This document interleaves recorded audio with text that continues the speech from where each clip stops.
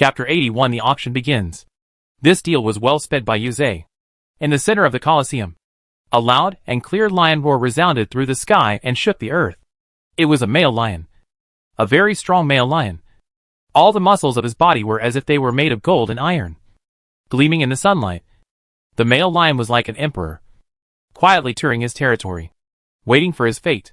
Clicking, the iron fence opened, and out of the darkness stepped a slave with a stocky build, but wearing chains and anklets.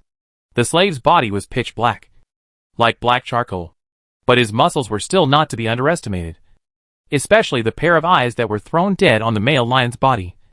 As if with just his eyes, he was able to give it an abusive death.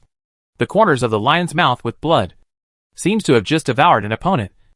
Teeth sharp, let a person tremble, while the slave exudes a ferocious aura, as if it is from the middle of the hell drilled out of the general. Let a person shudder. The players above the stands felt their adrenaline hormones soar. This feeling? Simply don't be too exciting. Is this the dusted history? This history. It is said that only Sky City still retains it. Where are the weapons? Is it hard to rely on a pair of meaty fists to compete with ferocious beasts? Because of the riots? This history? It was discarded above the earth. Wanting to know about it, one could only learn about it from the old people's mere words. And only the Sky City still kept everything. Ta bar. The slave's chains automatically unlocked and fell to the ground. The slave did not give up such a good weapon. His right and left hands each weighed a thick iron chain. Between waving, tiger and wind, the sound of breaking air are recalled. There was no fear in the slave's eyes. Only a strong will to fight. Only the unwillingness to fate. He didn't wait for the lion to take the initiative to attack, but took the initiative to approach in the direction of the lion. Ta! The thick iron chain blasted on the ground, splashing countless dust. One man and one beast, pondering over each other, kept moving, eye to eye, staring at each other dead on, as if they were trying to seek out weaknesses. In the end, it was the male lion that couldn't hold back first, roaring out, impacting towards the slave at an extremely fast speed, with an extremely terrifying tonnage, seemingly wanting to kill him with a single blow. The slave knelt down on the ground, lightly dodging this attack, and incidentally a chain blasted on top of the male lion's left leg. The male lion immediately stumbled on its feet and rolled several meters towards the distance before stopping. The slave seized this opportunity, got up, and blasted the male lion's back again so hard that the fur fell off and blood marks appeared. The lion was completely enraged, hissing with infinite anger, rising again. This fight between the male lion and the slave. Many times the danger. A moment, the lion advantage. A moment, the slave advantage. But with the passage of time, the body of both? There were countless wounds on all of them. These wounds, some places were very deep. For example, at the lion's neck, protruding tendons could be seen. And then, for example, the slave's left leg, the broken bones were pierced out. But the two? Still fighting. Still holding on. This was the Colosseum. The two. And only when one side was completely dead would it stop. Some of the players above the stands couldn't bear to continue watching. But there was also a large portion of players who watched with interest. And the more they watched, the more they became engrossed. And the more they wanted to watch. The players in the Sky City. The players on the earth. It was clear at a glance. In the end, the male lion won with great difficulty, biting the slave's neck and ending his life. But the male lion itself also suffered a very serious injury. In the ancient times where medical treatment was not developed. I wonder, will it still be able to survive? After enjoying the ancient Colosseum scene, I'm sure you all have your own thoughts. But now? Ahem. Yuze cleared his throat. Like a giant, with a body size reaching 10 meters high, he appeared from the center of the Colosseum, with a smile on his face, quietly looking at the crowd, bowing, saluting. Everything was so suitable and appropriate that one couldn't pick any faults. Everyone, 12 o'clock has arrived. Please be quiet. The auction is about to begin. The reason for choosing such a high figure was simply to let all the players see a little more clearly. The following begins the first auction. Fine gold grade weapon, Soul Breaker long sword. Base price 3 million copper coins. Each increase shall not be less than 100,000 copper coins. Everyone owning a fine gold grade equipment This means one step closer to the hidden profession transformation book. I'm sure everyone understands this reasoning. By the way, in order for everyone not to bid blindly, you can watch the four-dimensional attributes of this equipment. As for the additional skills, in order to protect the buyer's privacy, then it cannot be viewed. Please understand. But I can guarantee that this fine gold-grade equipment will not have less than 3 skills. One of them. It's still a thunder attribute skill. Rain Zephyr's words immediately made everyone think deeply. Infinite curiosity rose in their hearts. And after looking at the four-dimensional attributes of the equipment, players wanted to buy it. This equipment, compared to the Divine Soul Sword, was even more powerful. 5 million copper coins. 6 million copper coins.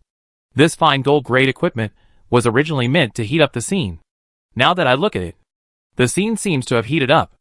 In the end, this fine gold-grade equipment was sold for 8 million copper coins. This was a very terrifying value, and a product of irrationality. Wanting to replicate it was very difficult. Below, we begin the auction of the second lot. The gold-grade equipment, the longbow. The commotion caused by the gold-grade equipment was lower, but it was also able to take into account the mood of the majority of players. The auction proceeded methodically, while Qin Fang, watching for 10 minutes, that is, decisively exited and headed to forge equipment in anticipation of even greater benefits. Qin Fang exited the so-called virtual space, and in looking at the players within the Tiannong town, he could barely see them. 10,000 people are empty. Qin Fang had really made it to 10,000 people. With this thought, a smile appeared at the corner of Qin Fang's mouth as he headed to the Moyang blacksmith shop and started forging. Here begins the 9th lot. This is also the small extreme item of this time.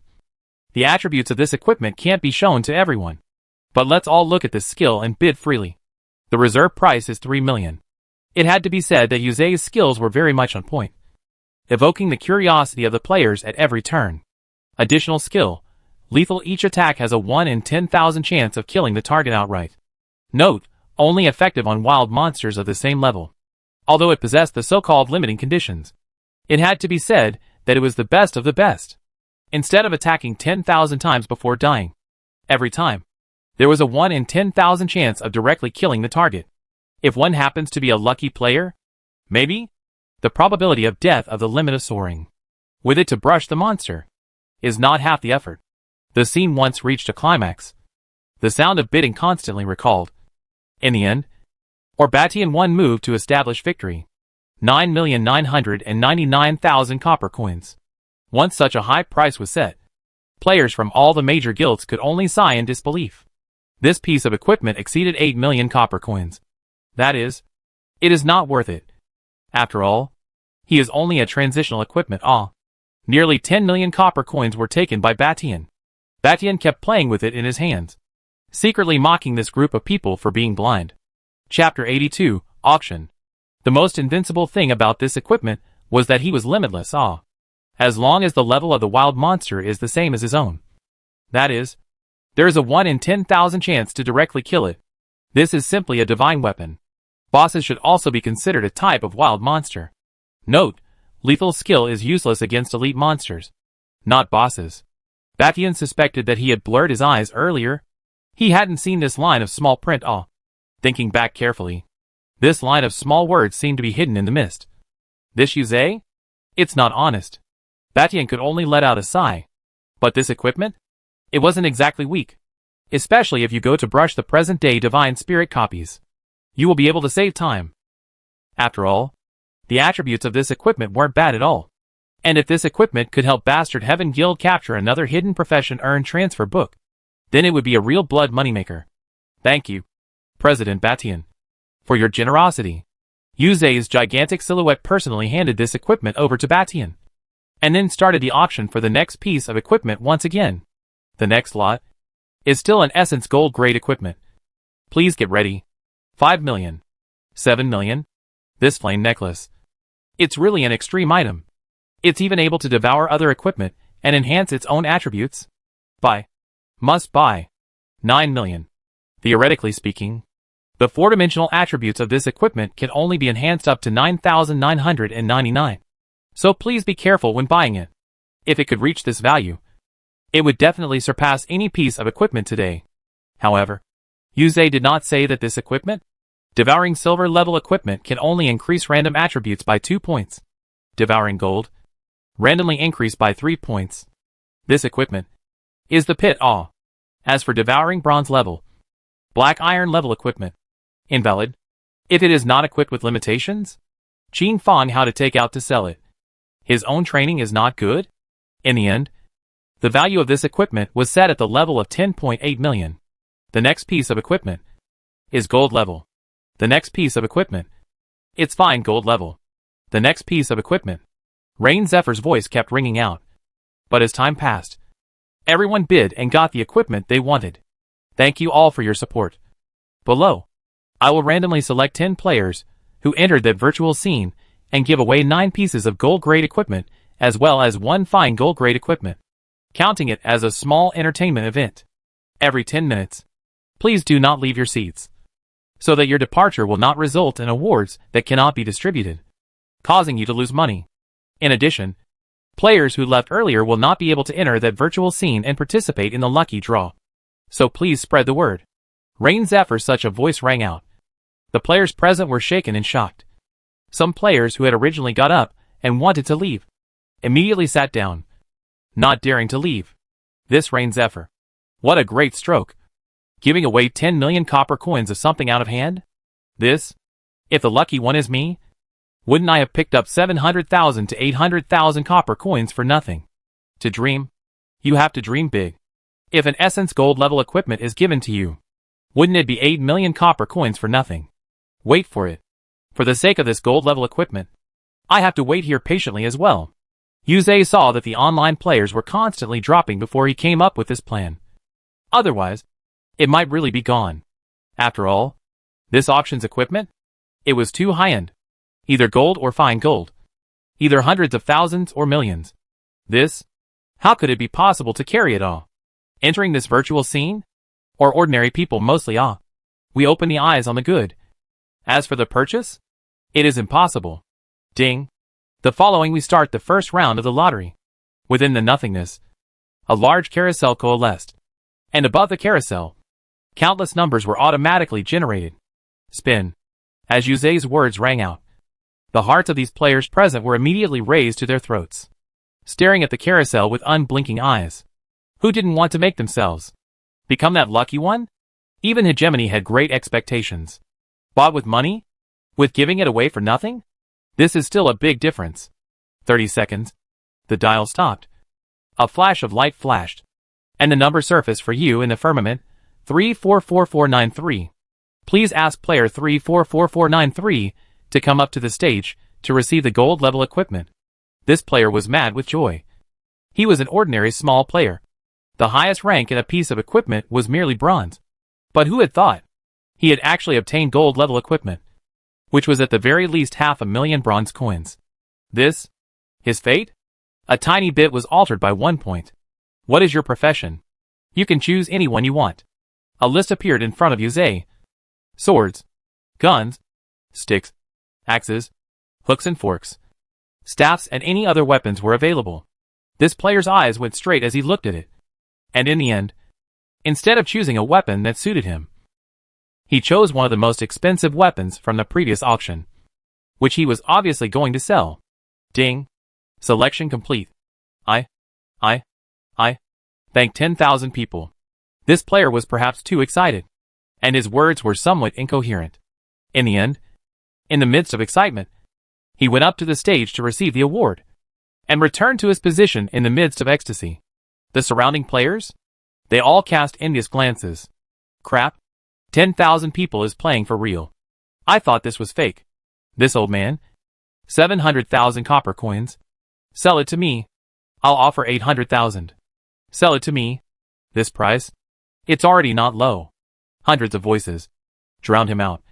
In the end, he sold this gold level equipment in his hand for 830,000. Alright. Let's shift our sights to the next lot above.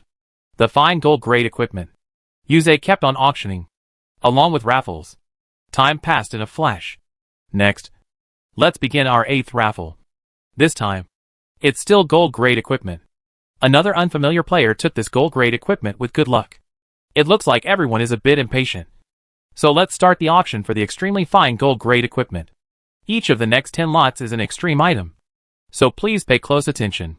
It had to be said that Yuze's mastery of auction hacks was still quite good. Always able to pull everyone's attraction back at the moment when they were bored. Allowing everyone's full attention to be focused on the so-called auction. This was Yuze. The 8-star Yuze. This is an Essence Gold grade equipment with a full 5 skills attached to it. Everyone, please take a look. Yuze posted a picture. It was a bow and arrow whose body was glittering with an Essence Gold grade light. And 5 skills were reflected in everyone's eyes. Among the players, there was an uproar. To know? Heaven's Destiny didn't ever have a so-called career mentor. There were quite a few ways for you to acquire skills. But you had to have a certain amount of money. The first way, wild monster drops. This is also the most vast way for everyone to obtain skills at the moment. The second kind, mall purchase. But every skill in the mall is very expensive. The third kind, buy from other players. The fourth type, self-created. For self-created skills, Qin Fong had a deep understanding of it. Every self-created skill was not weak. Chapter 83 Fine Gold Level Set. In the previous life, those who were able to create their own skills were invariably strong, invariably hegemonic, and invariably possessed an extreme understanding of the celestial life. Therefore, because of the scarcity of skills, this equipment with 5 skills appeared to be exceptionally rare. Whether it was brushing monsters or PK, it could play a great role. These 5 skills? Each one is worth 800,000. Not exaggerated in the slightest. Buy. This kind of small extreme product can be bought. 9 million. If one observes carefully, it's not difficult to find out that the ones who bid are all players from Sky City. As for the players above the ground, this time, they are merely accompanying the runners. Only the players of the City of the Sky, who didn't treat money as money, were able to throw away money for a piece of transitional equipment. President Phoenix looked at this huge flow of water and had a feeling of disappointment in his heart, always feeling that this money should be his. But it was stolen by Qin Fong. If he had succeeded in roping Qin Fong into joining Phoenix, would the result have been completely different? Phoenix sighed in his heart as he thought so. Extreme grade equipment was auctioned off one by one, and players were shocked one after another. It had to be said that Qin Fong's 10,000 times return system was still something, and was also capable of producing extremely high-quality items. These 10 pieces of extremely high-grade equipment had just like brought Qin Fong an income of breaking $100 million. For the next lot, some apologies. Strictly speaking, these are defective items. Originally, the 10,000 Empty Lane auction house did not intend to auction them, but after thinking about it, they decided to sell them. This time, however, instead of using the auction format, we're going to use a random bidding model. Below, I'll introduce you to this novel mode. Next, I will randomly present a piece of salvaged equipment. Players who are interested in bidding can bid freely above their seats. The amount of the bid can be 1 copper coin. It can also be a random price. And finally, the system will decide to draw out a lucky winner. This lucky person would then be the final winner of this equipment. By the way, because of the limitations of these salvaged equipment, the highest bid could not be higher than 100,000 copper coins, and the lowest could not be lower than 1 copper coin. With that, the bidding begins. Everyone look at this first piece of equipment first. Since it's a salvaged item, you can see the full attributes. Yuze started posting pictures. Name, Annihilation Longbow. Description, an equipment forged from the iron of annihilation, possessing the power of annihilation. Wearable level, 18. Grade, superior. Grade, gold grade, gold grade, gold grade, gold. Life, 10,000 power, 0. Strength, 0. Agility, 0. Spirit, 0. Physical, 500. Physical defense, 200. Magic defense, 200. Active skill 1, block. Can block 1 attack. This? Everyone was shocked when they saw this equipment, and the look of surprise on their faces could not be suppressed at all. This equipment? This attribute? If it's on a shield, I'll buy it for as many coins as it costs. About a dozen add attack power. All of it adds constitution and life value. This is too fake. Which big brother forged this equipment? This is the shield out of orbit. Or is it the bow and arrow splitting the leg? Awesome. This equipment. I feel like the price is inflated even if I bid 1 copper coin. What should I do? Haha. I'll bid. I'm going to bid. There were countless players bidding for a time. But most of them were 1 copper coin. 5 copper coins. And only EP81 seriously bid 100,000 copper coins. This equipment has a high artistic component. It had to be collected. 30 seconds of bidding time. Please be quick. Yuze's voice sounded again. Ding. Starting compass rotation. Ding. Congratulations to player 856488. This player managed to take this piece of equipment for 1 copper coin. Huh? It actually managed to work? I thought it would be a backroom deal, given to whoever had the highest price. This 10,000 people auction house is really atmospheric. It really opens people's eyes. Every little activity made the players' eyes light up.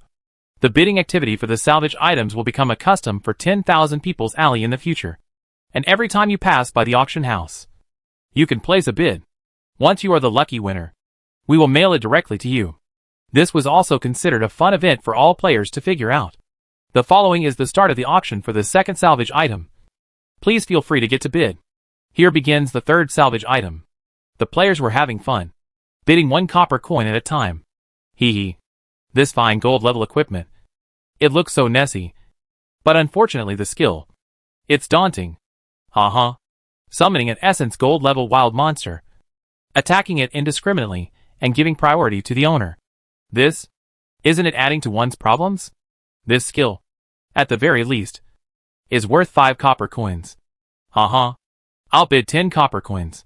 In the end, this equipment fetched a sky-high price of 10 copper coins. Yuze kept smiling and kept auctioning off these remnants. When everyone's interest was lackluster, Yuze suddenly turned on the next explosive point to attract everyone's attention. Below, start the auction for the fine gold level sets. Each fine gold level set. The low price is not less than 30 million. And each bid shall not be less than 100,000. By the way, this is a real set, not a cobbled together set. This set is the cold ice attribute. Everyone can first watch the 4 dimensions. Skills. But because of the scarcity problem, this set is only 2 sets. Please think about it before buying.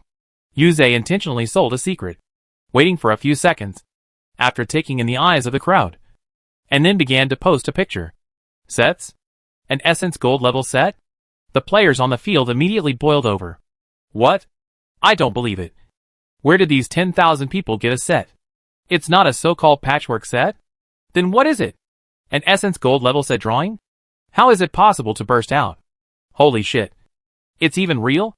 This is too fake. A set with a cold ice attribute. This suit attribute? It's too bullish. A direct increase of 2,000 in the 4 dimensions. Is this an elite gold level set? This suit? Why does it look so familiar? The more the elf god president looked at it, the more familiar it became. And finally a bold idea surfaced in his mind. This couldn't be the Frust gold grade set of drawings that Qin Fong had purchased for himself. Could it?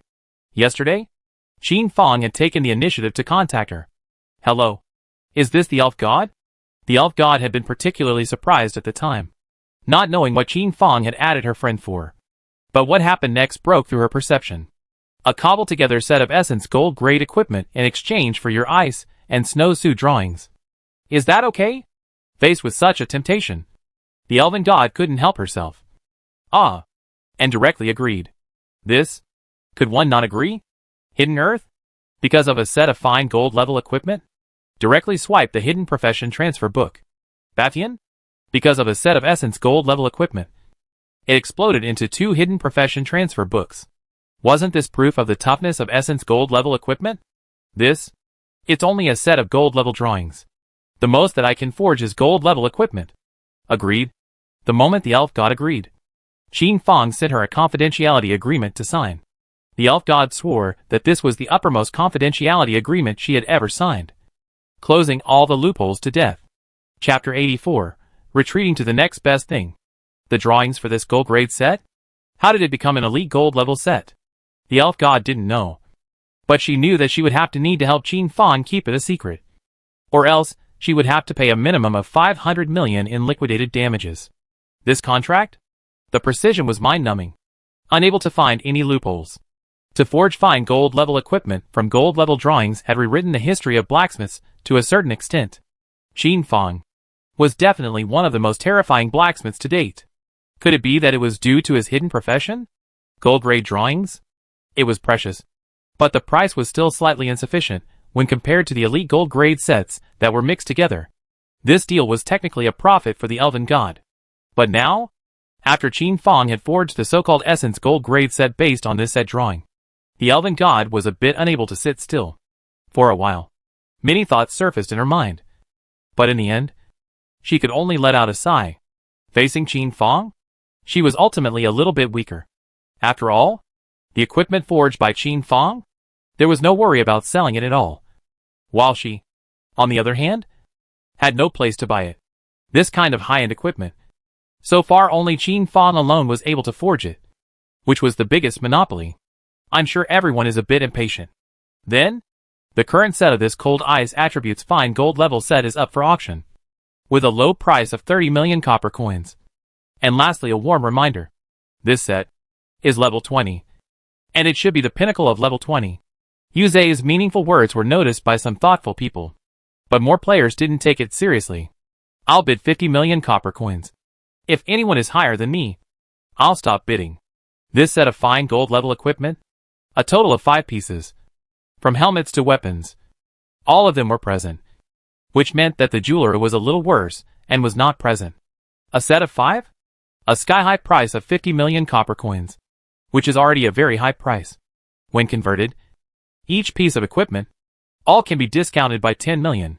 Originally, everyone's idea was to grind it up bit by bit, so that the price of this set of equipment was lower than 50 million.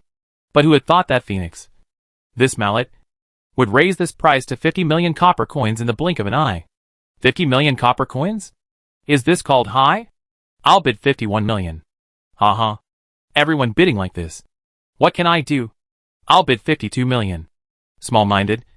Really small-minded. I bid 55 million copper coins. The price of this fine gold-grade equipment soared all the way up, eventually reaching 58 million copper coins. This price? It had already created the most. It had become the most terrifying deal in the entire Heaven's Destiny so far. President Bastard, President Three Guns, President Phoenix, and the others shifted their eyes towards this player's body, and suddenly realized that this player, they had never seen it before.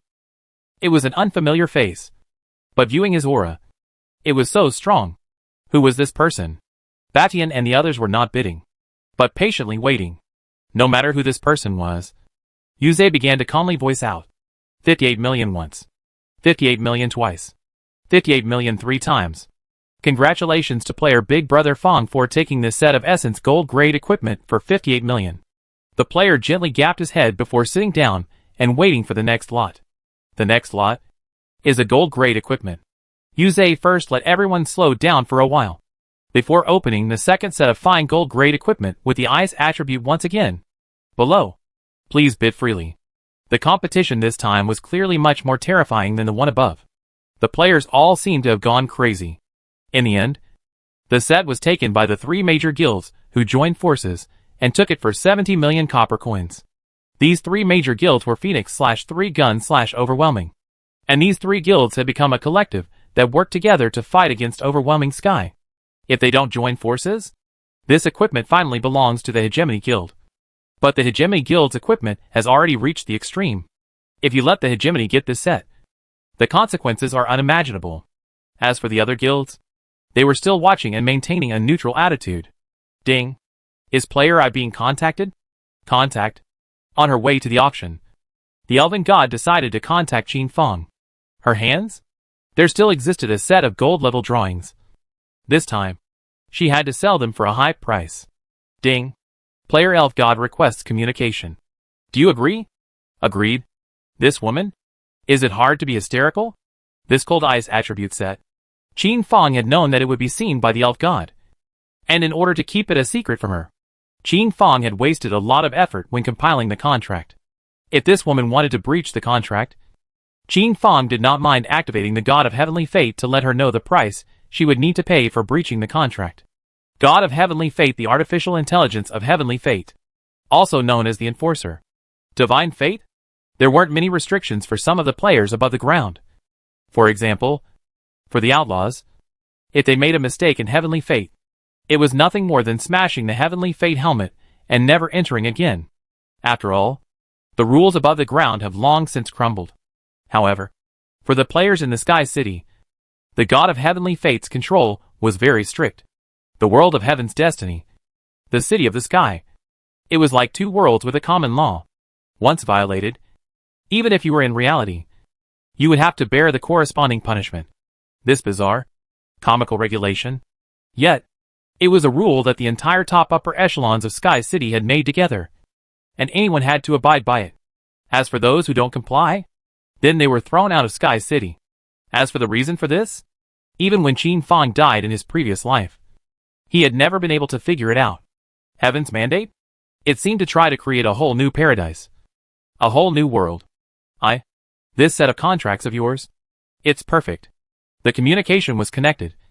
Qin Fang did not speak, but waited patiently, listening to what the elf god wanted to say. The elf god's words were clear and cold. Ding. Dong. Who? Rest. Qin Fang responded softly. A rhythmic and brief sound. The sound of rhythmic breathing rang out from the other end of the communication. Do you have any extra cold ice suits in your hand? I don't want the fine gold grade ones. Just the gold grade ones. Give me 9 sets. This was the elf god's first request and test. What price are you willing to offer? Qin Fang's words were very concise, and the sound of knocking resounded once again. 8 million copper coins per set. How? For this fine gold level equipment? The elf god knew it well. There were too many monks, and too little meat for her to buy. But gold grade sets?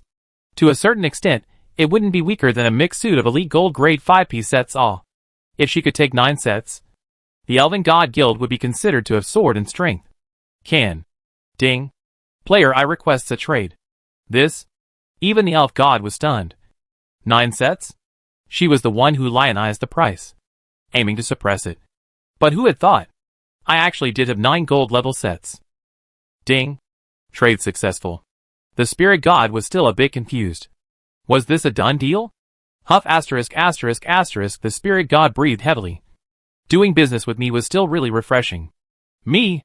I still have a set of gold level equipment drawings here. Do you want them?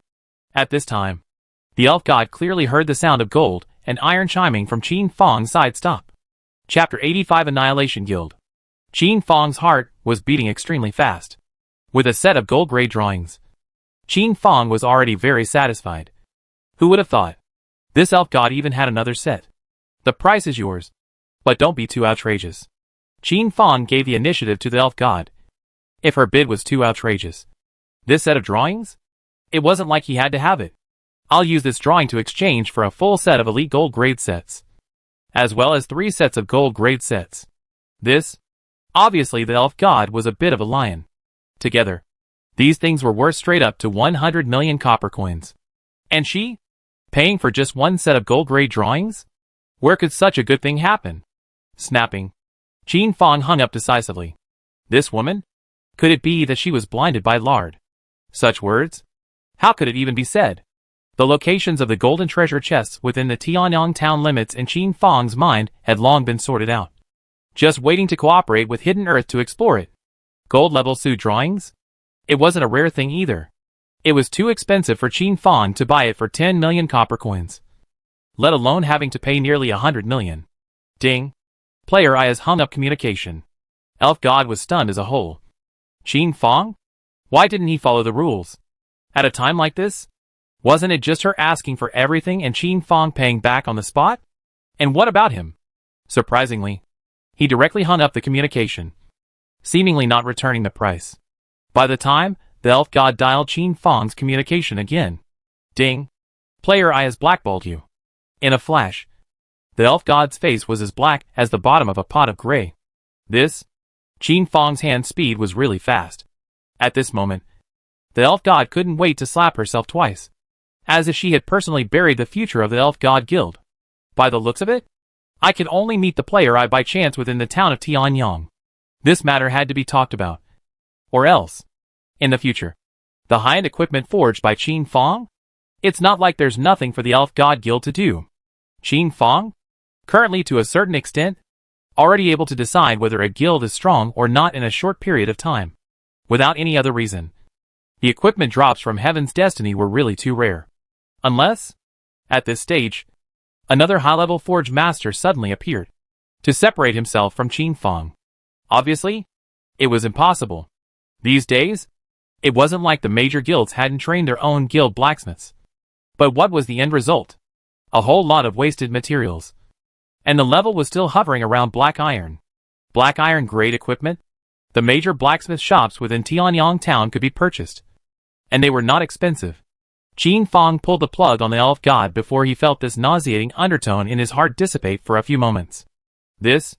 Simply don't be too disgusting. How is the elf god shy enough to open such a high price? Ding. Player Hidden Earth requests communication. Ding.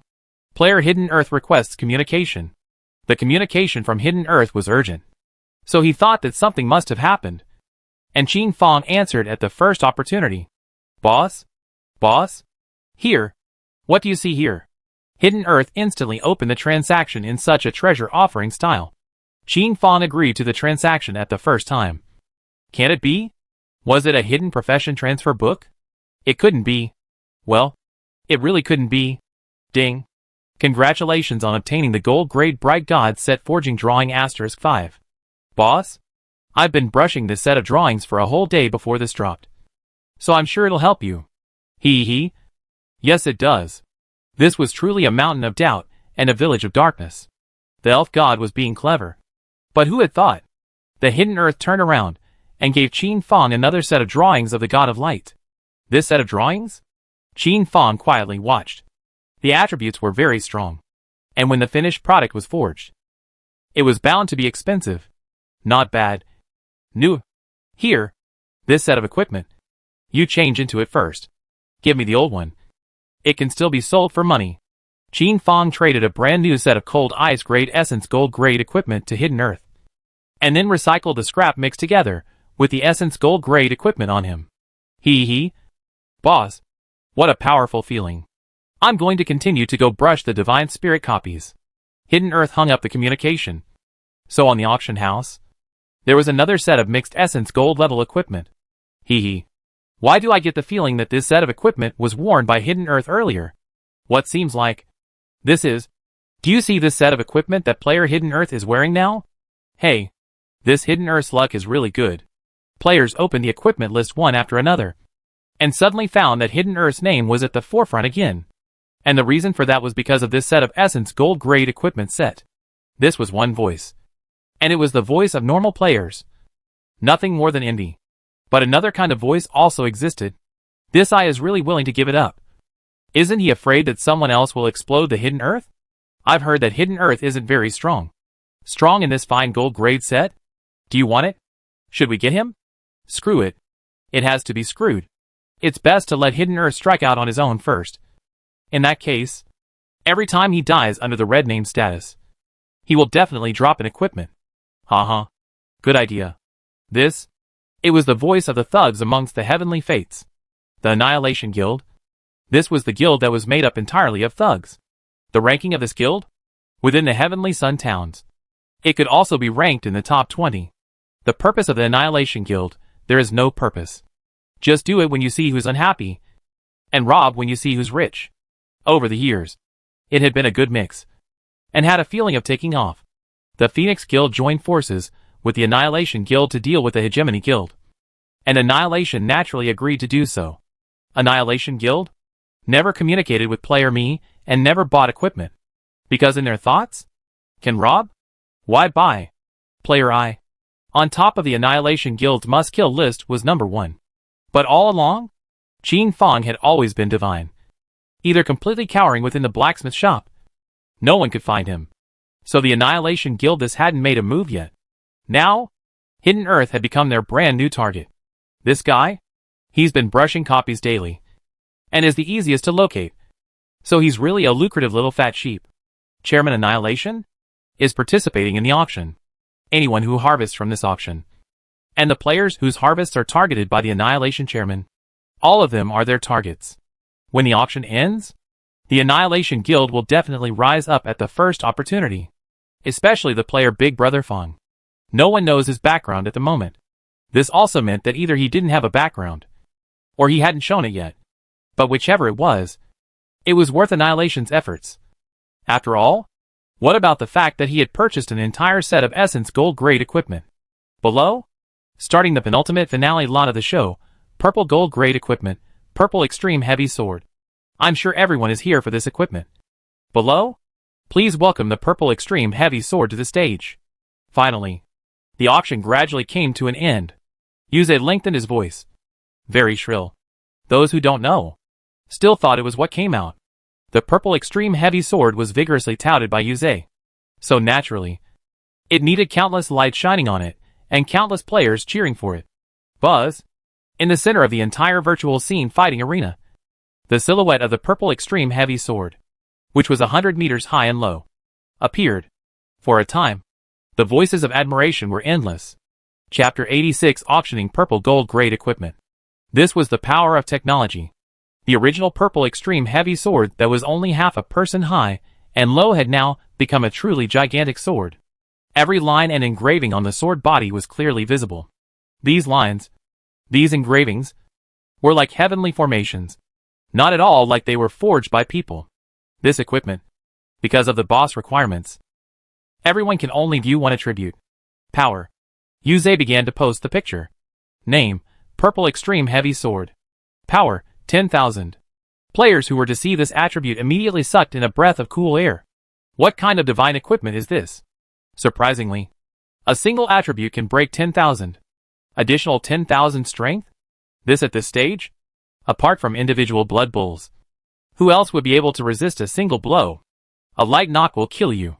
If it's used in conjunction with a skill? One skill. Almost a full second. This equipment? It'll fetch a fortune. A power of 10,000? Baishan's eyes were like blinding sunlight, flashing with a burning light. This piece of equipment? He had to take it. This equipment? Surely it can't just a strength that breaks 10,000. Such as if the other attributes also break 10,000? Wouldn't it? There were not a few players who had this thought. After all, according to common sense, it was possible and highly probable. For such a terrifying equipment, wouldn't the base price have to break 100 million? 100 million copper coins? This heavenly price. Such a high price instantly made the hearts of some low-ranked players burn. They couldn't afford to pay this price. But it didn't affect their pretense awe. When they went out, wouldn't this be the capital to show off to their friends and family?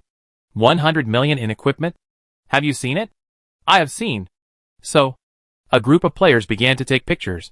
In case by some barbarian said, no picture say hang? This purple gold level equipment is my boss's master personally forged. Originally did not want to go out. But this time in order to hit the reputation of 10,000 people, had no choice but to sell. This piece of equipment? Not only is it an ordinary piece of equipment, it's the old generation of blacksmiths teaching the new generation of blacksmiths. Therefore, the low price is 100 million copper coins. So please bid. And each bid shall not be less than 1 million. To sell at a higher price? That is, you need to attach other values and add different, vain things to him. This is marketing. This hand? Yuze played very skillfully. Player Me is having a master? This is big news. And his master? Surprisingly, he's able to forge purple gold level equipment. Player Me. It looks like he's still underestimating him. His master? Is it an NPC? Or is it a player? If it's a player, that would be terrifying. It should be an NPC. Finally, I know a little bit of extra information about Player Me. No loss. Bid bid bid bid. For a while, the players instead lost interest in the purple extreme heavy sword this time, and instead began to dwell on Qin Fang's identity. And on his master? There was a deeper interest. You guys say? Player my master? Is it possible to take us in? Will we become a blacksmith as famous as me? The sound of such a voice immediately triggered endless thoughts from everyone. Right. Player Me's forging technique is strong? Everyone had always thought that it was me who was strong. But if there was no strong master? With just me, how strong is it? If everyone can follow my master and learn to forge for a while, will they be as strong as me? Check. We must find out who Player My master is. The presidents of over 100 guilds issued such an order at the same time. If no one bids, then this lot will be aborted. A touch of tension inexplicably grew in Yuze's heart. Everyone. Why is no one bidding? Could it be that the price was too high? But Yuze integrated the entire market situation and eventually deduced the result. 100 million copper coins. Not too high. Rain Zephyr was panicking in his heart. But on the surface, he was planning to put away this equipment, creating a certain amount of oppression for the players who wanted it. I bid 110 million copper coins. This was President Phoenix's voice. How it sounded beaten. 150 million copper coins. This was Hegemony's voice, pulling up the price by 50 million coins in an instant, causing the other guild presidents to cast hateful glances. This? A mere purple gold level equipment? It's not like it's epic level. It wasn't legendary. It wasn't a divine artifact. Was it necessary to bid so high? For a moment, the presidents of the great princes stopped bidding and quietly looked at Batian. This 150 million? It really wasn't worth it. Batian, on the other hand, had a relaxed and contented look on his face, not feeling the slightest bit of pain, giving the impression that you are bidding? I will definitely follow.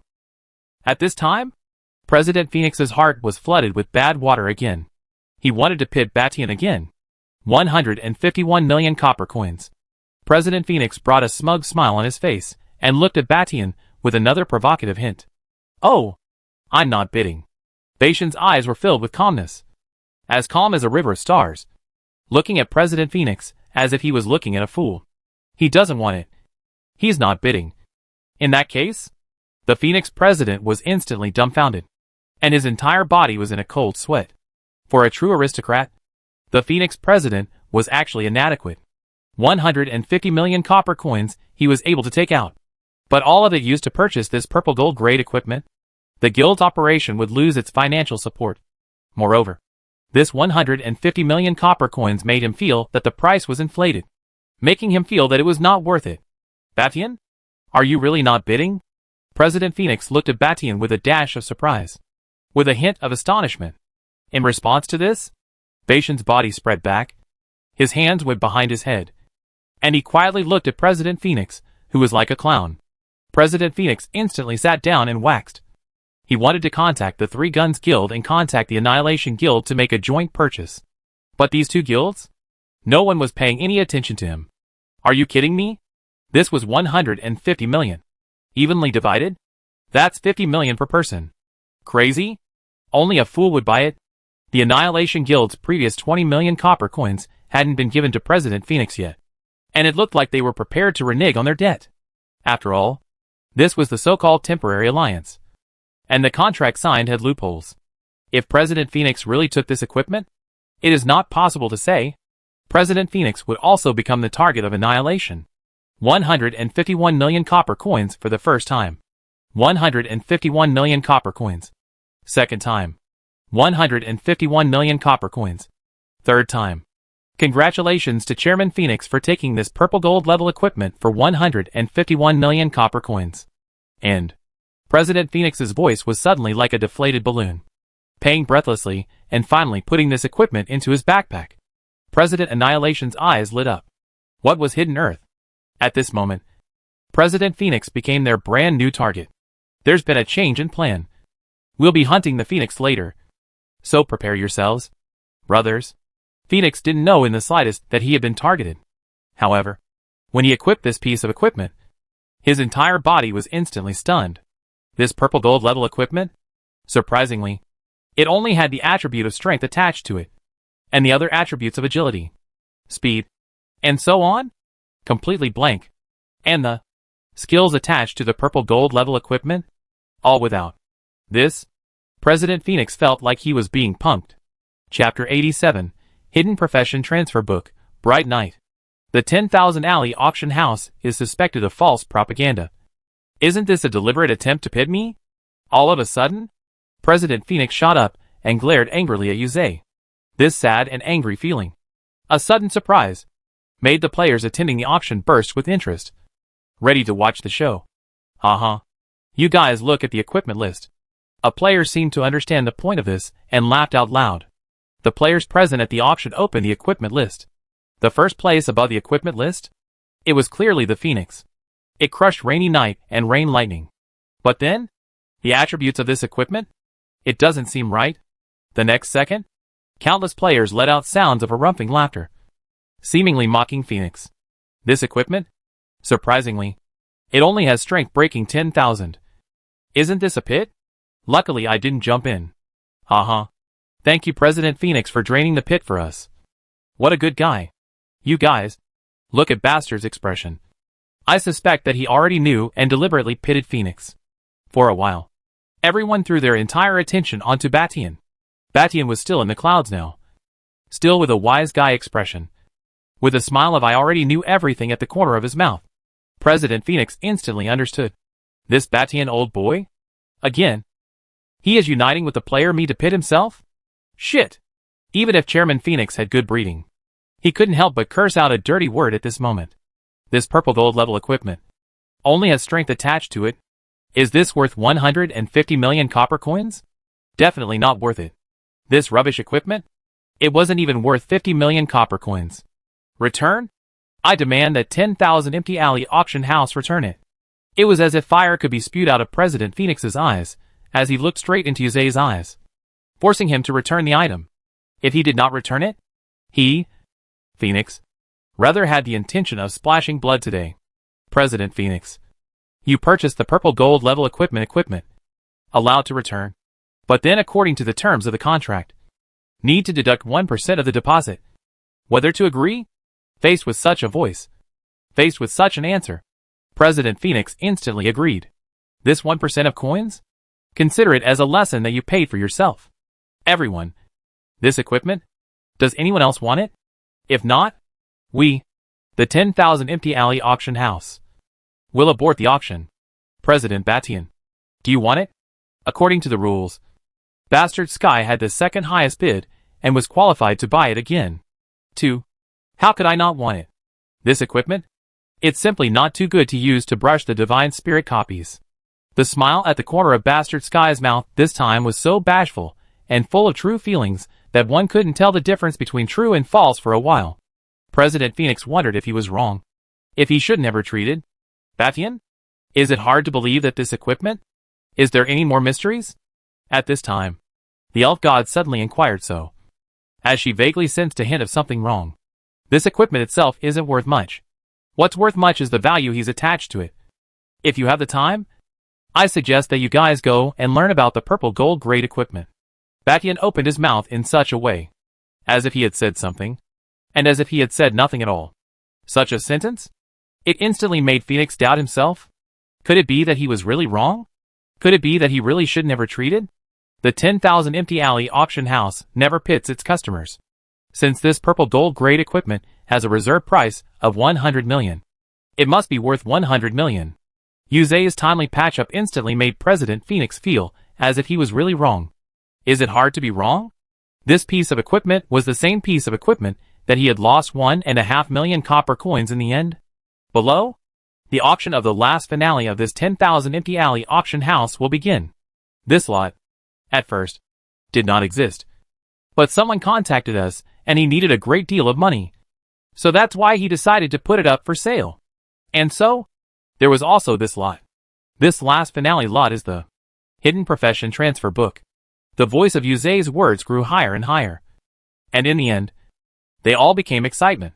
When these words came out, the players present rose from their seats, their eyes looking at Yuze in shock, as if they wanted to seek confirmation. Give it up? Was Playergen really willing to give it up? I don't believe it. Unless the real auction item is taken out. Otherwise, I don't believe it. This is a Hidden Profession Transfer Book. No one among the players believed it. Since everyone is so enthusiastic, then I won't sell it. Yuze posted a picture. A picture belonging to the Hidden Profession Transfer Book. Countless players leaned forward as if they wanted to see it. And when they did, their eyes went straight and their heartbeats began to accelerate without limit. Hidden Profession Transfer Book, Night of Light. Note, after using it, you can transfer into the Hidden Profession, Bright Night. Holy shit. A plant? This thing is actually being sold? I have a feeling that the base price will be 500 million copper coins at the very least. Yeah. Wasn't there a tycoon who wanted to buy it for 500 million copper coins a long time ago? I wonder what the reserve price of the 10,000 Empty Alley auction house is. I hope it doesn't end up being more than 800 million. 500 million copper coins? Just the begging price. Did he get the requisition? Obviously not. then the price would need to continue to go up. In the hearts of these guild presidents, they all had a scale and knew where their limits were. This lot, I won't go into details. The low price is 500 million copper coins, and each bid shall not be lower than 10 million copper coins. This time, the presidents of all the major labor unions scrambled to bid, fearing that they would be late. Hidden profession transfer books were not the same as equipment. Equipment? It was just a transitional item that would be eliminated in no time. But this hidden profession transfer book is not the same. He can at least accompany you for 10 years. 10 years of light. With the passage of time, the hidden profession stronger. This kind of investment was a sure thing.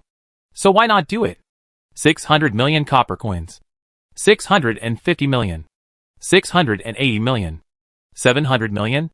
Prices continued to soar, competing to be the first to bid, fearing that because they were late, they would end up losing out on the lot. In the end, this lot was sold at a price of 950 million copper coins. This price? Once again, it set a new high for the 10,000 empty alley auction house. This hidden profession transfer book was taken by the president of the Bright Moon Guild. Bright Moon? Natural attribute Bright 8. Occupation choice Knight. Almost no one was more suitable for this hidden profession transfer book than him.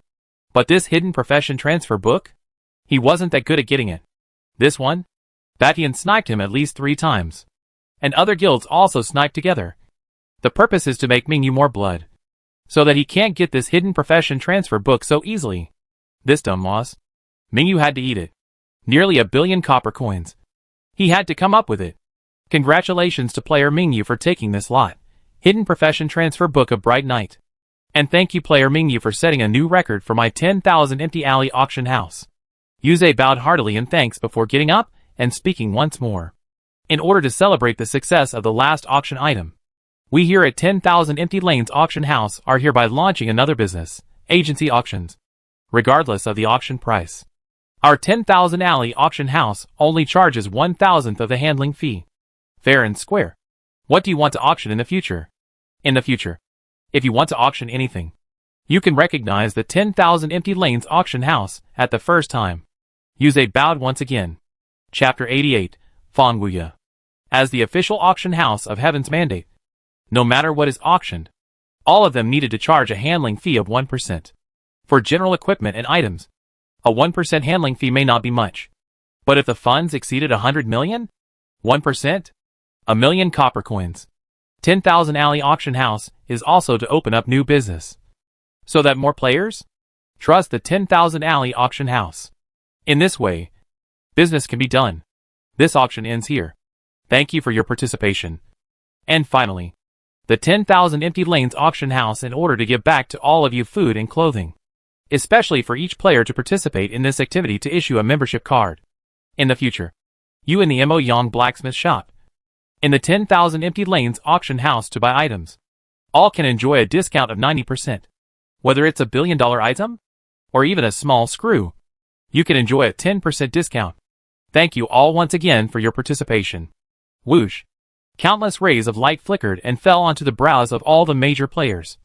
And a brand new introduction appeared on everyone's attribute panels. Mo Yang Blacksmith Shop. Member of the 10,000 Alley Auction House. Wow!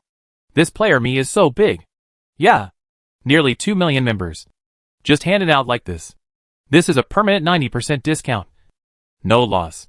Even if we didn't buy anything on this trip, it's not a loss. This one crappy membership? What's the use?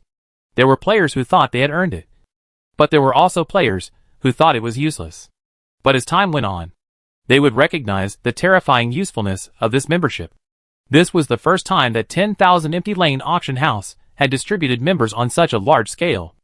And in the future, only those who spent enough 100 million copper coins at the 10,000 Empty Alley Auction House would be able to obtain the honor of membership. Now they were ignoring the members. But in the future, they wouldn't be able to reach them. Ding. The auction is over. Please leave in an orderly manner. Ding. Scene in shattering. The shattering of this Colosseum could also show the extent of Heaven's Destiny's intentions. It wasn't like a mirror that quickly shattered and became countless pieces, but rather, with the passage of time, it gradually withered, weathered, and eventually turned into dust. The players couldn't help but stop in their tracks and watched the beauty carefully, as if their minds were able to be baptized. Hello. Here are your copper coins. In the 10,000 empty alley auction house. A player with an ordinary face entered it, revealing a token. Yuze instantly put on a smile and handed this person the copper coins from the auction of the hidden profession transfer book after deducting the handling fee. Ding. Is trading 940,050,000 copper coins to Big Brother Fong. Ding. Please be cautious as the transaction amount is too large. The system beep sounded again, constantly reminding Yuze. Continue the transaction. Ding. The transaction was successful. Cooperating with 10,000 empty lane is really a good choice. But I hope my identity won't be leaked. Big Brother Fong spoke for the first time, his voice carrying a maturity that didn't fit with his age, pale as if he was an aging old man. Don't worry. Keeping secrets for our clients is our most basic professional conduct. Yes, the current hidden profession transformation book was not exploded by Hidden Earth, but was a commissioned auction by this player, Big Brother Fong. Right. Make an appointment for me with your boss. I want to meet him. I'm sorry. I don't have such authority for the time being. If you want to meet my boss, please contact him yourself. Yuze was also considered to be very intelligent and knew to block things for Qin Fong. 5 million copper coins. Just to see player I for a minute at most. You can relay my original message to your boss. I think he will agree. Yuze instantly contacted Qin Fong and asked if he agreed. Want to see me? 5 million copper coins a minute? Qin Fong must have agreed in the first place. He wasn't a star. 5 million copper coins a minute in the bank? Where would one find such a good thing? Yuze. Collect the money first. I'll go down again. Qin Fong still kept a hand, lest he should back out at that time. Mum. As it should be. Yuze stated Qin Fong's request. And the Big Brother party wasn't annoyed, but rather, with a deserving face, he painfully paid 5 million copper coins. Ding. Your account has received 5 million copper coins. Hearing such a pleasant sound, Qin Fong immediately walked down from the first floor and locked eyes with this Big Brother Fong. Big Brother Fong in Qin Fong's eyes, a height of 1.6 meters, with an ordinary face and a black iron grade equipment. He looked very ordinary. But this person casually stood there, as if he was the center of the entire world. Even though his waist was a little stooped, it did not affect his aura in the slightest. Qin Fong immediately became interested. This person? Just who was it? Qin Fong began to quickly retrieve relevant information in his mind, wanting to know the details of Big Brother Fong, to be able to casually take out the hidden profession transfer book and auction it off. This person? He shouldn't be simple. Who exactly is he? Qin Fong in the eyes of Big Brother Fong, a small, plain and ordinary boy. Hello. Get acquainted. I am Fong Wuya. This young old man brought a smile to the corner of his mouth and extended his hand. However, Qin Fong felt as if he had been electrocuted in his mind in this instant, and his entire being was electrocuted on the outside, dangling on the spot. For a moment, he actually forgot to shake hands. After a long time, it was only after Yuze pushed Qin Fong's arm that he reacted and shook hands with Big Brother Fong. At this moment, Qin Fong finally understood how apt the name was. Big Brother Fong. Wasn't this one a real big brother? You know my identity? Big Brother Fong frowned slightly, as he learned something different from Qin Fong's expression. It was hard not to. This so-called I? Had he ever seen it before? As soon as these words came out, Qin Fong also felt a hint of something wrong. Right. The present-day Big Brother Fong was still declared to be unremarkable in reality. The 5th year of Heaven's Destiny was the real highlight of Big Brother Fong. Not in the game, but outside the game. Above the earth, Big Brother Fong wanted to re-establish order. So, he started from the 5th year of Heaven's Destiny's opening, began to constantly attack the city, and eventually occupied 80% of the Earth's area at the moment of Qin Fong's death. It was thought that it would not be long before Fong Wuya could truly sweep the Earth, ending the chaos and becoming a new generation of well-deserved kings. But unfortunately, this scene was not seen by Qin Fong. To know, Qin Fong dared to kill Phoenix and the others back? There were also some factors from Fong Wuya in this. Phoenix was not a resident of Sky City. At this stage, Qin Fong shouldn't know Fong Wuya. If he did, then he should be Fong Wuya's beloved. Fong Wuya thought so in his heart. And in his heart, he had already begun to calculate Who exactly was Qin Fong? Qin Fong also knew that he had slipped up. But all of a sudden, seeing a true king, a true overlord in his previous life, it was only normal for his heart and mind to shake. Even though the Qin Fong of his previous life had the title of Heaven's Destiny's first Forge Master, in the eyes of a true big shot like Fong Wuya, he was nothing more than a clown. The identities of the two were not equal at all. Grand Marshal Fong's title? How could I not know it? Since he had already been exposed. Then Qin Fong simply led Fong Wuya's thoughts elsewhere. Chapter 89 Siege. Fong Wuya did not believe a single word of Qin Fong's words, as he stared earnestly into Qin Fong's eyes, as if he wanted to see through him. Afterwards, Fong Wuya laughed twice, appearing to be full of energy. His voice was no longer old, but had returned to middle age. A hero is a young man. Fong Wuya reached out his hand to pat Qin Fong's shoulder, but he skillfully dodged it. Marshal Fong, you still have 30 seconds. Me? Join my team. I'm willing to give you a position second only to mine. Qin Fong smiled faintly and decisively refused. Being a dog to a phoenix in his previous life? Is it hard to believe that in this life? He had to be a dog to Fong Wuya again? Such a life was not what he wanted. This is my contact information. If you come back to me, I will even accept you. Fong Wuya left behind a white piece of paper with a number clearly recorded on it. Qin Fong threw it into his backpack, taking a picture of it in passing so that he wouldn't lose it. The future? As in the moment when you can't live without being a dog? Are you willing to be a dog? Yuze. Close the 10,000 empty alley auction house. Yuze instantly closed the door. The room was pitch black. The next second turned on the headlights within the 10,000 empty alley auction house. The lights were bright. Report the proceeds of this auction. Qin Fong had long been impatient. Good. Boss. The first auction we gained. Income. The second income we gained. The third. The fourth. Yuze began to calculate non-stop and eventually gave Qin Fong a total. 1,397, 130, 000 copper coins. This was the result of Qin Fong's desperate forging down this period of time. Nearly 1.4 billion copper coins. This was a very terrifying value. Now, Qin Fong finally had the money to be able to carry out the next step of his business territory plan. Yuze. For this money, I will only take 100 million. The rest, you help me recruit all the NPCs within Tianyang town in the professions of apothecary, artillery, beast tamer, alchemist, etc., and sign lifelong contracts as much as possible. And in a month's time, I want to see all of the vice profession NPCs in place. Yuze pondered for a while, weighing the pros and cons, and finally claimed this one task. Boss, promise to complete the task. But with so many profession NPCs converging together, we'll need a very large piece of land. I'll take care of the land. Since that was the case, then Yuze stopped talking and began to use the connections he had accumulated these days. Right. Yuze. By the way, help me acquire various types of attribute stones, with the price of each falling below 30 copper coins, meaning that they can be acquired in large quantities. Understood. Boss. This 8-star card. It was just good. Qin Fong was also tired of forging during this period of time. So he left the 10,000 empty alleys and took a break on top of the street. Both sides of the street were filled with fart players setting up stalls, and scattered things were casually thrown on the ground. For example, broken beast bones, broken oars, beast hides and furs, etc., are some unimpressive things.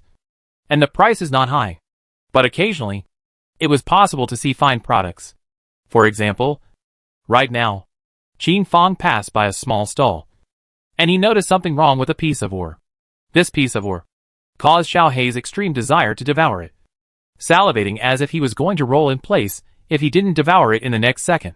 The stall owner who set up the stall took a look at this expression of little black wanting to devour it, and in a moment of association, he instantly knew Qin Fong's identity. Heh? Since that was the case, then don't blame him for asking for a lion's share. People who were able to set up a stall? There was no denying that there were also stupid ones. But the rest? One is more refined than the other. As for the consequences of screwing me? What consequences can there be? It's still a toss-up whether or not we'll see it in the future. How many copper coins for this or? Qin Fong took one look at Xiao Hei's unconcealable expression of impatience. and another look at this stall owner's look of a rip-off, and sighed, but still inquired in such a way, his finger casually pointing to an ore. Guess good I this piece of song dome starlight sky blue ore. That is mine from epic level veins. Ordinary people really do not know the goods. But I look at you. I know that you are knowledgeable. This piece of ore. 5 million copper coins take it to you. Qin Fang was immediately shocked by this price. 5 million copper coins? He was really good enough to ask for it. This look on the stall owner's face that you love to buy it or not. It's a treasure. Made Qin Fang want to smack him twice. 100 copper coins. Any higher, and I don't want it. Qin Fang decided to return the money on the spot. Gulp. The stall owner drank a mouthful of water unhurriedly and signaled Qin Fang to take his time. Thus, Qin Fang immediately pulled Xiaohei away. 5 million copper coins? Enough for you to eat your fill. Don't dwell on it. After some consolation, Xiaohei left reluctantly. Qin Fang walked away. In the next second, when the stall owner turned his head, a black shadow like thunder and lightning suddenly appeared, took the piece of ore, gulped it down, swallowed it, and disappeared. When the stall owner looked again, a blue ore disappeared. He felt something was wrong, but didn't know what was wrong. The stall owner touched his chest. The ore was still there, and he was happy again. This ore in his chest was what the previous player I wanted. As long as this ore was not lost, nothing else mattered. This stall owner is not a fool. The first time to take out a pen and paper, began to write, the first blacksmith I fancy or this action, immediately let the players, who surrounded him a lot more. Xiaohei returned once again in the form of a phantom, and a smile emerged from the corner of Qin Fang's mouth. Ding. Is the communication of player Hidden Earth dialed? Ding. Communication successful. Hidden Earth? Where is it? Accompanying you to brush your copy. Boss. God of Light copy. Be there in a moment. Qin Fang hung up the communication and walked in the direction of the bright God copy. But along the way, Qin Fang felt a hint of something wrong. Hee. The atmosphere wasn't right. The closer he got to the gates of Tianyang town, the stronger this feeling of something wrong became. It was as if it was a trap, specifically waiting for someone to enter. The group of players stirred as Qin Fang walked past. Chief, traces a player I have been found. Should we make a move? Hidden in the shadows. Annihilation hesitated when he heard such a voice. The trap this time was aimed at Bastard Sky. But now player, I had suddenly broken in. What should we do? Should we hit player I? Wait. Let player I leave. In the end, Annihilation made this decision. The equipment on player I had all been sold out a long time ago, and hunting him would not yield much. Currently, it was still the hunt for Bastard Sky that yielded the most. Roger that. Thus, Qin Fang left this area unharmed, with no one stopping him. Is it hard to believe that it wasn't targeting himself? If it wasn't directed at himself, then what about sleeping? Just as Qin Fang was thinking like this, Batian, who was dressed in a mixed suit of gold level, came over. Qin Fang immediately understood. This group of people to hunt who? Beishan sighed. There are only 10 players. The battle is not big. Bastard Sky also felt a hint of something wrong. In the next second, hundreds of players surrounded Batian, and did not make a move, but instead began to hurl insults at him. Obviously, they wanted Batian to make the first move, so that Batian would go red first. In this way, the benefits could also be maximized.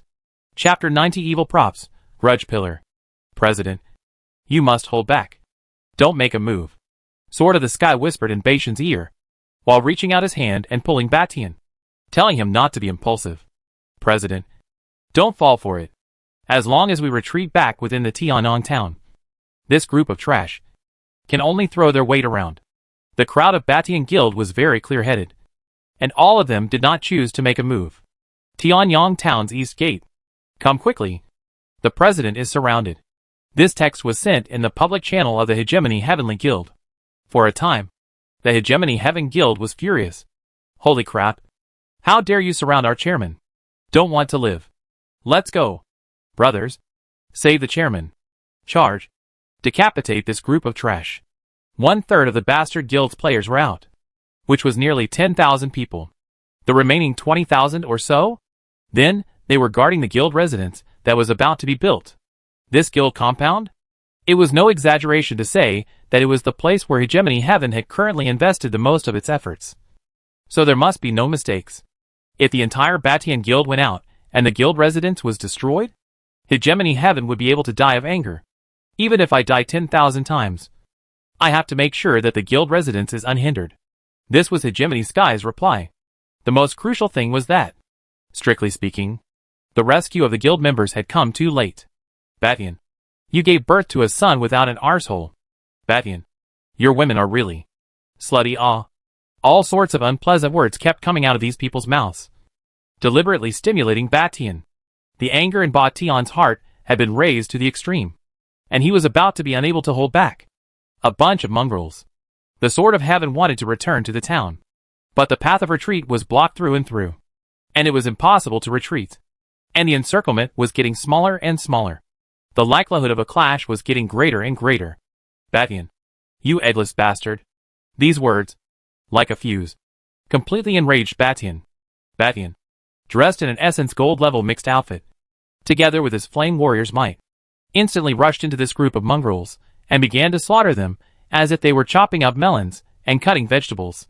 This group of mob players also do not resist, and the first time to take off the equipment, so that Batian cut a little more smoothly. In just a few seconds, Batian's red name reached the level of deep red. The plan was successful. Hey, go to hell. Batian, Annihilation and a bunch of other experts, about 70 or so, attacked Batian, even though Batian had a set of Essence Gold level equipment. At this moment, Annihilation was wearing a 5-piece set with Cold Ice attribute, and its attributes were only higher than Batian's. Moreover, Cold Ice's additional deceleration and freezing skills instantly made Batian and the other's blood level drop to below 50%. Hey, what do you see here? Batian?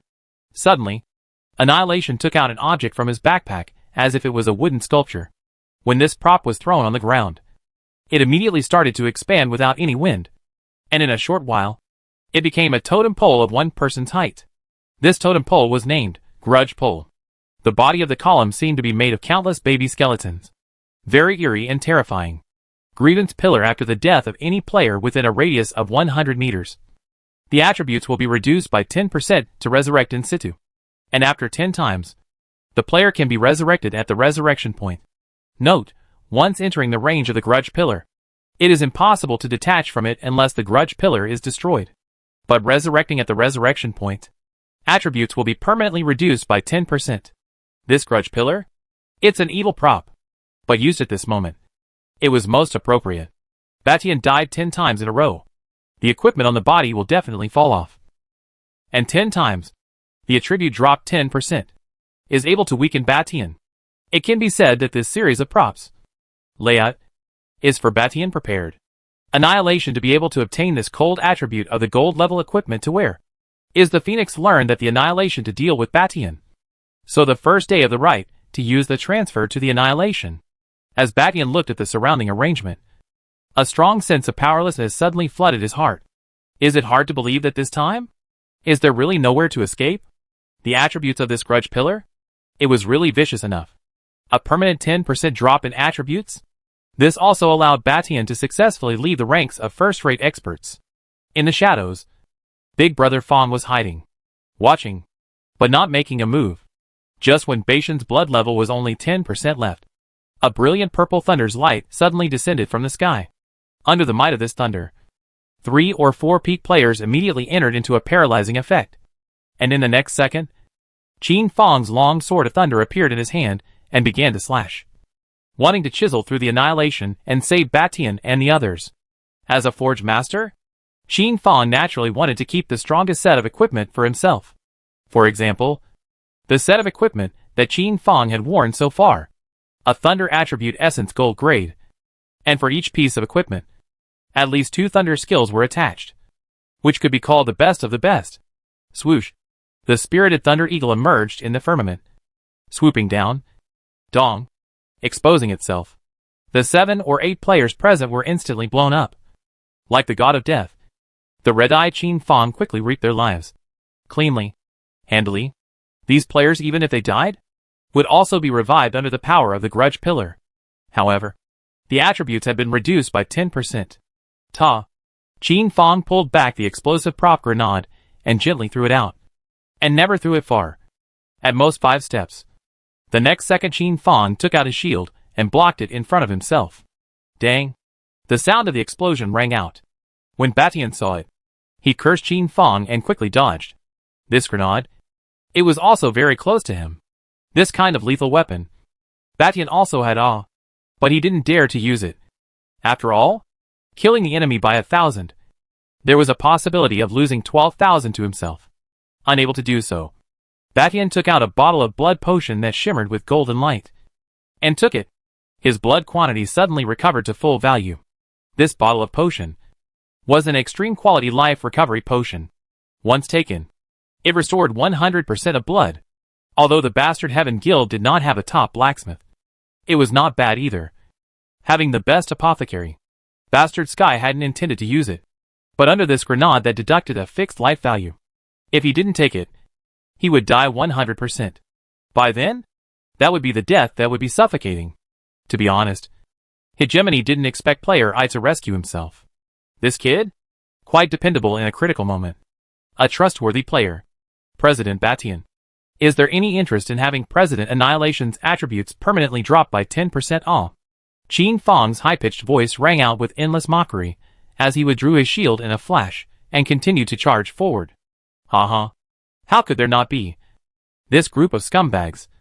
I've been looking at them for a long time. Mobs? What a joke. Su felt Qin Fong's madness. Felt Qin Fong's sharpness. Batian was not squirming. And immediately replaced the equipment he bought with 150 million copper coins. The Purple Extreme Heavy Sword. Purple Extreme Heavy Sword, other than the introduction. That is, the attributes. What profession is it suitable for? What level is it suited to? All of them are nil.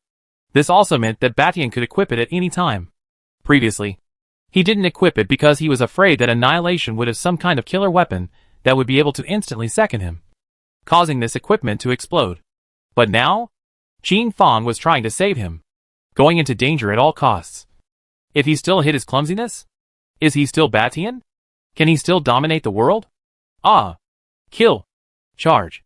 Once the Purple Extreme Heavy Sword came out, it was difficult for these so-called experts to hold on for a second stroke between these heavy swords.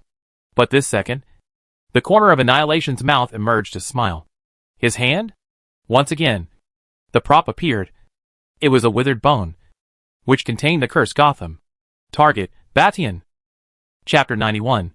The situation reversed. Qin Fong was horrified in his heart. This thing? Annihilation was even able to possess it? Other than that, Qin Fong still had 7 or 8 of them present in his backpack. They were all given to him by Hidden Earth. The special item that contained the Gothic curse was originally used by Qin Fong as a killer weapon, ready to trap people at critical moments. But now, Annihilation had actually taken out a piece. Who was his target? Qin Fong had also long since gone red. And his set of Thunder attribute equipment was not in any way less expensive than Batian's Purple Extreme Heavy Sword. Go to hell. Bartion. Annihilation suddenly shouted out these words. And instantly Qin Fong breathed a sigh of relief in his heart. This old brat. The target was indeed the Purple Extreme Heavy Sword. Batian froze, not knowing what strange prop Annihilation had taken out again. In the next second, a cold light that was invisible to the naked eye suddenly emerged from amongst the broken bones. Whoosh! Like a poisonous snake in the Tarsus. It deadened on top of Batian's heart. The whole process? Batian cannot see. And the body does not have any reaction. Just felt a hint of something wrong. Explode? As Annihilation spat out these words, with a frantic expression on his face. Batian's huge figure suddenly disappeared and turned into white light. Ding! You are dead. Ding! Your purple gold grade equipment, Purple Extreme Heavy Sword, has been dropped. Hearing such a system tone, Batian was so depressed that he was about to vomit blood. The drop was too precise. Nothing else drops. But directly drops the Purple Extreme Heavy Sword? Grab it. Annihilation has long been in the release of the skills within the broken bones. That is, quickly run towards the side of Batian's body. Now only 3 steps away. But Qin Fong was no exception. He also quickly approached Bastard Sky. And he had arrived long ago. In the next second, Bartion died and his equipment fell. Qin Fang was the first to pick up the equipment on the ground. The purple extreme heavy sword. Even the sword of Ling Tian and the others did not react. After all, they did not know the horror of the broken bone.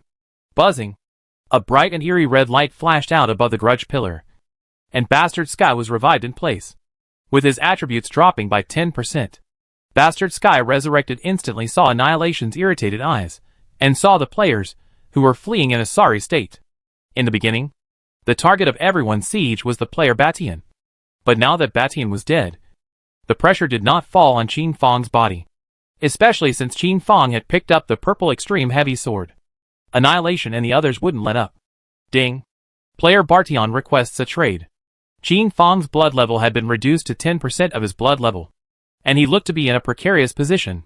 Bastard Heaven traded him the Extreme Life Recovery Potion 9 at the first opportunity. President Batian. Thank you.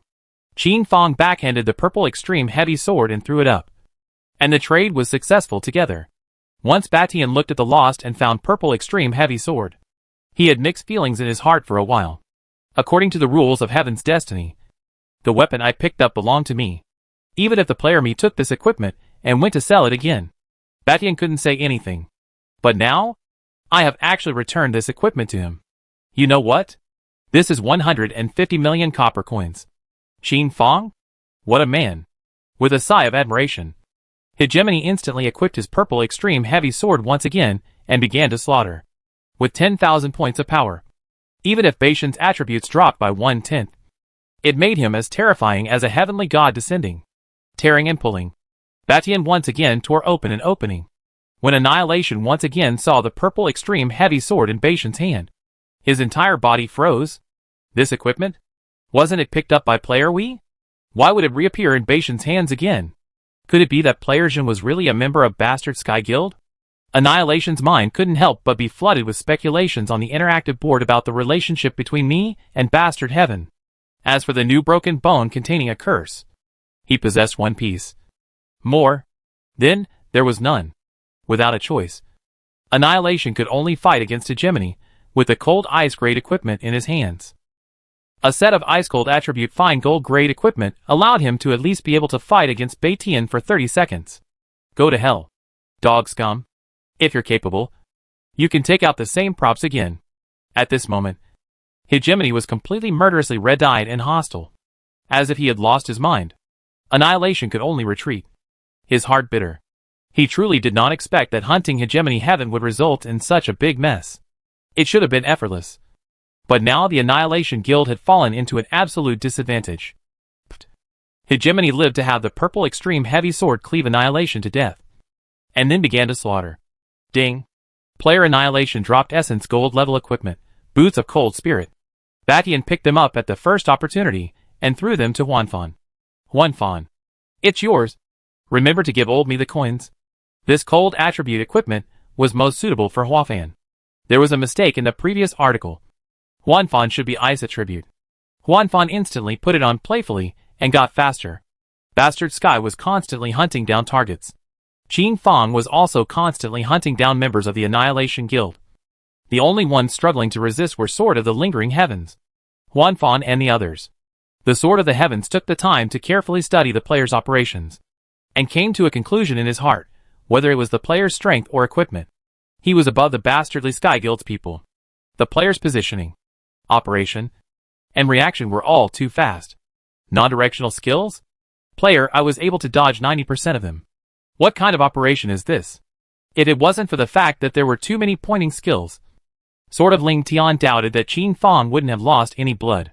This person? Who on earth is he? According to his actions, if he had chosen a combat profession, he wouldn't be unknown nowadays. Ahem. Although now, player me is also famous. Right? High strength. High forging skills. The Sword of the Heavens kept retrieving it. But it still couldn't match up. Gulp. Qin Fang swallowed this bottle of extremely high-quality life recovery potion. The life value recovered instantly. Buzz. Thud. The thundercloud centered around Qin Fang began to converge.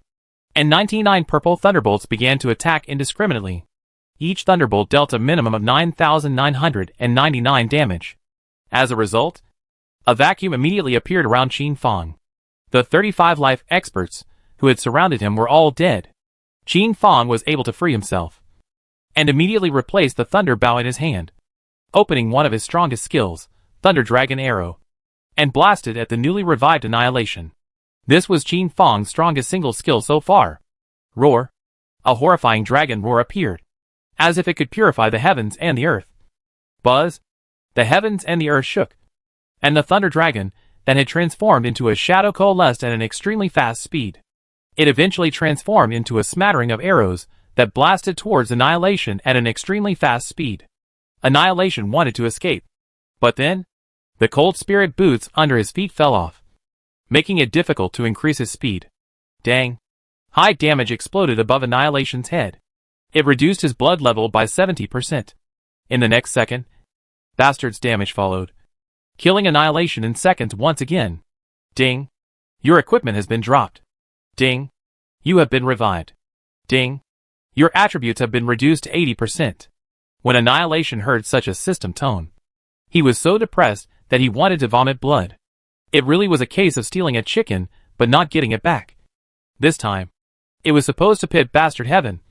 But now, it seemed like the Annihilation Guild had been pitched into it. Now, the members of the Hegemony Guild hadn't died several times, but the members of the Annihilation Guild had each died twice, at the very least.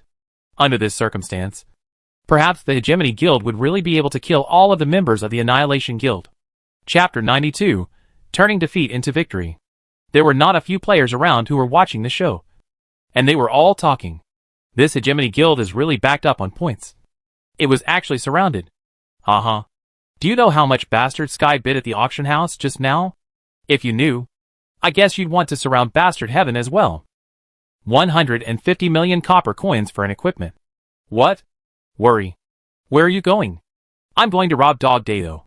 The players who heard this number couldn't hold back. This value was too terrifying. Hey, what are you thinking? You go in? Both sides must have joined forces first and killed you first. This player sided once, feeling that he had a point. You guys see? Player me has joined the battle. It's hard to believe that he really has an unspoken relationship with the Bastard Guild. Is there any need to ask? Solid hammer. Holy shit. It can't be. Look guys. Player me is so strong. The players were shocked. Looking at my operation, it was really pleasing to the eyes. Everything was so smooth and flowing. Overwhelming Heaven Guild won't be able to turn defeat into victory. Keep watching. Maybe it can really turn the tide. Hee hee. It's not right. As a matter of fact, such a big thing. How come the other guilds didn't have any reaction? Right. Look at the other guild members. They're all leaving in a hurry, as if they're not involved. These guilds can't wait for Annihilation to fight Hegemony. The longer the delay, the better, lest it affect their ability to go brush their copies. To know? Earlier, the 10,000 Empty Alley auction house had auctioned off a lot of high-end equipment. Could they not go to brush copies? Not going to brush copies? The value of these equipments would be equal to 0. Qin Fang and Bathian finally converged together, and the two of them transformed themselves into the Grim Reaper, constantly harvesting the lives of the Annihilation players. Annihilation still wanted to summon more members to arrive, wanting to reverse the ending of this time, but was surrounded by the overwhelming Heaven Guild and was unable to support them. The Annihilation Guild's quarters were being attacked.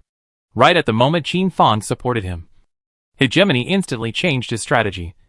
Instead of letting the 10,000 or so people from the Hegemony Guild support them, he let them go and besiege the Annihilation Guild's residence. This time, Hegemony Heaven wanted to make the Annihilation Guild's compound a ruin. 90% of the Annihilation Guild's members were in the process of constructing a residence within the guild. The Annihilation Guild was one of the few guilds that allowed its members to follow Annihilation's drawings and build them. As a mob, Annihilation always believed that the guild premises built by their own people were the safest. Originally. This time, when we grabbed Bastian's equipment, we could make up for the guild's deficit and even have a surplus. But now, his hopes were dashed. Chairman, it's bad. A large group of players are attacking our guild house. Chief, what should we do? Boss, quickly think of a solution. Such voices continue to reach Annihilation's ears, distracting him. About how many people are in the overwhelming Sky Guild? A little over 10,000. Then what are you afraid of? Give me the kill. President Annihilation was just 2 words. Kill. Charge. President. These people from the overwhelming Sky Guild aren't fighting us. Instead they throw out grenades and run. In a word, they're destroying the Annihilation Guild's buildings. At this, President Annihilation fell into deep thought. Hold on. I'll contact another guild. Annihilation dialed President Phoenix's communication at the first opportunity, wanting him to support a wave. Whether it was village entrance support or guild premises support, it was all fine. But faced with such a communication request, President Phoenix, on the other hand, snorted. Old brother Annihilation.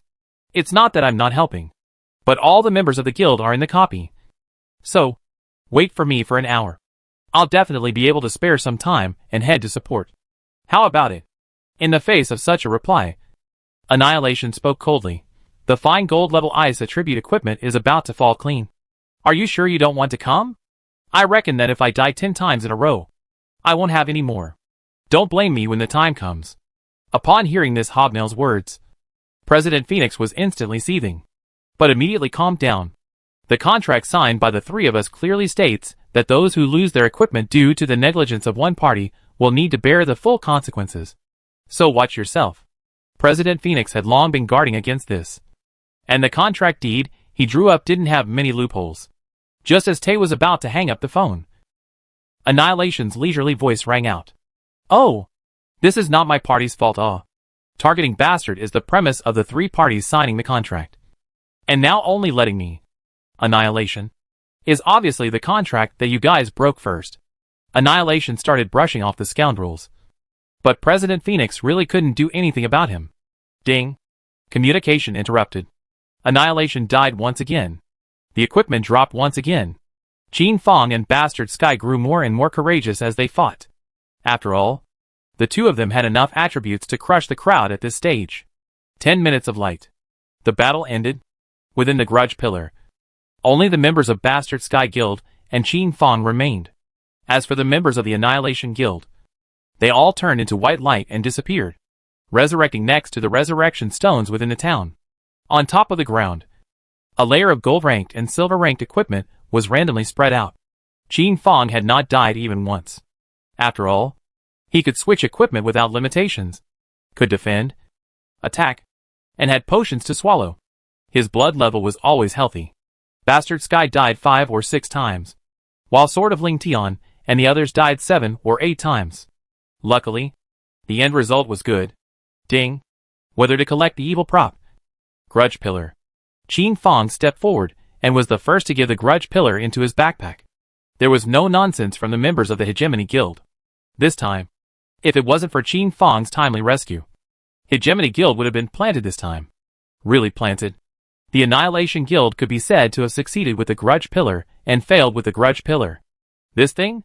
In the end, it was a pitfall for itself. Qin Fong put away the Grudge Pillar, and Batian and the others immediately felt a sense of relief emerge. Elder brother me. These equipments. Old brother won't be polite with you. I'll take all of them. Don't worry. I won't treat you badly in terms of price.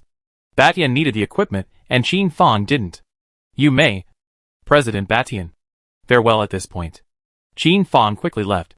Seemingly afraid of a siege, the people from Bastard Sky Guild returned to the town and distributed the loot. Waiting for the arrival of the large army, they left together, lest they be surrounded and killed again. Especially Huanfan, who was lucky enough to scrape together a set of Essence Gold level equipment with the Cold Ice attribute. Ding. As you have been affected by the backlash of the Grudge Pillar, your attributes have been permanently reduced by 10%. Ding. Since you have been subjected to the backlash of the Grudge Pillar, your attributes. Ding. Since you, the strongest 70 or so players of the Annihilation Guild all had such system beeps floating in their minds. A time to cry without tears. This time, it was supposed to be foolproof and enough to get rich. But the appearance of Player Weir stirred everything up and made them eat their own. Player me? I don't share the same fate as you. Annihilation gritted his teeth. His veins rippled all over his body, and his entire body couldn't help but tremble. At this moment, he was in a state of extreme rage, on the verge of losing his mind. This time, Not only did the attributes of the high-end players drop by 10% as a whole, their equipment, it was even more so that all of them dropped. Returned to the guild house. When more than 70 people returned to the guild premises, they were even more enraged, cursing Batian up to the sky. Chapter 93. 2 million copper coins an hour. For this battle, player Big Brother Fong had been hiding in the shadows, looking on. But he, on the other hand, had not participated, merely watching from the shadows, who didn't know what exactly his thoughts were. Ding. Is it time to exit the game? Big Brother Fong exited the game. For a long time without continuing to log in. The video screen of the Bastard Guild against the Annihilation Mob Guild was tidied up by Bastard and posted above the interactive board. And it was affectionately named Storming the Thugs.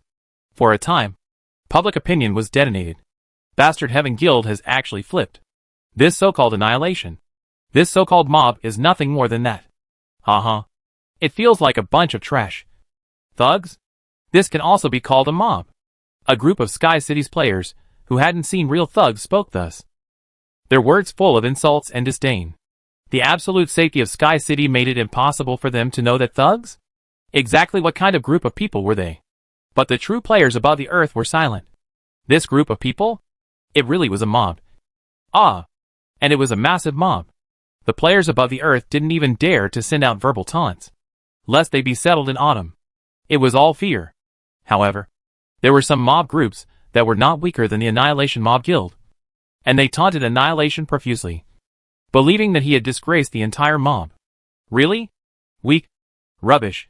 Cerebral palsy. Looks like we're doing something about it. It's time to make everyone realize how terrifying the thugs are once again. Annihilation. I know it's just an unimpressive little character. This video was clear underneath mocking the Annihilation Guild, believing that they had lost face. President Annihilation was silent about this, because he hadn't seen this video yet.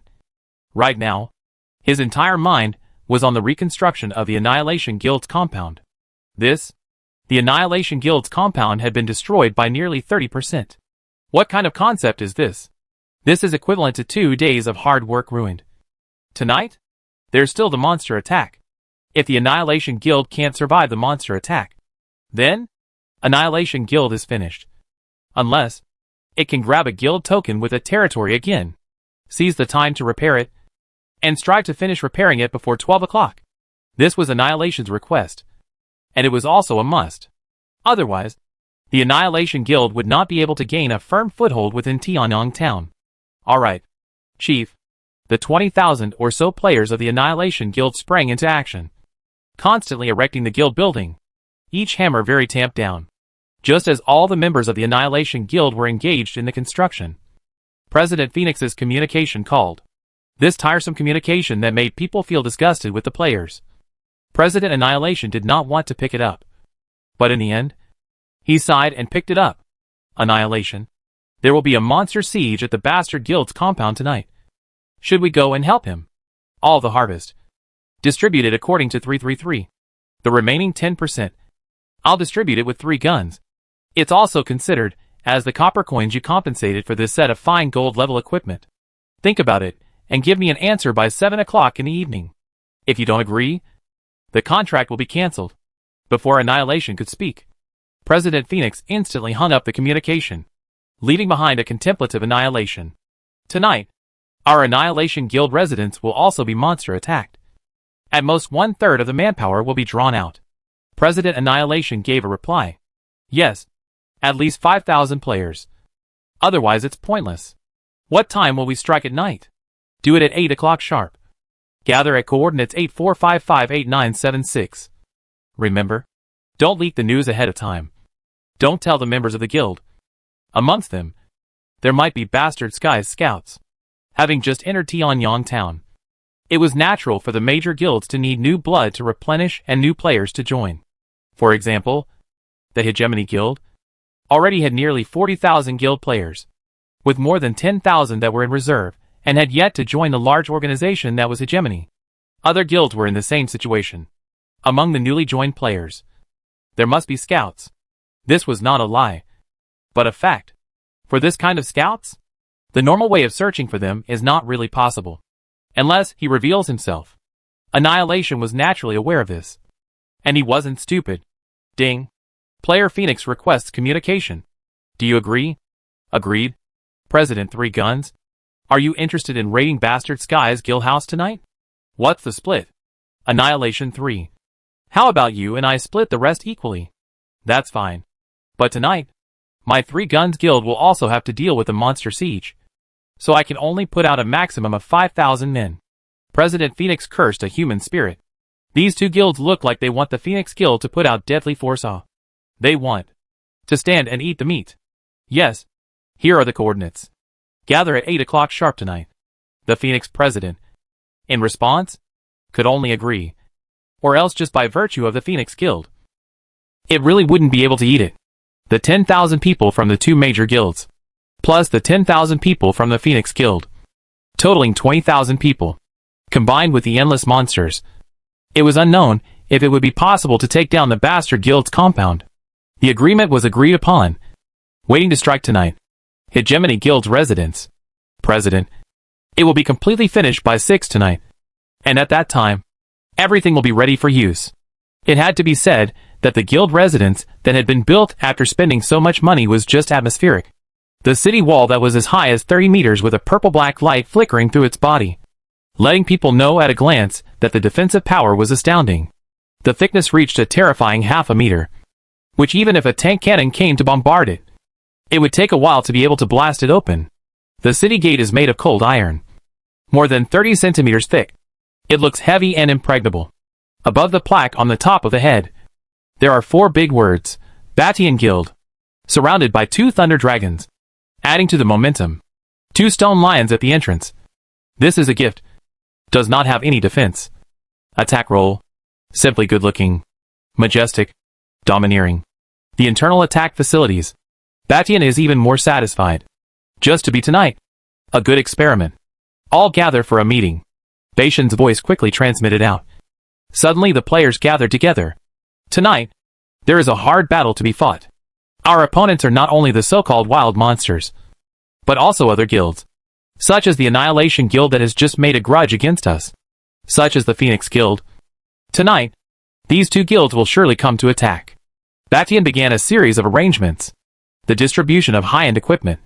The formation of troops. And how to set up new weapons of mass destruction. Hegemony Heaven laid out the arrangements in a straightforward manner. In a quarter of an hour, the members of Hegemony Guild began to set up. Ding. Player Bastard Sky requests a trade. Ding. Trade successful. Ding. Congratulations on receiving 9 million copper coins. This was what Qin Fong deserved. After all, the equipment that fell from the players that Qin Fong had beheaded should all be his. Ding. Player Bastard requested for communication. Do you agree? At the entrance of the God of Light replica, Qin Fong was waiting for Hidden Earth to appear when he heard such a system beep. Agreed. Older brother, do you want to come and sit at the Hegemony Guild residence tonight? I'll give you a price of 2 million copper coins an hour. After experiencing the previous battle, Batian instantly realized that the player is not just a blacksmith. His combat prowess was not to be underestimated. With Qin Fong's help, tonight's gold rank boss, the elite gold rank boss would be much easier. Chapter 94 Difficult Level Bright God Phantom Copy. 2 million copper coins an hour? For other players, it might be a heavenly price. But for Qin Fong, it wasn't a high price. Or even low. To know the price of the fine gold grade equipment Qin Fong forged per hour, which piece wasn't more than these 2 million copper coins. What's more, Qin Fong only forged an essence gold grade equipment in an hour. Too low. Qin Fong spat out these words, immediately choking Batian speechless. Batian just wanted to retort. But after thinking about the equipment Qin Fong had forged, he decisively gave up retorting.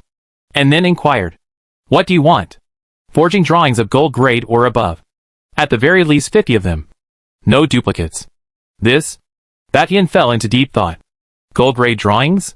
Even with the joint efforts of tens of thousands of people from the Bastard Heavenly Guild, there were only 51 of them.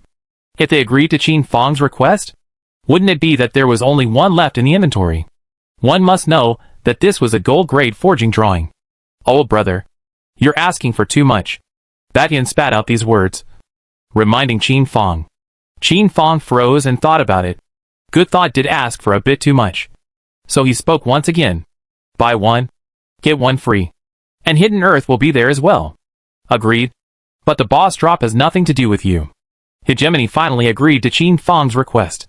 He believed in Qin Fang's ability. However, he also set certain restrictions. If you kill the boss, I can give priority to buying the drawings if they drop. Agreed. Batian conferred with Qin Fang for a long period of time, finalizing on some details. And in the end, turning the written words into a written contract. Happy cooperation. Happy cooperation. Right. What time tonight? 8 o'clock sharp. Okay. I'll arrive on time. Qin Fang hung up the communication and glanced at the time. It was now 3 o'clock in the afternoon. And there were still 5 hours until 8 o'clock. Which was enough. Ding. Player Hidden Earth has invited you to join the team. Do you agree? Agree. Before the God of Light replica, Hidden Earth just came out, i.e. pulled Qin Fang into the team. Boss? Here you go, Captain.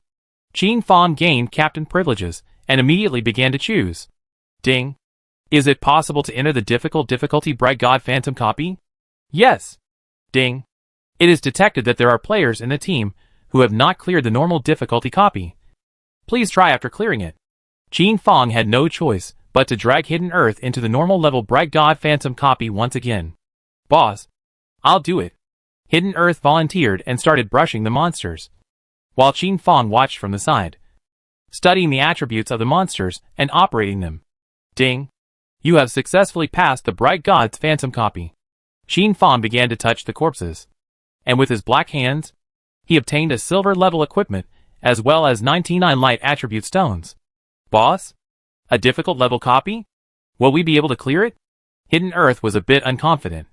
In fact, he had gone in once for a difficulty level copy, and had only brushed the 4th floor. I.e., he was thrown out. Scary. Simply not too scary. Try it. Maybe under the first pass. We can hide the profession transfer book. For the hidden profession transfer book? Qin Fang still had a certain obsession. It wasn't too much to call this thing as strategic material. Ding. A warm reminder.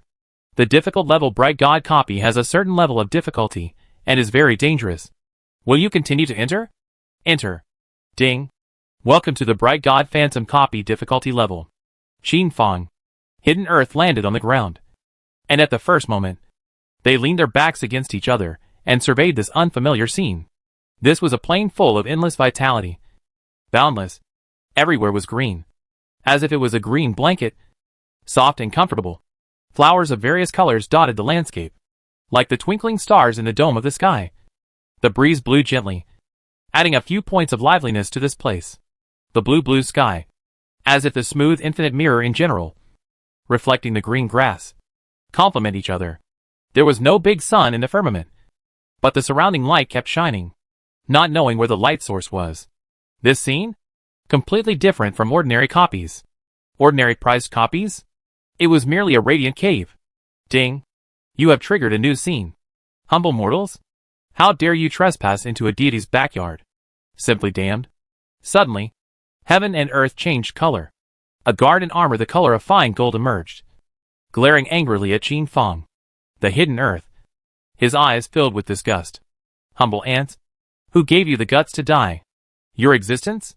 It is the greatest humiliation to the gods. The Essence gold-ranked guard brandished the long sword in his hand. And for a moment, a terrifying might erupted. A blinding light transformed into a giant sword, splitting into two and bombarding Qin Fang, Zong Tu's body respectively. Qin Fang. Zong Tu wanted to dodge. But then? The scene? Yet, the two of them were unable to move. They could only take the blow hard. Thud. Minus 50,000, dash 50,000. A high amount of damage was dealt, causing Qin Fang, Hidden Earth's blood level to drop by a third. If it was a normal player entering this difficult level copy, the first blast couldn't even be carried and directly failed. By the looks of it, you guys still have some skills. In that case, Army of Light, appear. As these words fell from this fine gold-level armored guard, the surrounding scene began to come alive. Ding. The scene shatters. Ding. The first level has opened. Please kill 10 silver-ranked light soldiers within the allotted time. Ding. The 30-minute countdown has begun. Boss? These bright sergeants are very difficult to deal with. Their defense is not high and their attacks are medium. But then, their blood can be shared and each of them, all of them cast healing skills. The reason why I only managed to beat the 4th level last time was all because the time of the restricted 30 minutes was up. And on the 4th level, with 100 bright sergeants converging together, I really couldn't beat them. Hidden Earth gave Qin Fong an explanation, so that he would have a clear picture in his mind. Qin Fong's eyes kept flowing over the bodies of the 10 men bright soldiers, as if he wanted to uncover their weaknesses. This kind of life-sharing link together?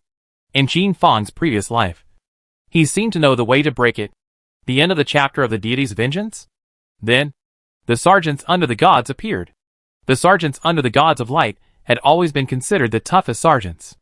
Until a player cracked the secret link between them.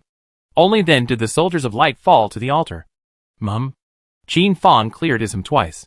That is, he did not speak, and stayed where he was, his mind quickly pondering over the method to break the link. However, because it had been too long, the memory was a little fuzzy. Zong 2. You brush first. Let me observe. Hidden Earth looked at Qin Fong with such a serious expression and instantly charged up. Kill the light soldiers. There is no life without death. The 10 soldiers of light hissed out, their auras instantly linking together, as did their life values. 10 people. It was as if they had become a whole. These 10 people were all lance soldiers, and a set of silver-grade equipment combined with the silver-grade lance in their hands was quite dominating. Hidden Earth was like a nimble ghost, his body flickering with a black aura, constantly dealing damage. However, the damage from each hit would be spread evenly to each of the sergeants, so the damage that each of them sustained was not high. Boss, can you tell anything? Chapter 95 Centurion. Decapod. Hidden Earth's brushing of monsters still possessed a certain degree of efficiency, and a hint of sophistication was already revealed within the rawness. In the blink of an eye, the blood quantities of the 10 sergeants were weakened to less than 50%. The buzzing. The first sergeant immediately stood in place, and began to chant a raw incantation under his breath. And in the next instant, the life values of the 10 sergeants began to recover rapidly. This seemed to start a chain reaction. The second sergeant also stood in place, his body surface glowing with a milky white light as he began to recover his blood. The third, the fourth, and in the blink of an eye, all 10 of them stood still as their blood levels began to recover. Every second, each person's blood quantity recovered by 10%, and this spell lasted for 10 seconds. The blood quantity of the 10 people, once again, recovered to 60%. During this time, Hidden Earth's attacks did not stop. But each time, only half of the damage could be dealt. These bright sergeants were very difficult to kill, and it seemed that they could only rely on non-stop grinding and eventually decapitating them. When Hidden Earth ground the blood level of these bright sergeants to 30%, these sergeants, once again, they began to recover their blood. Another 10%, making Zong 2 feel very sick. Life link? Aura link? Divine spirit link? Qin Fong's mouth kept muttering. Hidden Earth. Draw them together. I have an idea. Qin Fong immediately took out the Dark God's attribute stone from his backpack and began to set up a small trap above the ground. When he said it was a trap, it was actually a small circle of about 3 square meters surrounded by darkness god stones. Hidden Earth. Introduce them into the circle one by one. Hidden Earth followed the order, and in the next second, the light soldier who had just entered within the first darkness attribute stone 9 grids was instantly disconnected from the other light soldiers. This disconnection was temporary. When Qin Fong saw this, a smile appeared on his face. A dagger appeared in his hand, and a shield appeared, jumping inside the circle of darkness god stones. He began to hunt his prey, avoiding him from running out of the circle and linking up again. Qin Fong's attack power was extremely high. In just 10 seconds, this one light sergeant died. With the death of one light sergeant, the link did not disintegrate, and the remaining 9 light sergeants once again coalesced a new life link. Continue. Hidden Earth kept leading the monsters, and Qin Fong kept killing them, forming a perfect match. So, this group of light sergeants were all decimated within 80 seconds. Boss? How did you come up with that? Hidden Earth was feeling divine. Yeah. Light and darkness against each other. Such a simple solution? How did he not come up with it? In a previous life, the way to counter the light sergeant was very simple. letting dark attribute players wear dark attribute equipment, and the link between them could be severed with each attack. But in this life, where would one go to find Darkness God's equipment? Therefore, Qin Fang retreated and chose to use the Dark God attribute stone. As expected, it really worked wonders. Qin Fang began to touch the corpses, and eventually, from the bodies of these silver-ranked sergeants, stripped off 10 sets of silver-level light attribute armor. These bright attribute armors were standardized, so their attributes were not high. However, they also had the most terrifying point. They possessed the passive skill of lifelink. Players who wore such equipment could also have their life values linked together. Therefore, the bright god sergeants of the previous life were the most hunted. Lifelink? This was exclusive to the god of light. While making his sergeants incomparably powerful, they also became the hunted by the major guilds. Boss. God. How did you know that? Observation. Everything is mutually exclusive. Even though this is a game, you have to figure it out over and over again. Huh. That's not right. Why didn't I drop bright armor last time? This was where Hidden Earth was more puzzled. With violent beheading, all of this armor would have been destroyed. Hence your beheading didn't drop equipment. Zong 2 understood. Remember to keep it a secret. This is the path for us to become rich at this stage. Qin Fang had already thought of the pomp and circumstance of the major guilds begging for this silver-level equipment. This equipment? It would definitely be a necessity for all the major guilds in the future. During this period of time, only Qin Fang would be able to swipe it. And he would be the monopolist. In any industry, only a monopoly could make big money. Qin Fang wanted to make a huge profit. In the next second, 30 sergeants in silver armor reappeared with a neat pace, hissing out, "Kill! The sergeants of light! There is no life without death!" All of a sudden, the 30 of the sergeants' lives linked together and impacted towards Qin Fang. Hidden Earth. Qin Fang. Hidden Earth looked at each other, and once again adopted the previous method of brushing the silver-ranked sergeants. These silver-ranked light sergeants were like dumplings. One by one, they jumped into the traps and were decimated. Qin Fang and Hidden Earth's cooperation became more and more tacit, and the speed of decapitation became faster and faster. When the beheading was completed, Qin Fang once again started picking off the corpses. Ding! Congratulations on harvesting a silver-grade Bright God Standard Armor 30. Humble Griffin. How dare you insult my subordinates like this? Go to hell. This was the voice of the elite gold-grade armored sergeant. In the next instant, 60 silver-ranked Bright Sergeants appeared. Their auras fused. Their life values fused. And they turned into a torrent of steel to impact Qin Fang. The Hidden Earth. Hidden Earth? Had once decimated them with difficulty. But then? Now? It was simple. I'll draw the monsters. You hunt. Qin Fang remained skeptical about Hidden Earth's level of luring monsters. So he decided to go down personally. Hidden Earth also knew that his level, luring monsters for 60, was really a bit of a stretch. There might be a situation where hatred would be lost, resulting in the entire process of brushing monsters being undone. However, Qin Fang going to brush the monsters meant that this situation could be avoided to the greatest extent possible. In a short while, Hidden Earth once again saw the steady skill of luring monsters, and the hatred was not messed up throughout the entire process. And on the way, the light soldier entered the trap of the Dark God attribute stone. Everything was so natural that it couldn't make any waves. 15 minutes? The group of silver-ranked sergeants all died, leaving behind 60 sets of silver-ranked armor. Boss, this equipment? How much are you going to price it? 500,000 copper coins a set. Hidden Earth was instantly surprised. Such a high price? Would anyone really buy it? 500,000 a set? Then in this short period of half an hour, wouldn't it have already made 50 million copper coins? It's also too fake. Boss? Should we go a little lower? I feel. Someone will definitely buy it. You don't need to worry about that. And at 500,000 a set, that's a low price. Qin Fang patted Zong 2's shoulder. He didn't understand. The present-day Zong 2 was just like Qin Fang in his previous life. Simple and kind.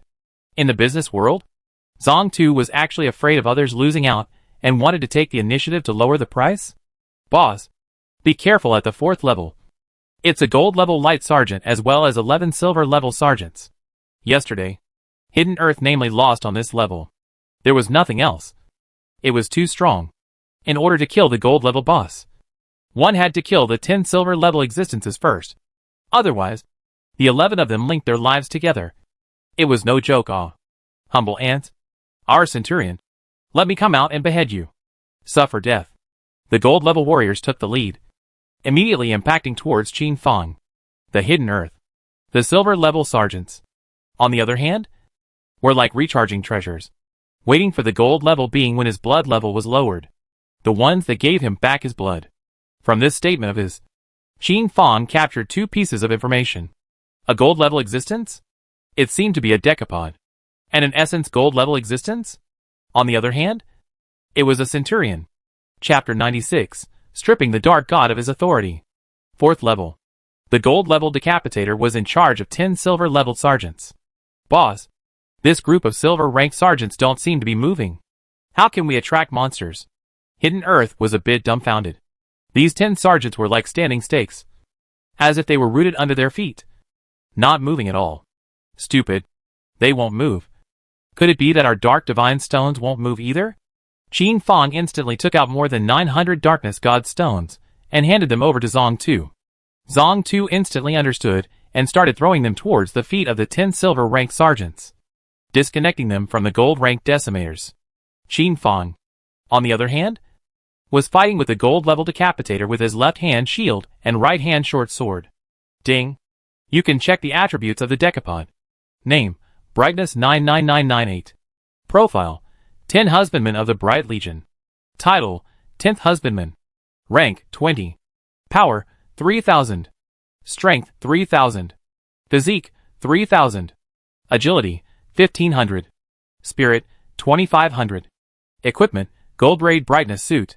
Skill 1, Recovery recovers 10% of life value in 10 seconds. Skill 2, Slash. Skill 3, Triple Slash.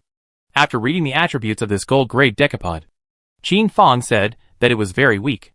It was nowhere near as high as the attributes attached to all of Qin Fong's equipment, which Qin Fong could completely crush. But the key thing was that it could return blood. The silver rank sergeant could restore 10% of his blood, and he himself could restore another 10% of his blood. The equipment? A blood restoration effect attached to it as well. This set down? It was expected that he could wear down Hidden Earth alive. Minus 8,565 weakness, dash 9874 strike. Damage constantly flashed out above the gold level decapod's head. As for the decapod's attacks, Qin Fong was able to completely dodge them with his own positioning, preventing him from attacking himself. The gold level decapod felt angry, but he could do nothing about it. Humble Griffin, do you only know how to dodge? Qin Fong didn't care and continued his fighting style, constantly dodging and dealing damage to him. Boss, ready. Hidden Earth had set up darkness attribute stones at the feet of every sergeant as much as possible. However, each circle was just one short of being closed. So the link continued. Drop, Qin Fong ordered, decisively summoning the azure-colored body of an essence gold-grade cold spirit to assist in the battle, so that he could entangle the gold-grade decapitator. And then Qin Fong cooperated with the Hidden Earth. And in a very short period of time, he began to brush the silver-rank sergeant. Go to hell. The gold-level decapitator may have sensed that his subordinates had been killed. And all of a sudden, he was in a sad mood and hissed out, wanting to decapitate this essence gold-level cold spirit. But everything was too late. Just as the gold-rank decapitator managed to kill the essence gold-rank cold spirit, Qin Fong and Zong Tu also killed all of the silver-rank sergeants in a very short period of time. You guys, damn you for killing my robes. The gold-rank decapitator's body surface instantly burned with a scarlet-colored glow, the color of anger. Ding. Please note that the gold level 10 husbandman has gone berserk. His attributes have been enhanced by 100%. After 3 minutes, he will die on his own. Hearing such a system tone, a thought immediately surfaced in Qin Fong's mind. Hidden Earth? Pull each other's hatred and walk him like a dog. Hidden Earth instantly understood, taking advantage of the fact that the gold-ranked decapod was chasing after Qin Fong. He frantically inflicted damage on the decapod behind his back. When the damage of the two gradually leveled out, Qin Fong quickly ran away. Ding. Damage target shifted. The gold-level decapod turned to chase after Hidden Earth. Hidden Earth quickly fled, and with an arrow from Qin Fong, the target was shifted again. And the gold-level decapod went after Qin Fang again. Amidst this constant dog walking, this gold-level decapod lasted for 3 minutes and collapsed to the ground and died. Qin Fang, the hidden earth, had not even swallowed any blood pills during the entire process. I.e., he had completed the entire hunting process. This thing had already gone berserk. So it was hard to fight against a berserk big brother? Isn't this lacking in heart? Boss. Cool? Hidden Earth felt a sense of relief once he had a clean slate. He found that every time he swiped monsters with the boss, it was especially easy. Boss was always able to use the least amount of cost for the greatest gain. Touch the corpse. Ding. Congratulations on obtaining 10 sets of silver-grade bright armor. Ding. Congratulations on obtaining gold-grade bright armor 1. Ding. Congratulations on obtaining gold-grade drawings. Laser pistol drawings. That's the entire haul. All in all, quite a lot. Not bad for a difficult level gold-grade decimator. Griffin. An elite gold-level voice rang out. In a split second, 100 silver-ranked sergeants struck again and began to target Qin Fang and his duo. A typical equipment delivery. Qin Fang led the monsters, and Hidden Earth killed them, the two of them working together intimately. The 5th level was easily passed, harvesting 100 sets of silver-grade sergeant armor. On the 6th level, 150 silver-level sergeants reappeared. Qin Fang, Hidden Earth took 20 minutes to kill them all and obtain silver-grade equipment. On the 7th level, 200 silver-ranked sergeants appeared, each wielding long spears in their hands, transforming into mountains that pressed in. Around Qin Fang. He also felt a certain amount of pressure. There was no other reason. The number was too much. 200 silver-ranked sergeants' blood fused together under normal circumstances. Even if Bastard Tion was holding the purple extreme heavy sword, it would be impossible for him to pass. The more people there are, the more terrifying the Light Legion is. Because of the sheer number of people? The Darkness God stone traps placed on the ground? It was always disrupted and couldn't act as a restriction. At this moment, Hidden Earth couldn't help but become anxious. He always felt that it was due to his own incompetence. Boss? What to do? You resist first. I'll think of something. Countless ways surfaced in Qin Fang's mind. But one by one, he rejected them. In the end, a bold idea flooded Qin Fang's mind, forging equipment with dark divine stones. Since there was no dark equipment, then he would build it himself. Dark divine stones, in a way, should also be considered as materials for forging. Qin Fang took out a drawing of a gold-grade dagger and started forging it with Darkness Godstone as the material. Hidden Earth was shocked. How big was the boss's backpack? That it was able to fit a forging table? Ahem. As a qualified forger, it was the most basic quality to carry a simple forging table with you. Qin Fang started forging and quenching. If Qin Fang had been in his previous life, he would never have come up with such a terrifying idea. But in this life, he wanted to give it a try. Right at the moment he started forging, in the endless abyss, the dark god's aura suddenly surged with a roar, and the infinite black aura tumbled like a sea of steaming clouds. Who is it? Who is depriving me of my authority? Dark equipment? It could only be condensed by the dark god himself. It was a favor from the gods. But now? Yet someone had begun to deprive him of his permissions, and was actually forging a dark equipment.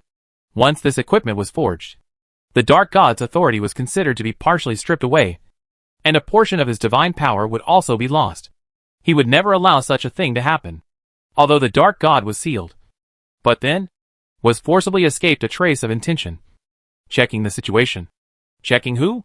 Was depriving him of his authority. Who is it? Exactly who is it?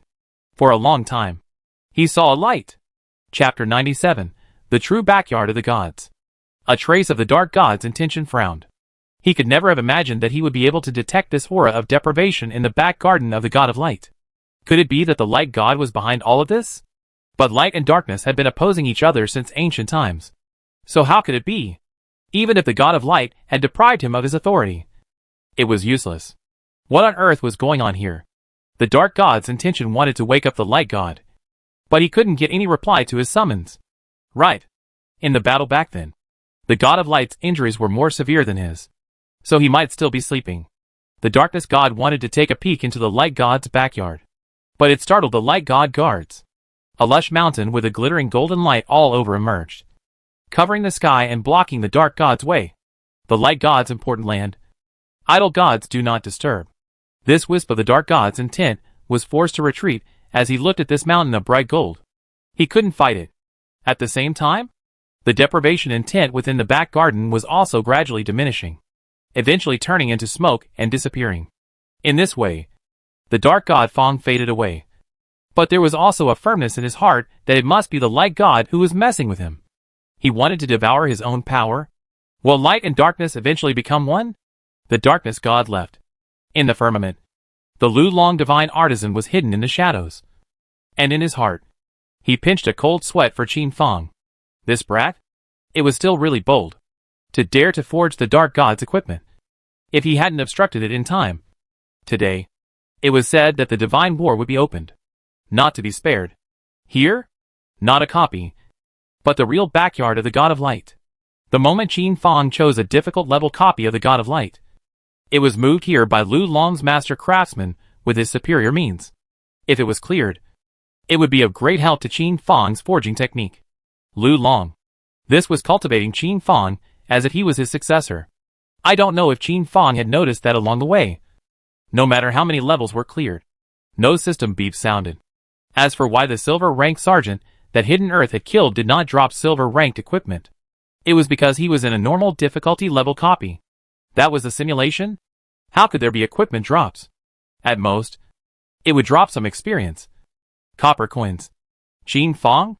At this moment, he still didn't know. If he knew, I wonder if he would have freaked out.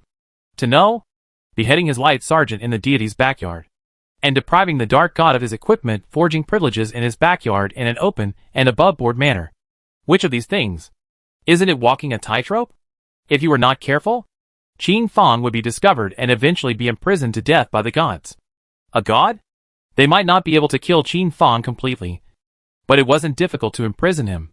It's just that every time he comes online in the future, Qin Fong will be counting stars in his cage. Earlier, Lu Long shielded Qin Fong's perception from the outside world in time, causing his forging to fail, hiding the hidden earth Qin Fong's aura, lest it be detected by the light divine guards, and by the dark god's intentions. The final result was, after all, a surprise. Lu Long exhaled a deep breath of turbid air. In the middle of the replica, a smile appeared at the corner of Qin Fong's mouth. Earlier, the moment he started forging, he always felt that there was a force in the underworld that wanted to help him forge successfully. Under the weight of this force, he could not refuse, could not understand, and could only follow. At first, Qin Fong thought that it was a psychological effect, but as time passed, he realized that this hidden force was not false, but real. Forging equipment with dark divine stones. This path would work. But then, this feeling, Qin Fong disliked it. As if he had become a puppet on strings. As if he had become another person's pawn once again. Besides, what was the benefit of a successful forging? It was nothing more than a gold-grade dark dagger. But if it failed, that was 100 pieces. Thus, Qin Fong decisively tried to get rid of this force, trying to fail the forging. But this force wouldn't give up easily. And Qin Fong was closer to forging success, getting closer and closer. In the end, it was another force that forcefully interfered and stirred him up, causing Qin Fong's forging to fail. The owner of this force? And who could it be? Countless question marks surfaced in Qin Fong's mind for a while. Of forging? He had unexpectedly become a pawn of the two. Ding! Failed forging triggered a blast return. A smile appeared at the corner of Qin Fong's mouth. Ding! Congratulations on obtaining the fine gold-grade dark dagger 10. Such a gain caused a smile to appear at the corners of Qin Fong's mouth. Ding! Player me requests a trade. Agreed. Here. Equip this dagger and kill at will. Just at the moment when Hidden Earth couldn't bear facing 200 silver-ranked soldiers. The system prompt sounded. Hidden Earth was the first to equip this fine gold-level dark dagger. This dagger? This attribute? It went well with his talent. So this dagger was able to bring out 102% of its strength in his hands. The first time Hidden Earth checked the attributes of the dark dagger, it was very powerful. But unfortunately, the cold dagger was included in the backpack. And suddenly, the amplitude of the 5-piece set was missing. Hidden Earth. Here, equip this necklace. Qin Fong had prepared for this. This cold spirit level necklace. He had bought the drawing on the auction and successfully forged it. A 5-piece set in place? Hidden Earth's attributes returned to the peak once again. Boss, how do I use it? Feel free. Just find the right one to kill. One hit can cut the life link between them. Hidden Earth understood. This equipment? It was also known as the moving dark god stone circle. Qin Fong once again began to lure the monsters, while Hidden Earth was obscenely at the back, decapitating the fallen ones one by one. For a while, the efficiency of brushing the monsters increased once again. With the dark dagger in his hand, Hidden Earth spent 30 minutes killing them one by one. In the end, when there were 30 silver-ranked sergeants left, Qin Fong also joined the fray, allowing the speed to increase greatly. Phew. Boss. This equipment? It's so good. Qin Fong finally felt that this place was strange. Always feeling that a pair of eyes? Watching him in the dark. So he quickly started picking up corpses and picking off equipment. Griffin, you're about to completely enrage me. It was the voice of the Essence Gold Rank Centurion again. Only it still didn't appear. In the next instant, 5 gold-level decapods reappeared along with 50 silver-level sergeants. The life values of 55 people were linked together, which it was harder to kill than even 200 silver-ranked light sergeants. Especially the 5 gold-ranked decapitators. They didn't just have their life force linked together. Their defense attributes were also linked together, becoming an impenetrable fortress. The defensive attributes of the 5 linked together were no less than 15,000. With Qin Fong, Hidden Earth's attack power, it was impossible to break through the defense. Now, Qin Fong could only hope that the fine gold-gray dark dagger would be able to break the links between these gold-gray decapitators. Otherwise, it was really impossible to fight. Hidden Earth. Here. Qin Fong threw a few bottles of extreme life recovery potion to Zhang Tu for him to swallow at the critical moment. And then, one after the other, he began to decimate these 5 gold-level decapitators. Ding. Because you are equipped with an elite gold-gray dark dagger, you have broken the lifelink. The system beep sounded instantly, causing Qin Fong to reveal a warm, sunny smile. Kill the silver-ranked sergeant first. Roger. Chapter 98, the final level. The Lu Long Godmother, who was hidden in the firmament, felt a hint of something wrong and let out a light eep. He had clearly interrupted Player's forging. Why did he still obtain the dark equipment dagger? And it was still fine gold grade? In the middle of this? What exactly had happened? Viewed from a high place, the Hidden Earth, the 2 dark equipment daggers in Qin Fong's hands were as conspicuous as drops of ink suddenly appearing in the midst of a pool of clear water. The next instant Lu Long used the divine weapon in his hand to cover up this ink drop, making the back garden of the God of Light look as calm and peaceful as ever. Humble Griffin, capable of confronting me head-on. Incompetent. Rubbish. The gold-level decapod began to rage with incompetence, chasing after Qin Fong. Zhang Tu's back. But no matter how hard they tried, they were unable to catch up and could only watch Qin Fong, Zhang Tu slaughter their subordinates. Qin Fong also sighed in his heart that he was lucky. The gold-level decapod armor linked a total of 2 attributes. The first life value, which was the most basic, and the second attribute, which varied. For example, the bright gold sprinting army. Link that is a terrifying speed. For example, the bright gold heaven-breaking army. Link that is a terrifying attack. Light army? This was one of the strongest armies amongst the gods. Luckily, this time, the one we encountered was a gold-ranked decapod linked to defense. Otherwise, if it was the hasty march army or the heaven-breaking army, Qin Fong and Zhang Tu would have long been killed. After 30 minutes of pulling at the limit, Qin Fong and Zhang Tu finally killed all these silver-ranked soldiers, leaving behind only 5 gold-ranked decapitators. Flames spewed out from the eyes of the 10 husbandmen, as if they wanted to drown Qin Fong. Hidden Earth alive. Zhang Tu, you pick first.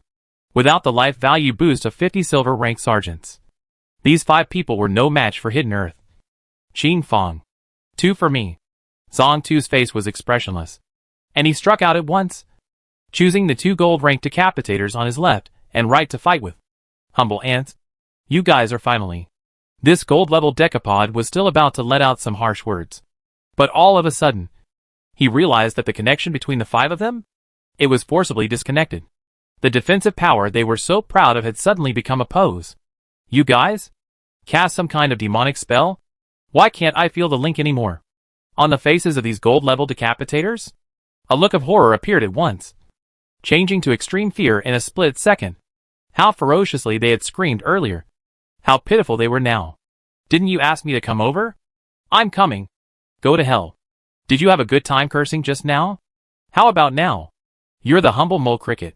Aren't you human? You dog's leg of a deity. Qin Fang was really annoyed by the word mole cricket. And now, he finally got out a mouthful of bad breath. In a short while of light, these 5 gold-level decapitators died in a state of shock. Oh God of light. Do you not protect your people anymore? These were the last words of the gold-level decapods before they died. Their eyes filled with unwillingness. Helpless and suffocating death. Centurion, be sure to avenge us. Griffins, you've managed to piss me off, killing so many of my subordinates. The God of Light has already noticed. You won't be able to leave. At this moment, the Essence Gold-ranked Centurion stepped out from the void with a calm expression. His aura was as monstrous as a flood. The light of the Essence Gold rank seemed to be able to submerge everything, and the long sword in his hand spewed out razor-sharp light. It's finally the last level. Boss? If we kill him, we should be able to pass the level. Be careful. I always feel that the atmosphere around us isn't right. Qin Fang, Hidden Earth leaned together to avoid being broken by each one of them. And together they fought against this Essence Gold-level Centurion. Go to hell. The Essence Gold-level Centurion still had a sword, which split into 2, turning into 2 piercing light dragons impacting towards Qin Fang. Zon 2. This time?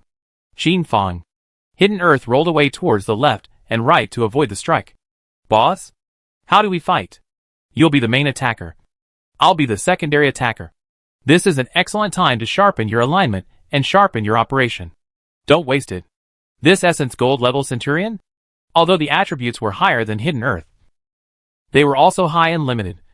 And this kind of melee boss was the most suitable for Hidden Earth to brush and sharpen his skills. It was only in the midst of extreme danger that infinite potential could be exploded. Zong 2 felt the adrenaline spiking. The hand holding the dagger was fighting slightly. But then, the eyes were brighter. The reaction was more agile. Everything was at its peak state. Hidden Earth tightened the dark dagger in his hand, incidentally fixing it to his own hand with a strip of cloth, before diving into the shadows and impacting as a ghost. The Dark God's equipment dagger? How did you guys get it? Is it hard to believe that the Dark God is going to go after the Light God? The Essence Gold-ranked Centurion obviously knew more than the Decapod, recognizing this dark dagger at a glance and muttering non-stop in his mind. This Essence Gold-level boss, Qin Fang, Hidden Earth couldn't see the attributes, couldn't see the skills, and could only speculate on attacking and dodging. Qin Fang also drew circles underneath his feet, dodging skills and avoiding attacks as if he were an undefeated man. Circling around with this Essence Gold-level Centurion, the Essence Gold-grade Dark Divine Stone dagger in the duo's hands was able to maximize the damage to him. Griffin, to be able to break into the backyard of the God of Light. It turns out that you have some backbone. A brilliant light emerged from the body of the fine gold-grade Centurion, and his attributes were instantly increased by 50%. Whether it was the attack speed or the attack value, there was a great increase. Qin Fang, Hidden Earth could only be more careful. 2 strikes? The blood of the 2 of them was empty. Ding. Is Baishan's communication dialed? Dialing. Ding. Batian has agreed to communicate. Older brother? What is it? Batian connected and heard the sounds of a fight on the other side and spoke once more. Do you need help? Older brother?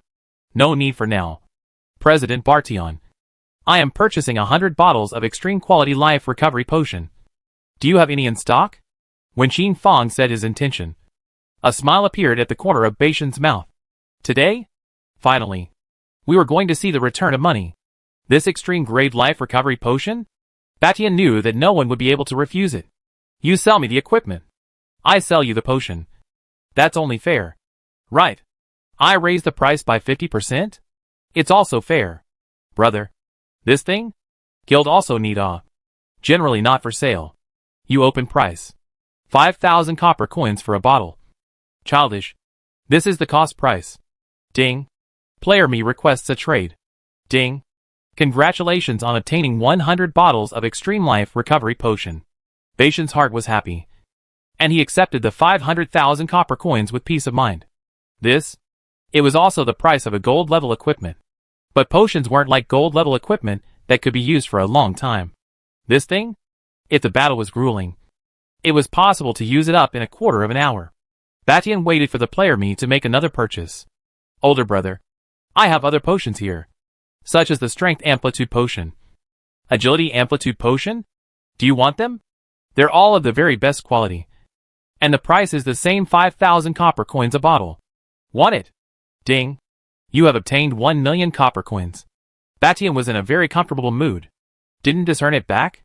On the other end of the spectrum, facing the evil Batian, Qin Fong had already decided that next time, he would add this 1.5 million copper coins to the price of the equipment sold to Batian. 5,000 copper coins. This old boy is definitely punking me. Chapter 99, Slaying an Essence Gold Class Centurion. Hidden Earth. Here. Don't be stingy. Take it quickly, and iterate your attributes to full. Qin Fong threw half of the newly harvested potions to Zhang Tu. Extreme Life Recovery Potion? He even gave him 80 bottles. Ding. You have taken the Extreme Grade Agility Potion. Your agility attribute has increased by 60% for 3 minutes. Ding. You have taken an Extreme Strength Potion. Your strength attribute increases by 60%. Duration 3 minutes. Ding. You have taken an Excellent Physique Potion. Your physique attribute has increased by 60%. Duration 3 minutes. Such system beeps continued to ring out as Qin Fong. And Hidden Earth's attributes skyrocketed. Hidden Earth hissed in vent, exhaling the turbid chi in his heart, and began to press the Essence Gold Rank Centurion to fight. Griffin. Despicable. The Essence Gold Rank Centurion spat out such a sentence before he began to take the beating. The Centurion, which was an Essence Gold Ranked boss, was being beaten without any dignity at the moment. Hidden Earth's moves were dirty. Either poking the eyes, poking the arsehole, or law neck. And on top of the dagger, there was poison smeared. All of these places could explode with weaknesses, bludgeoning and causing the Centurion a lot of pain. What Qin Fong had to do, on the other hand, was to treat the Centurion like a butcher, looking for holes underneath the armor, attacking the holes, and making them even bigger. Ding. Dang. The Essence Gold level Centurion kept on burbling profanities. But there was nothing he could do in the face of Qin Fong. In the face of the Hidden Earth. This is what you have forced me to do. For the honor of the God of Light. For the God of Light's everything. Berserk. The Essence Gold level Centurion went berserk. His body surface was covered by a red blood aura. Attribute amplitude of 100% for 30 minutes. When the berserking ended, the attributes dropped by 90%. This is the same move. Attribute amplification of 100%. Lasting for 30 minutes. Was enough for him to decimate Hidden Earth. Qin Fong. Die. You annoying ants. At this moment, Su went berserk. Qin Fong finally checked the attributes of the Essence Gold level Centurion. Name, Bright 8548. Profile, Centurion in the Bright Legion. Level, Level 20. Title, Centurion. Strength, 9999. Agility, 9999. Physique, 9999. Spirit, 9999. Life, 100 million. Magic value, 99999. Physical defense, 5000.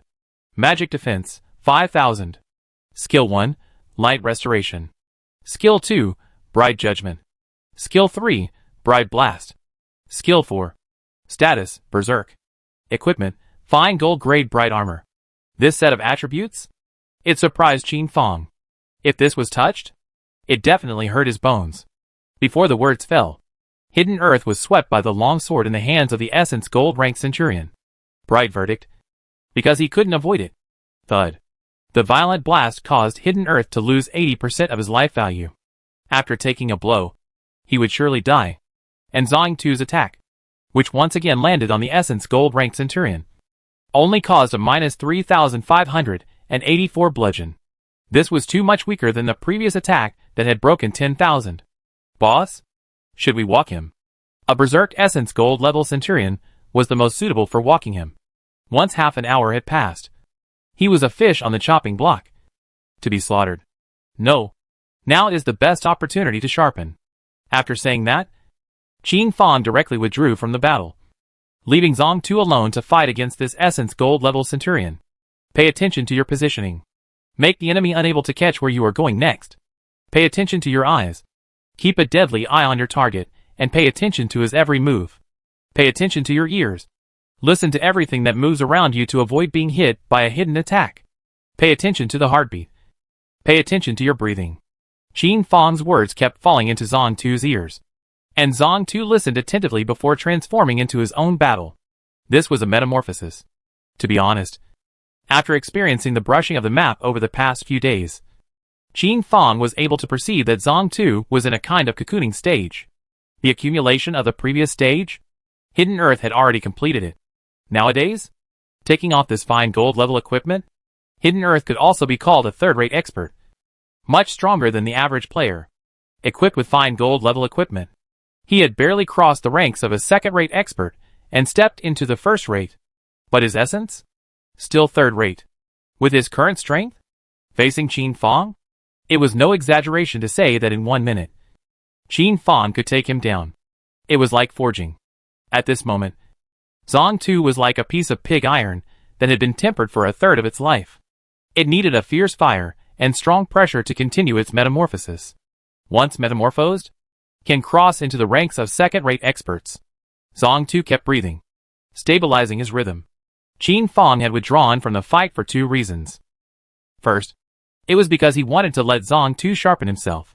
Secondly, the uneasy feeling in his heart was getting deeper and deeper, and he needed to withdraw from the fight and look around carefully to avoid accidents.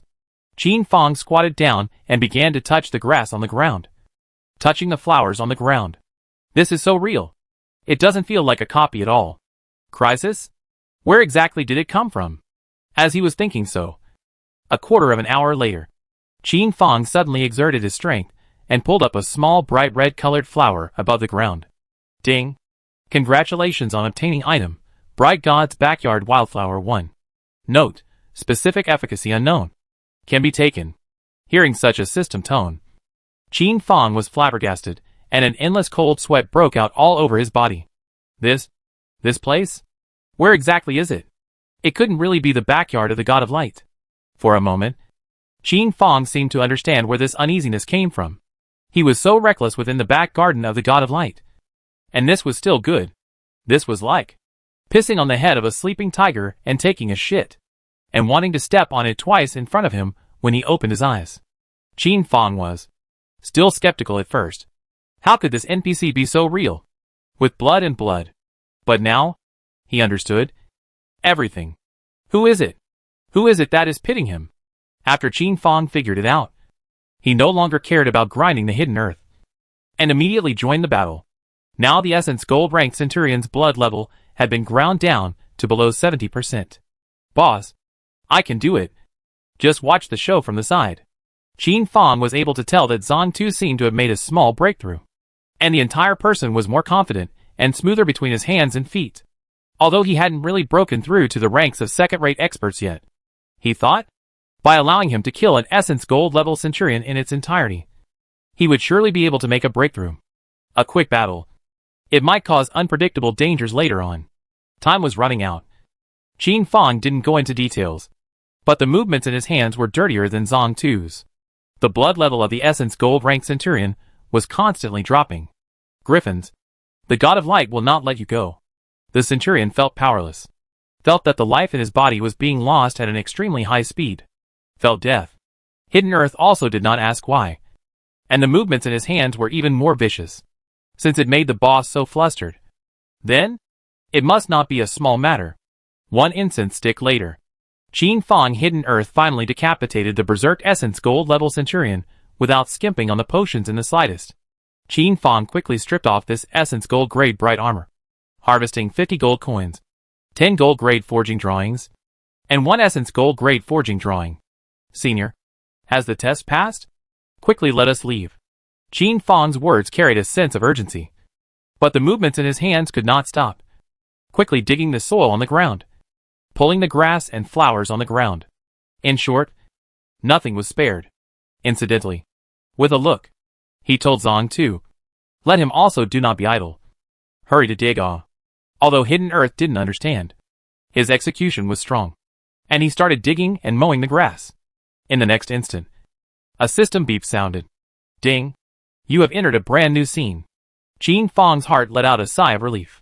But immediately, a voice, with a touch of softness in its blandness, sounded like thunder beside Qin Fang's ears. You dug up my soil? What's the use? At this moment, Qin Fang immediately felt creeped out, and cold sweat broke out violently. Chapter 100 Epic Reward / Legendary Quest. The top of the Vault of Heaven. Right after Qin Fang had killed this Essence Gold level Centurion, suddenly the light was generous, and Divine Artisan Lu Long immediately felt a hint of something wrong. And at the first moment, he wanted to go and fish Qin Fang / Hidden Earth away from this place. Divine Artisan Lu Long felt himself getting his hands on him, and quickly left. In the next second, light swept across the firmament he was staying in. If he had been any later, he might have been left behind. But when he returned to the territory of the human race, he spread his hands and saw that there was only the figure of Hidden Earth. As for the figure of Player I, it was empty. What happened? He clearly captured Player Jin? How come now? It's gone missing again? Is it possible? Has he been left behind by the God of Light? At that thought, infinite remorse rose up in the heart of the Divine Artisan Lu Long. This time? It was really a case of stealing a chicken, but losing the rice. As Divine Craftsman Lu Long was pondering, Hidden Earth's voice rang out. Elder? Where is this Where is my boss? Zong Tu was anxious as he surveyed the surroundings. But there was no sign of his boss. The last moment? Even if Hidden Earth was a fool, he understood it. Right? That place? It wasn't a copy at all, but some other scene. It couldn't be. It really was the so-called backyard of the God of Light. Right? Ding. Congratulations on successfully completing the legendary grade hidden quest. Ding.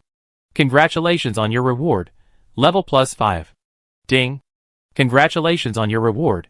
Epic grade equipment *1. Ding. Congratulations on your reward. Epic level pet egg *1. Ding. Congratulations on your reward. Epic level pet egg *1. Ding. Congratulations on obtaining Divine Artisan Lu Long's Goodwill *10. Hearing such a system tone, Hidden Earth's entire body was dumbfounded. It can't be? Earlier? Could it be how it was the backyard of the God of Light? God's craftsman? The one standing in front of him was actually a divine artisan. For a moment, Hidden Earth instantly understood everything. Divine Smith Lu Long saw the boss's forging talent. And this trip to the back garden of the God of Light was a test. Me? I will personally bring him back. Godsmith Lu Long instantly turned into a shadow and disappeared, going to contact 3 or 2 of his friends, preparing to bully the God of Light into releasing Player Me. At first, Player Jin was merely a talented forger with a future as a blacksmith in his mind. Therefore, he decided to give Player Jin this opportunity in the backyard of the God of Light. And whether he could grasp it or not was all up to him. Obviously, Qin Fang grasped this opportunity and overachieved. At this moment, Player Jin has now become an important part of the entire God slaughtering plan, simply because he was able to forge the Dark God's equipment and was able to deprive the Dark God of his authority. Amidst the endless darkness, this voice, this tone, this connotation in the words. Can it be? He ran into the God of Light? This thing? Wasn't it a big deal? Ding. You have triggered a new scene. Your answer will determine the direction of the story. Qin Fang opened his eyes with difficulty and surveyed his surroundings. This was a palace. An absolutely beautiful palace.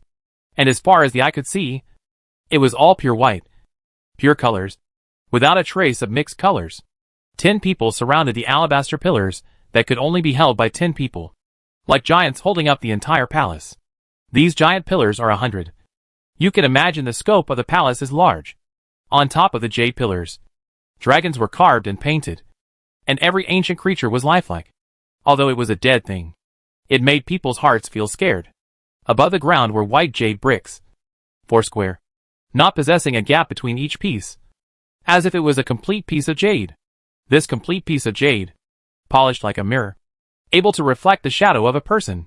The dome, on the other hand, was meticulously carved with different patterns by skilled craftsmen, which seemed to be words from the ancient times, and also seemed to be patterns from the ancient times, which Qin Fang could not understand.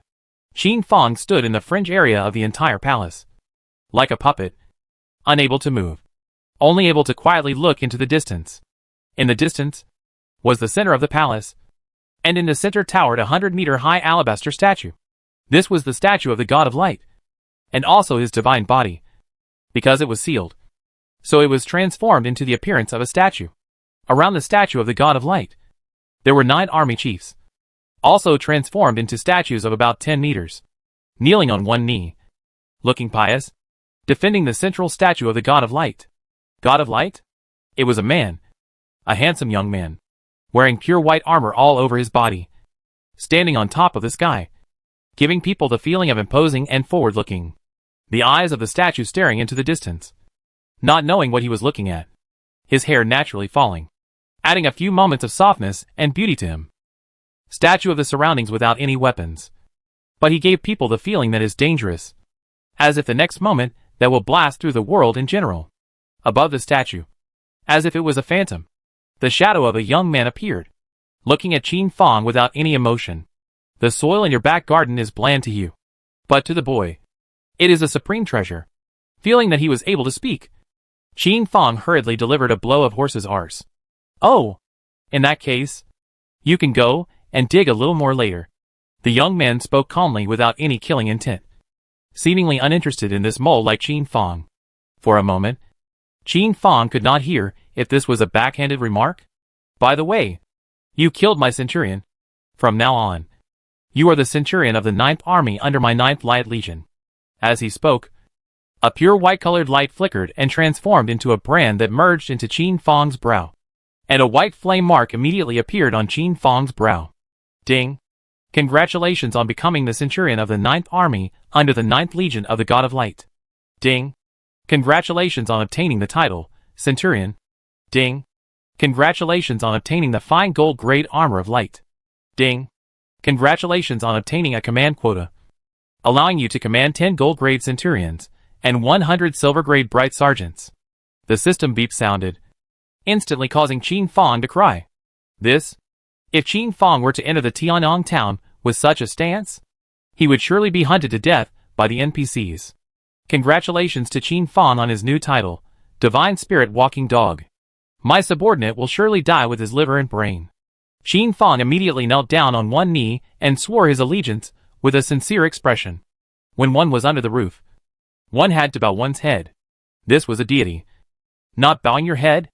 The head is all twisted off for you. I earlier seemed to have sensed the Dark God's aura. You? Able to forge Dark God equipment? Able. Qin Fong immediately displayed his value. Since he was on the ship of thieves? Not to be the first under the head of thieves? How could one stop? Demonstrate it to me. Qin Fong was ordered to do so, and he immediately took out the Darkness God stone, took out the simple forging table, and started forging. As time passed, for the first time, an expression appeared above the cheeks of the Light God Shadow. A puzzled expression. It seemed to be thinking, why was Qin Fong able to forge the Dark God's equipment and deprive the Dark God of his authority? The authority of a deity? This was the foundation of a deity's foothold. This move by Qin Fong? It was undoubtedly warping the Dark God's foundation and digging into his corner. In the future, he might be able to take his place. The Dark God once again sensed this feeling of being tapped into. And when he checked again, it was still the territory of the God of Light. At this moment, the Dark God was enraged. Completely enraged. Disregarding the price he would have to pay for forcibly breaking free of the seal, he sent out a third of his doppelganger to descend to the Light God's temple. Light God, you have bullied people too much. The Darkness God's dark divine power instantly transformed into a swimming snake, frantically invading into the Light God's divine temple. The Darkness God wanted to give the Light God a warning. A big warning. Divine Artisan Lu Long, together with the 2 deities of the human race, saw this scene and immediately hid in the shadows, a smile appearing at the corner of his mouth as he watched the show. Chapter 101 Divine Great Quest, Dark Divine Eggs.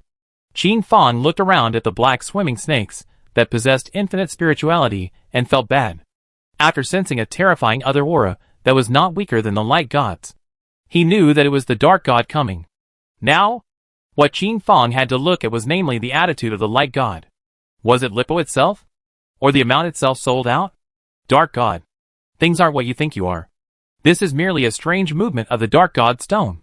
Suddenly, the statue of the god of light's divine light was generous, shielding Qin Fang's figure, while at the same time, the pitch-black serpents around them had transformed into a puddle of black water, which then dissolved away.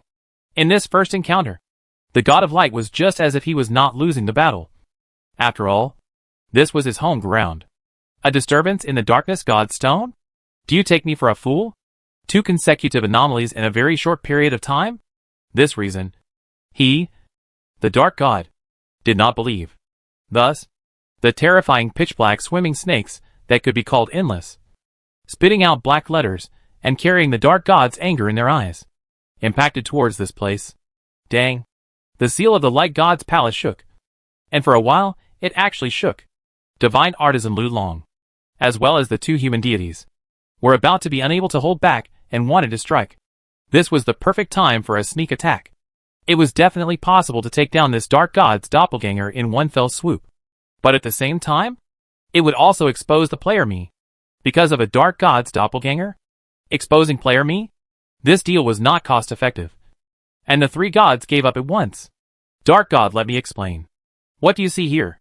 In a flash, from within the sculpture of the god of light spat out a human brain-sized, all-black orb-shaped thing that, it seemed to be an egg, which was densely covered with dark god's lines filled with mysteries.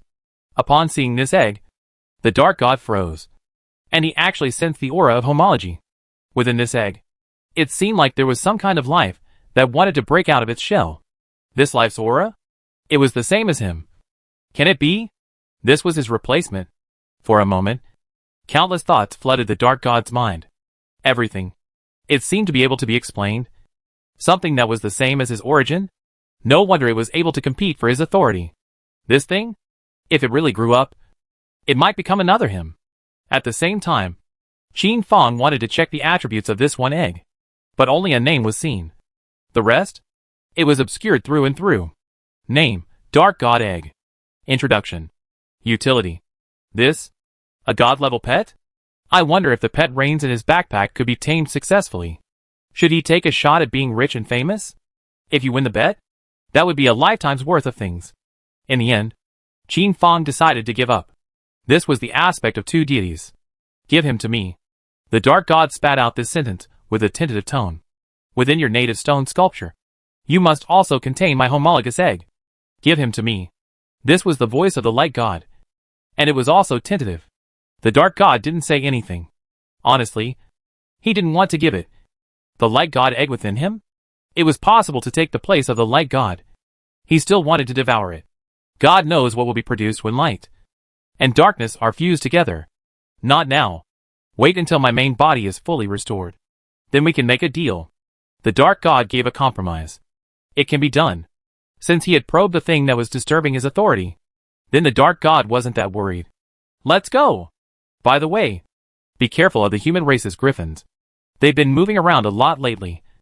And my dark god's temple is being spied on. The dark god kindly left such a sentence to remind the light god. The god of light secretly nodded and sent the dark god away. After the dark god left, the god of light stared at Qin Fang and then surveyed the egg, seemingly calculating how to throw Qin Fang in. Qin Fang was silent, like a quail to be slaughtered, wordlessly waiting for his fate. Me? That's right. The forging is successful. It was the voice of the god of light, calling out Qin Fang's name in one breath. No! Qin Fang pushed out a pile of residue for the god of light to inspect. There was the dark god's aura. But it failed? What was going on? Even the god of light could not give any other opinion for a while. Qin Fang, however, had a certain guess in his mind. This time, with no one interfering with the forging, he had expected it to succeed. In fact, it was already close to success. Just missing the final step. But what? Instead, he found that it inexplicably failed at the final juncture. I wonder what kind of power it was. But the first reaction in Qin Fang's mind was the forging failure return system. Now, 100 pieces of gold-grade dark equipment were lying quietly in Qin Fang's backpack. If the darkness god were to examine them in detail, he would find that the darkness power had weakened by 1 billion oxen. This was the so-called attrition. Qin Fang? It appeared that he had not succeeded in depriving him of his authority. But to a certain extent, it was considered a successful deprivation. Tell me about what happened to the human race all these years. Suddenly the light god's mind jumped again, not dwelling on this dark god's equipment, but instead turning to ask about the affairs of the human race. Qin Fong had no choice but to tell the history of the human race that he had known for 10 years in his previous life, speaking to the God of Light. After listening, the God of Light remained expressionless. However, a system beep sounded in Qin Fong's mind. Ding! The God of Light has released a God-level mission to you. Guide, help the God of Light join the human race. Mission reward, Dark God Egg. This? Qin Fong was suddenly shocked. The God of Light even wanted to become a divine trader? Is that true? Would this be a trial run? In the face of such a mission reward? Qin Fong did not hold back after all. Ding! Congratulations on successfully accepting this quest. You only have 1 year. If you can't do it within a year, the mission will automatically be nullified. Ding! The countdown to the mission has begun. My subordinate will surely sacrifice his liver and brain, willing to die for the Lord. The God of Light flickered out once again, transforming into a milky white-colored bee that fluttered towards Qin Fong. Qin Fong held it in his hand, and a system beep sounded. Ding! Congratulations on obtaining the God of Light illusion bead. If you are able to meet the human king of the human race, give this bead to him, and it will be considered as completing the mission. Received. The human king of the human race? This one could be called a divine dragon. Not to mention in this life. 10 years in his previous life? The number of times this old man appeared was only a handful of times. Buzz! Another flash of white light merged in. Ding! Congratulations on obtaining the title, Light God Envoy. This time, Qin Fong's status was once again raised. As a God Envoy. Naturally, you cannot be too shabby. This ring is for you. Ding! Congratulations on obtaining the unranked light ring. Given by a god? The attributes shouldn't be too weak. Qin Fong immediately checked the attributes. But when he finished checking, he was a little dumbfounded again. Name, Ring of Light. Introduction, a ring carefully forged by the God of Light.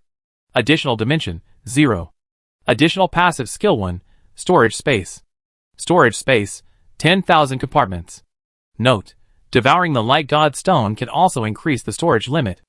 Additional passive skill 2, God of Light communication. Skill description, the God of Light can communicate with you at all times and in all places, and cannot be refused or ignored. Additional active skill 1, communicate with the God of Light. Skill profile, you can communicate with the God of Light on your own initiative. Note, please note the number of times you can communicate. Qin Fong took a look. The number of times one has actively communicated with the God of Light? Only 3 times. This? The best of the best. Putting everything aside, just as 10,000 storage compartments was also the best of the best.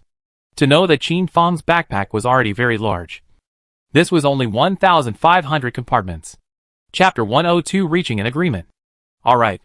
You can leave now. The God of Light seemed to be tired. His tone was breathless. Bright Lord, my subordinate is afraid that if I meet another god, and can't tell the difference between honor and inferiority, and offend another god, I wonder if I can grant a checking type of skill, so that I don't make enemies for you. This was a request that Qin Fong took the initiative to make. And it was also a skill that he was currently most short of. It was a matter of words anyway. If the God of Light really bestowed it, he would make a blood profit. And if the God of Light did not bestow it, he would not lose out. May. Saying that, the God of Light released milky white-colored light that coalesced into a palm-sized dexterous book. This book, as if it possessed intelligence, transformed into a milky white light that merged into Qin Fong's body. Ding! Congratulations! You have learnt the divine grade skill, probing. Skill profile. The level of the probing target cannot be higher than the 10th level of the God of Light, or else the probing will fail.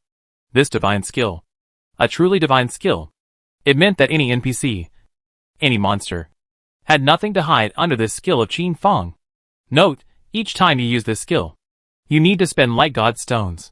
The higher the strength of the object of investigation, the more Light God Stones were required. This was also considered a restriction in disguise. Even if there was a restriction, Qin Fong was also satisfied. Buzzing. The sky swirled and Qin Fong was thrown out like a rag bag. The divine craftsman Lu Long as well as the 2 deities were aghast in their hearts. This, the player's figure of me, was actually smashing straight towards the trio's hidden snow area. Godsmith Lu Long, this? Did the God of Light discover them a long time ago? It should be. Then? The one fighting against itself in the back garden of the God of Light? It's the God of Light. The God of Light should have awakened a long time ago. Only that it has been hiding. Godsmith Lu Long immediately revealed his figure, catching player Jin's figure and preventing him from dying due to the fall. Qin Fong could see the figure of godly craftsman Lu Long. His heart let out a sigh of relief. He had finally escaped from the dragon's den. The breath of a disgusting mole. A cold snort came from the God of Light, causing their hearts to be horrified. This aura? So strong. Divine artisan Lu Long, as well as the two deities, retreated at once. Although they also possessed the combat power of a deity, and were also called deities, they were still a bit short of an old deity like the God of Light. Godsmith Lu Long quickly left. In the middle of the Light God's temple, the silhouette gradually sank to within the statue. But words vaguely flowed within the palace. The human race? Has it become so powerful? Do not know? This move? Can we get through it? Two buddies. The next time we forge a divine artifact. But if you have a request, I wouldn't dare to resign. Arriving at the safe house, divine artisan Lu Long bowed slightly and thanked the two deities for their help. This time? If it wasn't for the help of these two old brothers, things definitely wouldn't have gone so smoothly. Well. But this kid?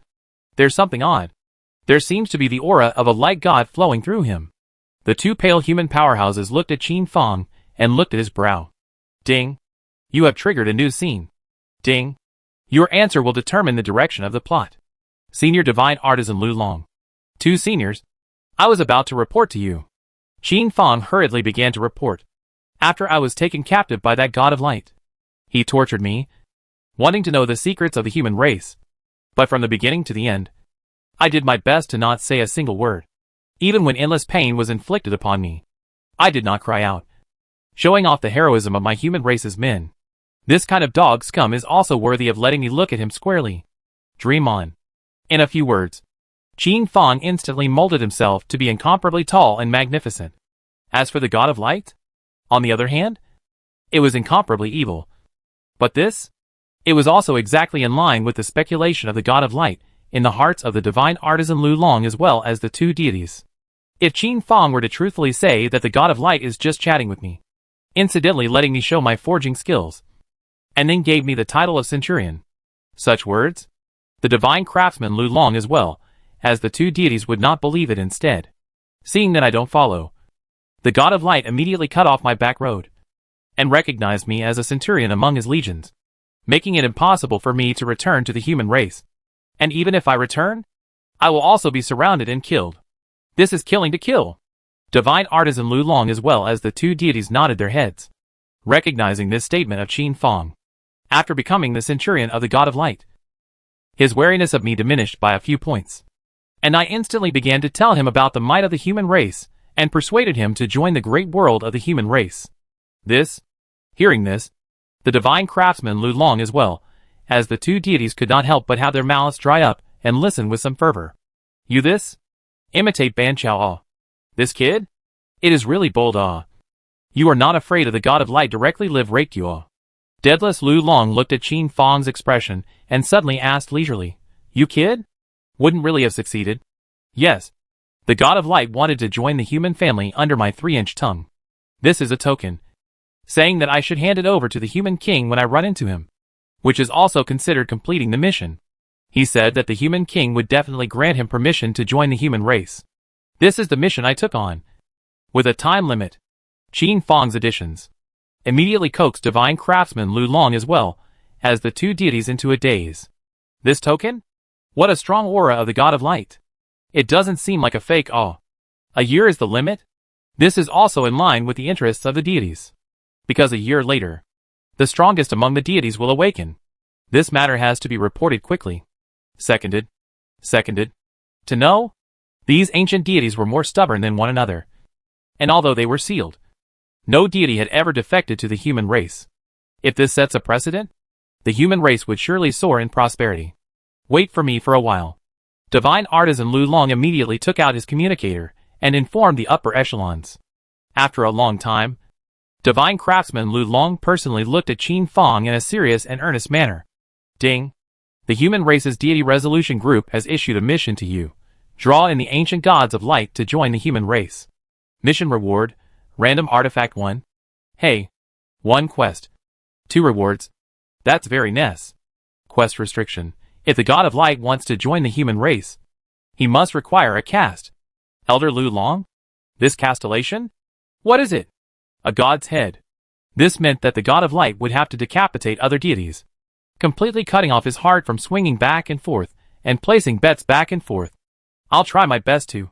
Qin Fong turned the ring of light in his hand, expending a number of times, and began to contact the god of light. What is it? The god of light saw the divine craftsman Lu Long and instantly gave up on Qin Fong and took the initiative to contact the divine craftsman Lu Long. Qin Fong seemed to have been shielded from his 5 senses, no longer able to hear any sound and perceive the situation in the outside world. It only knew that the two sides seemed to have reached some sort of agreement. I'll call out to you when I need you for the next thing, Qin Fong. With that, divine artisan Lu Long threw Qin Fong out. After crossing the endless sea of flowers and the endless ocean, Qin Fong was thrown out of the Tianyang town as if he was a tool man. This time it was finally over, and Qin Fong exhaled a long breath. I can't kill other deities alone. My attacks aren't strong. I need the help of you human deities. It can be done, but the exact deity to kill needs to be set by us, lest you set it up in advance. It's fine. Contact us when the time comes. By the way, player me, you can't move. You can't let him die. Can. Both sides reached an agreement. Chapter 103 Kryptonite. Only then will you be stronger. The agreement between the deities. Qin Fong was not involved and could not be involved. Just set his mind right and be a good tool man. Hooking up with the deities would still be beneficial to his future. Like pulling the tiger's skin and pulling the flag. No! Has it been exposed? Qin Fong returned. Ding. Congratulations on causing a legendary level quest. Ding. Congratulations on your reward, Lucky Scroll. Lucky Scroll. Increases luck value by 10 points after use. This was Qin Fong's reward for completing this trip to the Bright God's backyard. This reward? It seemed rubbish. But luck, which was the most nebulous thing in Heaven's mandate, was the most useful. For example, touching corpses. With bad luck. 10 times? It is only possible to come out of the equipment once. But good luck. It is possible to come out of the very best once. For example, walking. Bad luck walking will be struck by lightning. But good luck. Walking may get a chance to randomly drop equipment to hit him.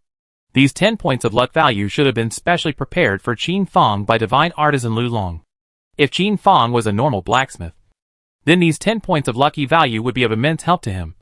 And it was no exaggeration to say that it could increase his forging success rate to 60%. This was already a very terrifying value. For example, there could be a small mistake in forging that would have caused the forging to fail. But because of the high luck value, there was a possibility that not only would the forging be successful, but there would also be an extremely high quality attribute. But Qin Fong wasn't a proper blacksmith. It was useless for him to raise his success rate. Qin Fong even wanted to let his forging success rate drop to a negative number. Every time Qin Fong forged, he also had to unload all the equipment and titles that he had obtained to increase his forging success rate. Otherwise, it would affect his play. It was very distressing. The reward this time? There was nothing else? Qin Fong waited with bated breath, and suddenly realized that there was really nothing. This lucky scroll? It looks like it can only be cheap for Hidden Earth. Ding. Congratulations on obtaining the Bright God's 3rd stage forging insights. This was another system beep that rang out. God of Light? It was the blacksmiths of these ancient deities, also known as godsmiths. A god's 3rd order forging insights? It could be comparable to a human's gold-ranked forging insights. Is it difficult? Qin Fong was going to cross over silver and take a step directly into gold. Ding. You are unable to use it because of the language barrier. Qin Fong spread out his forging tips, only to see that all of them were divine scripts from the ancient times. He didn't recognize any of them. Who? Qin Fong could only let out a sigh and put it into his backpack. Qin Fong summoned out the library and searched for the full explanation of the Light God script. Ding. You can choose to read online or rent it. Warm tip. Reading online does not require any payment. Renting requires 500 copper coins per day. Qin Fong decisively chose to lease. Ding. Leasing is successful.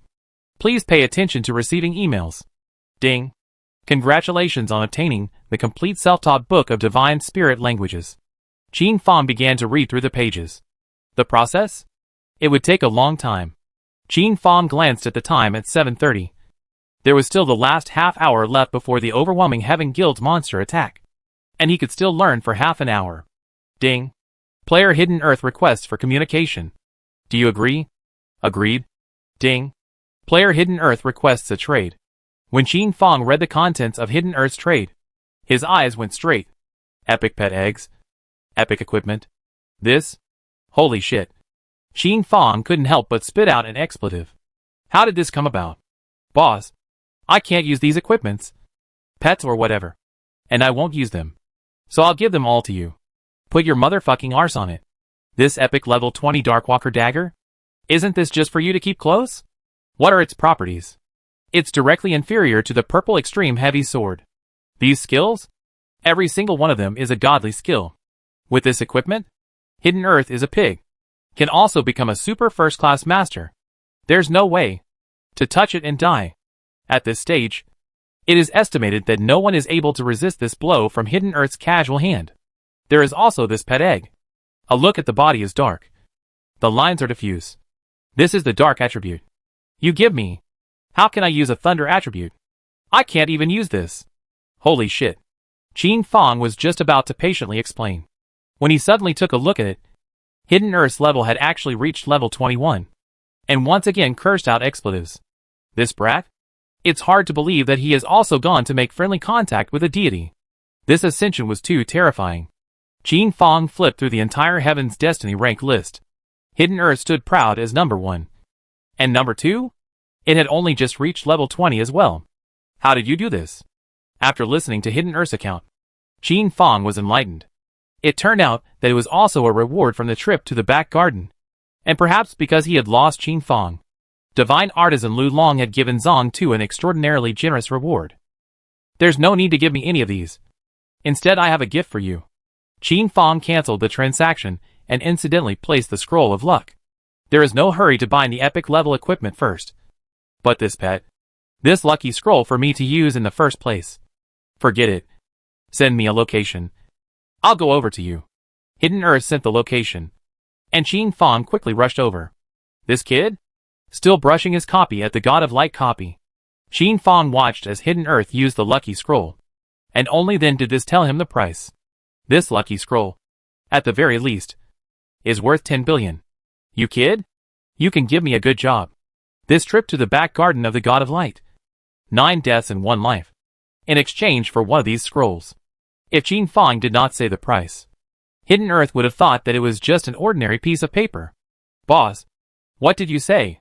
In the next second, Zhang Tu stuttered and was sweating profusely, which was even more tense than when he fought an Essence Gold level Centurion. Boss, aren't you harming me? How can I afford to return this? Unable to help it, Hidden Earth actually brought on a crying tone. It's fine. When you pay it back, when will you leave? Again. Boss, I'm not leaving. Hidden Earth's mouth is too stupid to speak. But everything is in tears. Give me this pet egg. There's a way to be able to enhance the quality of this pet egg. See if I can get him to the next level.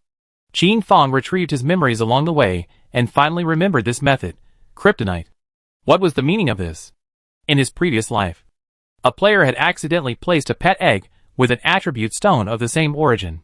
Surprisingly, he found that the pet egg could actually devour the power in the attribute stone. Only the speed is very slow. 7 days? Devouring one. This player is also a more serious person. Otherwise it really cannot be found. So after a lot of experiments, found that swallowed the attribute stone pet eggs. Hatched out attributes are stronger. Some of them even evolved directly. Or mutated and evolved. 7 days to devour one? This speed is too slow. So everyone found a hidden recharge activity appeared. You can spend coins to speed up the devouring time. Kryptonite. You can only be stronger. Qin Fang quickly began to sweep up the dark attribute stones in the auction house. Each piece, now reduced to 63 copper coins. Qin Fang frantically swept his goods. And the price? It had increased again. But it hadn't broken 100. 1 million copper coins? It was worth it. Compared to the price in the previous life? Not worth mentioning. When it reached 9,999 pieces, it was stacked neatly, and the pet egg was placed at the top. This was the data recorded in the previous life. 9,999 pieces? Enough for an epic level pet to advance to legendary level. Any more than that?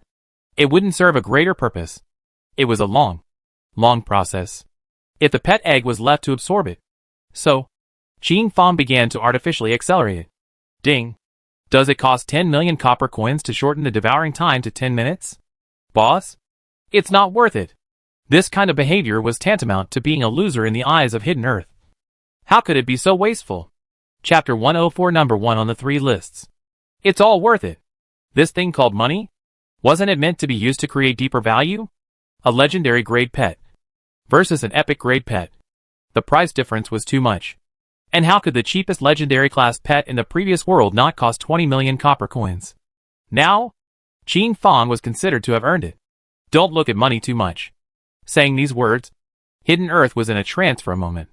And Qing Fang was also in a trance. The two? Both came from the bottom. And had crawled and fought their way through the bottom. But because Qing Fang had returned carrying his memories, everything had transformed. The duo quietly fumed for 10 minutes. Silent in the memories of the past, and the fantasies of the future. Ding. Devouring complete. A system beep sounded. Above the ground in the God of Light's copy, there was an extra layer of gray dust. These were impurities. Looking at this egg again? The size of this egg was larger than earlier. At the very least, it had swelled by a factor of 2. Its color was denser and blacker. And its pattern was more coherent, more beautiful, and more full of power. Qing Fang immediately opened his divine skill, probing. Ding. This probing will cost 10,000 copper coins. Phew. Qing Fang immediately sucked in a breath of cool air. This was too much. Probing or not. Exploring. Legendary grade dark attribute mutant pet egg. Note. Capable of hatching a random legendary grade mutant pet. This is gone. Qing Fang was so depressed that he wanted to vomit blood. This 10,000 copper coins. What a loss. Hidden Earth. Go up and bind it. Qing Fang had to slow down. Too much heartache. Hidden Earth stepped forward and threw out a purple scroll. A 9-main star formation immediately appeared above the ground. Cut his finger. And blood dripped down. Ding. Pet hatching in progress. Ding. Pet binding in progress. In an instant, black gas like a mist shrouded this egg. Shrouded Zong 2 in it, forming a large black cocoon. Ding. Congratulations on your successful hatching. Ding. Congratulations on obtaining a legendary grade dark pet, Dark Crystal Demon Dragon. Ding. Congratulations on your binding success. The Dark Crystal Demon Dragon opened its mouth wide and swallowed all the surrounding darkness in one gulp. Only then did Qing Fang get a good look at the young dragon. And a smile appeared at the corner of his mouth. With the simple thoughts of the Chinese people. Among pets, dragons are honored. Even if it was a legendary level pet. It was an extreme. Absolute extreme. Even if its attributes are rubbish. It can at least be auctioned for 100 million. There is no other reason just because it is a totem. The size of this Dark Crystal Demon Dragon was no more than an arm's length and a thumb's thickness. The whole body was covered by a layer of purple crystals, replacing the scales, as if it was purple armor. This was a variant of the Chinese golden dragon. And everything was indistinguishable from a golden dragon. The tender young horns on top of its head. The 4 small claws underneath its body. Its agile tail. Its long beard. Everything was so heartfelt. Under the 4 claws. Stepping on the black clouds floating in the air. Very divine. Hatch that is close to the Tibetan soil. At the moment is snuggling in the body of the Tibetan soil. Gently rubbing against the cheek of the Tibetan soil. Very comfortable. Zong 2, on the other hand, was smiling from ear to ear. Not only because of the appearance of this Dark Crystal Demon Dragon, but also because of its attributes, which were very powerful. Name, Dark Crystal Demon Dragon. Profile, player Hidden Earth's pet. Race, dragon. Rank, 0. Rank, legendary. Strength, 100. Agility, 200. Physique, 100. Spirit, 100. It was only level 0. And its attributes were already comparable to a normal level 10 player. What if we made its level equal to Hidden Earth? What's more? Life, 10,000. Darkness, 1000. Physical defense, 100. Magic defense, 150. Strike rate, 1%. Passive skill, Protect Master can defend the Master from a surefire attack. Note, activated every 10 minutes. Skill 1, Dark Crystal Defense activates the dragon bloodline in your body, increasing your defense by 200% for 30 minutes. Skill 2, Unable to probe. Level 10 can be probed. Skill 3, Unable to probe. Can be probed when level 20 is reached. Skill 2, Unable to probe. Equipment column I, none. Equipment column 2, none. Equipment column 5, none. This Dark Crystal Demon Dragon can also wear equipment. And once it does, attributes can also be increased. A legendary pet? The name was true. Strive to level it up to level 20 tonight. Set the experience to be exclusive to the pet. And you and I will team up to increase the efficiency of leveling. In the face of Qin Fang's words, Hidden Earth was sure to execute them 100%.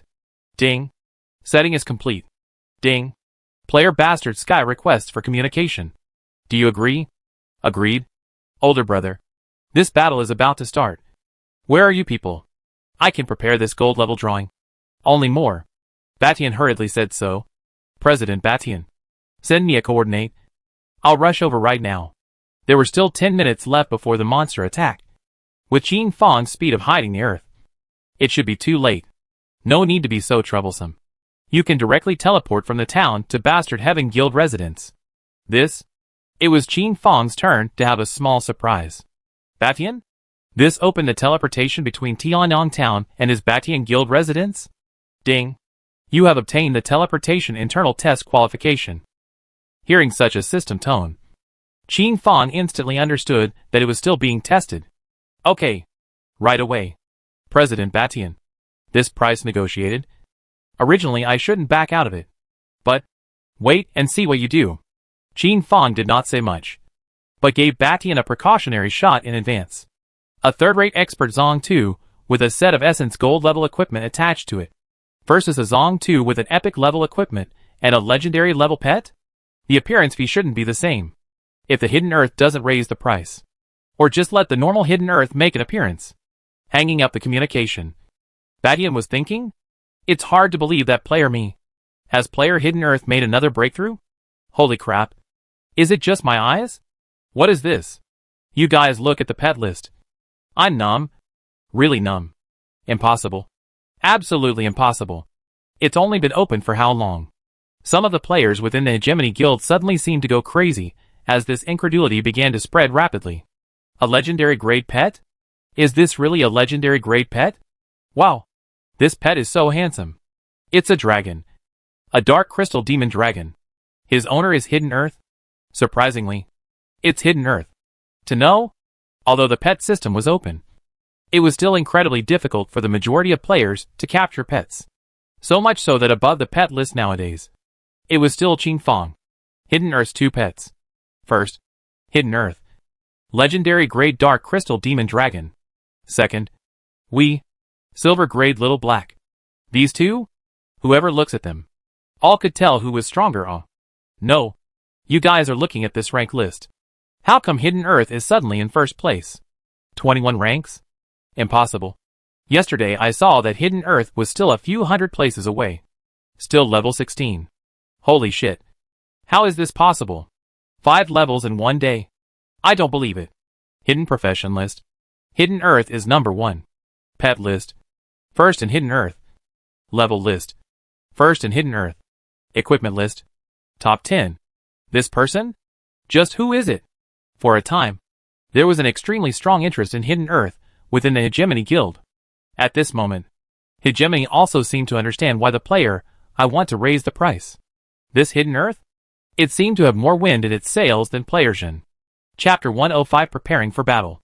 At this moment, not only the players of Bastard Heaven Guild noticed it, the players of the entire Tianyang Town, the players of the entire Fate of Heaven game, all saw it, and there was even a good person who specially wrote an article about Hidden Earth. In an instant, a stone stirred up 1,000 waves. What happened to Hidden Earth resonated with everyone. What? Hidden Earth's life is actually so tragic. A tragic life? It must have molded a firm and unyielding character. I'm not surprised in the slightest that he has such an achievement. Strong. Really strong. In a way, this moment Zong Tu should surpass player me in all aspects. I wonder, will he return the 100,000 copper coins of me and turn away? Right.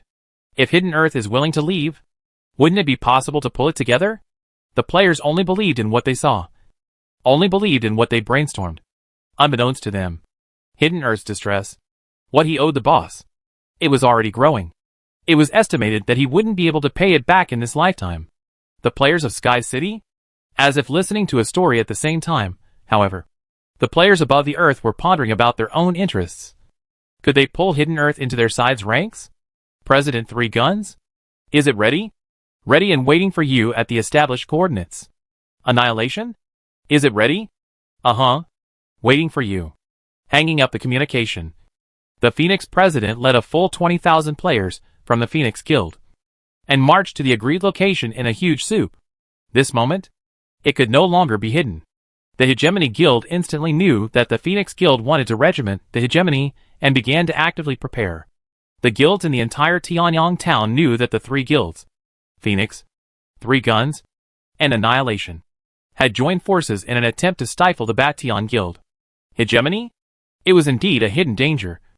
After all, Batian this person? People are stupid and have a lot of money. They always like to use money to smooth things out. This was a small mountain pass, at most 5 minutes away from the Hegemony Guild's compound.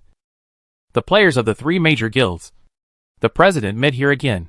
President Three Guns? President Annihilation? For this attack, I would like to have only one voice, to avoid a final failure due to improper command. What do you guys think? As soon as the three hegemonic masters met, Phoenix that is, started to ask for the right to command without the slightest bit of politeness. Yes, I have no opinion. But my people? Can't charge in the first round. Three Guns made a stern face and fought for the benefits. He believed that Phoenix would definitely agree. This kid was very tolerant. That's what I mean too. My men can't be used as cannon fodder. Annihilation pulled out his ears, wearing an undeniable expression. It's fine. I guarantee, like the two of you, that the forefront will definitely be my Phoenix Guild's players. And if it's violated, the two of you can leave at any time with your own subordinates. Faced with such a guarantee from Phoenix, Three Guns / Obliteration was then reassured. All of Three Guns Guild, this night, fully obey the command of President Phoenix. This night, all proceeds will be returned to the individual, and all expenses will be rewarded when the Hegemony Duke's residence is defeated. This was the Three Guns President's royal art. As above, President Annihilation was too lazy to say more. This group of people? To put it bluntly, they were the cannon fodder of the newcomers to Annihilation. Just in time to use tonight? To try their success and see if they can be used. President Phoenix said goodbye to Three Guns, Annihilation, and began to integrate the team. This battle of 30,000 people? It wasn't the first time Phoenix had commanded it, so he appeared to be at ease. Three Guns / Obliteration's team was immediately broken up and integrated into the Phoenix Guild. Being assigned management, looking at the group of players from Three Guns / Obliteration, Phoenix couldn't help but spit blood in his heart. These people? Were they refugees? 10,000 players from these two major guilds? Surprisingly, they didn't even have a single piece of silver-level equipment. When you look at them, they are all bronze and black iron level equipment. The Annihilation Guild is even more ruthless. 1/3 of the player's equipment bar is empty, without a single piece of equipment. It's too much. It's clear that they are here to get rich. As long as you pick up a piece of equipment during the fight regardless of the enemy, it is considered blood money. President Phoenix thought that they might be excessive, but never thought that it would be so excessive. President Phoenix questioned President Annihilation in a conspiratorial manner, while President Annihilation was all smiles. This group of bastards, all disobedient. I clearly let them wear the best equipment. Trouble. Phoenix, help me teach more tempering. To this? What else could President Phoenix say? He could only admit to it, and transfer a batch of black iron grade, soon to be eliminated level 10 equipment from the Phoenix Guild's warehouse, and temporarily lend it to this group of people, which was better than nothing. Otherwise, once the sprint was over, this group of people were definitely cannon fodder, the first to die. The members of the Phoenix Guild watched. All of them were in a state of anger. Even the higher-ups directly opened their mouths to persuade Phoenix not to join forces with these two guilds. This, obviously treating the Phoenix Guild as an ingrate not even fighting yet. Already a belly full of anger. This mouth of bad gas. Phoenix president can only swallow. Now, it's not the time to turn the other cheek. Temporarily formed within the team channel, the Phoenix president one by one under his plan, so that the major team leader to remember, lest it will be chaotic. None of the members of the two guilds messed up. Quietly listening. Within the Hegemony Guild's premises. President? The scouts reported that the three major guilds are hiding in a mountain pass not far away. Should we move out to strike? Kill them all in one fell swoop. This was the voice of the sword of Ling Tian, carrying an infinite amount of suffocation. What kind of cats and dogs come to join in the fun? Then fight. Fight until they are convinced. No. There's no rush. I predict Phoenix won't do it so soon. He will definitely wait until the monster siege is about to end. And the moment my entire bastard guild is exhausted, before he launches his attack. Our priority is still the monsters. Ding. The last 5 minutes until the monster siege. Please prepare bastard heavenly guild. Ding. We are 5 minutes away from the monster siege. Hearing such a system beep, the entire bastard heaven guild was on standby, waiting for the boundless monsters to arrive.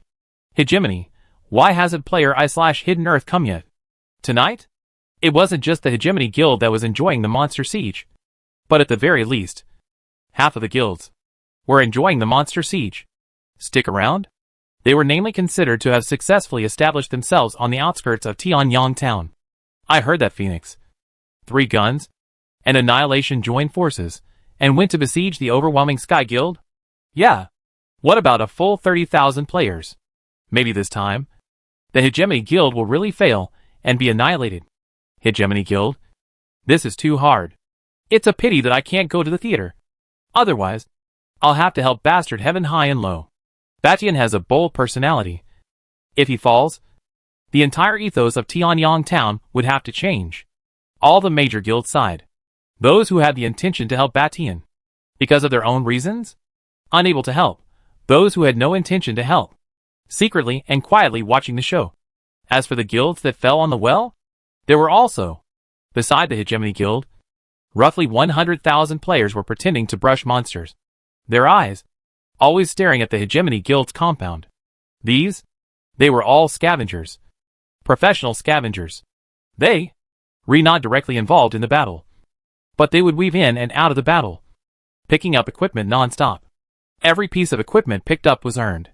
Within the Tianyang town, Xinfang, Hidden Earth used the teleportation qualification. Ding. Is it using the teleportation qualification? Use. Ding. Teleportation is complete. You have arrived at the bastard Heavenly Guild residence. Xinfang glanced at the time. 7:59 p.m. Fortunately, he was not late. Bastard Heaven threw Xinfang a look and told him to move around on his own. But when a gold/elite gold level BOSS appeared, he had to step in and participate in the battle. Chapter 106 The First Wave. Ding. The first wave of monsters will be arriving soon. Please prepare Bastard Guild. 10. 9. 8. The system beep sounded, and the Hegemony Guild had long been ready.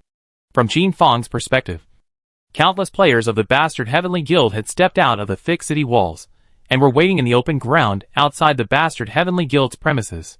Knights, warriors and druids formed the first line of defense. Archers, warlocks, mages and other long-handed heroes formed the second line of defense.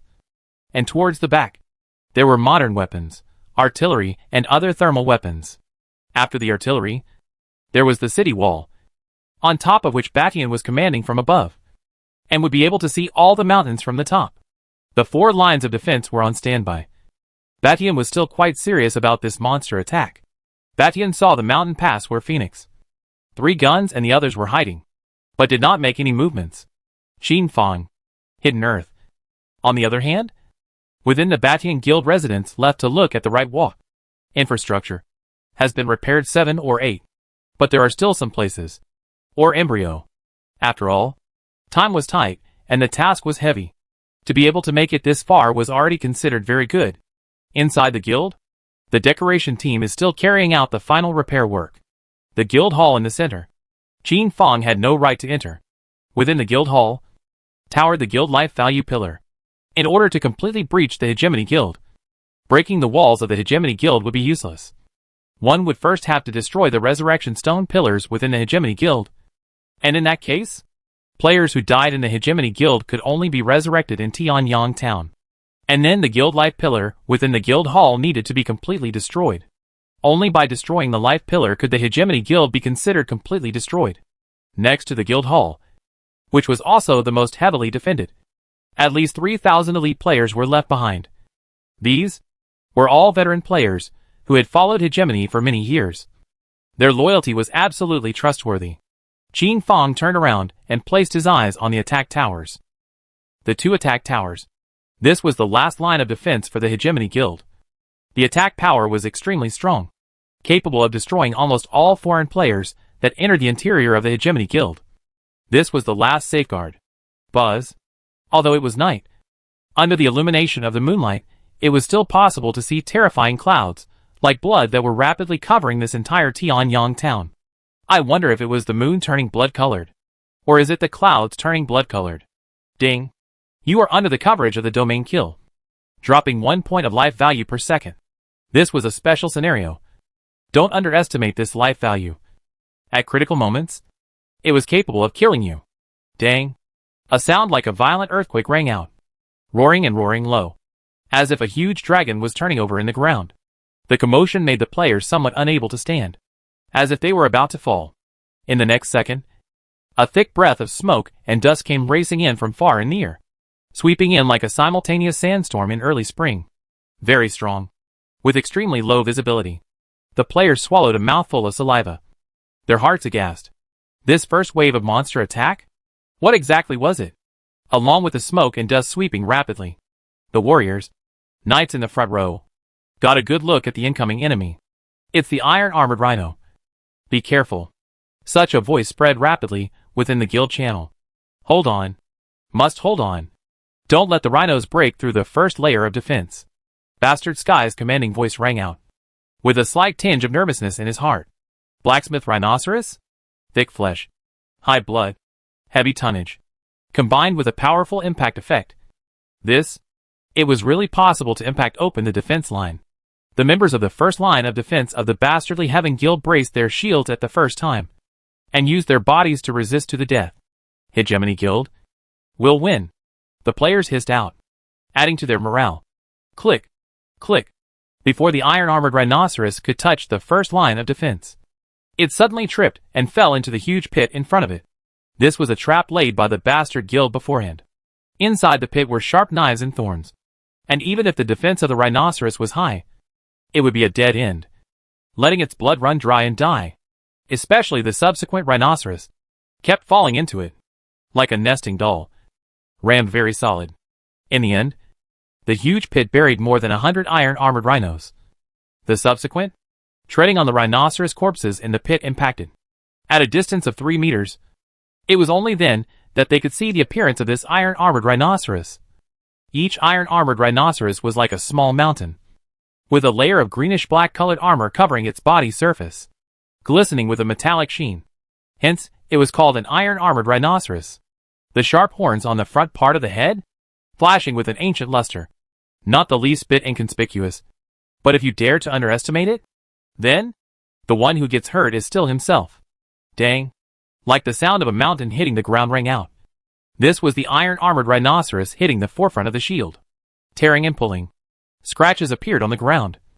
This was left behind by the feet of the knight holding the shield as he retreated. The players at the forefront?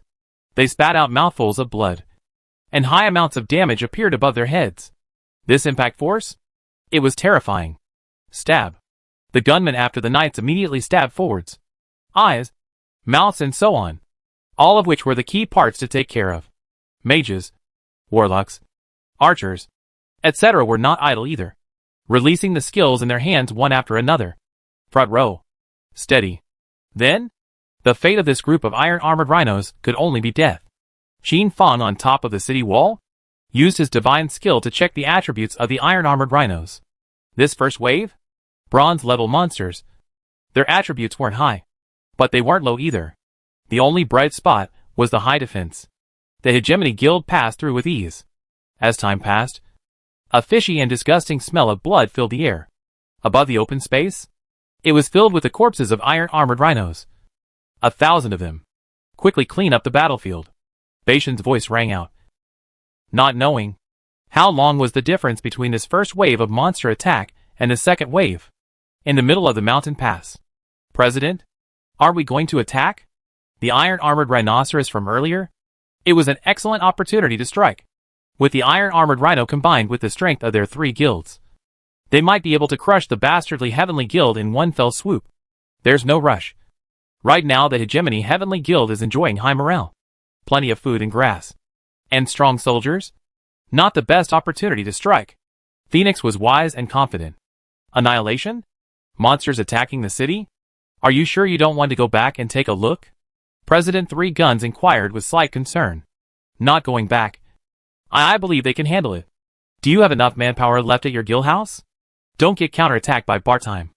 I won't bother you with that. Bartion was able to sneak attack 3 shots. But he wouldn't dare to touch me. Annihilation. Annihilation's words were impulsive, making it seem as if Three Guns had a cold face on a hot arse. Annihilation didn't want to stay with this kind of person. It always felt like he wasn't a good bird. As if he was a smiling tiger, making people sick. Ding. The second wave of monsters will arrive in 15 minutes. The system was still relatively humane, giving the major guilds a chance to catch their breath. Nearly half of the guilds in Tianyang town were all in transition. This first wave, none of them could stop everyone. Chapter 107, only renting. Not selling. Ding. The gold-level boss Iron-Armored Rhinoceros King is about to arrive at the battlefield. Please get ready. The system beep sounded, and smiles flowed from the corners of the mouths of all the players from the Bastard Guild. This kind of boss was the best to kill because the Iron-Armored Rhino King's goal was to destroy the guild, so he wouldn't run away. Countless knights, countless gun warriors, immediately intercepted the Blacksmith Rhino King. The subsequent warlock weakening skills were constantly thrown. Endless arrows turned into rain, turned into hail. The fireball technique, the ice ball technique, all greeted. This level 20 Iron-Armored Rhinoceros King only lasted for 2 minutes before dying. The power of the collective was powerful. The power of the team was terrifying. Even if each person only inflicted 1 damage. For 1 second, they were able to deal at least 30,000 points of damage. Not to mention, much more than that. Older brother? Do you still have any equipment in stock? Bring them all out. I'll eat them all. This battlefield? It ate the most equipment. Every war is a gold mine. The better the equipment, the easier it is. Also the less well-equipped, the harder the fight. Hearing this, Xin Fang immediately became interested, and packaged the equipment within his backpack and the equipment in the auction house, and sold them together to Batian. As for the price, definitely slightly higher. Batian ate them all, and then stored them in the online guild warehouse. If you die and drop your equipment, you can apply for it. President Batian? I have a brand new batch of bright equipment here, but it's only for rent and not for sale. I don't know if you need it. This batch of light attribute equipment? Qin Fang decided not to sell it. This was because there was a seal on this batch of equipment. Once it was unsealed, this batch of equipment, it would all become high-grade equipment. It was because Qin Fang was a centurion, and he had the authority to unlock the seal. This batch of equipment, after the seal is lifted, it will be at least level 70 equipment. This batch of equipment? Qin Fang was prepared to leave it to his own squad. When he walked out of the Light God's palace, he hadn't taken any light sergeants with him. So how was this like? It could only be her own recruitment. Only renting but not selling? So mysterious? Upon hearing this, Hegemony was immediately interested and asked Qin Fang to post a picture to take a look. Qin Fang posted the picture, and after Batian looked at it, his entire eyes went straight, as if he had seen a peerless beauty, as if what was placed in front of him was a peerless delicacy. This equipment? It was also too heaven-defying. Qin Fang, make your bid. I'll buy it, for as much gold coins as you want. I'll never counteroffer. Batian, as a human savant, naturally saw the value in this and wanted to buy it out. Silver-grade Bright Sergeant's armor, 300 million copper coins. Gold-grade Bright Decapod's armor, 800 million copper coins. And the last 2 sets of fine gold-grade Centurion's bright armor. 1.5 billion copper coins. This price? To be honest, Qin Fang didn't ask for much. After all, in the early stages of the game, this set of equipment was heaven-defying. Once equipped in the form of a guild, it was like having an extra army of steel torrents that no one could penetrate. It was extremely useful. Faced with this insincere price, Batian could only let out a sigh. He really looked like buying it. But Qin Fang seemed to have no intention of cutting his losses. Tell me, what's the price for renting it for one night? Batian gritted his teeth, already prepared to be killed, and asked for an exorbitant price. President Batian even wants to rent it for just one night? Qin Fang asked back, slightly sighing. Batian looked at the smile at the corner of Qin Fang's mouth. This kid? Still planning to pit me for a long period of time? President Batian, think about it. If you possess this set of equipment, you can completely go and break through someone else's guild quarters. Think about it. If you have this set of equipment, you can completely brush the field's fine gold-level bosses. If you have this set of equipment, Batian was on the verge of being moved by Qin Fang's words. But if the price was too high? This set totals 200 silver-grade Bright Sergeant sets, 10 gold-grade Bright Centurion sets, and 1 fine gold-grade Centurion set, renting it for a day? 8 million copper coins. This price? Childish. Right? 8 million? This price was indeed not high. But let's make it clear in advance. If this equipment is lost, you'll have to pay full compensation. Can be? Batian instantly agreed verbally. Give me the equipment quickly. Can't wait. With the second wave of Monster Siege approaching, Batian needed this set of equipment later. The contract is being drawn up. Don't be in a hurry. By the way, President Batian, you can insure this entire set of equipment, lest you can't afford to pay for it when the time comes. Rows of black lines immediately appeared on Batian's face. But he still listened to Qin Fang's words spending 10 million copper coins and purchasing an insurance policy of 100 billion. This set of equipment? Wanting to lose it was actually difficult. After all, having to kill these 200 bright silver sergeants at the same time was simply impossible to accomplish with the current player's combat power. The second wave of monsters attacked the city. 3,000 iron-armored rhinos swept in. This might, bigger and stronger than before. Dang. The third defense line unleashed artillery that shook the heavens and the earth. More than the movement of the iron-armored rhinoceros's stampede ever did. The earth trembled, and the barrels of the cannons roared. A blinding fire emerged from the steel-like cylindrical column. And then a pitch-black cannonball was shot out, as if it was a huge lead ball jetting out, falling in a parabolic form, full of a different kind of beauty. Thud. Landed. Exploded. A huge sound. High damage. Immediately let this piece of vacuum area. Minus 999,999, -99999, -999999. Nearly 1 million damage. Even the thick-skinned iron-armored rhinoceros couldn't carry it, and died in droves. Especially the loud noise and violent vibrations made these iron-armored rhinos dizzy and unsteady on their feet. 11 cannonballs? It almost ended the second wave of the monster siege. The remaining hundreds of scattered iron-armored rhinos, each with injuries, were also terminated. The cannonballs? Every single one of them was very precious. And the stock within the bastard Heavenly Guild? No more than 300 in total. The price of each one was over 500,000 copper coins. This is burning money. What's the key? You have money? You can't buy them. These? It's still only after the players in the Bastard Guild have completed their quests that they get them. In the early days, hot weapons are king. But as the game progresses, hot weapons, gradually unable to keep up with the trend. After all, the player's attributes are constantly rising. Eventually, could easily dodge the coverage of this hot weapon. The players of the Phoenix Guild, the players hidden around them who were ready to pick up the pieces, stopped in their tracks and quickly retreated. This, as also too terrifying. If they had gone over earlier, must have gashed to death. For a while, these players cowered, not knowing what they should do. Ding. Gold-level iron-armored rhinoceros will be arriving soon. Please get ready. In the next instant, 3 gold-level iron-armored rhinos arrived at this place. However, they were shattered as if they were made of papier-mâché, becoming material and a thing of the past. Quickly clean up the battlefield. Tally the harvest. And tally the losses. Bastian's voice rang out, giving everyone stability. Reporting to the president.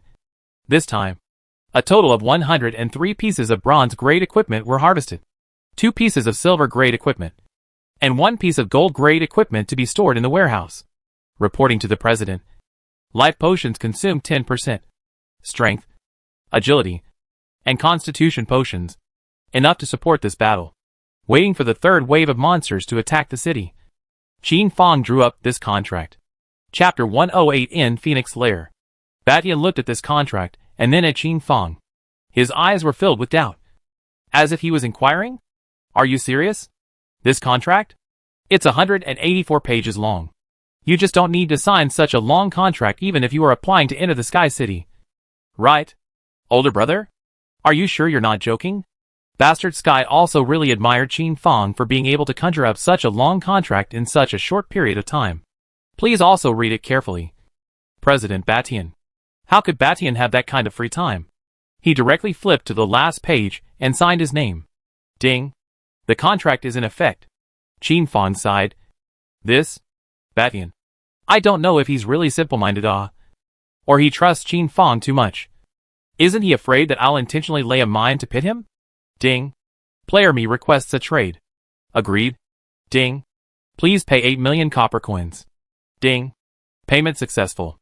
Batian agreed at the first opportunity, paying the copper coins, and then hurriedly left to find his most loyal henchman that he trusted to wear this set of equipment.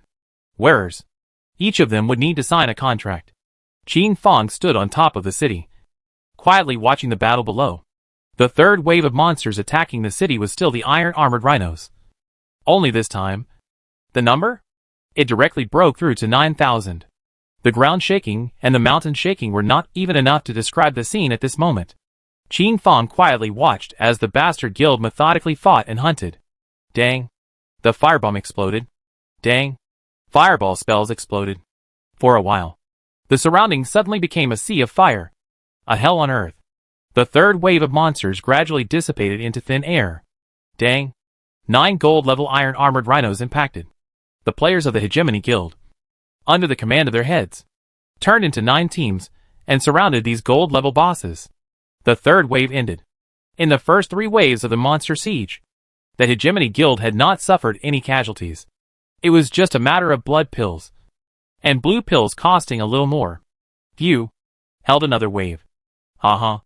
Hegemony will win. Hegemony is mighty. Batian will win. Batian is mighty. Batian will win. This kind of slogan that lifted people's spirits should still be shouted. Haha. I killed 2 iron-armored rhinos. What do you call this? I killed a full 5 heads. How dare you say that? You picked up all of mine. If it wasn't for me, you could have killed. The players stayed in formation and rested in place, taking this opportunity. It was definitely time to beat the shit out of them. Have fun. And relax all. Otherwise the bloody images all around were enough to break people down. The other guilds outside of Tianyang town were in much the same situation. After all, to be able to stand out from amongst the novice villages and take the guild residence token? How could it be that simple? Of the 150 guilds within Tianyang town, there was not a single weak one. However, because of the different times before and after they entered Tianyang, they were still able to differentiate between the strong and the weak. The strongest group? Naturally, it was the guilds that entered Tianyang town first, such as Bastard Sky. As for Phoenix and the others, check. Ding. The 4th wave of Monster Siege will arrive in 15 minutes. Please get ready. The players waited patiently. Qin Fang also waited patiently. Tonight? He belonged to the mercenaries. Wherever Bastard told him to fight, he would fight wherever. Older brother, come quickly. Within the guild's grand hall, Qin Fang was granted permission to enter it. This hall? It hadn't been built, and there were still building materials piled up on top of the ground. And a pungent smell entered the tip of his nose. The floor tiles, the murals, the carvings on the pillars, all of them had not been prepared. Only in the center of the piece, as high as a person / the body of the fiery red color of the jewel. Let a person relaxed and happy cannot move their eyes. This was the lifeblood of the Hegemony Guild. Below the jewel was Batian, and not far away were the 200 or so players he had chosen to wear the bright armor. Older brother? I want to change the conditions temporarily. I wonder if it's feasible. President Batian. Go ahead. A trace of a bad feeling rose in Qin Fang's heart. This old boy? It seemed like he was going to hold it in. Old brother me? I want you to take this team of light and go and end the Phoenix Guild's lair. This? Even Qin Fang could not help but look at Batian in shock. Ending the Phoenix Guild's lair? That was too difficult. And? Was the Phoenix Guild established? Does it have the Guild Life Value Stone? According to the inside information I know, the Phoenix Guild's chosen location this time? It happens to be on top of a gold-ranked rich mine. All kinds of ores around are very abundant. So? They built the guild extremely fast. The Phoenix Guild? The construction was completed today. But because of the 7-day protection period, there was no monster attack. If you are able to enter the Phoenix Guild's guild hall, you may be able to destroy the Phoenix Guild. I know that this matter is a bit difficult. But regardless of success or failure, I will pay tonight's reward. 60 non-repeating gold-level drawings. Hearing such a price, it had to be said that Qin Fang's heart was moved. Destroying the Phoenix Guild. This was one of the things he wanted to do the most. I need artillery support. Give me 66 T-measure artillery shells. And at the very least 500 bottles of perfect-grade life recovery potions. Can. Hegemony's eyes lit up. He wasn't afraid of player me making conditions. He was afraid of player me refusing. Tell the truth? Destroying the guild? This difficulty? It was much greater than assisting Hegemony in defending the city. But this matter? It could still only be done by Qin Fang. The people in the Hegemony Guild? All of them were ranked in Phoenix's eyes, traitors in Hegemony. So who left? They would also be notified to Phoenix in the first instance, thus allowing him to react differently. Good. Qin Fang agreed. Thus, 5 minutes later, Bastard sent off the player me. Older brother? My place is definitely suitable for you to open a 10,000 people branch. Don't worry. Good. In that case, I'll go back and prepare. Such words were learned by Phoenix a minute later. Anger and resentment surfaced on the Phoenix's face. This player me/ambition is not small. Does he still want to open his 10,000 people branch in the entire Tianyang town? The Phoenix on this? Doesn't care. More than 200 sergeants in silver armor, pretending to be NPCs, swaggered behind Qin Fang and left. Thus, the news that the player I possessed a private army also spread. Who would have ever thought? Inside this armor? Surprisingly, it would be a player. There was nothing else. Mainly because it was too much like an NPC. This batch of NPCs in silver armor returned within the Tianyang town, entered the city lord's mansion, and disappeared, which reassured the Phoenix, which also confirmed that they were indeed NPCs, and not players. Nowadays, it was definitely impossible for a player to enter the city lord's mansion. Not to mention the city lord's mansion, the blacksmith shop was not even allowed to enter. Qin Fang managed to help the crowd blend in perfectly by virtue of the token he had with the divine smith Lu Long, before taking off his preparations and leaving through the back door. The target? The Phoenix Guild's quarters. Note, in order to facilitate contact with Qin Fang, divine artisan Lu Long specially gave Qin Fang a communication token. Qin Fang's hand was playing with the information about the Phoenix Guild. This Phoenix? It was still really lucky. It was able to choose a site at random on top of a cross vein of minerals. This place? It was a treasure land of feng shui. Qin Fang summoned his pet Xiao He at the first opportunity, allowing him to head to these coordinates and start devouring a passageway. It had to be said that little Blackie doing this kind of hole drilling? It was very professional. And Qin Fang and the others strolled along with ease. Chapter 109 Scary Villa. Boss? This group of people? It seems like dead people. Hidden Earth whispered so. This group of people on this journey? Not a word. Not a single big movement. Not even breathing could be heard. Don't underestimate this group. They are very strong. Qin Fang's face was very serious, giving this group of people a great deal of respect.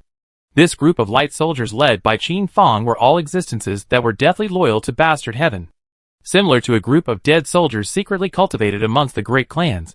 This group of people? You didn't need to worry about them rebelling and backstabbing at all. From childhood, they were instilled with the thought that Batian is the sky. The parents. This is also the reason why Batian dared to give them this batch of expensive equipment. This batch of people? Silent, as if they were puppets, obeying Qin Fang's orders, There was absolutely no sneaking around. Simply because the orders they received meant that they listened to Qin Fang, even if Qin Fang asked them to die. For example, right now, Qin Fang told them to go outside the city, take off their silver-grade light equipment, and then strut around freely brushing monsters. This group of people instantly did as they were told, seemingly not worrying about being discovered in the slightest. This squad from Bastard Heaven? Qin Fang had heard slightly about it in his previous life. It seemed like the group had destroyed the Phoenix Guild's top brass once. It was very powerful. For Beishan's trust? Qin Fang was still somewhat flattered. Opening up the passageway to the Phoenix Guild's residence? It was not a one-day effort. At the very least, it would take an hour and more. Qin Fang took advantage of this time. He could also forge a batch of equipment. Moreover, even if Qin Fang launched, he had to wait for Beishan's signal. When the Phoenix Guild attacked Hegemony completely and couldn't get out of the way, only then would it be the best time to make a move. If Qin Fang did it now, what was waiting for Qin Fang could be a frontal or a reverse siege. A mission? It would be impossible to complete. Ding. Dong. Qin Fang had really started forging, and was forging within the Mo Yang blacksmith shop. And the players coming in and out? All were able to see. This was also an act of confusion. Ding. The fourth wave of monster attack is about to arrive. Please get ready. 15 minutes later. The blood-colored dome seemed to be covered with a pitch-black curtain in a split second, as endless flying creatures blocked out the moonlight and covered the blood-colored clouds, wrapped in a screaming flight to this place. This scream? It stung one's eardrums and distracted one's mind. Bats? It's bats. Be careful. Light the torches. Archers in position. Bastard Sky's commanding voice resounded within the guild channel. Beware of their toxins. Swallow the poison expelling potion. Flush fire. Release. Flying monsters? It was the most disgusting. Fighters, knights, gunners, swordsmen, all lost their so-called roles at this moment, only allowing mages, warlocks, archers and other players to shoot towards the sky and throw skills, cackling and squeaking, like the sound of rats. Distance up close. This time I'll see these bats look. Body? Such as at the same time fat rats in general. Looks very disgusting. Wings are as if the flesh and blood wings, weaving a thin film, and even able to see the blood flow. The eyes of these bats were scarlet in color. By the looks of it, very ferocious and terrifying. A single bat? It might not seem like much, but if thousands of bats converged together, it would inevitably make one's scalp numb. The primary target of these bats was the city wall. Dong. As if they were moths to a flame. Nearly a third of the red-eyed bats used their flesh and blood to drive their bodies and hit the city wall. -99-99. The thick walls of the city suddenly surfaced with such a damage value. This damage? It seemed low. But nevertheless. Many ants bite the elephant. Watch out. LOL. The red-eyed bat bit on top of the player's skin and instantly bled. Yet additional toxins were attached. Swordsmen, gunners and the like poked twice towards the sky, dealing a meager amount of damage. This flying type of monster? Although it was difficult to kill, the overwhelming Heaven Guild dealt with it. Still had a set of methods. For example, the props prepared in advance, the catch net. This thing? Shooting towards the vault of heaven. A terrifyingly large net instantly emerged, enveloping the red-eyed bats. And in an instant, the mouth of the net contracted, dragging them down forcibly. Then, for example, the surge fire gun that shot towards the vault of heaven. The fierce flames instantly transformed into a terrifying fire dragon, engulfing the red-eyed bats in the vault of heaven. The smell of burning rose up, and the red-eyed bats instantly crashed down as if it was raining black rain. As time passed, the Hegemony Guild managed to kill this batch of red-eyed bats. Above the ground, it was almost all charred corpses of red-eyed bats. Against these flying monsters, fire attack was nothing less than the best plan. Clean up the battlefield and count the casualties. Water and fire had no mercy. Mistaken injuries. It was inevitable. How stingy. These red-eyed bats? Surprisingly, not a single Daiko has popped out. Haha. I have a black iron grade equipment here. Black iron grade? Don't even give it to a dog. Hurry up and throw it away. It's so hard to bear. This burst rate. It's too low. What do you guys say? About how many waves of monster siege this time? The players of the Hegemony Guild had nothing to do, and couldn't help but start spitting out this monster siege. President? 2,124 people were mistakenly injured. All of them were lightly injured. Just swallow a potion. No harm done. But our strategy needs to be changed. Should we not let them all come back? We'll attack with fire on top of the city walls? This was the suggestion of the Sword of Ling Tian. After all, the players below were standing too densely, and the rate of mishaps was still very high. Hegemony looked towards the mountain pass not far away. This group of people could really be able to endure earlier? Such a high rate of mishaps? The Phoenix was surprisingly able to hold its composure. Ding! The red-eyed Bat King is about to arrive. Please get ready. As the system beeps came to mind, the middle players of the Hegemony Guild once again stood up and prepared to brush the boss. Regarding the situation of the Hegemony Guild, Qin Fong was not even looking at it. After all, it had little to do with himself. He had that kind of effort. It would be better to forge a few more pieces of equipment. Ding! Thriller Villa's renovation is complete. Start business immediately. Such a voice resounded throughout the entire Heavenly Fate world. Ding! Any player can choose to teleport into the Thriller Villa to experience a different kind of Heavenly Fate time. It's quite understandable. This copy of the Thriller Villa? It is a way to generate income for Heaven's Destiny. All players can participate and enter for a fee of 50 copper coins. 50 coins per person? If you add them together, it's not a small amount. Ding! Please enjoy the synopsis. In ancient times, an evil sorcerer conducted evil sorcery experiments here, eventually leading to the tragic deaths of countless living beings. And those who died tragically had their souls imprisoned here, unable to break away. A voluminous 10,000-word introduction that fascinated countless players.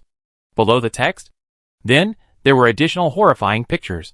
And at the end, marked in blood-colored font, entry for the faint-hearted. The more so, the more the interest of the players was aroused. For a time, at the very least 10 million players of Heaven's Destiny chose to enter this so-called Thriller Villa. The decorated and upgraded Thriller Villa? It was divided into individual participation and multiplayer participation modes. Those who were bold could choose single person, and those who were a little less bold, you can choose multiple people. Chapter 1: 10 Iguanas. At 9 o'clock in the dark, the Thriller Villa officially opened. Ding! Is it entering the Thriller Villa? Ding! Is it entering the Thriller Villa? Such system beeps constantly rang in the players' minds. Che! This thing. It's just a money grab. Only fools go in. Looking at the so-called pictures. The synopsis. Crude. I am not going to go in. I am afraid of the dark. Fake. Definitely all fake. 50 copper coins? So expensive. There were few such voices. But after the first batch of players entered and printed out the feedback, this group of people instantly faltered. Holy shit. So cool. So exciting. I feel my adrenaline hormones spiking. Scary, scary. What is all this? What a scary scene. I doubt I've really entered the same scene. 50 copper coins. I'll just dare to experience the first scene. The rest, I don't dare to look at it. Haha. Cowards. The players were really mad and scared out of their minds. Ding. Thrilling Villa. Qin Fong finished forging this batch of equipment, and also heard such a system beep. Hidden Earth. Take the time to enter this Thriller Villa and figure out the location of everything. Everything. Qin Fong did not go into detail about the tricks of the trade and gave Hidden Earth the task. Okay. Boss. Why don't I enter now and take a look? Don't. The battle against the Phoenix is imminent. Don't cause any trouble. Okay. Boss. Hidden Earth was brushing a copy of brightness. What about one normal level of this copy? Something about 3 minutes. Definitely not delaying things. These two people were really time managers. Within the Hegemony Guild. President. This Thriller Villa has opened. What if I want to go? The Sword of the Heavens opened his mouth in a snarky manner. You go then. By the time you come back, I guess the guild will be gone. Batian raised the heavy sword in his hand and was about to slash over. And Sword of Ling Tian instantly ran away with a smile on his face. Brothers? Don't look at this, what a thrilling Villa message. When this night passes, how many times do you want to go there? The Hegemony Guild are all covering the entrance fee until you go and vomit. Hegemony was as domineering as ever, gathering the hearts of the army, so as not to distract the players, because of the Thriller Villa matter. in the middle of the mountain pass. This thriller villa? Surprisingly, it's opening now. President Phoenix looked at the stupid players in front of him and bellyached. It didn't open early. It didn't open late. And it opened at this exact time. It really was hard to bear. Everyone rest easy. I, Phoenix, am here to assure you that players who have participated in this battle, after destroying the Hegemony Guild, they can go to the Phoenix Guild to receive 50 copper coins as compensation. As soon as these words came out, these tens of thousands of players cheered and never thought about this matter again. What difference was there between entering earlier and later anyway? It was all just a so-called haunted house. President Phoenix sighed in his heart. He couldn't wait. The hearts of this group of players were no longer in the so-called destroying the bastard Heavenly Guild. They had to fight as soon as possible.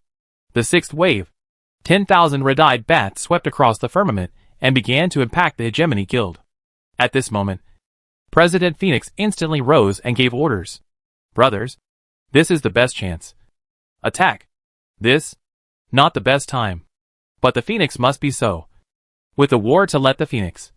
3 guns. Annihilation of the players to collect heart. Otherwise, wait for the military heart are lax. Looking at the many players of the Phoenix Guild who rushed over in a whimpering manner, Batian immediately wrinkled his eyebrows. It shouldn't be. Is Phoenix out of its mind? Attacking now? Facing nearly 30,000 players? Hegemony didn't dare to be careless in the slightest. The knights and warriors of the Hegemony Guild stood in line and set up a defensive and offensive formation. The red-eyed bats in the sky and the tens of thousands of players on the ground? The two were fused together with great power. Dang!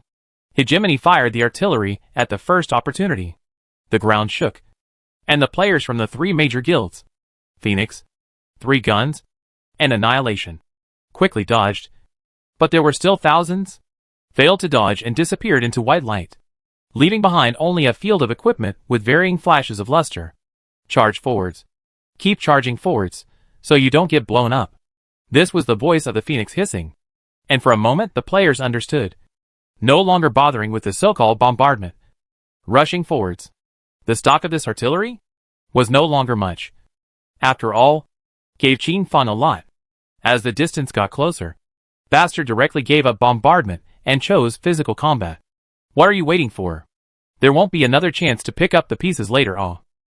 Phoenix's words were directed at the players, hidden like hyenas not far away. This group of players, very sinister. Calling them hyenas would not be an exaggeration in the slightest. After Phoenix finished this sentence, the group remained unmoved. But when Phoenix, Bastard's nearly 10,000 people collided together, this group of hyenas moved. They smelled the smell of money. And as if they were hyenas, they wandered around, silently watching. And once there was an opportunity, they would definitely go up and take a bite. Facing a bloodied one? This group of hyenas still had to make up for it for a moment or two, waiting for him to turn into white light and die. And only then did they collect the equipment he dropped, pick up the black iron level equipment, cursing a dark curse of bad luck. The one who picked up silver level equipment, with a smile at the corner of his mouth. Those who picked up gold level equipment, directly die and return to the city. This thing can be more important than life. To be honest, so many people kill. Command what? All seem very pale. What do you command?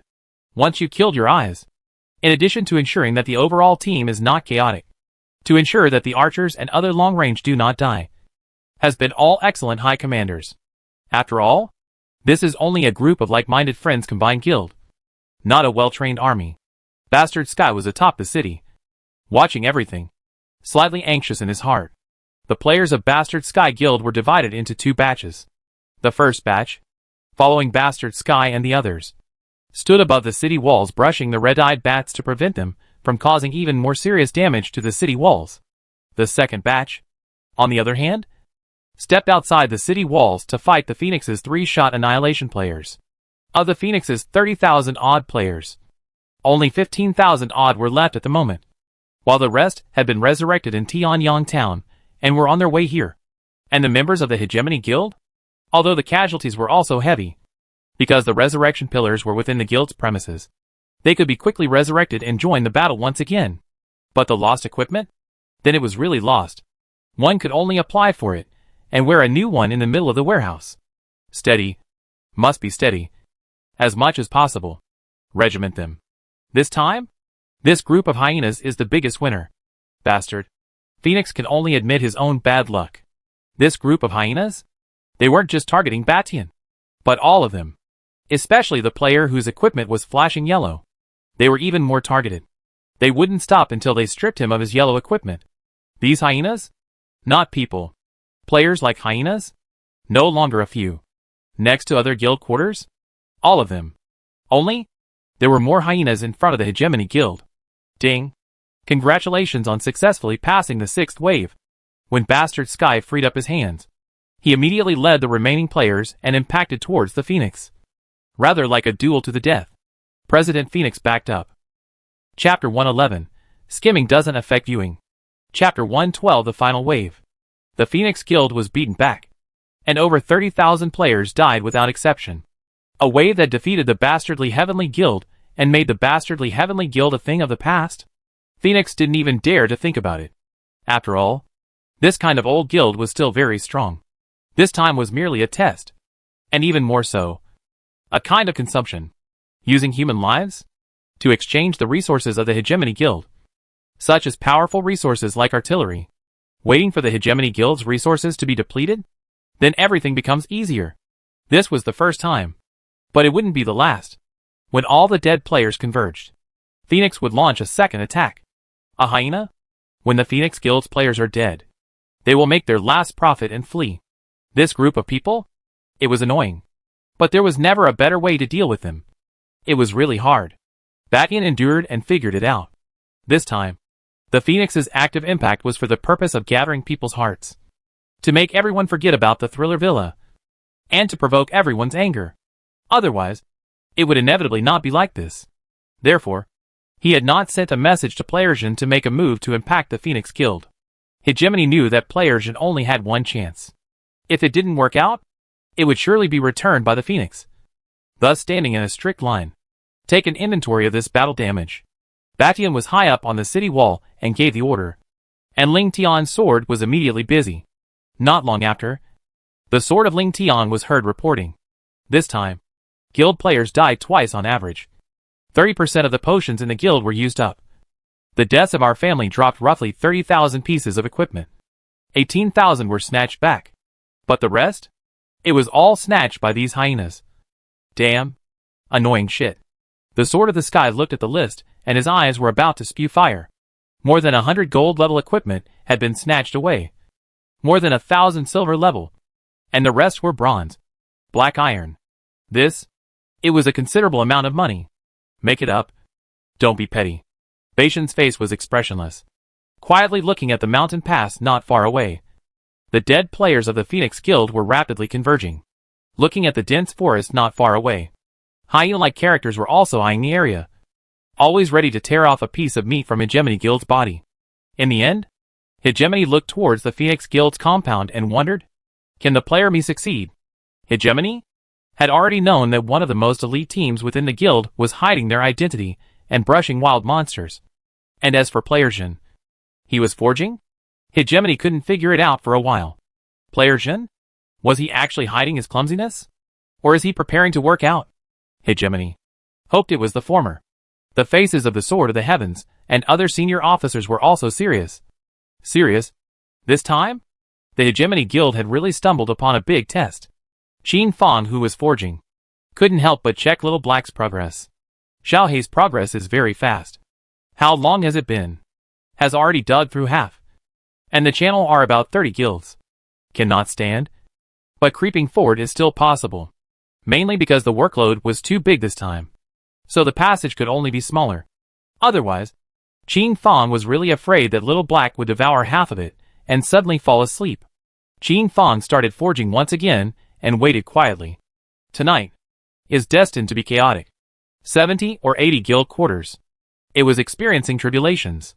The 7th wave of monsters attacked the city. Countless scorpions chrysalis from all directions.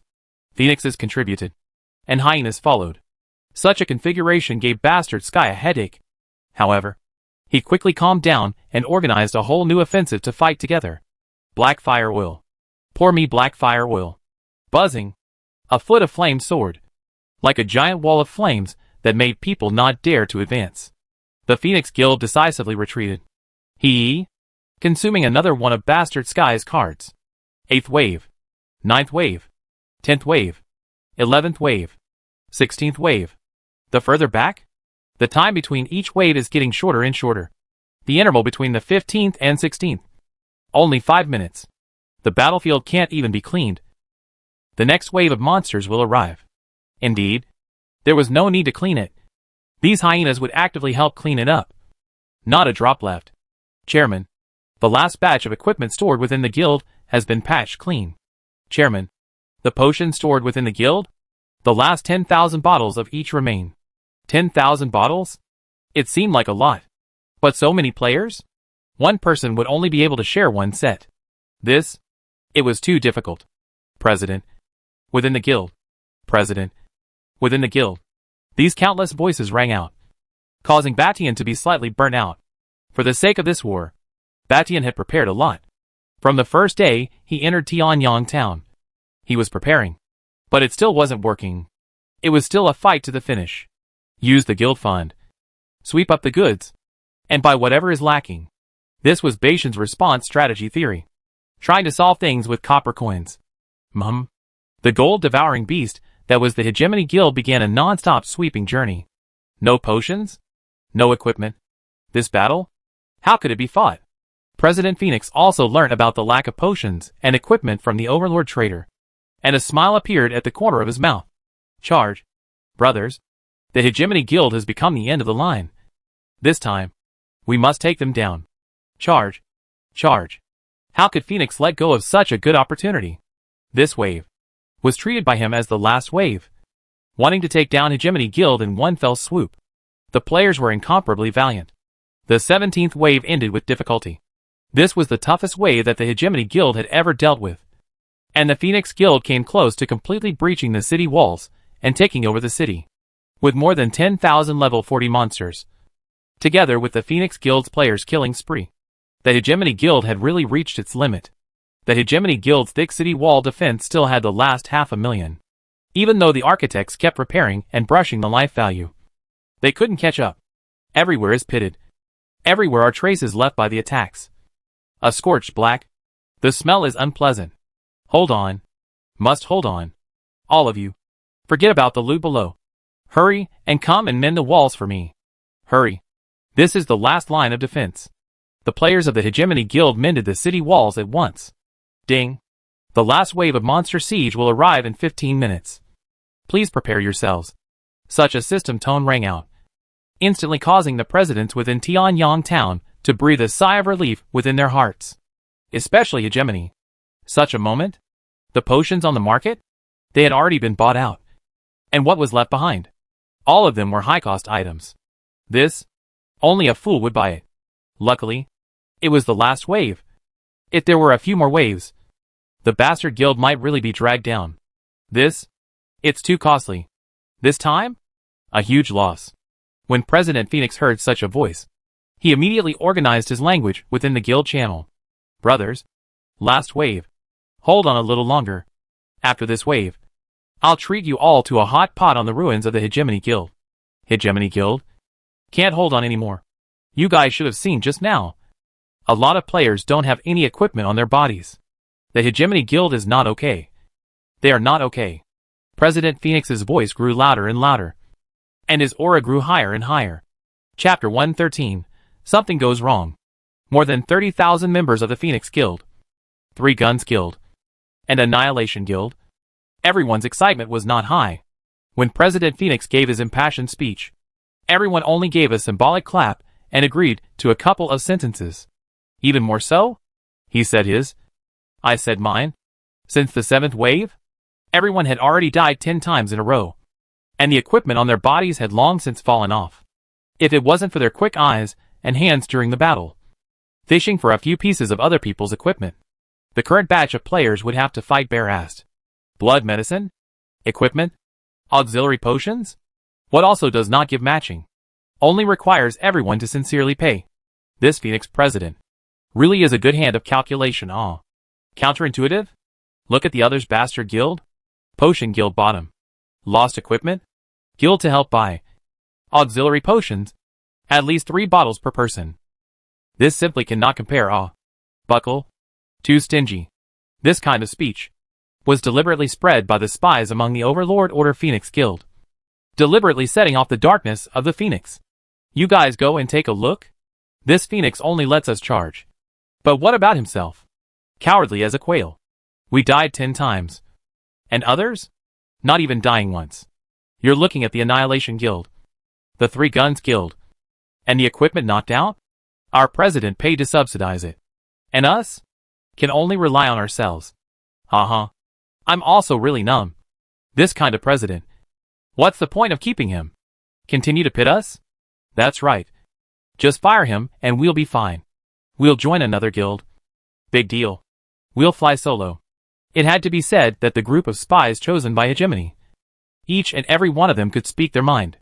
Some of Phoenix's players were all hardened by what was said. But there were also some earthly sober ones who immediately stood up and loudly chided. Demonic words. Present me the guild. I also want to leave Phoenix. But this 3,000 copper coin income a month makes me not want to give up all. Spy. Proper spy. For strolling against Phoenix's unfavorable remarks? Phoenix, regardless of right or wrong, directly kicked out of the guild in the first place. This kind of person was either really stupid or a spy. Other than that, there was nothing else. Everyone stay calm. These, all of them are spies of the Hegemony Guild. In order to mess with everyone's military spirit. Don't listen to them. Phoenix personally came out and began to make amends. The Phoenix Guild players who participated in the destruction of the Battling Heavens action. After the completion of the incident, all of them can receive 1,000 copper coins in the guild's account, which is considered to be everyone's overtime pay. Thank you for everyone's dedication. 1,000 copper coins? This was not a small amount of money. The players of the Phoenix Guild cheered. And wasn't the momentum lifted? For Phoenix, the proceeds from destroying Hegemony could be more than this 10 million copper coins all. This time, after destroying Hegemony's sky, within 3 hours, everything you collect will all belong to yourselves. This was even more like a meteorite falling to the ground, bringing about a storm that made people's breath catch. This, if you really eat the Hegemony Guild and let the scavenging go on for 3 hours. This gain, it's a big one. Wan Sheng. The Phoenix Guild's aura transformed into a pale dragon and lingered in the sky above the mountain pass. Batian listened to the imposing voice. His face was slightly dark, and he had no choice but to hand over the task of inspiring the Batian Guild's aura to the Sword of the Lingering Sky. Sword of Ling Tian, Do you want a face? Hegemony once again contacted Player Me, wanting to know the current situation. The 16th wave, the 17th wave, are the best opportunity. Player Me should have made a move. But, regardless of Hegemony 4 letting Hegemony think that Qin Fong had run away, until the end of the 17th wave, Qin Fong suddenly sent over a message. Everything is ready. Within 15 minutes, destroy the Phoenix Guild. Hegemony was confused, his forehead full of question marks all of a sudden. Qin Fong? What does this mean? In the next second, Batian contacted his subordinates, wanting to know the exact situation. But the reply he got was, a strict contract was signed, not to be spoken of. Even if the other party is Batian? Even if the other party is your father, you can't say anything. Batian was speechless and wanted to contact Qin Fong. But the reply he got was that it was inconvenient to answer for the time being. Hegemony heaved a deep sigh. And in the end, he could only listen to heaven and trust the Player Me. Little Black was able to hit the ground running, being able to easily show it to others? This is definitely not awe. So, when Qin Fong contacted the Hegemony's dead captains, that is, he handed them a tight contract. Let them sign that they are not allowed to divulge everything that they will see later. For such a request, the dead soldier captain agreed at once in order to complete the mission. Moreover, the dead soldier captain believed that with Bastard's toughness, he would definitely be able to find the loopholes in this contract. But after signing it, he realized how tight and terrifying this contract was. The 16th wave began. Qin Fong, that is. He led them to a dense forest. The group of people burrowed into the dense forest and disappeared, following the passageway that Xiao He had dug up, heading towards their destination. The final destination? It was under the guild hall of the Phoenix Guild residence. In order to ensure that the address was correct, Qin Fong repeatedly compared it to Bastard's drawings. And midway through, he had Little Black drill out of the ground to determine the location with his naked eyes. This strike? It had to be successful. After nearly 30 minutes of crawling in the darkness, Qin Fong and the others arrived at their destination. Destination? A large hole like a conference hall had been excavated, which could accommodate more than 500 people. When Qin Fong and the others stood at this place, they all seemed very spacious. Above it? Then, it was the location of the life pillar. Within the cave, the smell of dampness was severe, and there was some serious lack of oxygen. But this problem? All taken into consideration by Qin Fong. He was prepared. There was no light in the surroundings. It was pitch black. So the scene of Little Blacka lying intimately on Qin Fong's shoulder was unseen. Qin Fong passed a glance to Hidden Earth. And when he saw that he was indifferent, he couldn't help but laugh out loud. This reaching out? Where would he let Zong Tu go to experience his wink? So he sent a message. And then Hidden Earth disappeared into thin air without a sound. Qin Fong quietly waited. Waiting for the 18th wave of the monster attack to begin. Waiting for Hidden Earth's return. Not long after, Hidden Earth returned. His face was very dark, so that Qin Fong couldn't see his expression. Hidden Earth? How is the situation? Boss, the situation is not optimistic. It doesn't match up with Beishan's news. Zong Tu's tone carried a hint of indignation. Hidden Earth had previously left the cave and traveled to the ground to start checking out the Phoenix Guild's situation. Because of the special nature of this hidden profession, no one froze and found him. However, this probing also caused fear to flood Hidden Earth's heart while worrying. Boss? Bastard said that the Phoenix Guild left behind players? There won't be more than 3,000 at most. But I just went to look. 3,000? It's tripled. 10,000? Even Qin Fong couldn't help but feel that the situation was critical when he heard this number. With the attacks of 3,000 players, with this set of silver-grade equipment, together with the life potion, he could resist. But 10,000? How to resist? And the players left behind are each well-equipped. At the very least, they all have 2 pieces of silver-grade equipment. It's hard to get all. Tough to get? The players that the sinister Phoenix was now commanding were merely the newly recruited rabble? The ones left behind are the elites? Chapter 114, The Last Line of Defense. Ding. Is player Beishan's communication dialed? Ding. Player Batian has agreed. Difficulty has increased. This is the latest information from the Phoenix Guild. Qin Fong informed Bartion of the news from the probe and asked him to make a decision. Posting. Everything about the Phoenix Guild's internal layout was known to Batian.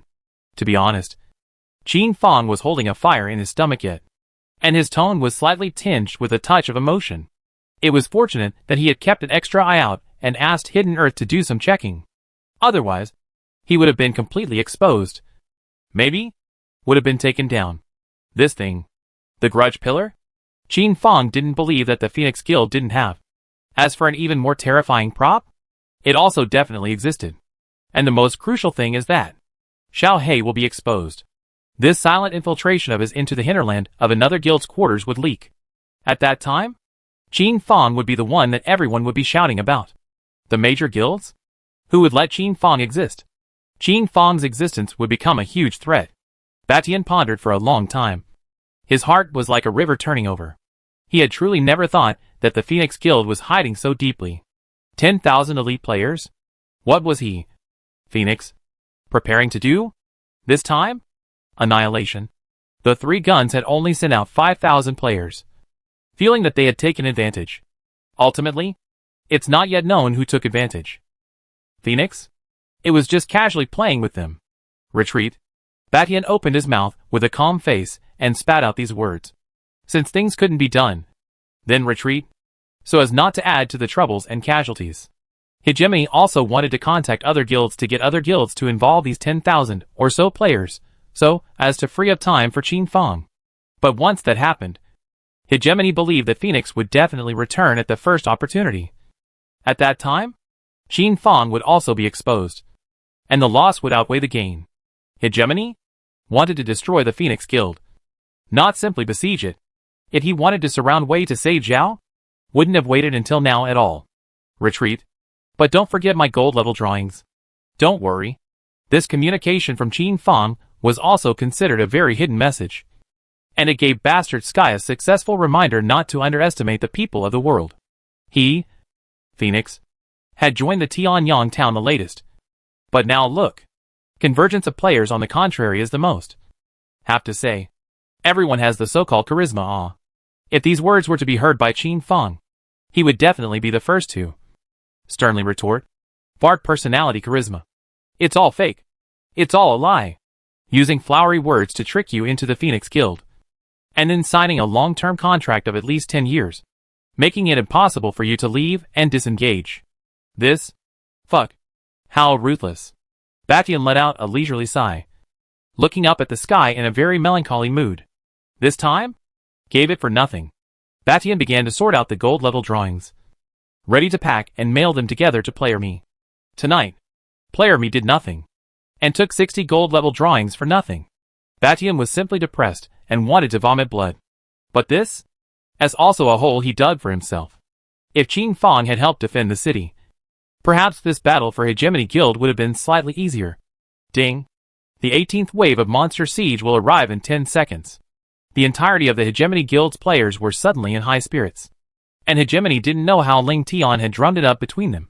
But anyway, the players of the Hegemony Guild were now as angry as a rainbow. And each one of them wailed as if they had been beaten with chicken blood.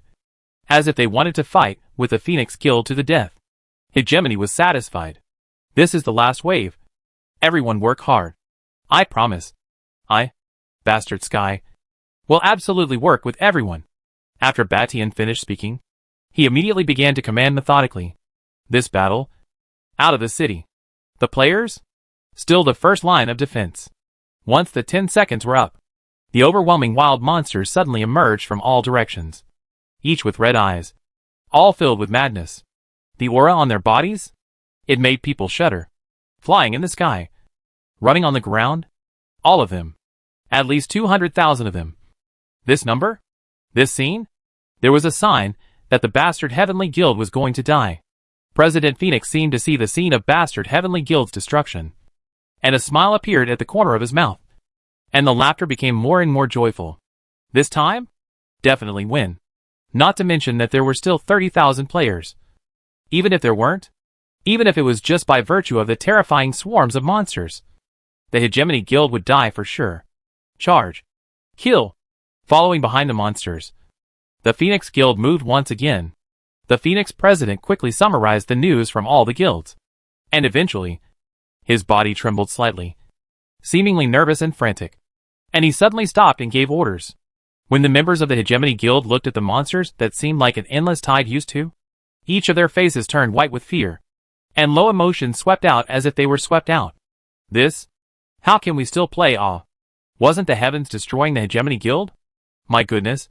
So many monsters. Covering the sky like locusts. The Hegemony Guild is in danger. Who can resist this? No more, no more. How dare you say some demoralizing words? Kill for me. Charge for me. The players looked at death as if they were at home. And they could still be resurrected after death anyway. Baishan's eyes narrowed slightly, and exchanged a glance with Sword of the Sky. Seeing only a slight nod from the sword of Ling Tian, Baishan's heart immediately had a bottom. Retreat while fighting. Hearing such a voice, the players of Hegemony Guild immediately retreated, waiting for all of them to retreat under the city walls. With a wave of his hand, Batian signaled for the sword of Ling Tian to open Batian Guild's last line of defense. Buzzing. It seemed that the only sound that could be heard between heaven and earth was a buzzing sound, as if countless bees were converging. Bastard Heaven's eyes were immediately placed above the two attack towers at the back. Very hot. This was not the sound of bees, but rather the attack towers were gathering energy and condensing power. Buzz.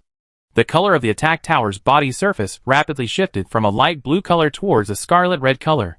In a short while, it was completely scarlet, and the huge and incomparable gem at the top was like that of a god, flashing with a luster that seeped into one's heart. In the next instant, two rays of light blossomed out from the red gemstone, like two thin threads that shot up into the sky.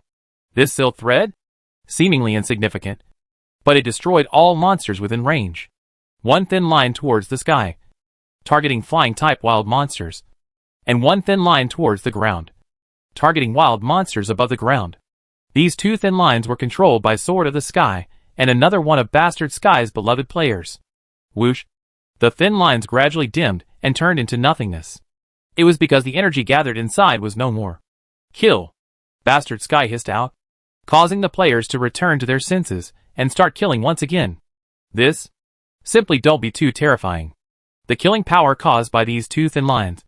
Even Hegemony was startled. 200,000 monsters? In just a moment, 2/3 of them were reduced to nothingness. Regardless of their level. Regardless of whether their defenses were thick or not. Under the scarlet-colored light, they couldn't resist at all, and could only be vaporized. So many monsters died. The sky did not see any bloody bit. Only countless copper coins. Equipment from the dome fell. As if it was raining. The surrounding area was silent. Even the wild monsters that have long lost their sanity seemed to have regained their clarity in this instant. Cowering and not daring to come forward. Chapter 115 The Last Hope. This thin line? It seemed to have broken through the scarlet-colored firmament, and the entire heaven and earth were cleared for a few moments. No longer so scarlet. The players of the overwhelming Sky Guild who came back to their senses hissed and decimated the group of monsters that were dazed, picking up the copper coins, equipment, and so on that landed from the sky in the process. Hyenas? Because they were too greedy. The monsters they were following were the closest. So Sword of the Lingering Sky focused on taking care of them at the first opportunity, letting them die through and through. The Sword of Ling Tian hated this group of hyenas more than it did the wild monsters. The only pity was that after killing almost 50,000 hyenas, the final equipment drop? A mere 10,000 pieces. This group of hyenas, more than a few of them were not wearing equipment, merely wearing only cloths to fight for their lives. The hyenas that were far away stopped their steps, not daring to go forward, being scared, really being scared. As time passed, the group of monsters once again regained their bloodlust, hissing once again, rushing towards the players of the Bastard Guild. The members of the Phoenix Guild because of the distance? Therefore, they were not greeted this time, which caused Bastard Sky to secretly sigh. To be honest, Phoenix was also stunned. This? How could this be possible? The Hegemony Guild had even hidden such a great killing weapon without using it. No, that's not right. An ordinary attack tower? It wouldn't be able to do this much damage. Is it hard to believe? Was this the highest level of guild residence that Bastard Heaven had built? Phoenix figured it out in a flash. Why did the Bastard Heaven Guild experience a monster siege that was also much more powerful than other guilds? Originally, it was because of the guild residence. At this moment, Phoenix was a little scared, not knowing if he should continue to charge. If it rushed to kill, what if this attack tower could still be used? But this is not rushing to kill. Wouldn't it be a lost cause? Phoenix looked at the scared players and hissed, Bastard Guild is being a fox and a tiger. Charge. After saying that, Phoenix immediately rushed out ahead of the others. Monster? Are gradually decreasing. Such as if you do not charge words. Phoenix can really lose the first opportunity. Really will be a lost cause. Seeing the always timid as a mouse President Phoenix was the first to charge. The players present without exception followed. Stranger Sword? Over to you. President Phoenix handed the stranger blade a look. A set of fine gold-level equipment on the stranger blade's body immediately activated. At the very least 7 or 8 additional speed skills flashed out. The stranger blade's speed reached the extreme, quickly disappearing from human eyes. When he reappeared, he had already traveled through the monster's encirclement and appeared under the Bastard Heavenly Guild city wall. This set of equipment, with full additional speed, was something that Phoenix had managed to exchange with great difficulty. It was one of the Phoenix Guild's bottom cards. At this moment, the party activated, truly catching the Bastard Guild off guard. Hegemony, your time to die has come. The stranger threw out countless TNT explosives from within his own backpack, igniting them with his own life to prevent the members of the Hegemony Guild from suddenly extinguishing such gunpowder. This batch of gunpowder, if it was extinguished, Phoenix was able to hack him alive. The experts of the Hegemony Guild attacked one after another, wanting to decapitate the stranger blade and destroy this mind-numbing amount of explosives. But unfortunately, under the stranger blade as persistence, a huge thud rang out, and a violent tremor came. All the players in the surrounding area died through and through. The sound of clicking, masonry falling rang out. This thick city wall was instantly blown down. and a large opening appeared, vaguely able to see the interior. This opening? The Hegemony Guild had no time to repair it now.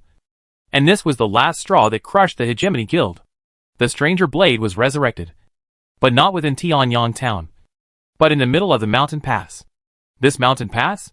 From the very beginning, Phoenix had been installing the resurrection stone within the Phoenix Guild. Yes, Phoenix was very bold, disassembling and moving the resurrection stone that should have been within the guild's premises to this mountain depression in the wild. Everyone says that President Phoenix is afraid to charge. He is also afraid that the guild's resurrection stone will be broken. Afraid that the installation will fail. This thing? It would take at least 30 million copper coins to break it before the capable people within Tianyang town could repair it. A minute ago, the Phoenix was finally installed successfully. So after the stranger's blade died, two options suddenly appeared in his mind. Was it to be resurrected in Tianyang town? Or to be resurrected by the resurrection stone in the middle of the mountain pass? The stranger blade was dumbfounded.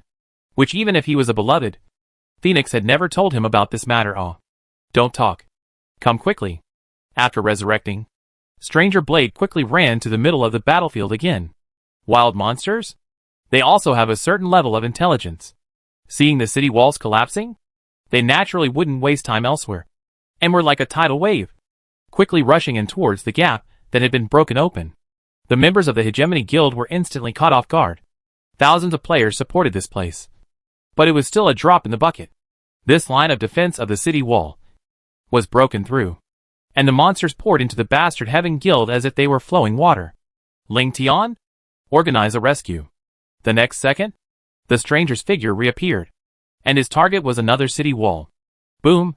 Thud. The city wall of this place also collapsed in an instant. The defense value of the city wall instantly dropped by another big chunk.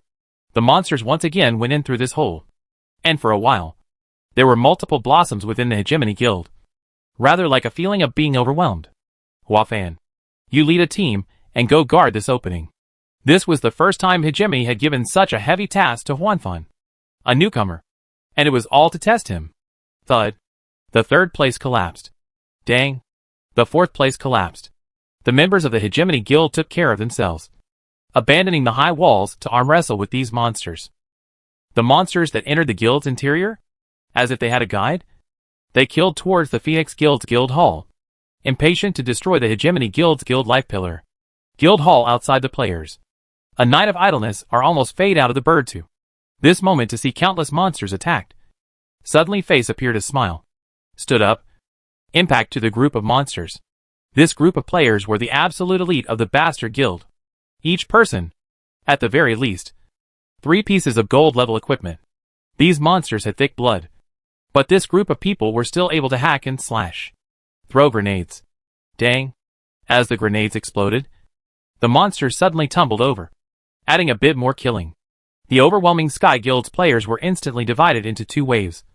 One to harvest the guild hall, and one to guard the resurrection stone. These 2? There was absolutely no room for error. When all the monsters rushed into the Bastard Guild's compound, Phoenix led their members, and reduced the life value of the Bastard Guild's city walls to 0. In the next instant, the thick city wall collapsed like a tofu dregs project. The Hegemony Guild?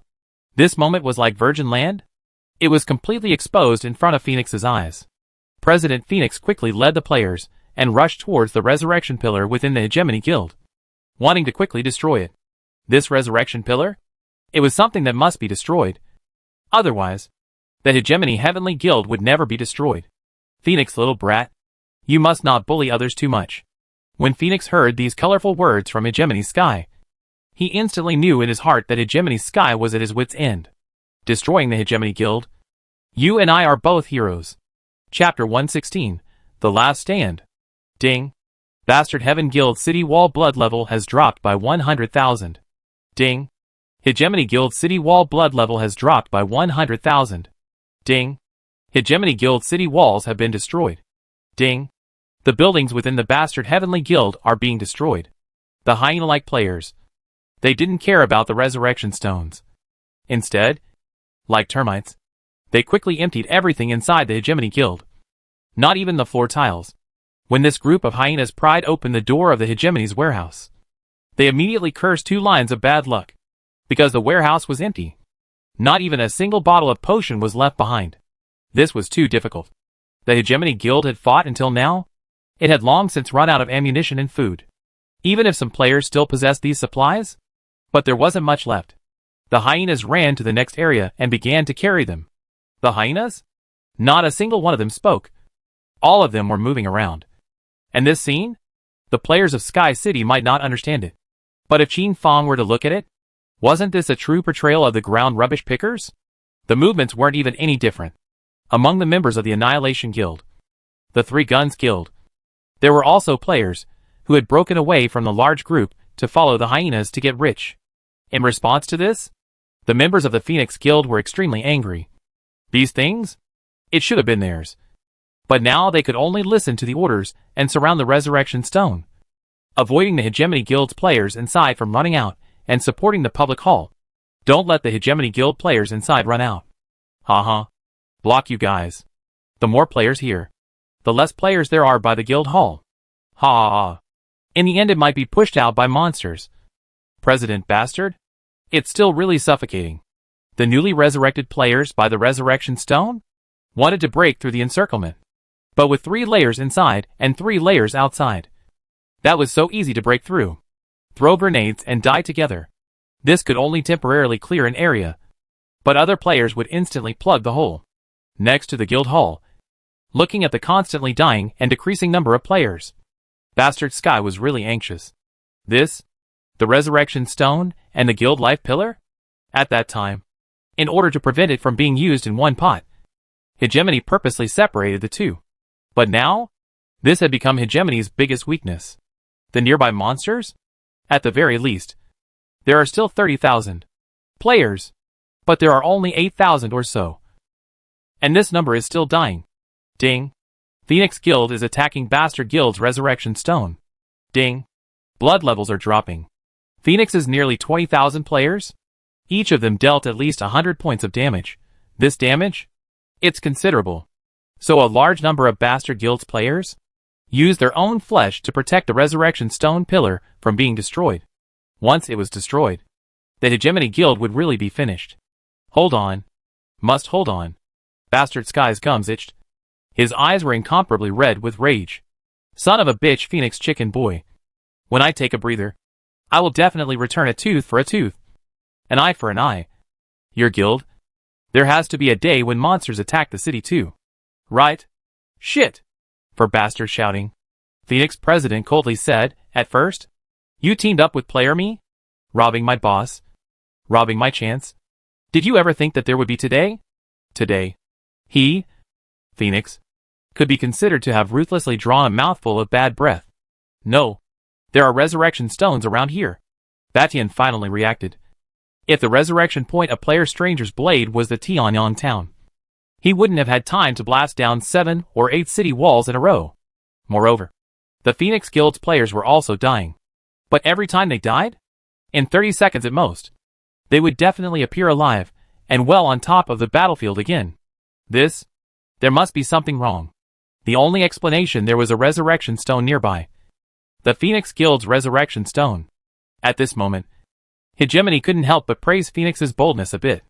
This person? A born gambler. If it was Batian in his place, he wouldn't even necessarily dare to relocate the Guild Resurrection Stone to the outside world. No. We must destroy the Phoenix Guild's Resurrection Stone. Otherwise, Batian Guild must die. Suddenly, Bastard Sky remembered Player Me. Right. We can let Player Me go. With his attack power? With his... Huh? That's not right. This guy? What the hell is he doing? After such a long time? He's not even back yet? If Player Jin returns, with the addition of the group of Soldiers of Light, he will definitely be able to destroy this Resurrection Stone, allowing the Bastard Guild to breathe a sigh of relief. Ding. Is it dialing Player Jin's communication? Yes. Ding. The other party is hung up and cannot be reached. Hegemony's heart thumped when he heard such a voice. Player Jin? What the hell is going on? He was numb. Really numb. And the slightest bit of anger flared up in his heart. It's hard not to. Player Me is coaxing him? Within Tianyang town, players were sharing the interesting events of this night. I heard that the Elven God Guild made it through this monster siege. It's so fast. Other guilds are still fighting. I heard that Phoenix Guild is attacking Bastard Guild. Right? These two guilds? Aren't they from the same novice village? Why are they fighting so much? Che, your news are outdated. The latest news, the Bastard Guild was attacked by the Phoenix. There are pictures and I have the truth.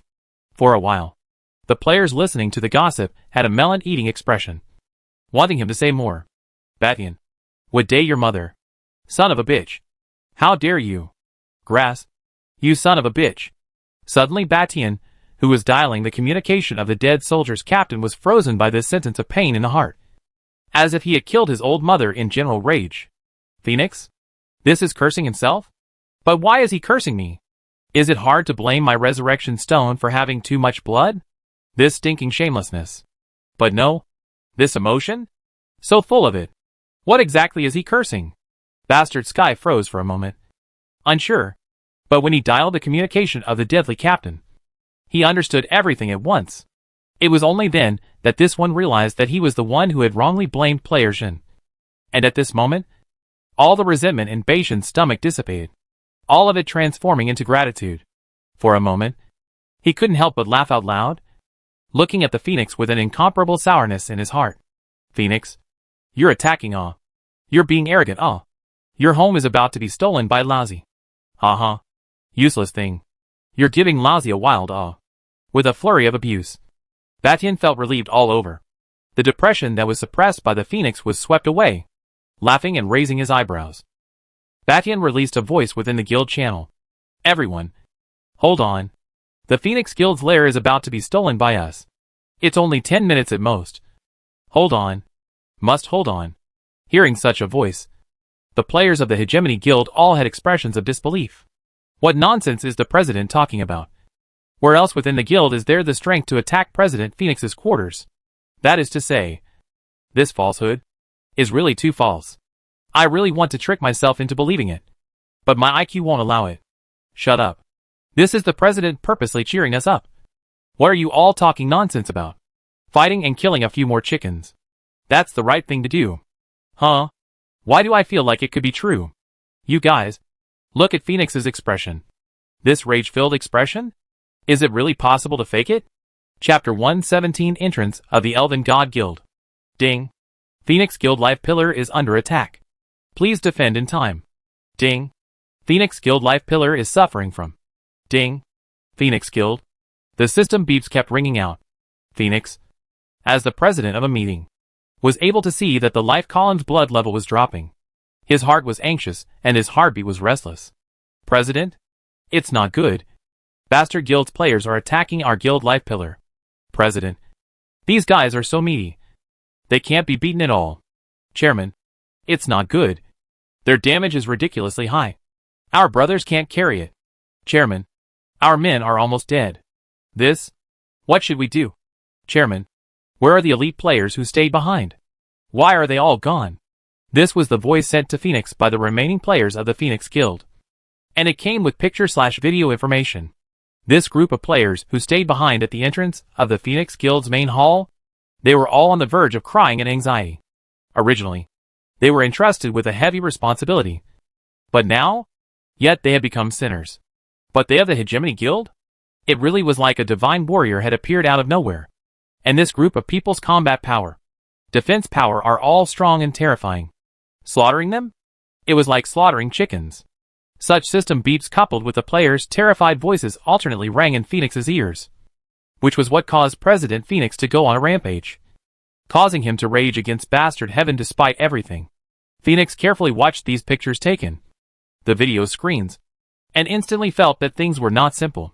He found at least 7 or 8 irrationalities that puzzled him and made him extremely depressed. Firstly, the members of the Hegemony Heavenly Guild present were merely more than 200. How did they get in? Secondly, why were the players of the Hegemony Guild all equipped with silver-level equipment? But whether it was damage or defense, they were all so terrifying. Thirdly, although the Phoenix Guild's elite has been taken away, there are still almost 3,000 players. These 3,000 players? How could they not take down these 200 or so people? How is it possible? Fourth, Who exactly was this player with the dagger? And why was he able to kill a player with a single slash that was so terrifying? With so many Phoenix Guild players, he had killed at least 500 of them. And it wasn't too much of a stretch to be called a god of kill. 5th. Why did the guild hall collapse? 6th.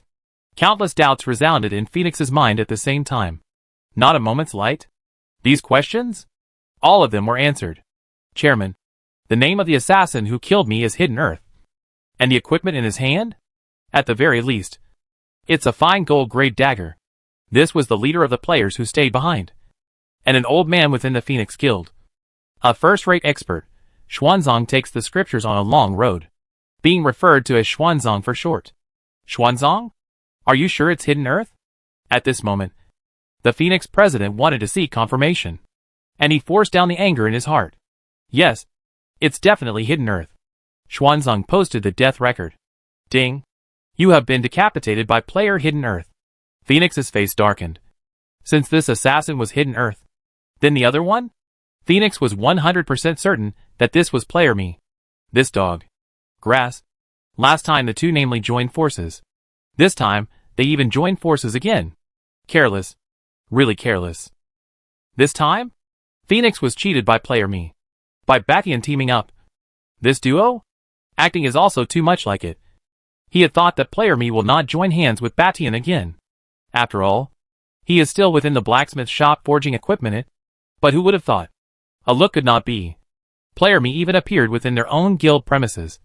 And not the slightest bit inconspicuous. Is quickly chopping the Phoenix Guild's life columns. The corner of the mouth and even with a smile. Face flushed. Seems to be very excited. Their equipment? Why is it so strong? This was also a point of concern for Phoenix. Suddenly, he remembered something else. No wonder he felt that this batch of equipment looked familiar. This? Wasn't it the same batch of NPCs that had left with Player Jin? It all made sense. This should be the new equipment that Player Jin had newly forged. Chairman, this set of equipment. There's something wrong with it. It seems to be able to link the life values of this group of players together. So, no matter how hard we try, as long as we can't second them in the first place, they can then once again will be full of blood. Phoenix fell into deep thought, unwilling to believe it. But after carefully watching the video, he had to believe it again. This? Where did player me get this batch of equipment? This is too heaven-defying. President? What are we going to do now? Is it hard to just give up? Give up. President Phoenix's mouth was dry and his face was hard as he uttered these 3 words. After finishing, his body went soft, as if he had drained all the strength from his body. That was a piece of wind and water treasure. The 10,000 elite players within the guild were sent out by him. And the remaining 3,000 players? They were all killed and resurrected next to the resurrection stone in the middle of the mountain pass. If we use time to deduce, it was simply impossible to go back. At this moment, Phoenix had some regrets in his heart for bringing out the resurrection stone. Phoenix Guild? Nowadays it was like a completely defenseless guild that could be destroyed by anyone. Batian, if Lousy's guild can't be saved, you don't have to think about saving your guild either. When Phoenix raised his head again, the entire person went mad, carrying an unsuppressible rage as if he was going to sweep through the heavens and the earth. Tonight? If he couldn't take down the bastard guild, then he would be a real blood loss. The Phoenix Guild's players went crazy. Batian was also mad. If we don't fight now, what's the next step? Batian held the purple extreme heavy sword and transformed into a beast, charging into the monster group. At this moment, Batian completely gave up his defense and only knew how to slash and kill. The priests and other professions at the back were frantically brushing Batian's blood, keeping his blood level in a healthy state. The priests, who had also died, were besieged by the resurrection stone. Once the healing overflowed, the monsters would definitely be the first to attack the priests all. Ding. Player Elf God requesting communication. When Bastard Sky heard such a system beep, he was surprised and unsure. Bastard Heaven Guild? Elf God Guild. There is no connection between these two. Why should they suddenly contact themselves? Agreed. Hegemony? I'll help you block the Phoenix Guild. You helped me with one thing. Don't worry. This matter is not difficult for you. To be honest, this time it really was the elf god who was forced to do nothing. First things first. Batian didn't want to fall into the hole dug by this woman. Help me contact player Jin. My elf god guild wants to rebuild a trading relationship with him. Last time because, after listening to the elf god's account, Batian instantly agreed. This was a small matter, and he now really needed a third party to break the ice. Player, we are chopping down the Phoenix Guild's life pillar. So he simply can't take a break. Sign the contract, so that you and I don't have to be on our own. In a short while, the contract was signed. Bastard? Tell me, how do you want to be helped? You only need to help me destroy the Phoenix Guild's resurrection stone. The coordinates are here. The elf god was first surprised. A resurrection stone? Isn't this thing always inside the guild? This condition of Batian was excessive. But at a glance at the coordinates, the woman immediately sucked in a breath of cool air. Admiring Phoenix's decisiveness. Something like a resurrection stone? How dare you take it out? Isn't this dying? Chapter 118. Ding. Ding. Ding. The Spirit President immediately drew out the elite players in the guild and raced to this area. 5 minutes. The Hegemony Guild's hall gradually collapsed. Monsters? There were still 20,000 left. But Bastard Sky and the other players? Only 5,000 left. What the hacks? Ling Tian. Where's my light sync pillar? Used it. Batian was infuriated. His teeth were gnashing. 5,000 players? This number was already very low. If it was any less, the Hegemony Guild Hall really wasn't necessarily able to hold on. Ding. Whether to use the Crippled Light Holy Pillar. Use the Crippled Brightness Holy Pillar, which was popped out by the Hegemony Guild's third team brushing the Brightness God Phantom copy. Effect, after using it. Players within a range of 99 by 99 can be resurrected in full state at the first time. And a single person can be resurrected 3 times. Note, can only be used once. This is the role of the Crippled Light Holy Pillar. The same as the Grudge Pillar. But there are subtle differences. And because it is crippled, it can only be used once. That is, scrapped. This thing? Originally Batian is not prepared to use. But at this moment, it has come to the moment when it has to be used. Gone. This defective Holy Pillar of Light can be repaired, as long as the collection of 7 fragments can be restored. After restoration, the Holy Pillar of Light can be resurrected 10 times in its full state within the area it covers. It was simply a divine weapon for the future. But unfortunately, because of the Phoenix, this broken divine weapon was forced to be used. I wonder if it can be repaired in the future. Can it still be repaired? Is this divine weapon unique?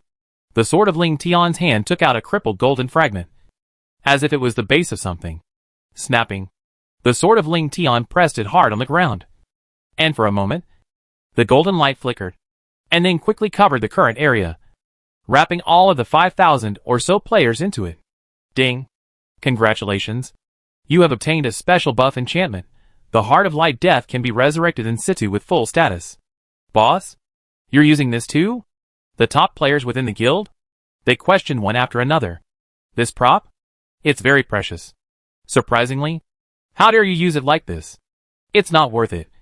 It's really not worth it. If this prop is repaired, in the future, the Bastard Guild will be invincible in a field battle. The guild can't even keep it anymore. What's the point of keeping the props? Bastard Sky looked at it thoroughly. Kill. Pay attention to your alignment. Don't get killed. Bashan's words had just fallen.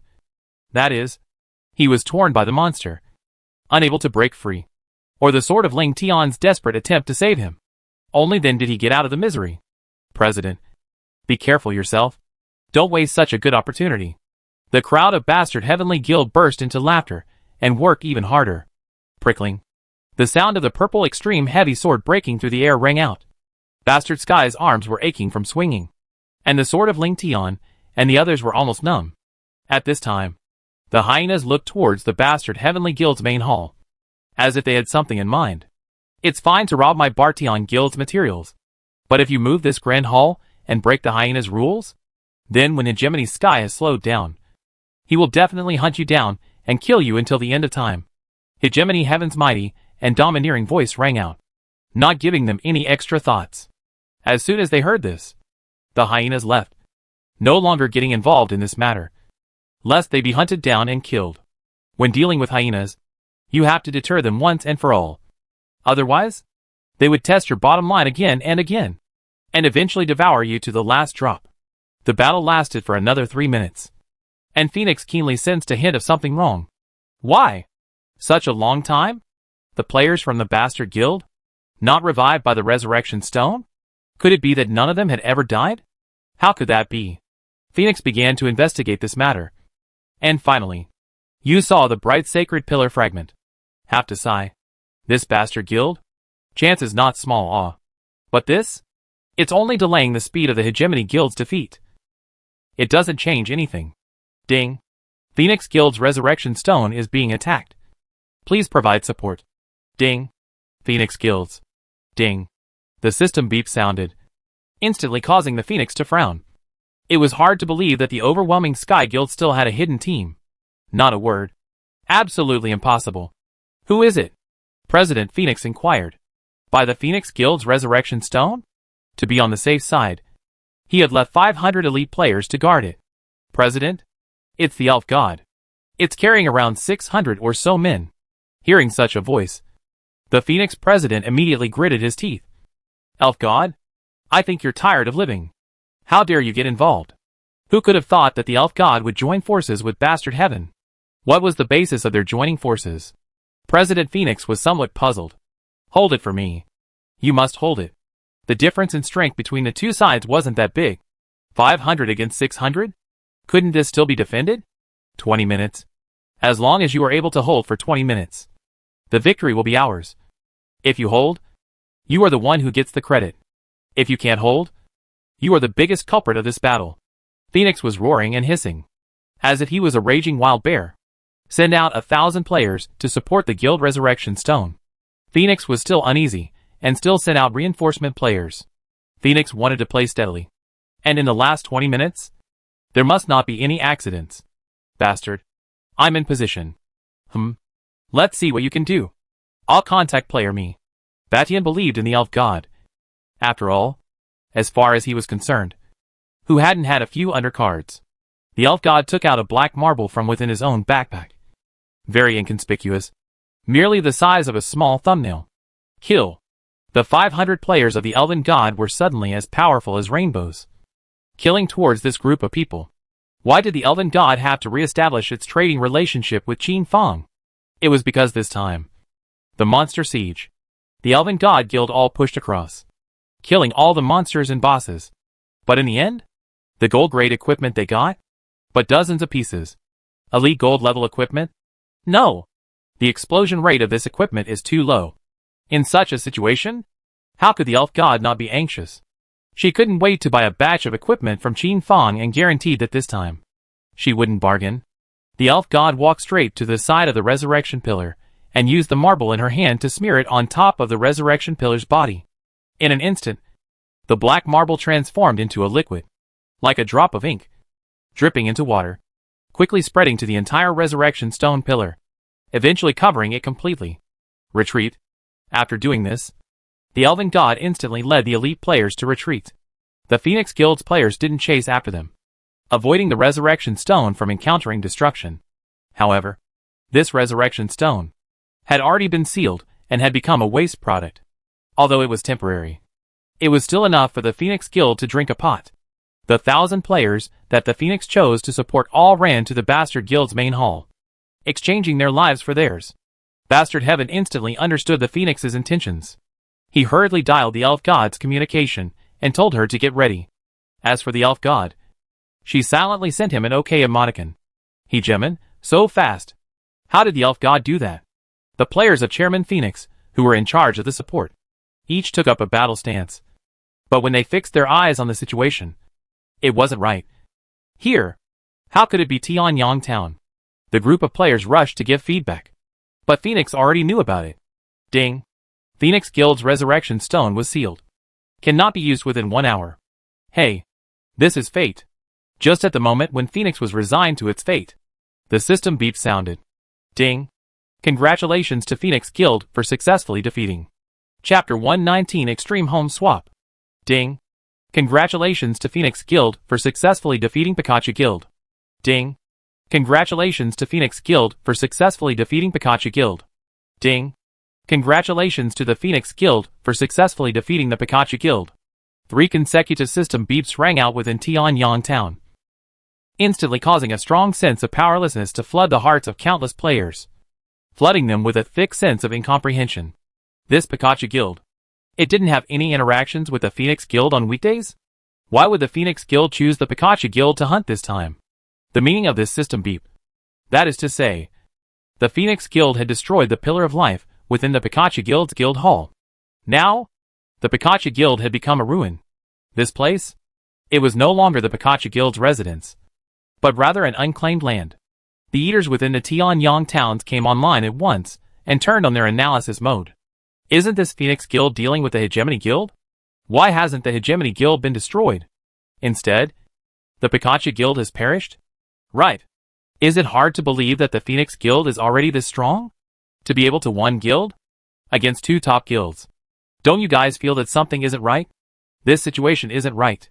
The Pikachu Guild is even a little stronger than the Phoenix Guild. So why was it destroyed? The Phoenix is targeting Bastard Heaven?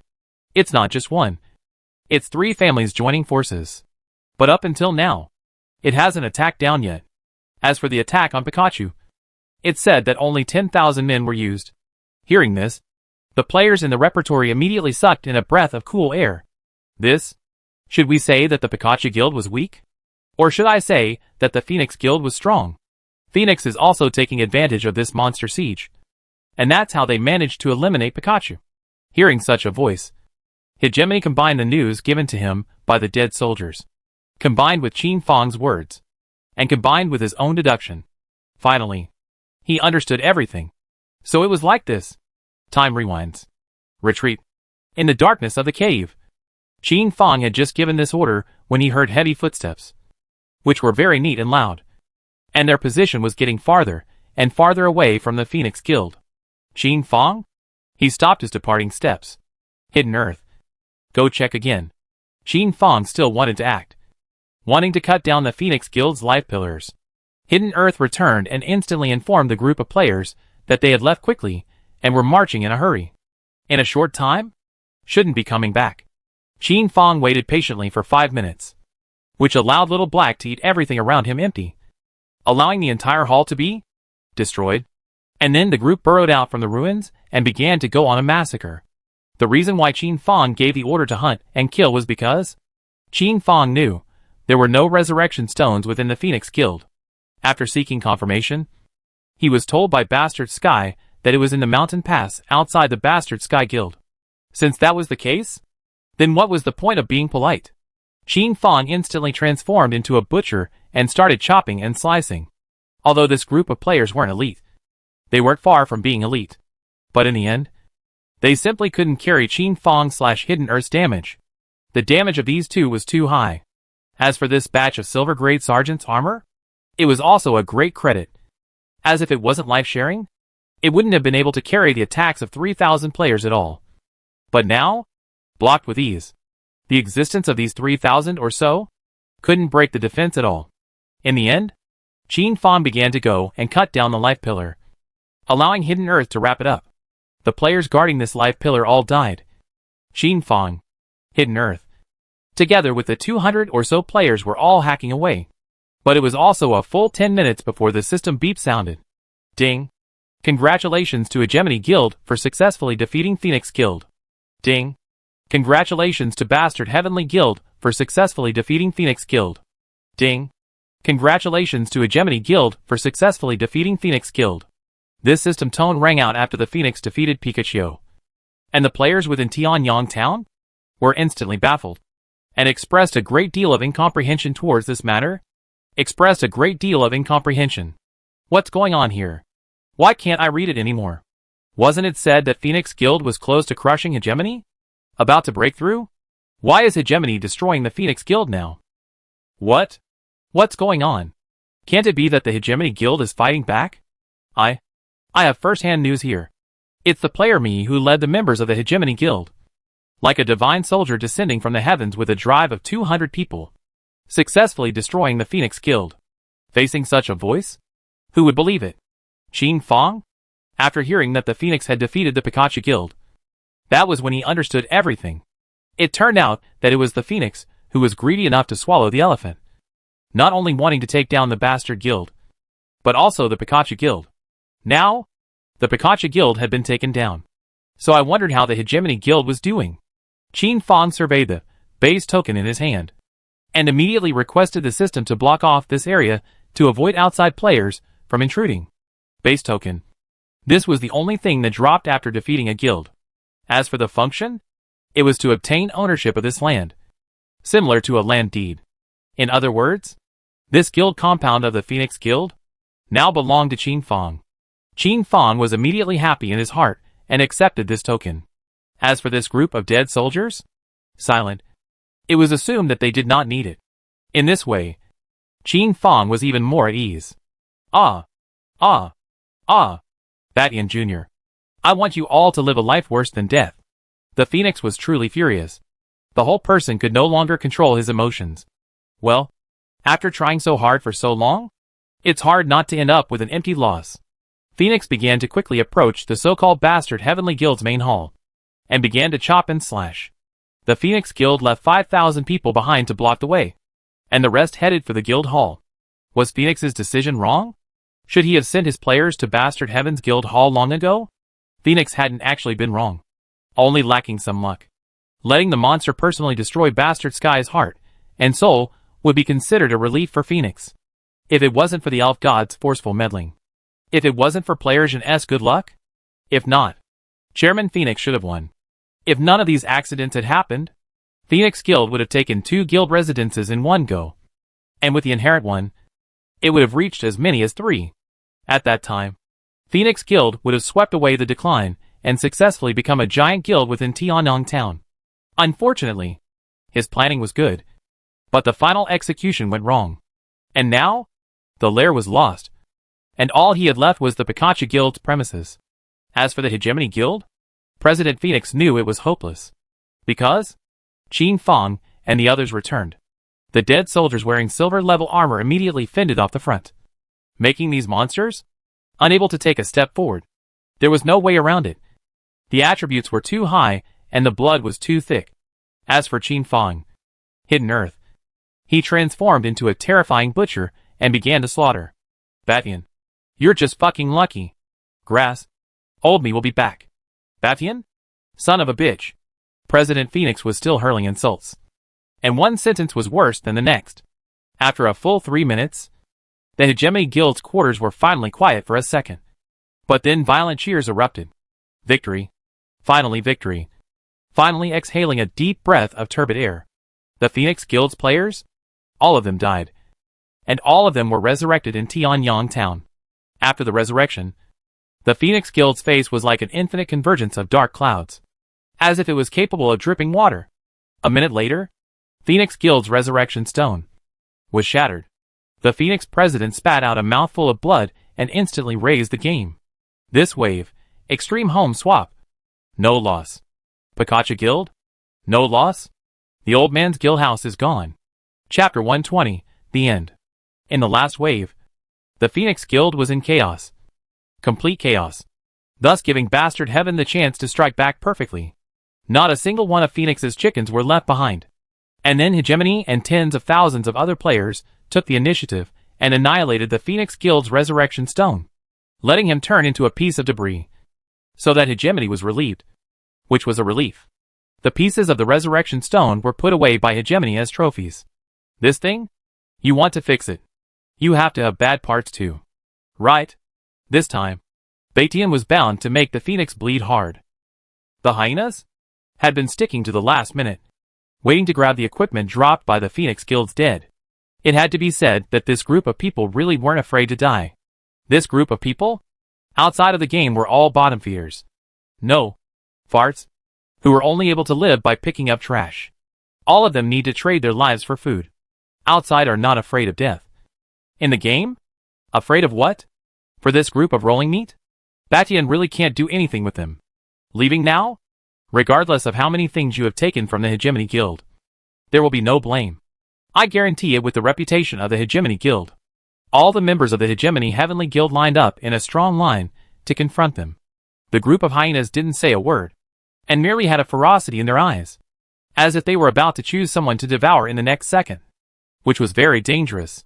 Batian and the others also had no bottom in their hearts. These people wouldn't really want to fight. Although fighting, they are also not false. And the will to fight is high. But after all, it is 12 o'clock midnight. Everyone needs to rest. In the next instant, a player amongst the hyenas suddenly turned away. And as if it was a signal, the other hyenas also turned away one after another. Batian's heart let out a sigh of relief. Quickly, repair the city walls. Batian quickly organized his manpower to repair the city walls at the first opportunity. 100 copper coins per hour for overtime.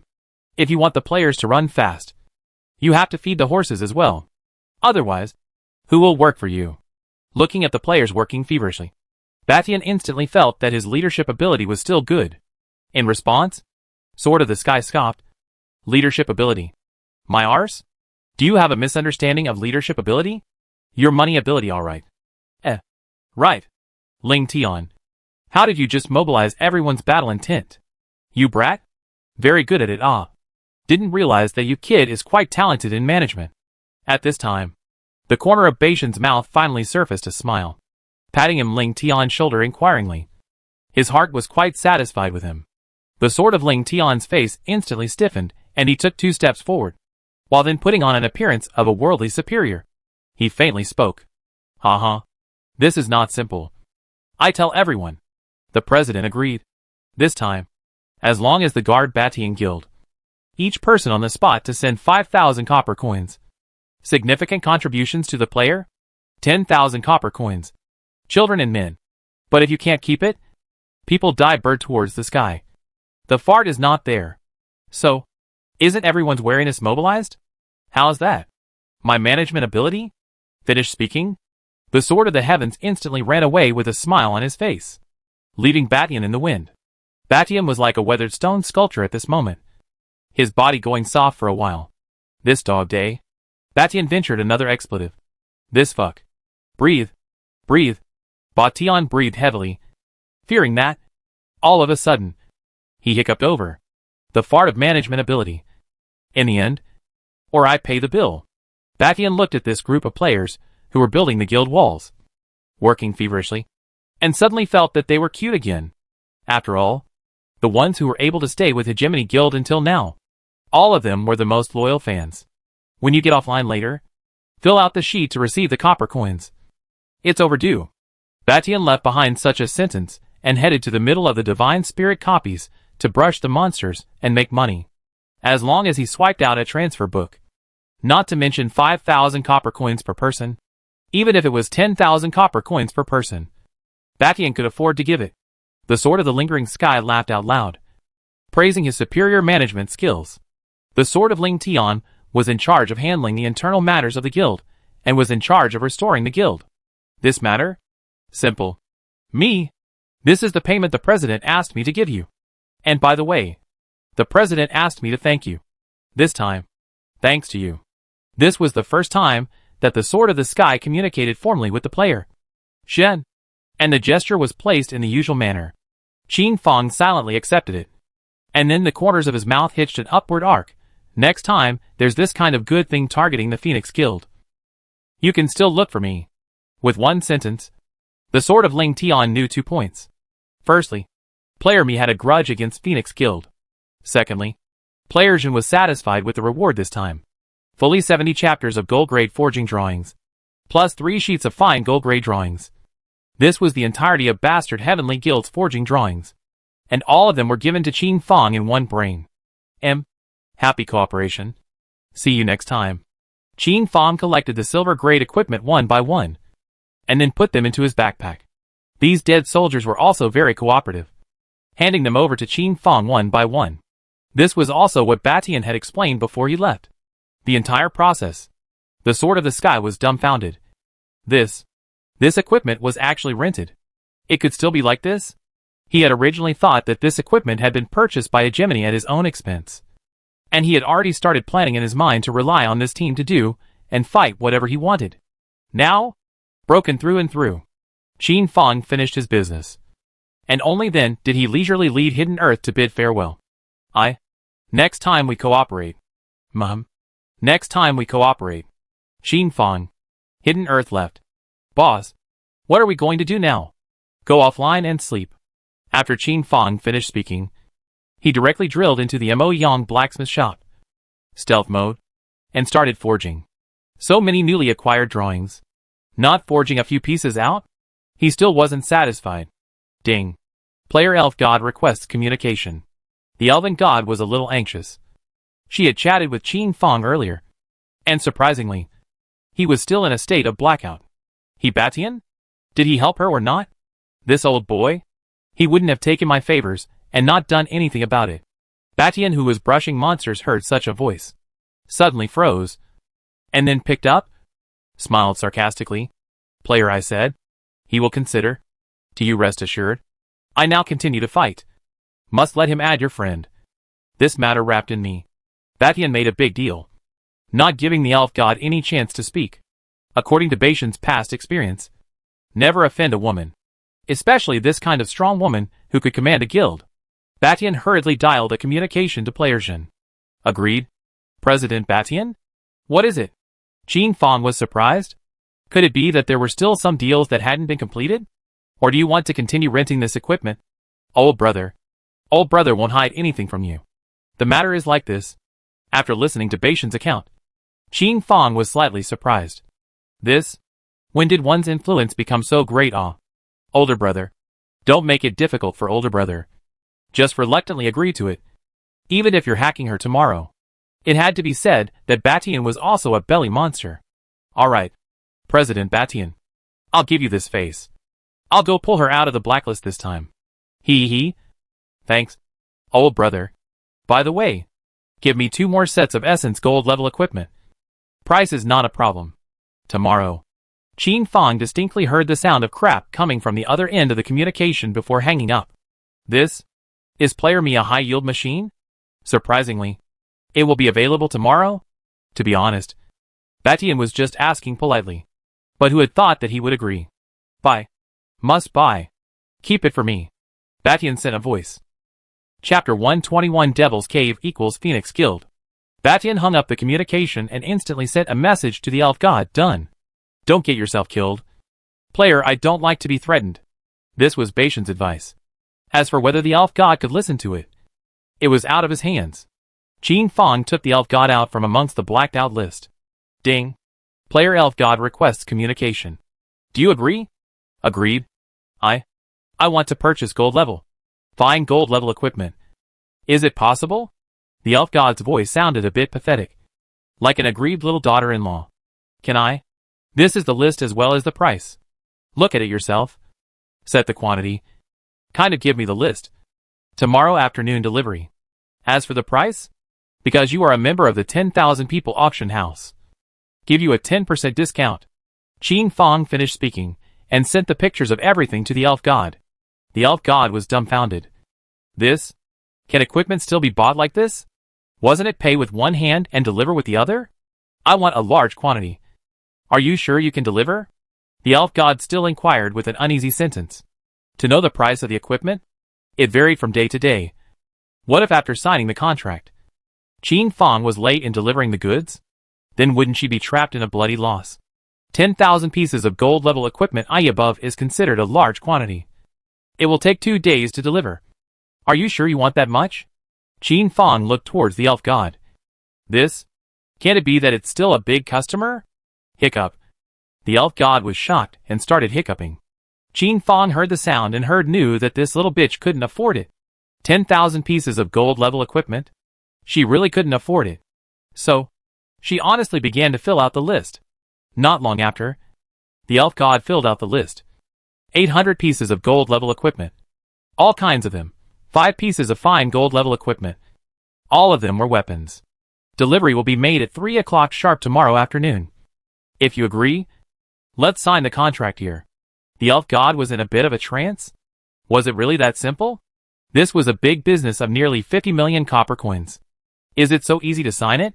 What if we can't deliver on time? The elf god inquired once again. She was different from Batian's large family. She had to save her money. Her caddy. If there is a delay, 1 minute late, pay 1 more gold level equipment. This one. There is also in the contract. You can take a closer look. Qin Fong hung up the communication and started forging. Ding. Player Elf God requests a trade. Ding. Trade successful. Ding. Congratulations on receiving 5 million copper coins. The Elf God paid a tenth of the deposit upfront, officially establishing the legitimacy of the contract.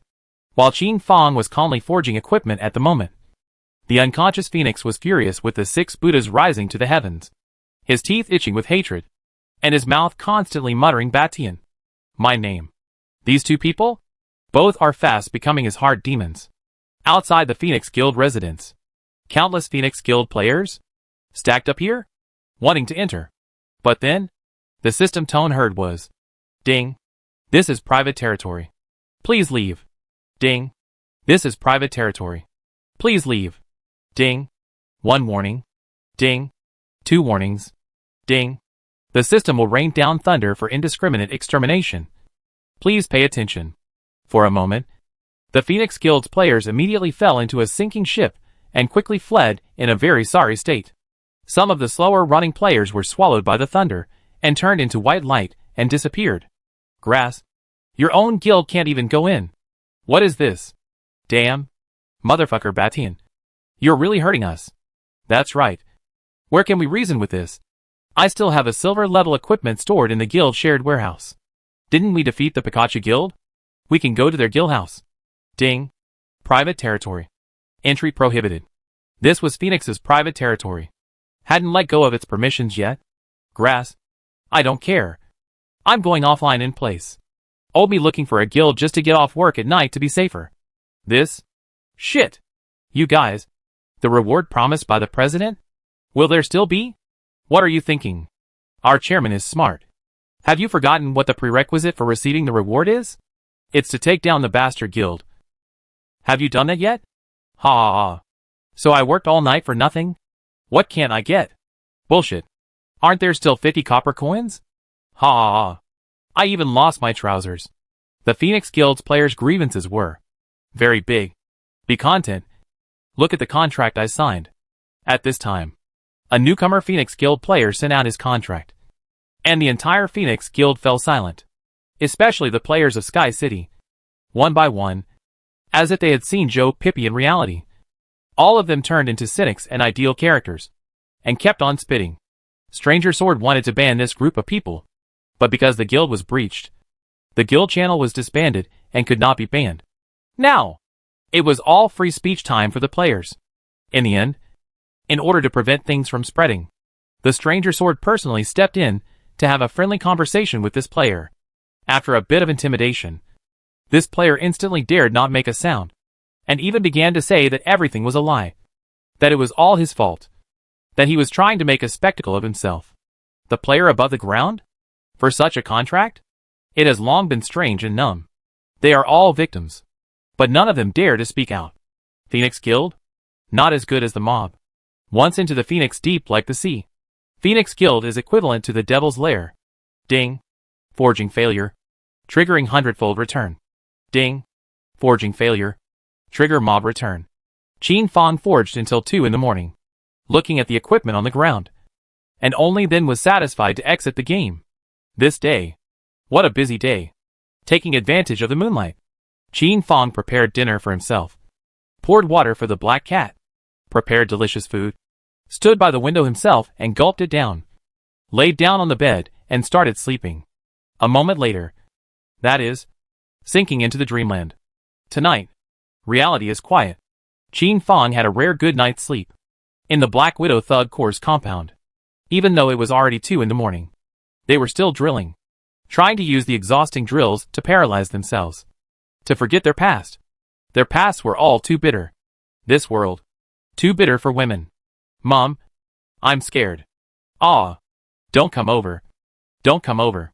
Let go of me. Let go of me. In the quiet middle of the night, such mumbled voices kept ringing out, and a group of people were awakened, and then snuggled together, comforting each other. When the Dark Shadow saw this scene, there was nothing she could do. She had thought of many ways, all to no avail. She looked towards Qin Fong's residence and wondered if this man, would there be a way? And so, the Dark Shadow sneaked into Qin Fong's home at 4 a.m. When she saw that he was still sleeping peacefully, she lightly tried to leave.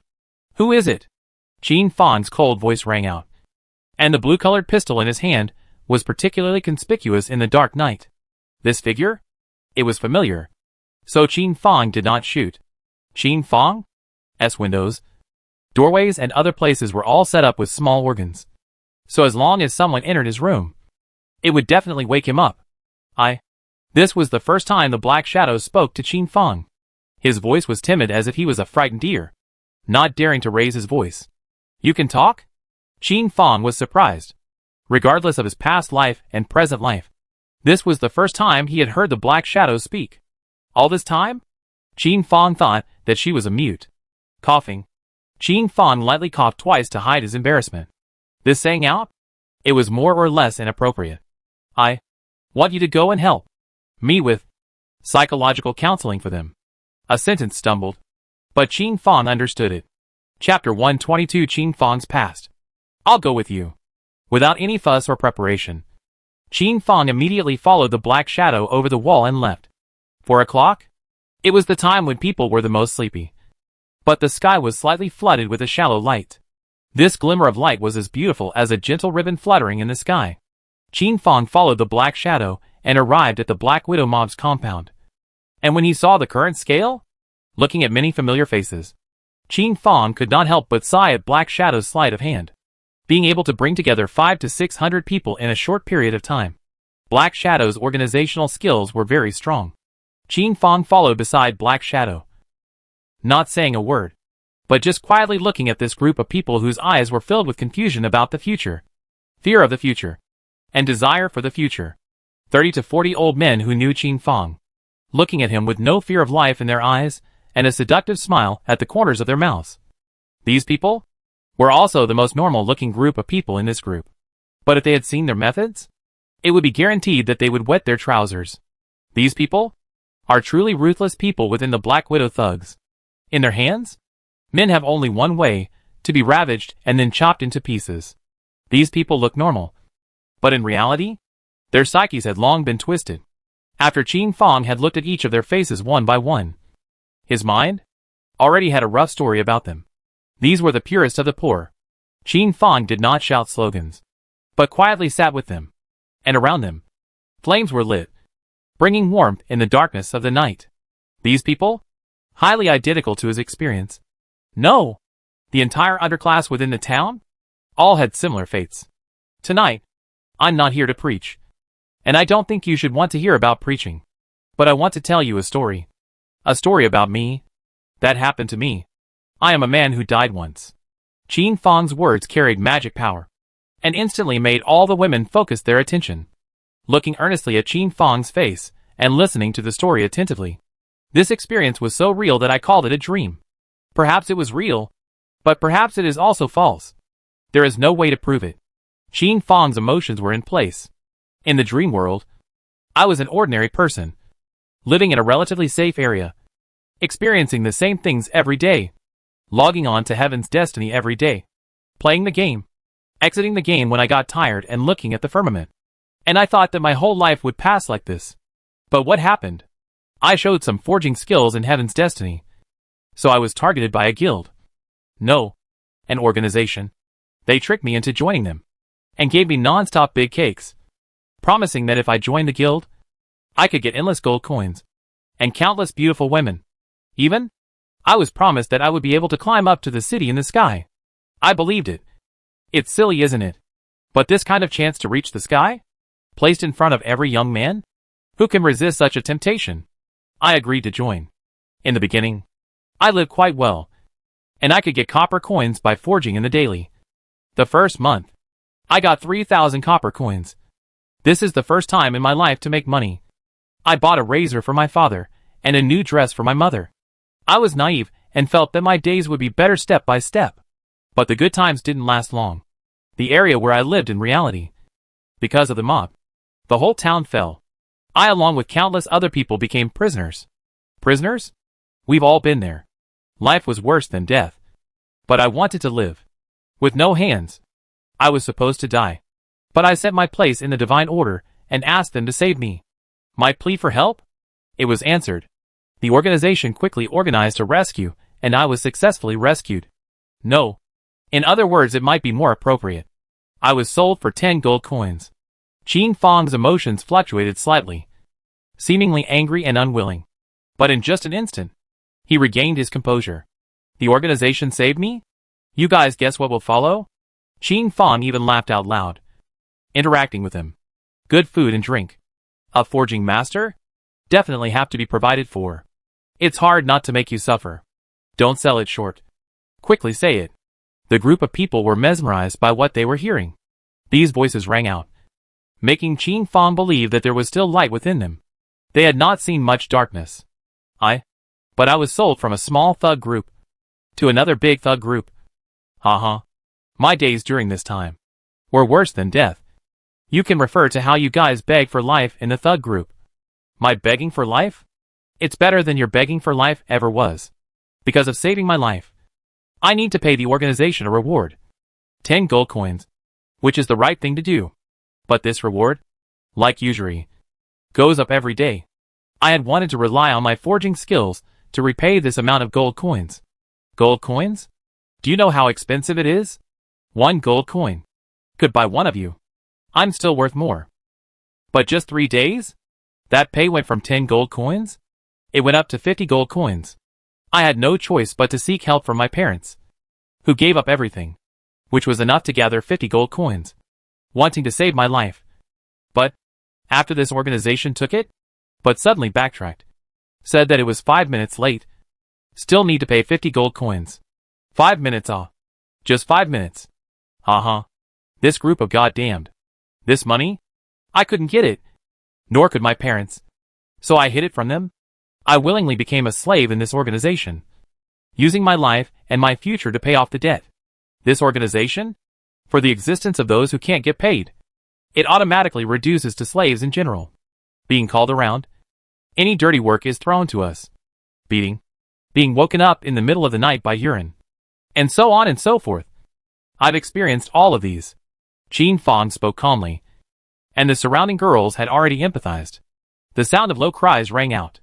If it wasn't for the fact that my forging skills were still okay, I might have died a long time ago.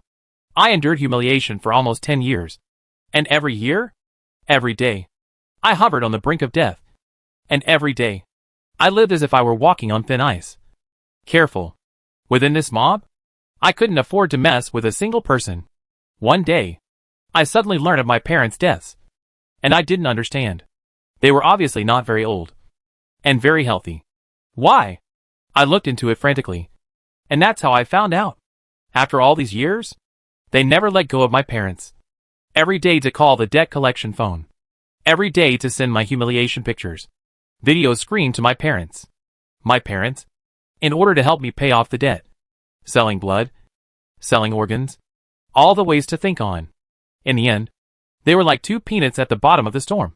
Being drained of all value, and then casually discarded. So, I went completely crazy. I killed I don't know how many people. I only knew that all life in front of me had to die.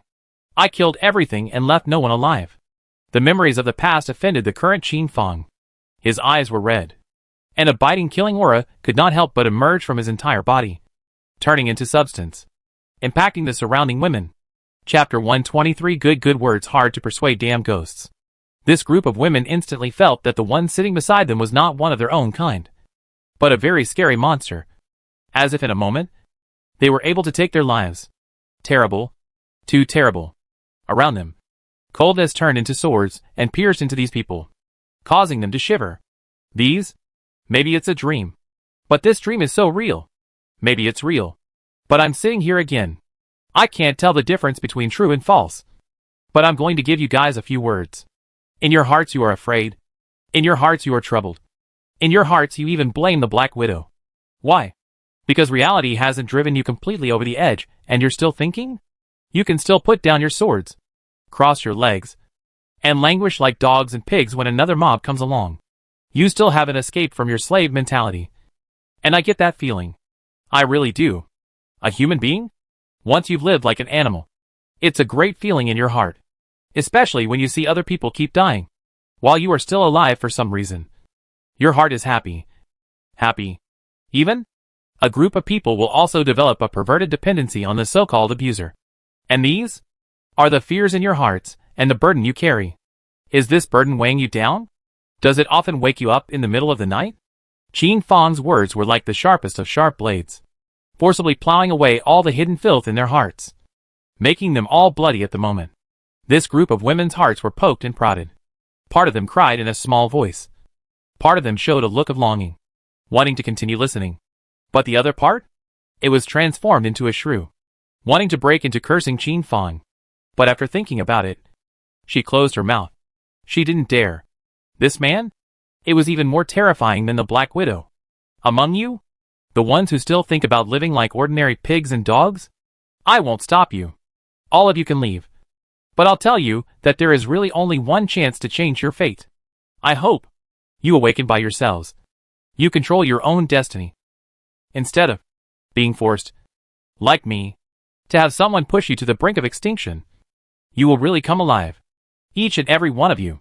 Which one is not from the edge of life and death trip over? Are you afraid of death? Yes, you're afraid of death. Otherwise you wouldn't have survived until now. But I'll tell you one thing. The more you're afraid of death, the faster you'll die. Why? Because you have been on a different boat. For so many days, it seems that your identities have not yet been transformed. And you are no longer the slaves you once were, but the so-called rulers. Your mentality should shift. You are no longer the so-called rubbish, but your own masters. After Qin Fang finished speaking, he quietly made a path for them to leave, allowing those who wanted to leave to leave. In a moment, at least 70 to 80 people got up, wanting to leave. I want to leave. I want to leave. Every day here is too tiring. Really too tiring. I want to leave too. You guys? Simply not human. Jaken. I want my Jaken. I want to live. I'm sorry. I want to live. I'm sorry. You guys? Too much guts. It's all going to die. It's all going to die. This group of women who want to leave. Each had a reason. And a very good one. In response to this, Qin Fang naturally smiled and let them go. Good words were hard to persuade the damned ghosts. This group of women is determined. Determined to follow the Black Widow will not have a good end. Qin Fang let them leave. Forcibly stay? Only then will really flow out of the scourge to come. The Black Shadow did not stop him. Not speaking throughout, giving Qin Fang absolute prestige. If they leave, they might have a good life. But maybe they will die tomorrow. This road? Who can say? Because they gave their fate to others, letting others decide whether they live or die.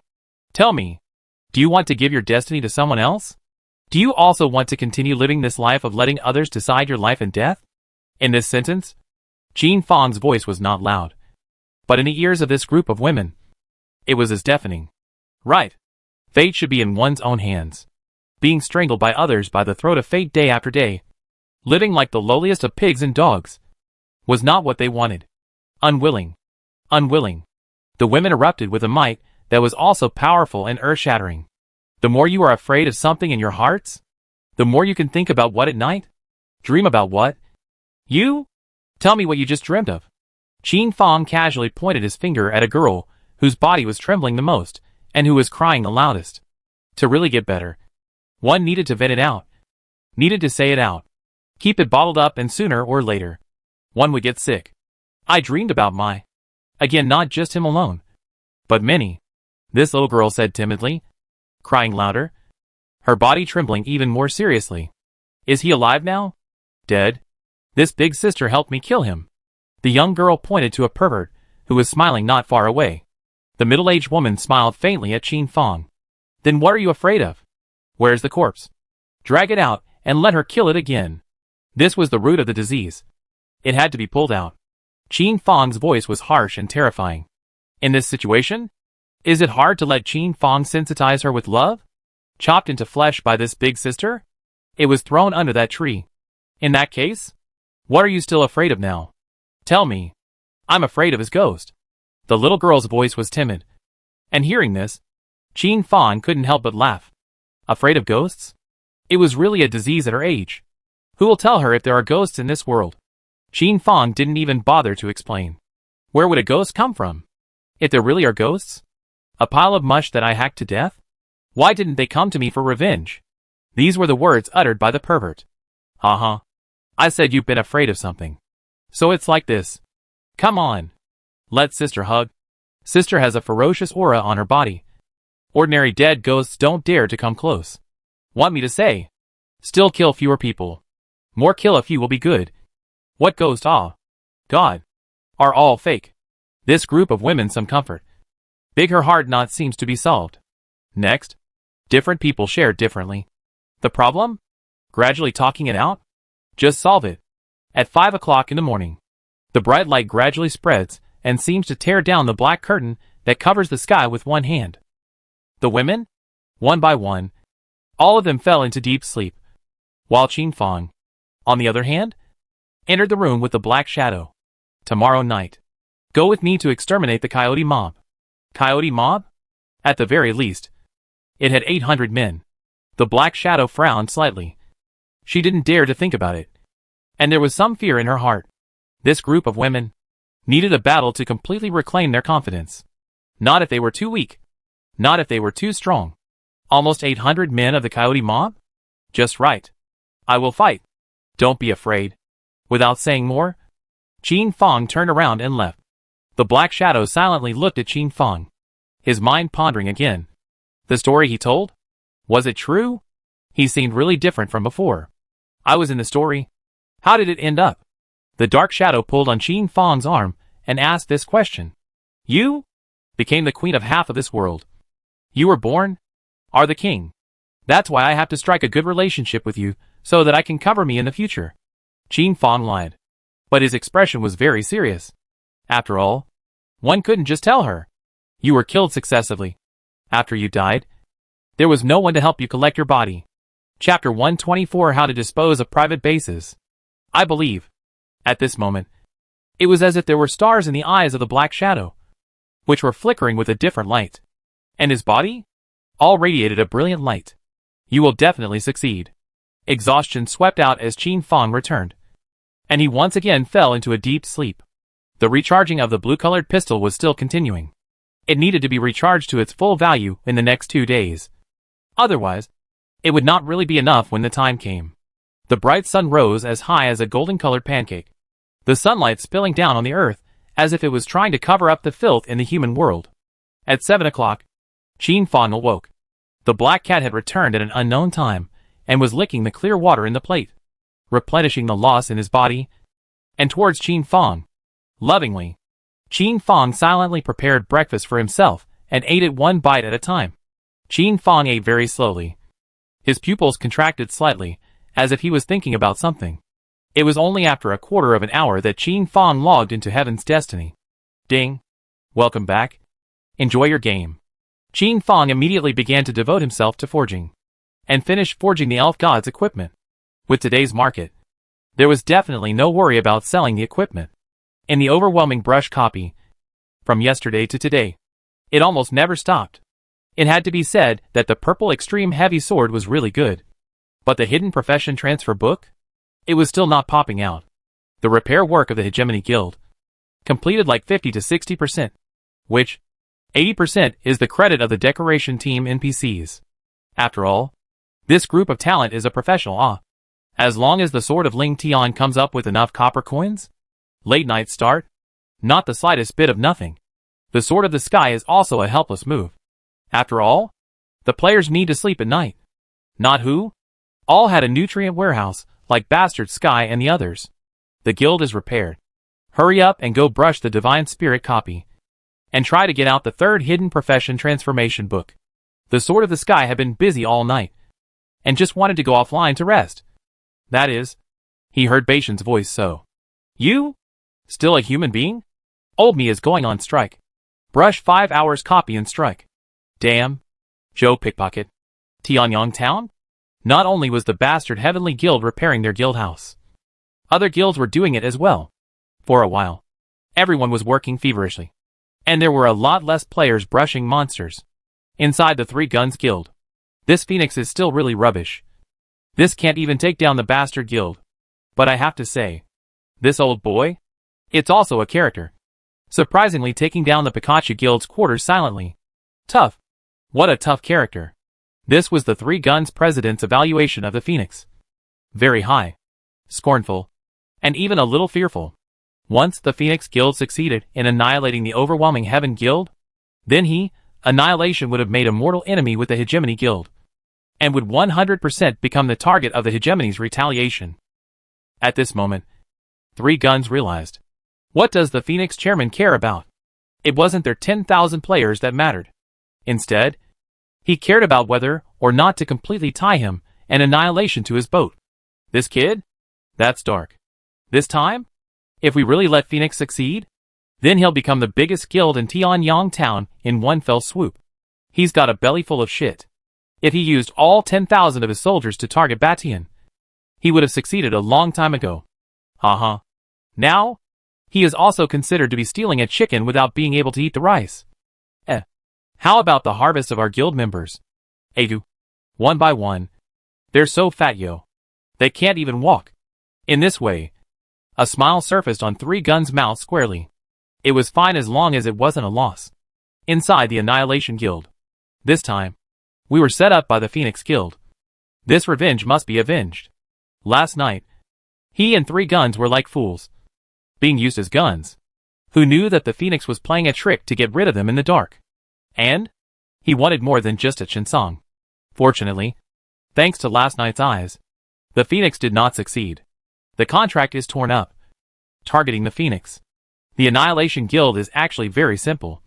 It's one sentence. Who does the president say to fuck? We will hack whoever he says. And obey the order. Okay. Within the Phoenix Guild, a dead silence. Quiet as a pin can be heard. This is already Qin Fang's private territory. Outside of the Pikachu Guild, one by one, the players of the Phoenix Guild came online and began to talk. Why isn't the president coming yet? We need an explanation. That's right. Is it hard to renege on the debt? Even though I didn't defeat Bastard, I lost all my equipment. These were all players of Sky City. One by one, they were righteous. For such players, Phoenix couldn't afford to mess with them. After all, being able to ascend to Sky City? Which one is a simple person? On a normal day, Phoenix still had to look up to their noses to see if they could enter the Sky City. In their eyes, the Phoenix Guild was normal. Borrowing a phrase from Mr. Lu Sun, minions as masters? They are absolutely unwilling to abolish the title of Lord. And I'm afraid that his posturing is even more complete and ridiculous than his masters. Phoenix was this kind of person. Against the players of Sky City, he was a lackey. But against Qin Fang and others, he was the Lord. To the old players, who had followed Phoenix all the way? No. For the members of the Phoenix mob, the Phoenix Guild was normal. For new players who joined the Phoenix Guild, the Phoenix Guild was also normal. Nothing more than a pit in the contract that pits you for a few years of youth. For the players in Sky City, the Phoenix Guild was also normal. But for the slaves in the Phoenix mob's quarters, they really were slaves. And slaves? Quite a few. The Phoenix Guild is also a mob group that wears a guild jacket. No. More accurately, it is a whitewashed mob group. Phoenix quietly came online. He smiled and looked at the crowd, discussing how things should be resolved. The anger and so on all disappeared into thin air. Could not see the sadness and happiness. Guild quarters? Isn't this ready-made? It can be used anytime. Oh. You guys said last night's attrition. 1,000 copper coins per person to compensate. Plus 2 pieces of silver level equipment to compensate. As for the copper coins from the Thriller Villa, everyone can collect as much as they want and play as much as they want. Phoenix was very generous, because he only needed to appease these Sky City players. As for the other members within the guild, couldn't receive it at all. Every time, Phoenix's generosity was feigned, and the smile at the corner of his mouth was all an act. Those who truly received the benefits, only the players of Sky City. The others were merely for show. And in the end, they would still take it back. Phoenix opened this piece of his private territory, granting the players access to start building a brand new guild. Ding. The protection period of the private territory is about to end. Please prepare yourself to deal with it. The system beep sounded in Phoenix. Qin Fang's mind at the same time. Phoenix pondered for a moment and chose to purchase protection again, but chose the lowest amount. Daily? 1,000 copper coins. only guaranteeing security for 8 hours at night. Phoenix arranged the guild's construction tasks, and then led a group of expert players and went to brush the copies. Xin Fang, on the other hand, was in deep thought. What to do? Xin Fang hadn't actually thought about what he should do with this guild base. Sell it? Auction? Or take it for his own use? In the end, Xin Fang decided to ask Yuzhe and ask him if he needed it. Ding. Is it dialing Yuzhe's communication? Chapter 125 on how to make someone else's your own. Ding. Communication is being connected. Xin Fang suddenly slapped his head and came back to his senses. This private territory. The underground was rich in mineral resources. Why not just open a mine? But to open a mine? There was still a need to run a certificate in Tianyang town. And there was also a need to buy mining machines, which required a lot of labor. And the minerals purified wouldn't be up to Xiaohei's level. Mining? It seemed to be a bit of a waste. And the loss would outweigh the gain. So it would be better to let Little Black devour it daily. In which case, Xin Fang would not have to worry about any of the mineral resources he needed for forging. Changing this place into a guild? Xin Fang establish a guild as well? But what about the guild members? Just him and Hidden Earth? How could they get it going? It wasn't realistic. Difficult. How about converting him into a warehouse? A warehouse dedicated to storing different divine attribute stones. That's possible. Because of the defenses. It's safe even though you want at least 5,000 copper coins per day 24/7. But it's safe. Ding. Yuza agreed to connect. At the moment of Xin Fang's imagination, the system beep sounded. Boss, what's the matter? Yuze's voice was filled with exhaustion, as if he had been up all night. Yuze, I just got a private territory yesterday. What should I do with it? Do you see any opinions from you? Private territory? Any coordinates? Boss? For this kind of territory, he needed to evaluate it in detail before he could give the best recommendation. With that, Xin Fang sent the coordinates to Yuze. So remote? With these words, Yuze had actually declared the future of this private territory. Boss, I'll be honest. It's so remote and surrounded by a poor environment. No matter what you invest in, it won't even return the capital. You get busy. By the way, what's the price of attribute stones now? Boss, the price of attribute stones is still falling lately. The average price of each one is below 90. When it falls to 50 copper coins, buy them, and sweep them all below 60. Xin Fang hung up his communication, and then started contacting the construction team. His private territory? Work needed to start. At the very least, 36 large warehouses needed to be built. Xiaohei, Xin Fang called out, which meant that he saw the sleeping Xiaohei. The ore that was devoured yesterday. It was enough for one ore vein. So Xiaohei had fallen into slumber again. Xin Fang glanced at the forging materials left behind by Xiaohei. It was still quite abundant, and could still forge an essence gold level equipment once. Xin Fang couldn't forget the agreement with him, who mocked himself as rubbish. Ding. Player Hidden Earth requests communication. Agreed.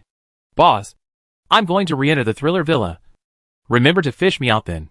This communication was also meant to keep Xin Fang in mind and be able to rescue him in time. Go ahead. But remember to get struck by lightning in time. Infected with Gotham's curse. No one can save you. I will. Don't worry, boss. Xin Fang's post on top of the interactive forum was another small fire. After all, the players who entered the Thriller Villa last night and were infected with the curse of Gotham could be not a few. At 12 o'clock last night, all the players in it? All dead? Today? There was also a small burst of panic. How did I suddenly come back to life at the resurrection point? I remember I was in a cave in the wilderness.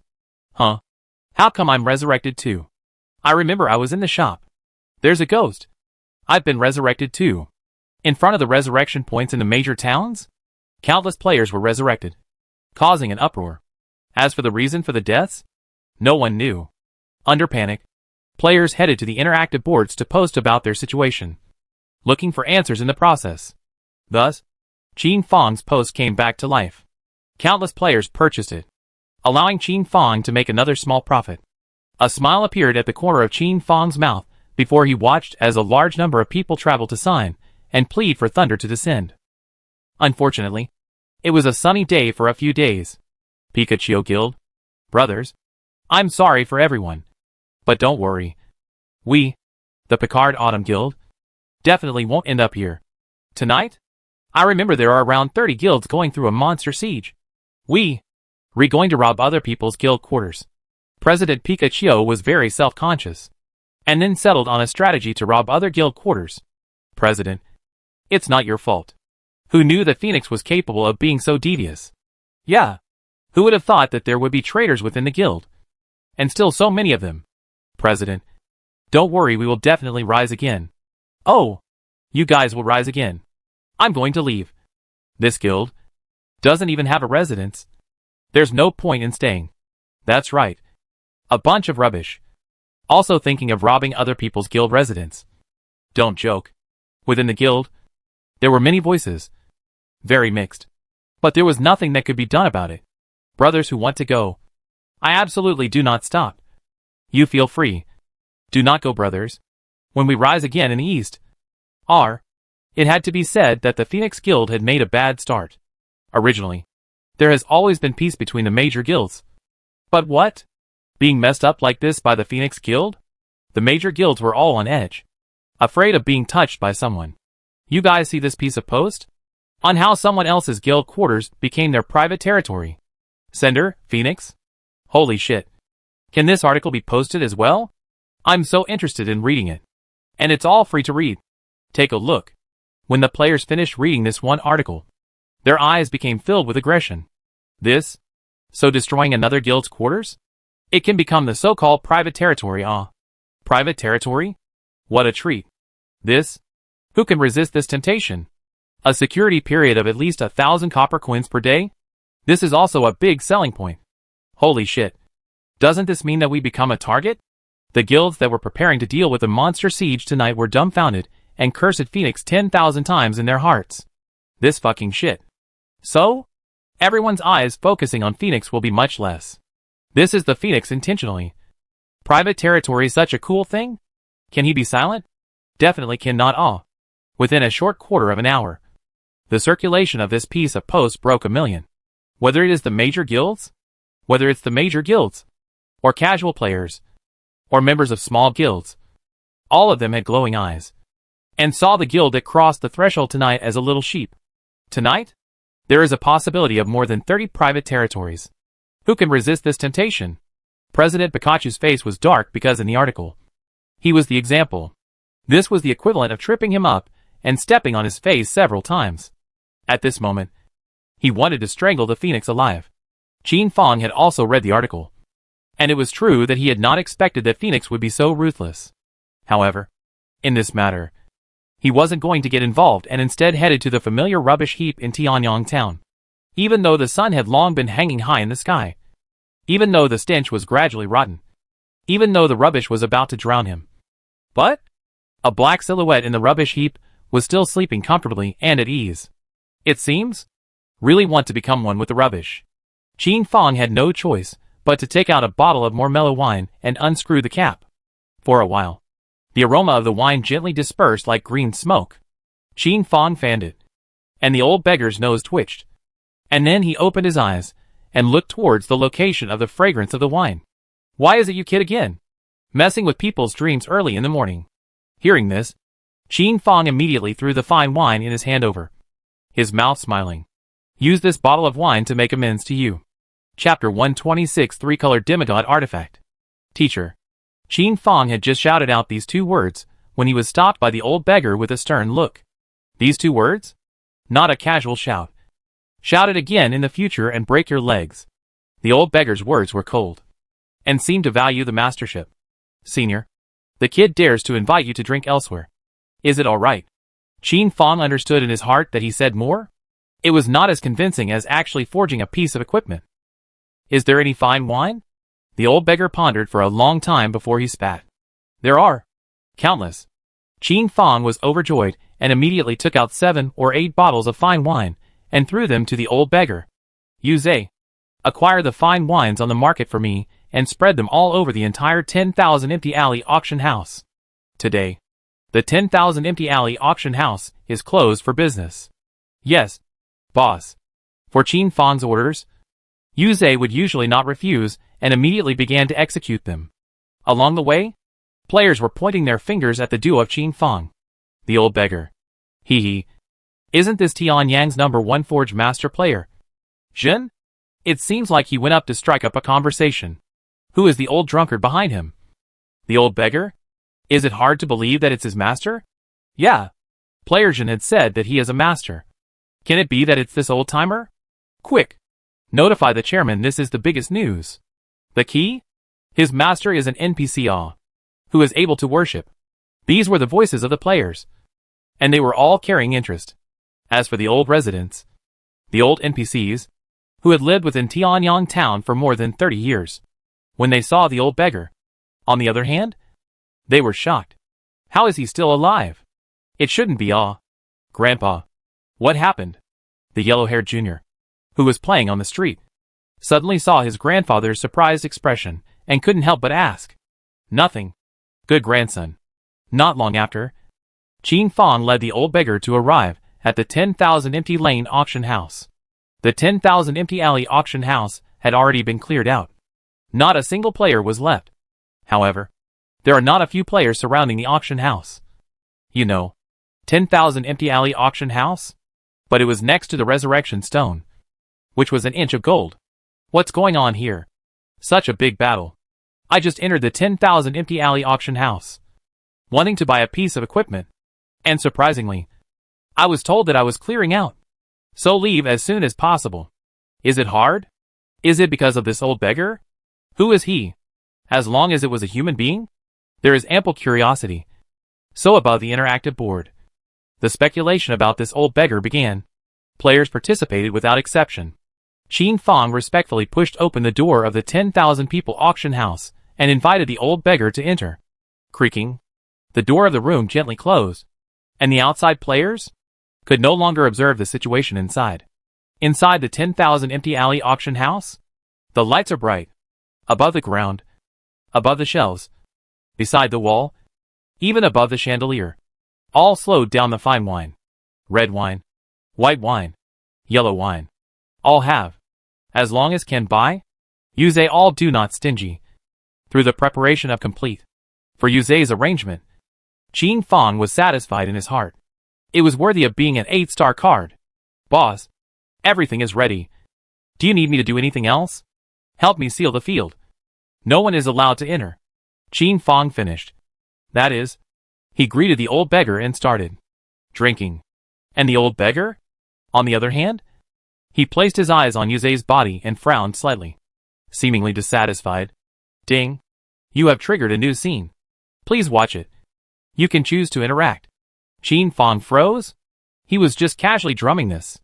How could a new scene appear? The Rain family? When did they fall to this level? The old beggar was like an old ancestor, looking at the junior brats living a less than desirable life and losing the face of the Rain family. He couldn't help but slate his face and open his mouth to point out a few things. You are? Old seniorly? Yuze suddenly the whole person jumped up, as if a cat saw a mouse in general.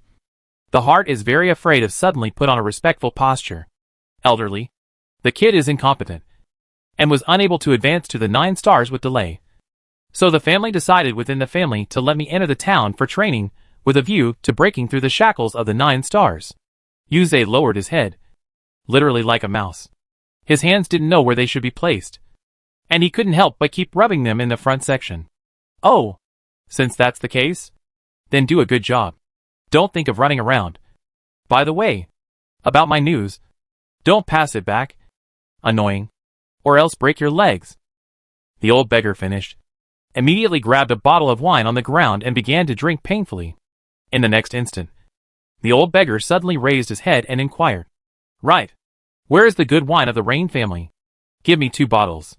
Yuze immediately smiled and took out 10 or so bottles from his own backpack, and handed them through to the old beggar. Well, it's not bad. There's an eye for it. This equipment? You take it. Use it for now. This? Qin Fang looked at the equipment that was casually thrown out from the old beggar's hand. It was a compact boot. The whole body seemed to be forged from jade, flashing with a tricolored light. Qin Fang was instantly stunned. This? It was clearly a terrifying demigod-level equipment.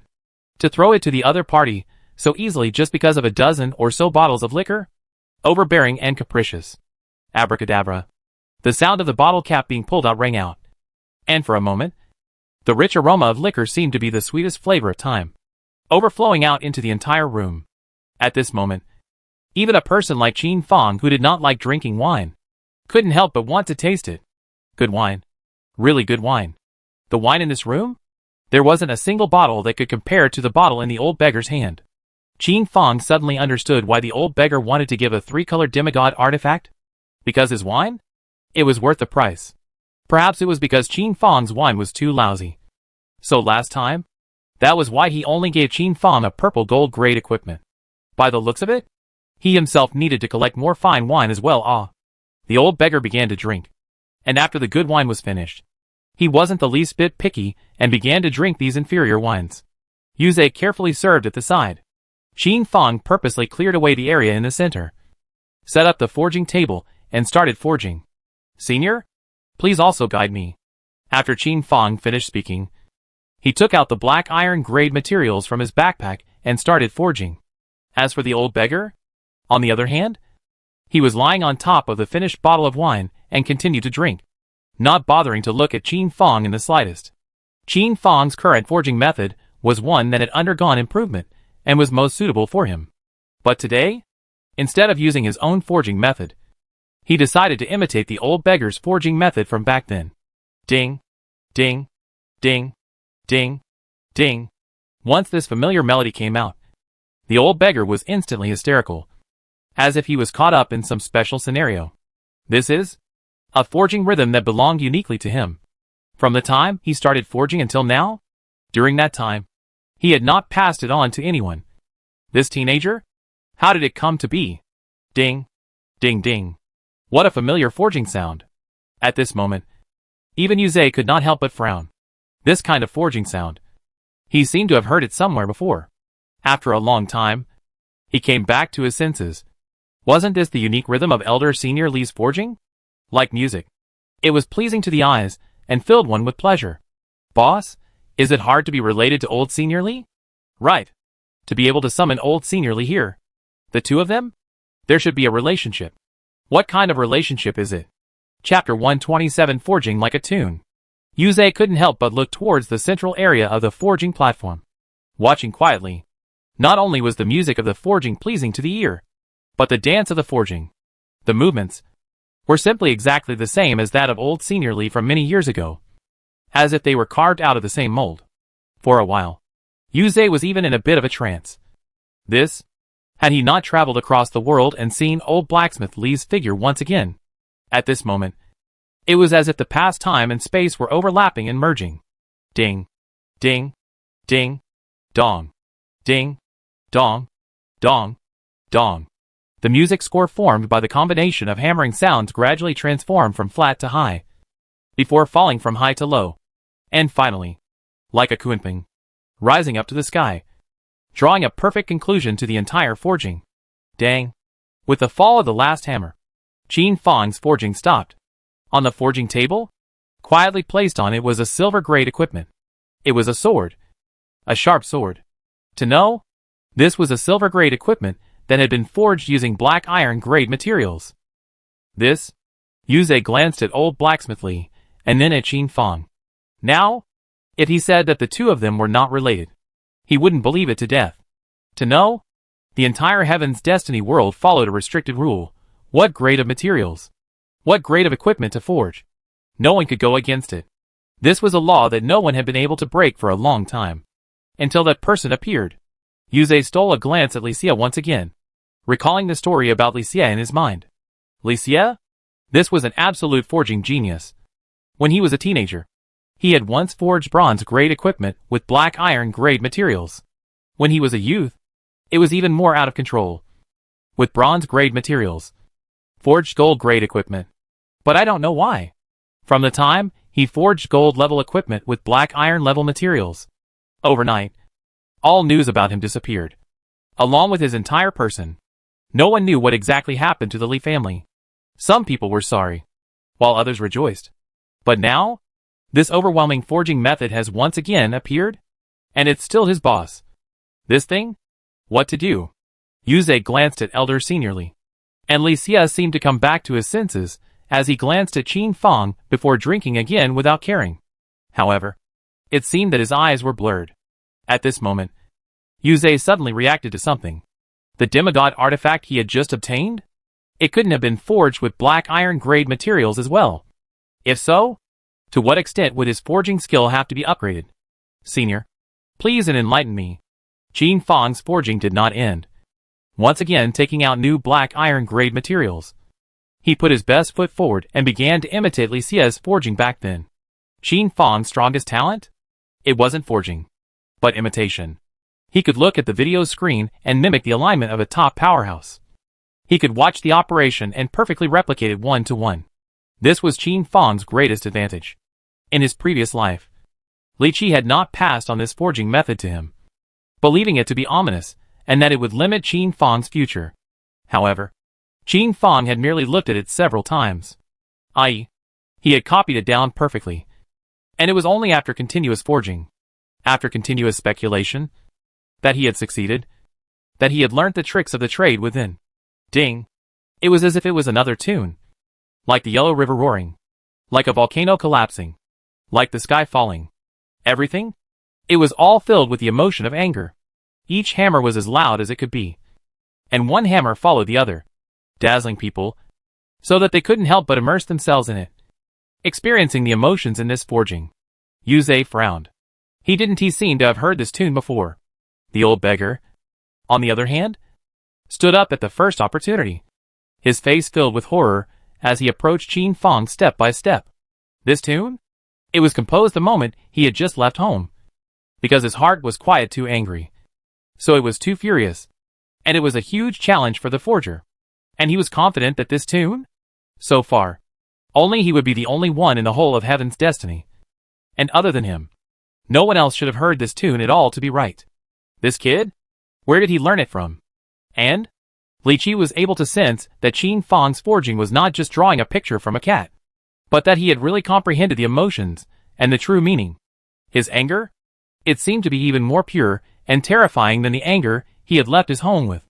But how did this anger feel like it had an air of emptiness? Thud. The final hammer fell, as if the song tiger was roaring with all its breath, or as if the terrifying swimming dragon was exhaling at the last moment of its life. And in the end, the sky collapsed, and everything returned to peace. Rage? It was completely internalized into this equipment, incarnating into an attribute. Your anger? Where does it come from? Li Qi closed his eyes and asked these words. From the dream world? From 10 years of oppression? From the unreal? Your anger? It's the most I've ever seen. It's too unreal. So, this equipment is only gold level. If your anger can turn into substance, this should be an elite gold grade equipment. Thank you for your guidance. Teacher, why do you understand my forging method? This was one of the questions that Li Qi was most curious about. Everything comes from the dream world. I am your disciple, but I have only learnt the skinny of your forging method. That is, I don't continue to learn it because of special reasons. Qin Fang's explanation gave Yuze the feeling of listening to heavenly books, feeling that boss was joking. However, Li Xie listened as if he was mesmerized. And in the end, a smile appeared at the corner of his mouth. I believe, but I should not have taught you my forging method in the future. Teacher's wise eyes.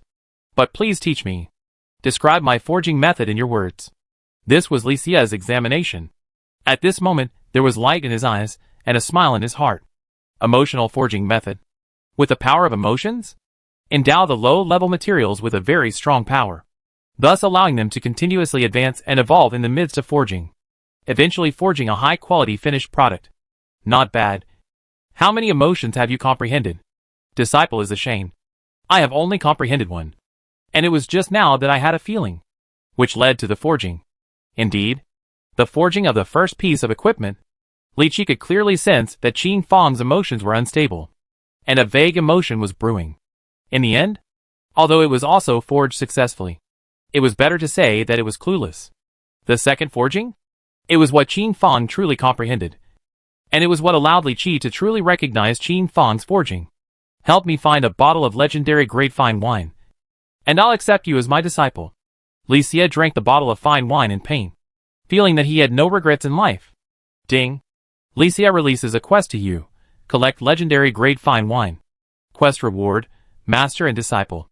Qin Fang decisively accepted this task, and then unleashed his banknote ability. Ding. Player Me releases a paid mission from All Heaven's Destiny. 50 million copper coins to acquire a bottle of legendary grade fine wine. This piece of news, posted on the interactive board, instantly caused an uproar. Alright. The emotion forging method is used sparingly. Don't use it if you can, lest it attract something unsettling. Go ahead and forge. I'll see what's wrong with you. Qin Fang was overjoyed and started forging at once. Yuze watched from the side. His mind was like a raging storm. Is it hard? There really was a so-called rebirth? Wasn't this just blind bullshit? Yuze did not believe a single word of it. Chapter 128 Heaven's Destiny's First Gunsmith. Qin Fang was immersed in the forging, and Li Xie gave his insights by pointing from time to time. Qin Fang combined his insights and melded these points of knowledge. Qin Fang's forging background was strong, so he could easily understand what Li Qi was saying again. In fact, from that day, when Qin Fang said the sentence that he was not rubbish, Li Qi had sensed that something was wrong. That sentence? Only his father had said it to him that night. There was no third person who knew it. Perhaps this is the fate of the underworld. Yuze is like a child, responsible for handing the wine. Incidentally, record out Li Evil said which wine tastes good again to buy. Above the interactive board, the players went crazy. This can't be true. This old beggar is player my master? I don't believe it. But have to believe it. It has to be true. You guys, can it be fake? Look at this video. How respectful player Jin is. There was no need to discuss this issue. It was solid. But player Jin's real name purchasing a legendary grade fine wine? It really made a large group of people break their defenses. Ordinary people? Still hovering on the subsistence line. And Qin Fang? Surprisingly buying wine for 50 million? Fake. Right. 50 million copper coins just to buy a bottle of wine? Legendary grade wine? Where is this going to be found? Legendary grade wine? What's the concept? Does anyone know? This 50 million. I can see it. But I can't get it. So angry. No. I have to go ask the NPC. Found out. Legendary grade wine means wine that has been stored for at least 10,000 years. Give up. Give up. A group of players gave up all of a sudden. Where is this going to find him, huh? Can this be found? The first time I saw this was when I was in the middle of the night. Fruit is really not so good to earn, huh? What do you guys say about this legendary level wine? Is it possible that it's for his master to drink? Huh. I've seen this NPC before. He seems to be a notorious drunkard. Do you think he'll reward us with equipment if we help him find wine too? Right. Why didn't I think of that? The players seem to have been opened up to the second chakra, and their thinking was very active. It is certain that the next period of time Li Xia's light days will be gone. Midday. A room full of fine wines all became empty bottles, and Li Xia's stomach seemed like an invincible hole as he burped and fell into a deep sleep. Qin Fang, on the other hand, began the failed forging journey. Ding. Is the player elf god contacted? Me? Is the forging done? The elf god glanced at the time. It was only 1 p.m. It was still too early for the agreed time. It looked like he wouldn't be able to get Qin Fang's breach of contract. Trade it. Qin Fang didn't bullshit either. Ding. Transaction successful. Qin Fang got the copper coins, and the elf god got the equipment. A win-win situation. Seeing that Qin Fang had stopped forging, Yuze suddenly called out to Qin Fang with something to say. Boss, the apothecaries, artillerymen, etc., that you asked me to recruit last time? Now it has taken shape. The number of people has reached 500. Only that none of them have a high grade and need to be cultivated by us. Shall we? Let them go to your private territory and start producing. There's no way. 10,000 people can't fit in the auction house. It's fine. Just look at the arrangements. Right. The decoration team is renovating it. Why don't you produce a drawing? Qin Fang simply answered, leaving the matter solely to Yuze, and continued forging. In his sleep, Li Qi also frowned slightly. Why did this kid fail every time he forged? Backing Guild. President. Why don't we go grab a private territory for fun tonight as well? The Sword of the Heavens looked at Bastardly Sky. His heart slightly moved. This was a private territory. If we could obtain it, Hegemony Guild would be considered to have one more point of heritage. By then, the three guilds' residences, the Hegemony Heaven Guild was definitely the best in Tianyang Town. We don't do things like this that hurt the heavens. And, in the future, these are hidden dangers. Bastard Sky saw it clearly. Never take the initiative to make enemies. Or else he wouldn't know how to die. Alright. Sword of the Sky could only give up on this idea. Hee hee. Has the recent hidden profession transfer book explosion rate been adjusted down? How come I haven't brushed it yet after a day? I guess so. With so many towns in Heaven's Destiny, is it hard to drop all the hidden professions into Tianyang Town? How are the members in the guild? After repairing the city walls, they all went out and went crazy. Boss, why don't we go to Thriller Villa as well? It's really cool. Brush up. You're not allowed to go anywhere. Pitted bastard so many times? You still want to go on a wave? Impossible. In the middle of the Thriller Villa. This was the unknown number of times Hidden Earth had entered. And this time? With the past there is a big difference. These NPCs, as if they have lost their souls and become a bunch of dolls, no longer interact with Hidden Earth on a deep level. As if they have become a kind of established procedure, following the procedure to run. For example, the woman in red, still chasing after Hidden Earth. But the emotions in her eyes? As if wiped away. The terror of the present day? Never as terrifying as the moment he had just experienced. Hidden Earth tries to communicate with each of the ghost NPCs, but gets no response. Hidden Earth went in several times with the same result. So, Hidden Earth gave up. This high difficulty quest? It was still really bad to complete. Brother, it's better not to go. I'm afraid of the dark. The girl in a couple spoke up like this, but her expression was anything but scared. Let's go. It's fine. I'll protect you. The male stood out and played the hero. It's not scary in there at all.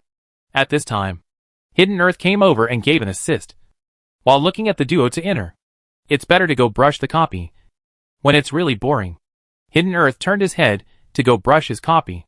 If one were to look at it from the high countryside, the area of this thrilling villa seemed to be a special shape that seemed to be some kind of spell formation. The large and small guilds outside of Tianyang Town were all stupidly trying to target the guilds that had crossed over this night. This group of guilds were also thinking of ways to do so. The art of vertical and horizontal. The art of blood flow. The art of attachment. All of them came to mind. As for the effect, it all depends on tonight. Inside the 10,000 empty alley auction house. Ding. The alarm clock you set is about to go off in 1 minute. Qin Fong was at the moment of forging when such a system beep suddenly came to mind. At this moment Qin Fong stopped forging and looked out of the window. A shy smile inexplicably appeared on his face, and he blushed unconsciously. Past life? Qin Fong knew a girl in his heavenly destiny, which was his complex and the deepest lump in his heart. Because he had a crush for a full 9 years? Until he was reborn. He had never confessed or revealed his heart. The two of them were close friends who talked about everything, but not intimate lovers. Qin Fong really wanted to poke through this layer of window paper. But he was merely a slave. He didn't have freedom. This was one of his biggest regrets in his previous life. This alarm clock? It was specially set by Qin Fong. It was because his first encounter with this girl, namely on the 14th day of the opening of Heaven's Mandate at 6 p.m.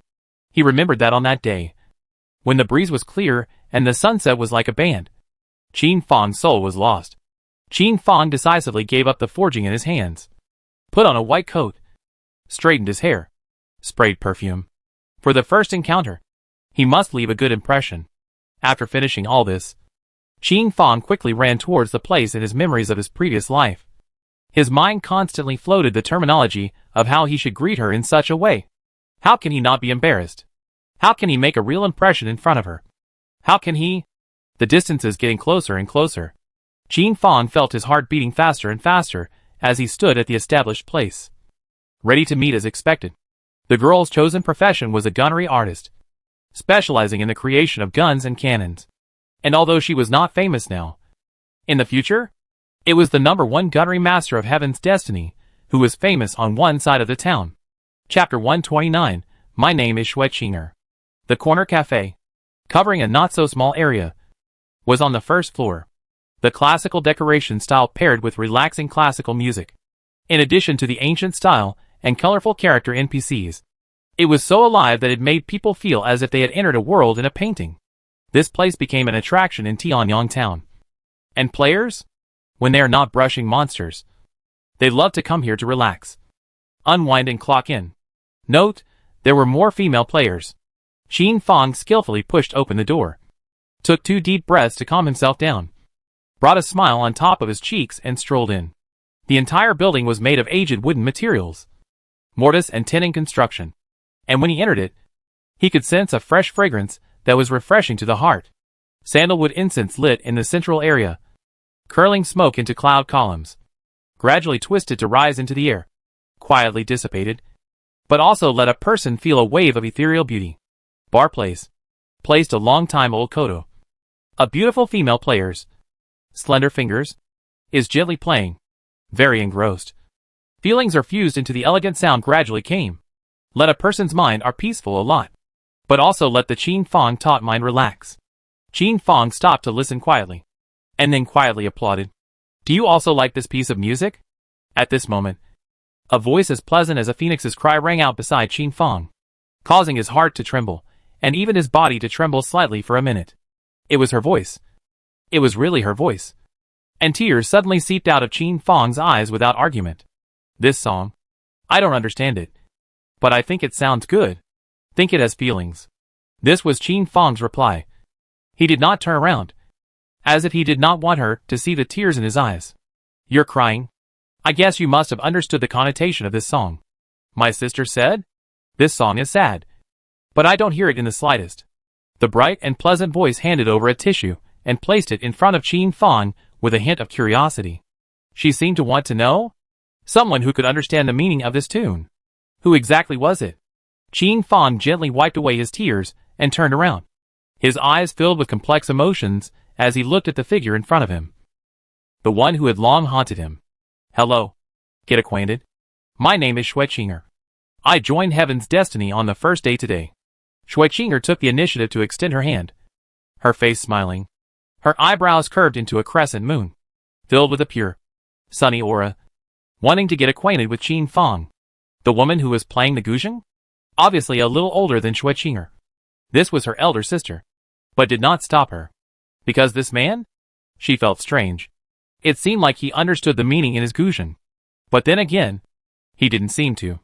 Xueqinger was wearing a fluttering skirt in the color of goose and yellow, standing tall and generous, with long black hair and exquisite features, as if she was a fairy who had walked out of a painting. Qin Fang? Once again, he lost his soul. The sound of his heartbeat seemed to be able to be heard across the whole of Heaven's Destiny. Hello. I am Qin Fang. Qin Fang did not hide his real name from her, but he froze for 2 seconds before returning to his senses and shaking hands with Xueqinger. You look so dull, yo. Xueqinger was refreshingly genuine, muttering her little mouth and laughing like a silver bell as she looked at Qin Fang curiously. Hearing these words, Qin Fang couldn't help but smile and rubbed his skin. Yes, I'm not dull. Qin Fang deliberately made a few faces to pull in his relationship with Xueqinger. And then Qin Fang ordered 2 cups of Xueqinger's favorite coffee, according to his tastes in his previous life. Meeting each other is fate. I'll treat you. Qin Fang's eyes, too, were pure, without any evil thoughts. Thanks. Xueqinger took a sip and was instantly surprised. This flavor? It was very niche, but it was her favorite. He? How did he know about it? Xueqinger, did you just join Heaven's Destiny today? Do you need me to introduce you to the current situation of Heaven's Destiny? Qin Fang took the initiative to look for a topic, wanting to chat with Xueqinger for a while longer.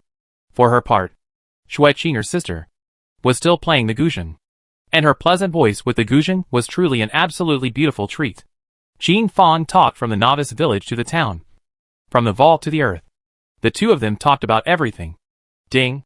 Your goodwill with player Xueqinger has increased to 1. Ding. You and player. I do not know how long has passed. Snow Clearer's sister sat up from before the koto and joined the duo in their conversation. Hello. I'm Snow Binger. Qinger's sister. Nice to meet you. Xueqinger was not yet experienced in the world, and she needed to help her keep an eye on her. Although the first impression Qin Fang gave her was also good. Qin Fang shook his hand, and once again started talking to him. Mr. Qin? May I ask?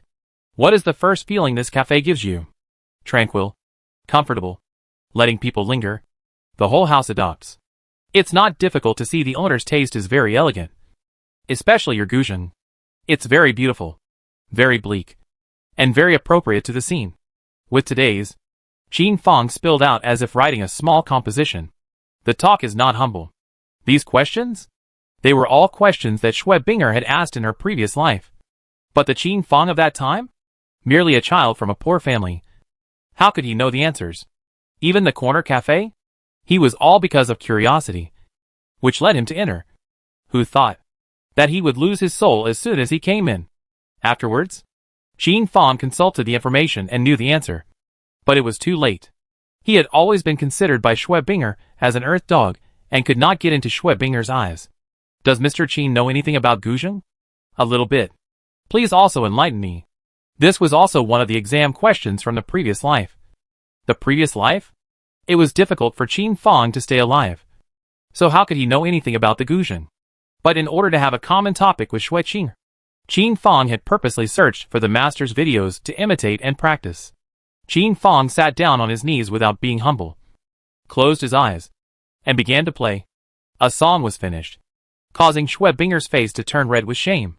From the tune, she was able to hear that Qin Fong's playing was much better than hers. No wonder. Qin Fong was able to hear the beauty of the meaning in her tune. And no wonder. Qin Fong would shed tears. But this tune? How was it a phoenix? Shui Binger no longer made things difficult for Qin Fong, and was considered to have recognized him. Qinger, it's time for dinner. Let's go back. Okay. Sister, wait for me for a while. Shui Qinger looked towards Qin Fong with vivacity and spoke earnestly. Qin Fong, you're my first friend in the Fate of Heaven game. Let's add a friend. Next time, I'll still look for you to play. Okay. Qin Fong was definitely the first to agree. Ding. You have added player Shui Qinger as a friend. Alright. Qin Fong. See you next time. Qin Fong looked at Shui Qinger's departing figure with a hopeful light in his eyes. He and Shui Qinger? It was starting all over again. This life? He definitely wouldn't be repeating the same mistakes. Ding. You have set up player Shui Qinger as a special concern. Ding. You have successfully set up an automatic reminder for player Shui Qinger to come online. Ding. Qin Fong set everything up so that he wouldn't be unable to know the next time Shui Qinger came online. Qin Fong left. Ding. Player Batian requests communication. Agreed. Older brother? Where's the equipment that was promised? I have all the copper coins ready. Oh! It was ready earlier. We can trade it here. Earlier? Batian had called the communication to ask. But all were hung up by Qin Fong. Replying, he is busy. Chapter 130 Bright Moon Cliff. Ding. The transaction is successful. Qin Fong's cooperation with Batian was always the most refreshing. No haggling. Crisp and clean. Older brother? That bright equipment of yours? I'll rent it for another day. That's fine. Ding. Player me requests a trade. Qin Fong traded at the first opportunity. This batch of equipment. Renting it was not a loss. Ding. Trade successful. Qin Fong returned to the 10,000 alley auction house. The scattered bottles on the ground had long been cleaned up. And Li Xia was lying on the ground unimaginatively, baring his mouth twice every now and then. Qin Fong personally draped a thin quilt over Li Xia before continuing to start forging. Qin Fong's forging leveled up to a very slow pace. After all, every piece of equipment failed and had very little experience value. Yu Zhe, on the other hand, began to take care of the private territory, arranging the 500 vice profession NPCs that were recruited into it. Everything, as expected, everything, was on track. Qin Fong's expansion journey took its first step. Late at night at 8 o'clock. Ding. Your special concern player, Shui Qinger, has come online. Ding. The system beep sounded, and Qin Fong instantly abandoned the gold-grade bow and arrow he was forging. Ding. Forging failed. Gained hundredfold return. Qin Fong ignored the system beep and immediately dialed Shui Qinger's communication. Ding. Player me requests communication. Do you agree? Agreed. Qin Fong. It's so boring. Are there any fun places lately? Shui Qinger's voice carried a hint of lethargy. a hint of curiosity. But this huge heaven's destiny was somewhat unfamiliar to her, and she didn't know where she should go. Let's meet first. I'll give you a good rundown. Where are you? The corner cafe. Qin Fang immediately sent himself to the corner cafe with great speed. Why don't I first take you to learn the gunsmith's constructs? First, so that you can become a gunsmith apprentice. Gunsmith? I don't need to learn this I was born with. Said. Shui Qing'er took out several materials from among her backpack and casually made them. Ratios and whatnot. Completely according to her own preferences. And handed them to Qin Fang after the finished product was ready. Ding. Congratulations on obtaining a black iron grade high explosive grenade. Qin Fang slapped his head. He had forgotten about this. It seemed that Shui Qing'er from his previous life also rubbed out gunpowder so casually. Nerd. Seeing that Qin Fang was dumbfounded again, Shui Qing'er couldn't help but cover the corner of her mouth and snicker, cursing again in a low voice. Follow me. Qin Fang thought of an absolutely beautiful place, and immediately pulled Shui Qing'er's hand, a smile on top of his face, and walked out of Tianyang town. At this moment, Qin Fang desperately wanted the mount system to come online. Otherwise, he would have to go legging it like he was now, which was very scenic. But legging it, there was also an advantage. The time spent with Shui Qing'er could be longer. Chief, Player Mi has walked out of Tianyang town. There is a woman traveling with him. Should we be beheaded? The scout from the Annihilation Guild, who was responsible for monitoring Qin Fang, was the first to report Qin Fang's location. Annihilation took a look at Qin Fang's location coordinates, and then looked at the time, and immediately decided to give up. Tonight, Annihilation Guild's main goal was to grab a private territory, but nothing else. Annihilation looked at a guild named Song Chui Guild that was only about 100 miles away from their guild. All gather. Set off. Annihilation Guild gathered all the guild members and set off. Tonight, it must succeed. President. Players, I have left the city. What should we do? Phoenix also received this communication. Likewise, glancing at the time, a vicious meaning flowed from the corner of his mouth. But in the end, he still gave up chasing after Player Zhen. Tonight, his goal was also clear. To take down a new piece of private territory. This private territory thing? It was too fragrant. Not only Phoenix, Annihilation, but all the major guilds were all excited. For example, Three Guns. For example, Bright Moon. For example, Elf God. This temptation? There was really no one who could carry it. I heard about private territories. As long as whoever gets the private territory token, whoever is the lord of the private territory. Holy shit! Doesn't that mean us farts have a chance too? Yeah. Let's go and grab it for the major guilds while they're breaking open the life stones at the moment. Agu. I thought we didn't have a chance. Participate. I want to participate. As long as you have quick hands. That means you can possibly take it. As a result, all the people in Tianyang town were empty. All of them went to the entrance of these guilds that were preparing to cross the threshold. Just like wolves that had been hungry for 7 or 8 days.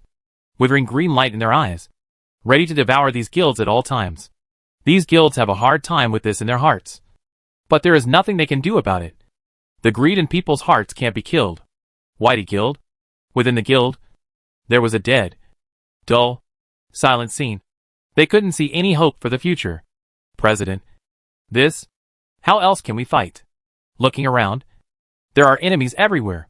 Endless wild monsters, paired with endless players. An emotion called despair filled the eyes and hearts of the crowd.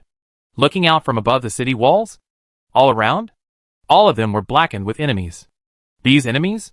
All had sardonic smiles at the corners of their mouths.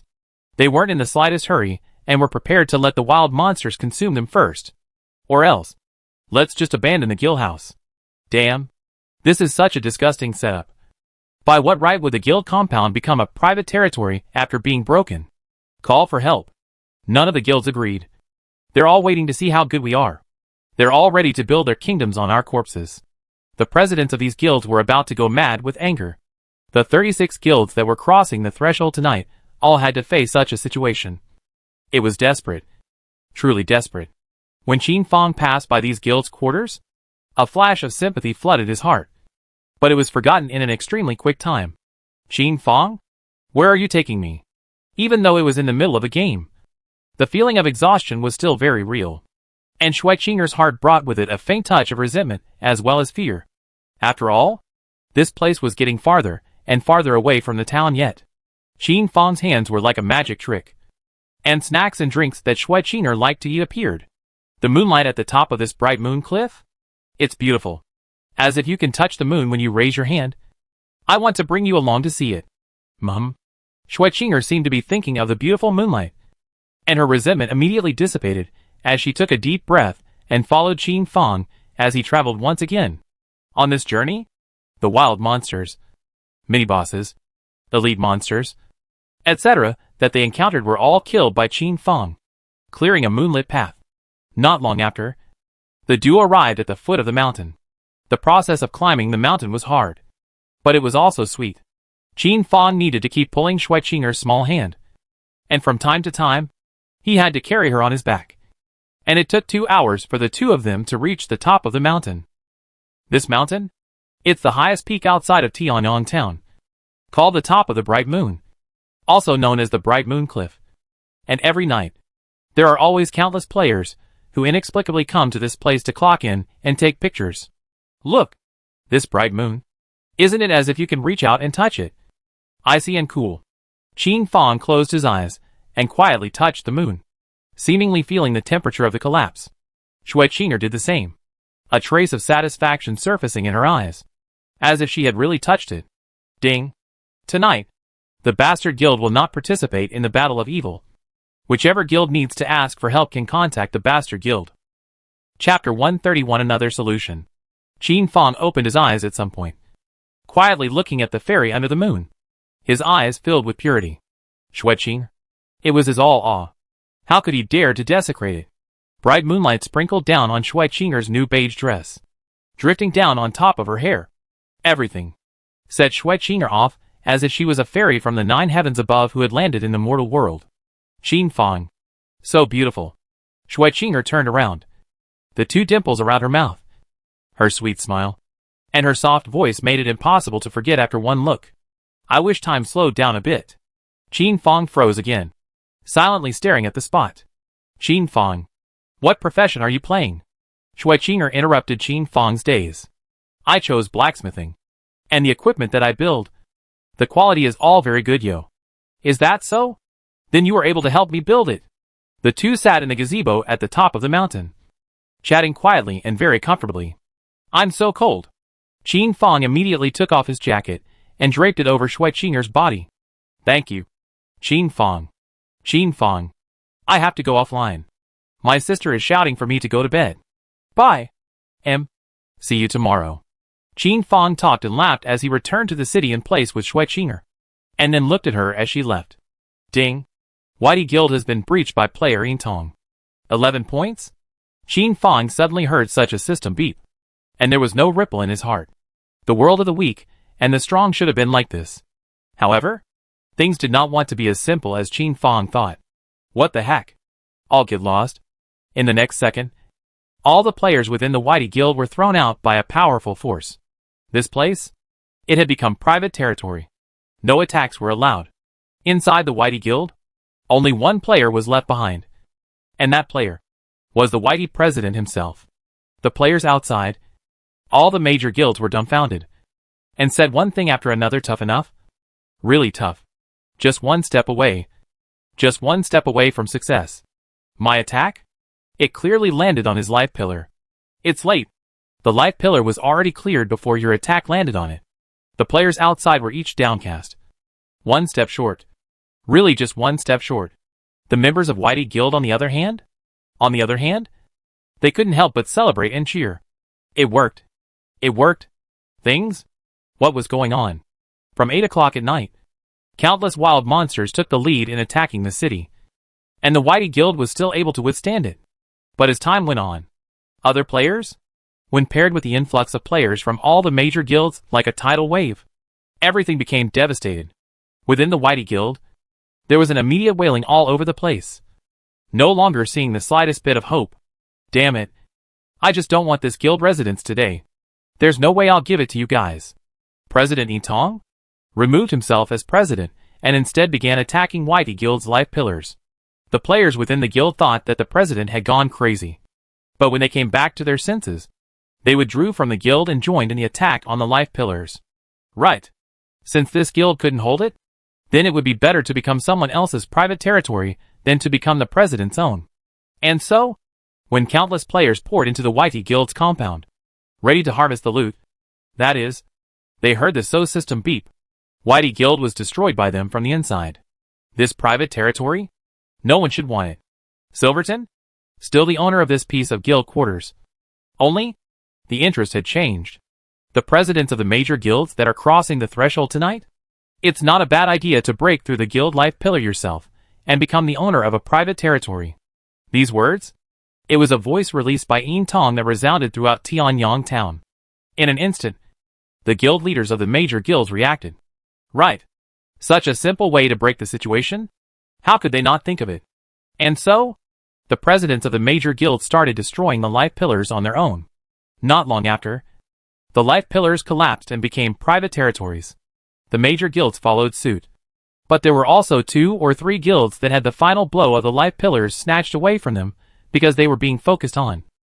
And the private territory tokens became someone else's possession. These guild presidents, on the other hand, were sobbing and complaining, which meant that the hundreds of millions of copper coins they had invested in the early stages, for that matter, it's all gone down the drain. Haha. My Phoenix Guild has snagged another private territory. It's really heaven's favor. Phoenix grabbed another one. There was no other way. Phoenix Guild had a huge number of members, and was most insidious. Just waiting to grab it. Annihilation Guild had nothing. Not having grabbed one, they couldn't help but curse, and wanted to kill everything around them. The Bright Moon Guild had nothing. 3 Guns Guild had nothing. 9 Kills Guild grabbed a private territory token. The Hegemony Guild grabbed one. The other guilds, the other players, ran with them, working all night for nothing, losing no equipment, but gaining nothing. Damn. Phoenix Guild actually grabbed another private territory token. Grass. Another night of running with the others. Phoenix little child. What a sinister person. Everyone's tirade shifted to the Phoenix Guild, who made them take 2 private territory tokens in one fell swoop. The Pikachu Guild hated them with a passion. The Rams Guild, too, hated them with a passion. But because of the private territories, neither could attack, which was the most infuriating. Hee hee. You guys, the Bastard Guild is talking a good game, saying that they are not participating in this evil's battle. But what? Look at them, grabbing it faster than anyone else. In order to turn the tide of public opinion, the Phoenix Guild started blasting Hegemony, wanting them to draw a wave of fire.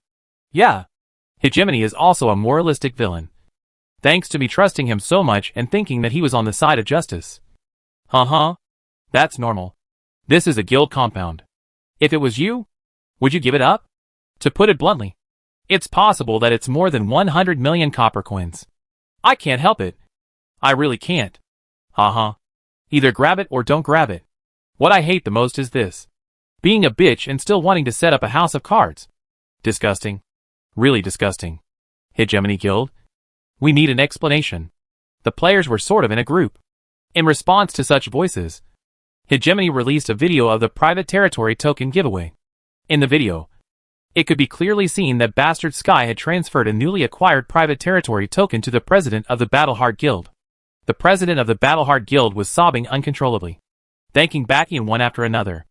Afterwards, Batian released a statement. Because of the emergency situation at that time, we could only resort to the next best thing, letting Batian Guild grab this token first, and then transfer it to Battlehard Guild. This action accepts the supervision of all players. If there is any falsehood, the Bastardly Guild will be dissolved immediately. In the face of such a voice, the Battlehard Guild's president was also the first to give proof to the Bastardly Heavenly Guild. Battling Heaven's Guild is truly the absolute best guild in Tianyang Town. Within 10 minutes of my distress signal being sent out, the Bastardly Heavenly Guild Master arrived with over 20,000 players to help us defend the town. What kind of guild would dare to do that? Which guild would dare to do that? But alas, the members of my Battlehard Guild were not up to the task, and the city walls were eventually breached. And it was only after President Bastard Sky consulted my wishes that he laid hands on our guild life pillar. For no other reason. The members of the Bastardly Guild were well equipped, and were able to break through a bit faster. After tonight, my Battleheart Guild will become an ally of the Bastardly Guild and watch over each other. President Battleheart spoke with emotion and tears in his voice. Chapter 132 Revealing the Cloven Foot. In response to Battleheart Guild's clarification, the players fell silent, and the diatribes about hegemony gradually weakened. But there were some piercing voices after all. This world. How could there be a lack of piercing voices? This is a show. Disgusting. Bah. Just a left hand to right hand trick. Hegemony Guild? What a disappointment. Such a barking dog is still there. You can't put an end to it. And you can't put an end to it. Hegemony also does not redundantly explain. As the heart can be, the heart of the war is not speaking. Spray? Always spraying for the sake of spraying. Qin Fang returned to the auction house of 10,000 people. Began to forge. Do not know why? It was always difficult for him to calm down today. His mind was full of Schwetzinger's shadow. Luckily, his forging did not require a success rate. Otherwise, this batch of materials would really be wasted by him. Qin Fang seemed to have forged the equipment in a dazed state. And at 2 a.m., his backpack was piled high with equipment. You brat? What on earth are you doing? What is your head full of? This noisy sound of a failed forge. This unpleasant smell after a failed forge. Instantly annoyed Li Xie, causing him to awaken from his sleep. It had been an entire day since he had begun his slumber, and Qin Fang had been unable to forge a finished product. Snapping, Li Evil reached out his hand and knocked a brain crash on the top of Qin Fang's head. His voice was loud and carried a serious note of warning. Waste of materials. Really a waste of materials. Li Xie looked at the scrap materials on the ground and was instantly heartbroken. These materials? If it was given to him, at the very least it could be. Teacher, I met a girl. Qin Fang spoke these words with a warm smile at the corner of his mouth. Li Xie was stunned. And then he laughed loudly, not bothering with Qin Fang. No wonder you have a sour smell on you. The whole hall is sour. Forget it. Get lost. Qin Fang was familiar with the pattern of getting along with Li Xie. You have to have a legitimate reason. And? Who dares to say that love? Isn't it an emotion? What about the inability to apply it to the forge? Above the clouds, endless palaces towered, connected in rows of splendor. This place? It was the residence of the gods. My lord. The young lords were about to have been discovered. In the middle of the great hall in the southeast direction, the voice of a guard dressed in golden armor rang out. Where? The voice was filled with loftiness. Standing like a statue at the top of the center of the grand hall. Tianyang town. Surrounded by rubbish all day long. Where did the news come from? The Rain family. It is said that the youngest son of the Rain family just happened to come across, block the news, and send out a divine artifact as a gift to thank the Rain family. Yes. Calmness was once again restored within the great hall. The middle-aged man, who was like a statue, wanted to glance at Tianyang town, but then held back, eventually turning into a heavy sigh. Sky City. Here, not see any majestic tall buildings. There, only a cluster of casually built villas. The highest? Only 3 floors for a family to live in. West. Here, there was a manor that covered a huge area, and Schwetzinger's voice rang out in between. Father, I met a very wise person today. Just like you it. Qin Fang contrasted, not knowing in the slightest. Li Xie left, being sour to him. And Qin Fang? Forged again for a while exiting the game. As for Hidden Earth, after brushing the copy of the God of Light for a day, the harvest was not great. And the Hidden Profession Transformation book just didn't come out no matter how much he brushed it. This was also the point that made it difficult for him. Bathian, on the other hand, didn't need to rest and was still brushing the map, pulling the already sleepy sword of Ling Tian along. The sword of Ling Tian couldn't wait to strangle Batian. Li Qi returned to his junk pile and just wanted to sleep peacefully at the moment. He suddenly found a large group of players surrounded him. Senior, please accept me as your disciple. This is my disciple's fine wine. Senior, please also accept me as your disciple. This is a tribute to you. Elder, none of their wine is good. Try mine. What about silver grade wine? I'm a Western wine. It's very sweet. A group of players? Like monkeys offering treasure. They kept selling their own wine. Li Xie is not foreign. Threw the pickup on the mouth to pour. No matter what wine. good or bad can drink. These players are in the eyes of the light. There is a game. Since they drink their wine, it is not to be a prostituted. This group of players also really have a quick reaction. Immediately kneel down. The disciple pays homage to the master. As soon as these words came out, the others slapped their heads, and all knelt down. The disciple thanks the teacher for drinking. Greetings to teacher. Teacher is as blessed as the EC. Such voices kept ringing out. And when Licia drank all the drinks from hundreds of people's hands, he leisurely spat out a sentence, "Thank you." After that, Lichi laid down in the rubbish pile and slept comfortably. This group of disciples can let the master so unhappy when definitely not possible. So pinch the legs, pinch the arm, use their own body as a meat cushion. Even some female players want to give their bodies to serve the master. Have to say, these people were too enthusiastic. Lichi enjoyed and fell into a deep sleep. Why do I feel something is wrong? Does this old man really know how to forge? The first player by the rubbish pile spat out these words. So everyone gathered together and started discussing. What's not right? This is normal. Didn't you see the player me? Is he also respectful to this old timer? Yet this is the style of a high-ranking person. Think about Hong Qigong. Think about the old poisonous thing. This kind of high-ranking person? Aren't they all like this? Ha ha ha. When player me comes online, I'll go in front of him and say that I'm his little brother. See if I can mix it up and get some benefits. The players immediately began to masturbate, with deep smiles at the corners of their mouths. Qin Fong exited the game and simply wiped his body. This was considered a bath. Preparing dinner, he quietly ate it. Prepared fresh water for the black cat. Took a look at the energy gun's recharge. And finally looked out the window for a long time before returning to the bed and falling into a deep sleep. Perhaps after Qin Fong's enlightenment, the Black Widow mob no longer woke up this night. Everyone caught up on their sleep. It was quiet within the town, except for the old security guard, who always stared at Qin Fong's window. To think that people don't know unless they don't do it. Qin Fong had been out for 3 nights, although it was late at night at all times. Although each time his movements were very light. The first night, the old security guard might not be able to detect it. But on the second and third night, even if Qin Fong's disguise was as good as it could be, he would reveal himself. This youth's name seemed to be called Qin Fong. After all, he was considered a relatively polite young man. And the old security guard still had a certain impression of him. The only feeling this young man gave him was that he was homely and not talkative. But after experiencing these few nights, the old security guard had a new view of Qin Fong, and even overturned everything he had thought about him before. This kid, he was very restless. And he had a lot of ideas. He seemed to be up to something, and was involved in some way with the recent Black Widow mob. The old guard felt that Qin Fong was playing with fire. At his age, it's hard to be able to get something going.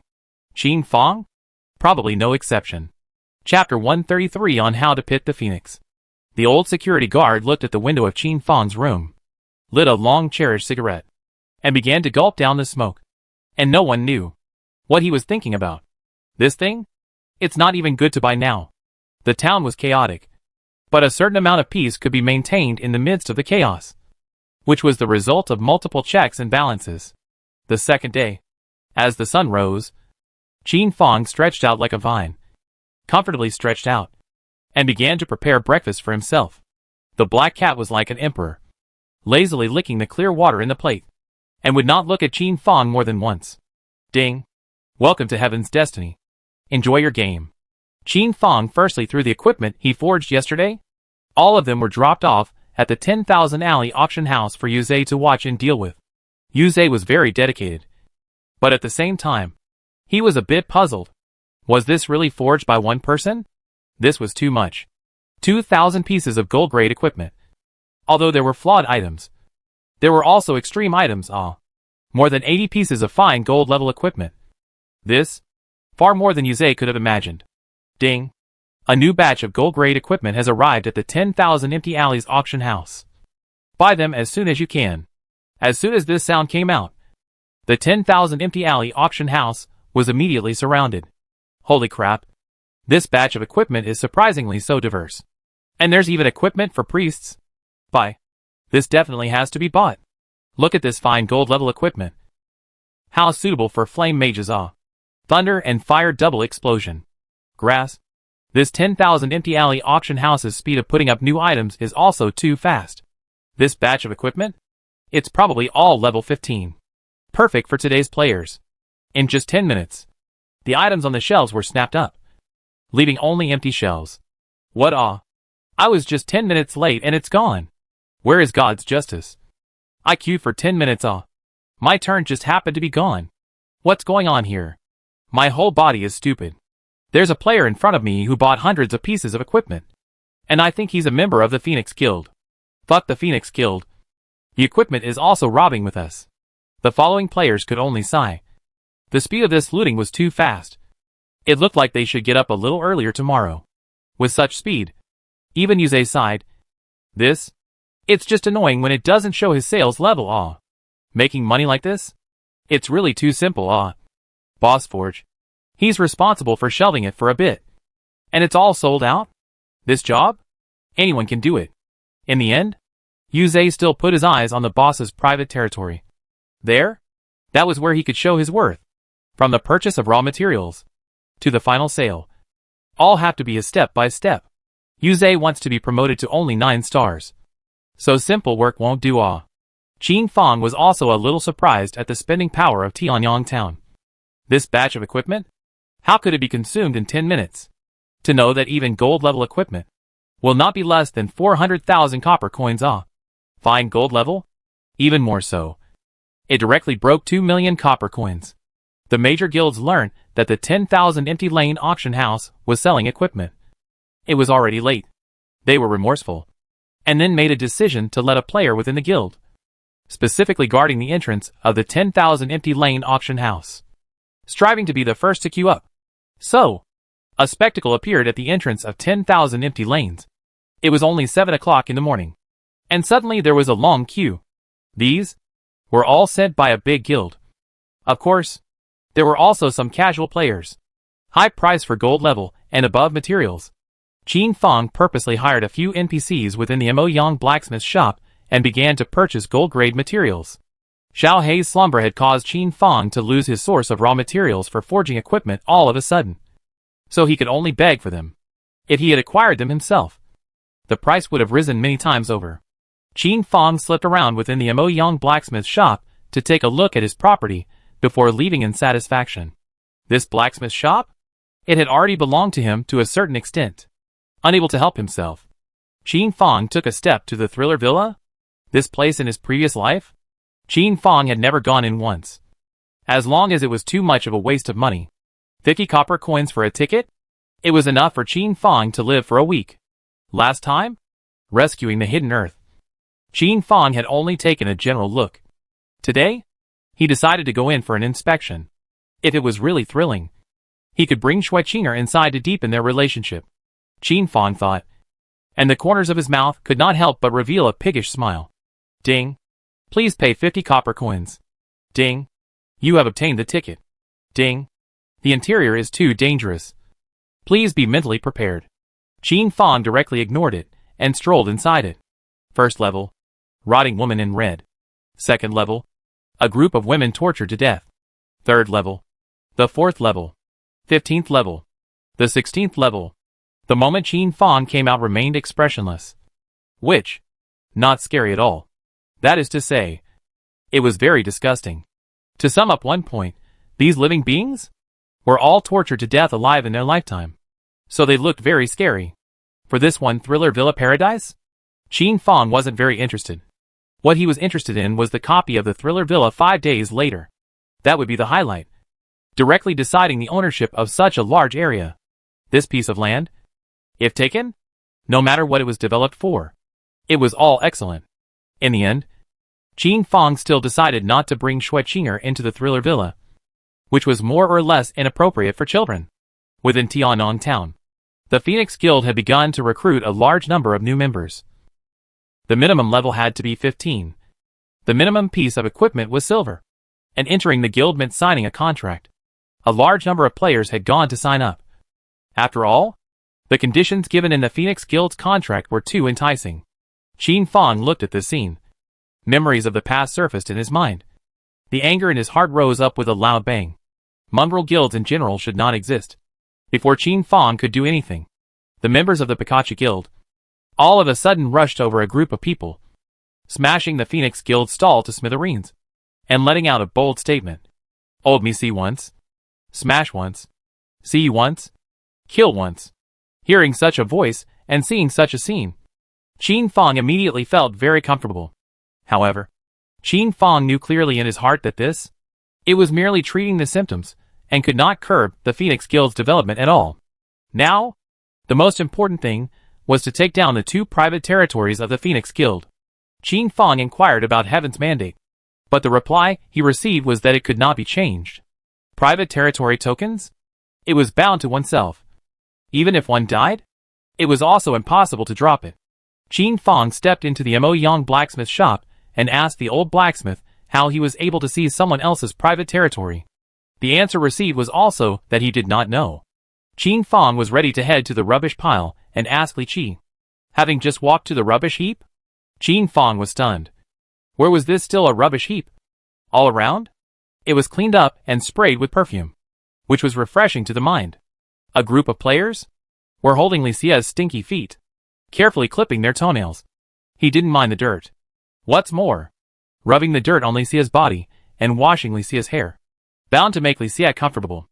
All of this? It was all so bizarre. And Li Qi? On the other hand, he was silently enjoying all of this, with wine constantly in his mouth. Good morning, eldest brother. Chapter 134 Epic Props. This neat and tidy voice carried through the clouds, causing Qin Fong's entire body to freeze. Him? When did he have so many more senior brothers? It was hard to believe that the teacher for 2 bottles of wine? Did he take on so many disciples? It couldn't be. In his previous life, his teacher had a high moral character. It was impossible for him to be so feckless in this life. You guys? What are doing? Qin Fong forced his mind to settle down. He had to think of a way to round up the problem. Otherwise, this matter would be a big deal. Eldest brother, we're serving master to bathe and change his clothes. Right. From now on, we'll be a family. Will elder brother be able to pass on the art on behalf of master? Everyone wants to let master's mantle be passed on forever. This was the most eloquent one amongst the group. Extremely eloquent and unable to pick any faults in every sentence. Therefore, he was elected to be the second senior brother of this group of people, ready to bargain with Qin Fong. In response to such a shameless request, Qin Fong immediately spoke in surprise. My teacher? What kind of joke are you guys playing again? How could this dirty old man be my teacher? Seeing this true expression of Qin Fong, the players present immediately thumped in their hearts and stopped the movements in their hands. Eldest brother, don't joke. Yesterday you and master were so fatherly and filial. We all recorded the picture. Eldest brother, don't lie to us. If eldest brother doesn't want to pass on the art on behalf of his teacher, we'll stay here and serve master's old man. This speech was reasoned and justified, making people be able to refute it at all. These players in the back who had stopped moving were like machines and acted once again. But he really isn't my teacher. You guys are really mistaken. My teacher is Mo. Qin Fong said one word. That is, he did not say any more, and then quickly left as if he had a weak heart. Since you guys think so, then think so. Goodbye. Qin Fong didn't have a bottom in his heart. He didn't know if this bit of trickery could it fool this group of people. Looking at Qin Fong, who turned to leave, the players present looked at each other in disbelief, not knowing what they should do. Is it difficult? Was this old beggar really not the player's master? Me? Maisie? Can you tell us? Between you and him yesterday? What exactly happened? These players, it seems, have fallen for the trick, and Big Brother isn't shouting anymore. To this, Qin Fong's eyes were cold. This kind of secret? Is it also something that can be inquired about? Ding. Old beggarly evil has been impressed by your sincerity, and has issued a mission to you. Ding. Whether to accept a silver level quest. Mission description. Give Lee Evil a silver level fine wine. Quest reward, 300 experience points. Seemingly to match Qin Fong, the old beggar instantly handed out quests towards the surrounding players. For a moment, these players immediately stopped their hands. Their faces blackened, each one as if they were constipated. Their faces filled with the color of pig's liver. Grass? This silver level quest? It's so stupid. Only 300 experience value? Well, I served you all night for nothing. You old thing. The grumpy players at once threw Licia on the ground and stomped on him twice. Some even spat on Licia's face. Qin Fang really wanted to do something. But a little impatience was a big mistake. And Qin Fang left with a firm and calm pace. The old man was really blind to think that this was the player my master. This old beggar? Seems like from beginning to end? Neither of them ever said that he was a blacksmith nor did they ever say that he was player me's master A group of people? All of a sudden, their faces turned red with shame. Last night's events? No one is allowed to say it out. Everyone really can't afford to lose this person Quickly, go to Mo Yang blacksmith's shop. The old blacksmith? It's the player my master. Although Qin Fang had only said one word, everyone had already brainstormed everything, and immediately understood why the equipment in the 10,000 empty alley auction house was able to be so much. Originally, there was a blacksmith shop underpinning this. No wonder Qin Fang only said one word. But this group of people? But directly brainstormed an ocean. Qin Fang quickly walked to the front of the Mo Yang blacksmith shop, glanced towards the back sheepishly, and then entered with quick steps. Unbeknownst to him, the players in the back all looked in the eyes and instantly understood. This old beggar really is not the player my master. This Mo Yang blacksmith shop is the player my back. Especially after seeing the Mo Yang blacksmith shop closed. This group of people are even more certain in their hearts. This group of people? Got it again. Inside the Mo Yang blacksmith shop, Qin Fang explained everything to the old blacksmith and asked the old blacksmith to pay attention to these crazy players recently. The old blacksmith was filled with joy and agreed at once. Player me as his disciple? Why not be happy about it?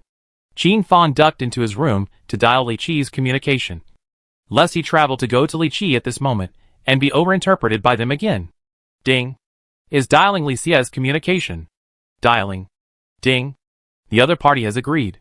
Teacher, how does it feel to be served? After the communication was connected, Qin Fang immediately inquired in a snarky manner. Saying things? Disturbing people's dreams. Li Xia? Recognized Qin Fang.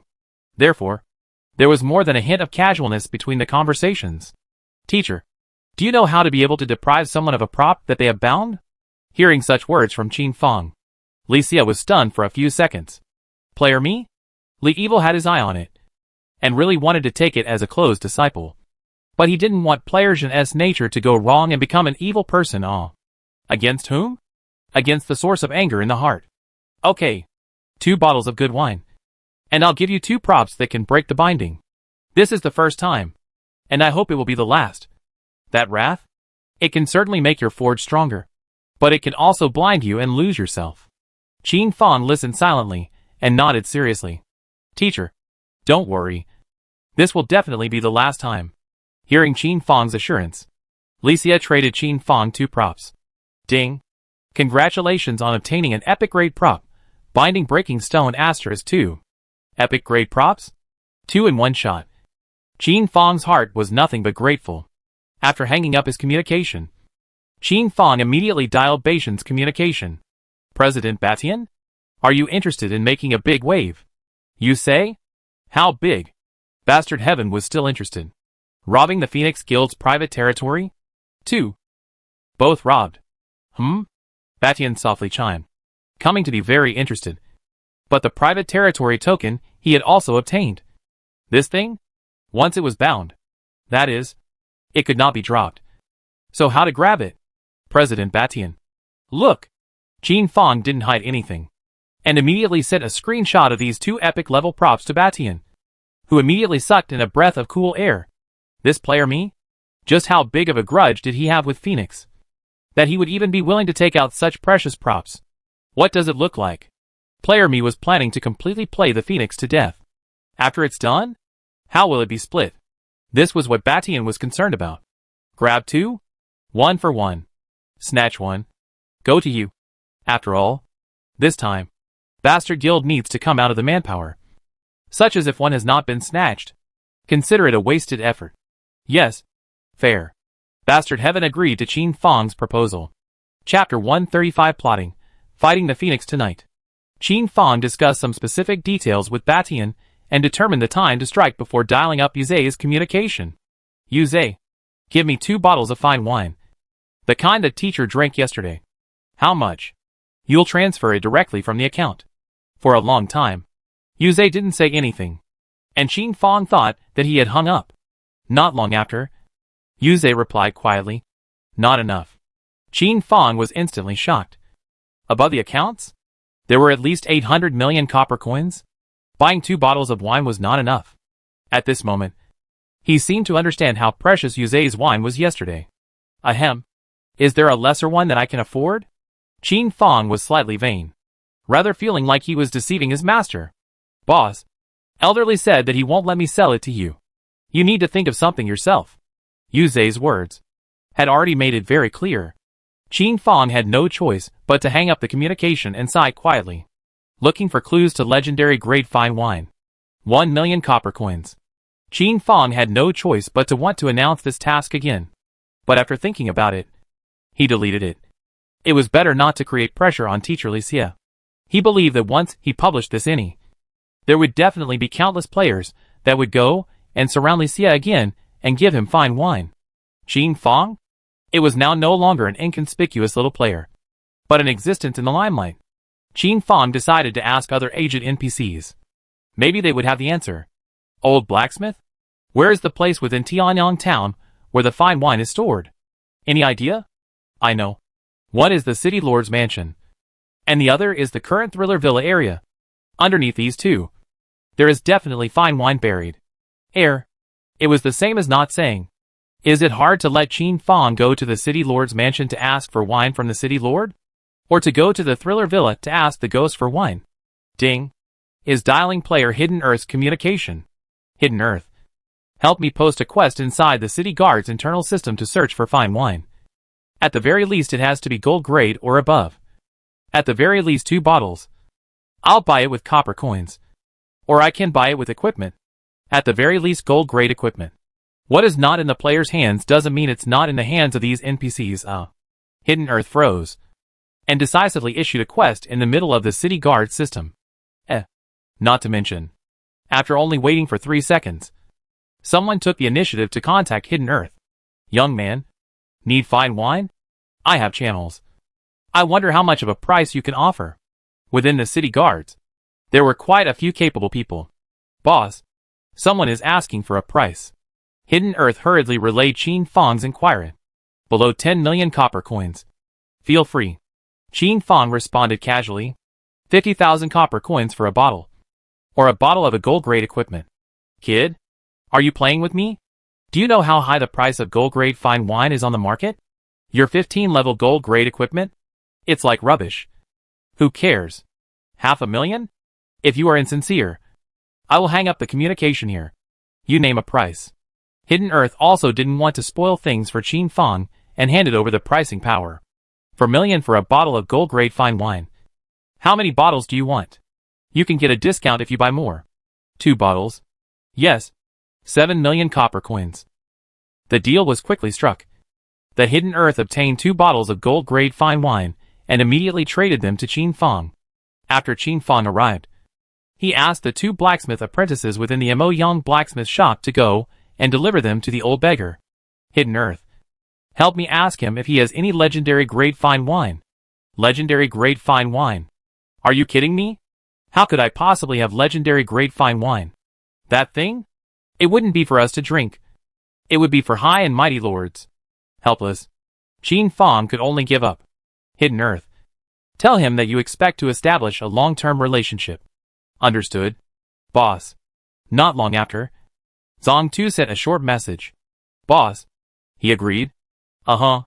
Beside the rubbish heap. The old beggar awoke from his sleep and drank the 2 bottles of fine wine sent by Qin Fong. This wine. It was just average. However, it was difficult for this brat by far. Qin Fong had contacted the bastard guild. It still didn't feel right. He needed to make sure that nothing was wrong. So Qin Fong dialed the communication of the president of the Pikachu Guild. The president of the Pikachu? He had once added Qin Fong's friends and made several transactions. Overall, this person was quite good. President Pai Pai? I have an idea for the Phoenix Guild. I wonder if you'd be interested in participating in it. Agreed. Without even asking what it was about. President Pikachu decisively agreed. He had wanted to hack the Phoenix Guild for a long time. But then again, he wasn't as strong as the others. Forcing his way through it might be self-defeating. These days, he only dared to kill some of the fallen Phoenix Guild's presidents to let them know the Pikachu Guild was not one to be messed with. Because of the loss of their guild quarters, their Pikachu Guild had become a laughingstock these days, making it very difficult for him. Alright, I'll give you the target for tonight first. Remember not to divulge it. Qin Fong posted the picture of the unbinding stone of the epic level prop to President Pikachu while telling him, "This time, our goal is 2 private territory tokens. If we get 2, 1 will be given to you and 1 to Batian. If we get 1, give it to Batian. But I think, if you offer to redeem it with Batian, he won't refuse." This, President Pikachu's entire person, was as if he had frozen into an ice sculpture, and it was difficult to react for a moment. This kind of epic prop? Player May, could even take it out? This was too terrifying. And, this time, there was even a bastard involved. Wasn't this a sure thing? President Pikachu immediately felt his heart on fire, and seemed to see his guild premises making a comeback. Dry up. Dry up. Give me the time. The place. President Pikachu's entire person was instantly filled with a sense of vigor and hope for the future again. Good. Contact you tonight. With Phoenix's pissy nature, he'll definitely have to target other guilds. This is our chance. Sign this contract. Never keep it a secret. President Pikachu was the first to sign the contract. Qin Fong wanted to contact the Whitey Guild, but he had no bargaining chips left in his hands, and could only give up. Bastard Guild, Pikachu Guild, plus him and Hidden Earth should be enough. Hidden Earth. There's an event tonight. I'll remind you then. Remember? Don't forget. Okay. Boss. By the way, this is my harvest these days. Unify it for you to deal with. Boss. Hidden Earth these days? Although he hadn't swiped the Hidden Profession Transformation book. But then, there were a whole bunch of other items. Ding. Player Hidden Earth requests a trade. Ding. Congratulations on obtaining item. Level 15 Light Equipment Forging Drawing 1. Ding. Congratulations on obtaining item. Broken Light God Pillar Fragment 5. Ding. Congratulations on obtaining 354 pieces of silver level equipment. Ding. Congratulations on obtaining 124 pieces of gold grade equipment. Ding. Congratulations on obtaining 45,588 God of Light stones. All in all, Hidden Earth's harvest was quite good. After all, his brushing speed was too fast. Hidden Earth? You can also go brush other copies. Don't fixate on the God of Light copy. Okay. Boss. Chapter 136 Ladies Essence Gold Grade Set. Qin Fong took out the only remaining materials in his backpack and started forging. This time, Qin Fong was more attentive than any other time and cared more than any other time. But after only 2 hours of forging, at 9 a.m., Qin Fong sadly discovered that the forging materials were empty. The preparation said that the gold level forging materials were empty. Now, if Qin Fong was allowed to use silver grade materials to forge again, he was still really a bit out of sorts. It was easy to go from frugality to extravagance, but difficult to go from extravagance to frugality. Getting used to every failure? Just give 100 pieces of gold grade equipment back. Or 10 pieces of fine gold grade equipment. Who could still swallow the chaff? Ding. Your special concern is online. Ding.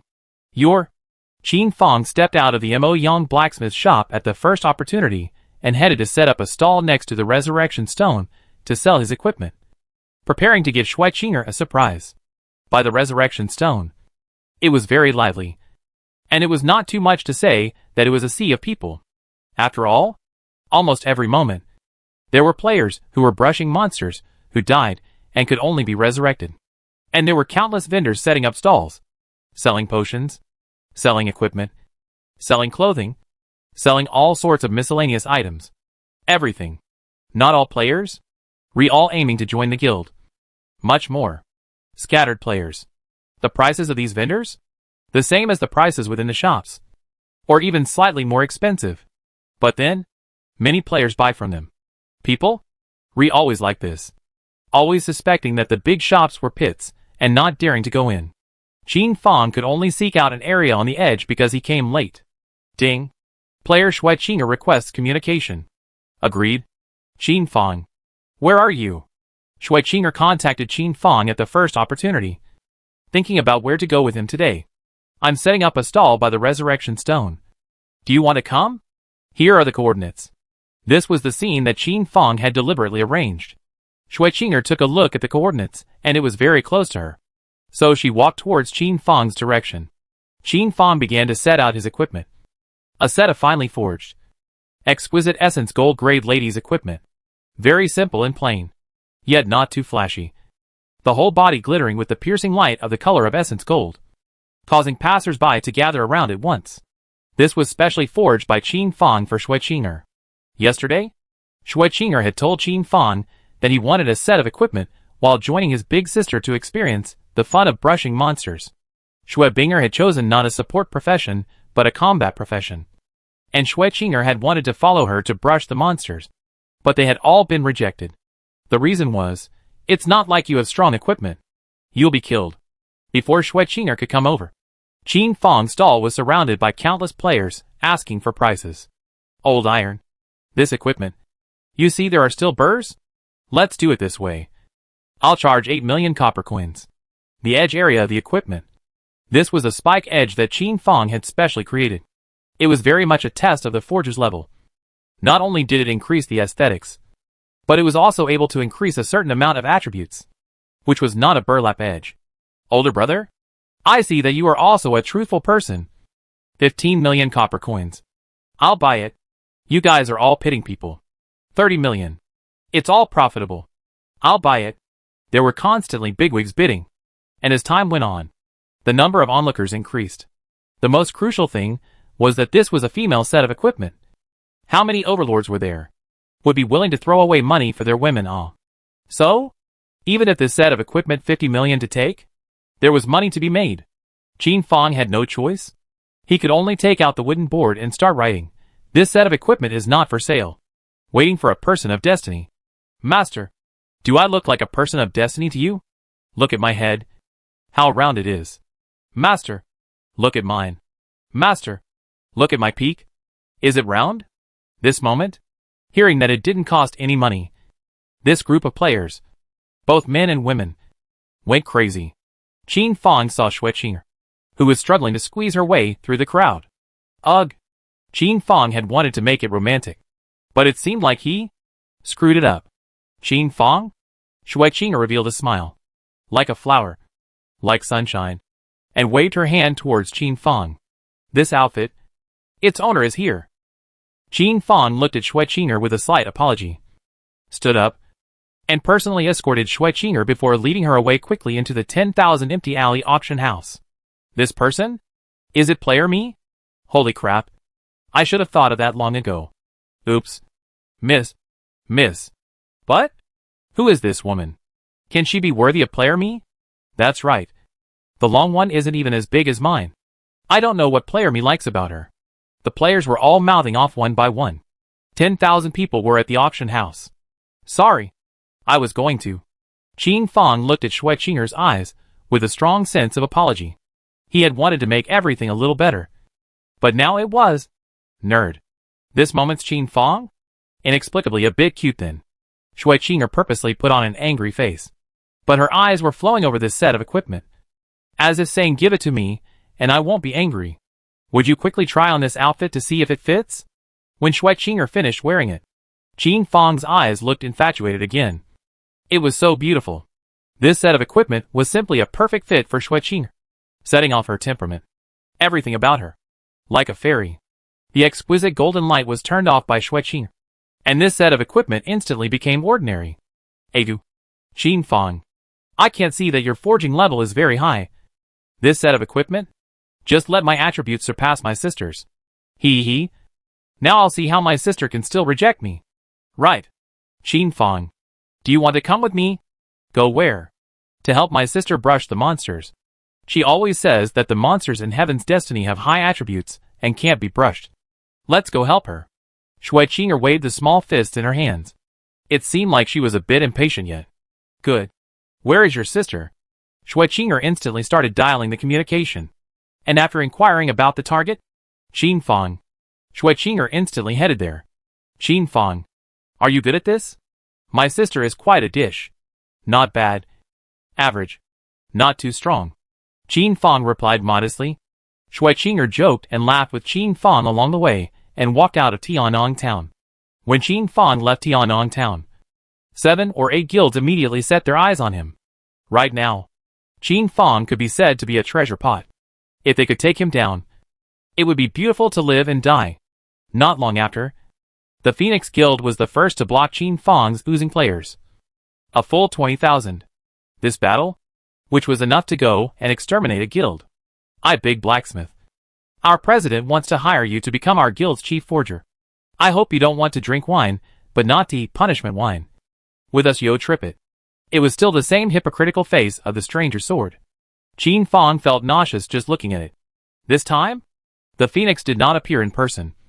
It seemed to be afraid of being caught by Qin Fang again, and given 100 times to kill. Qinger, I'm sorry. I'm the one who got you into trouble. Put on this outfit and hide behind me. I'll keep you from dying. Qin Fang immediately recognized Shuiqinger as a bright centurion, handing her a set of Essence gold-grade centurion's equipment. And then, with a warlike intent, he plunged straight into the ground like a benchmark. Hidden Earth. Come save me. Qin Fang dialed up Hidden Earth, and then changed into this set of Essence gold-grade light equipment. These two sets of Essence gold-grade equipment, it could share blood attack and defense. A trinity.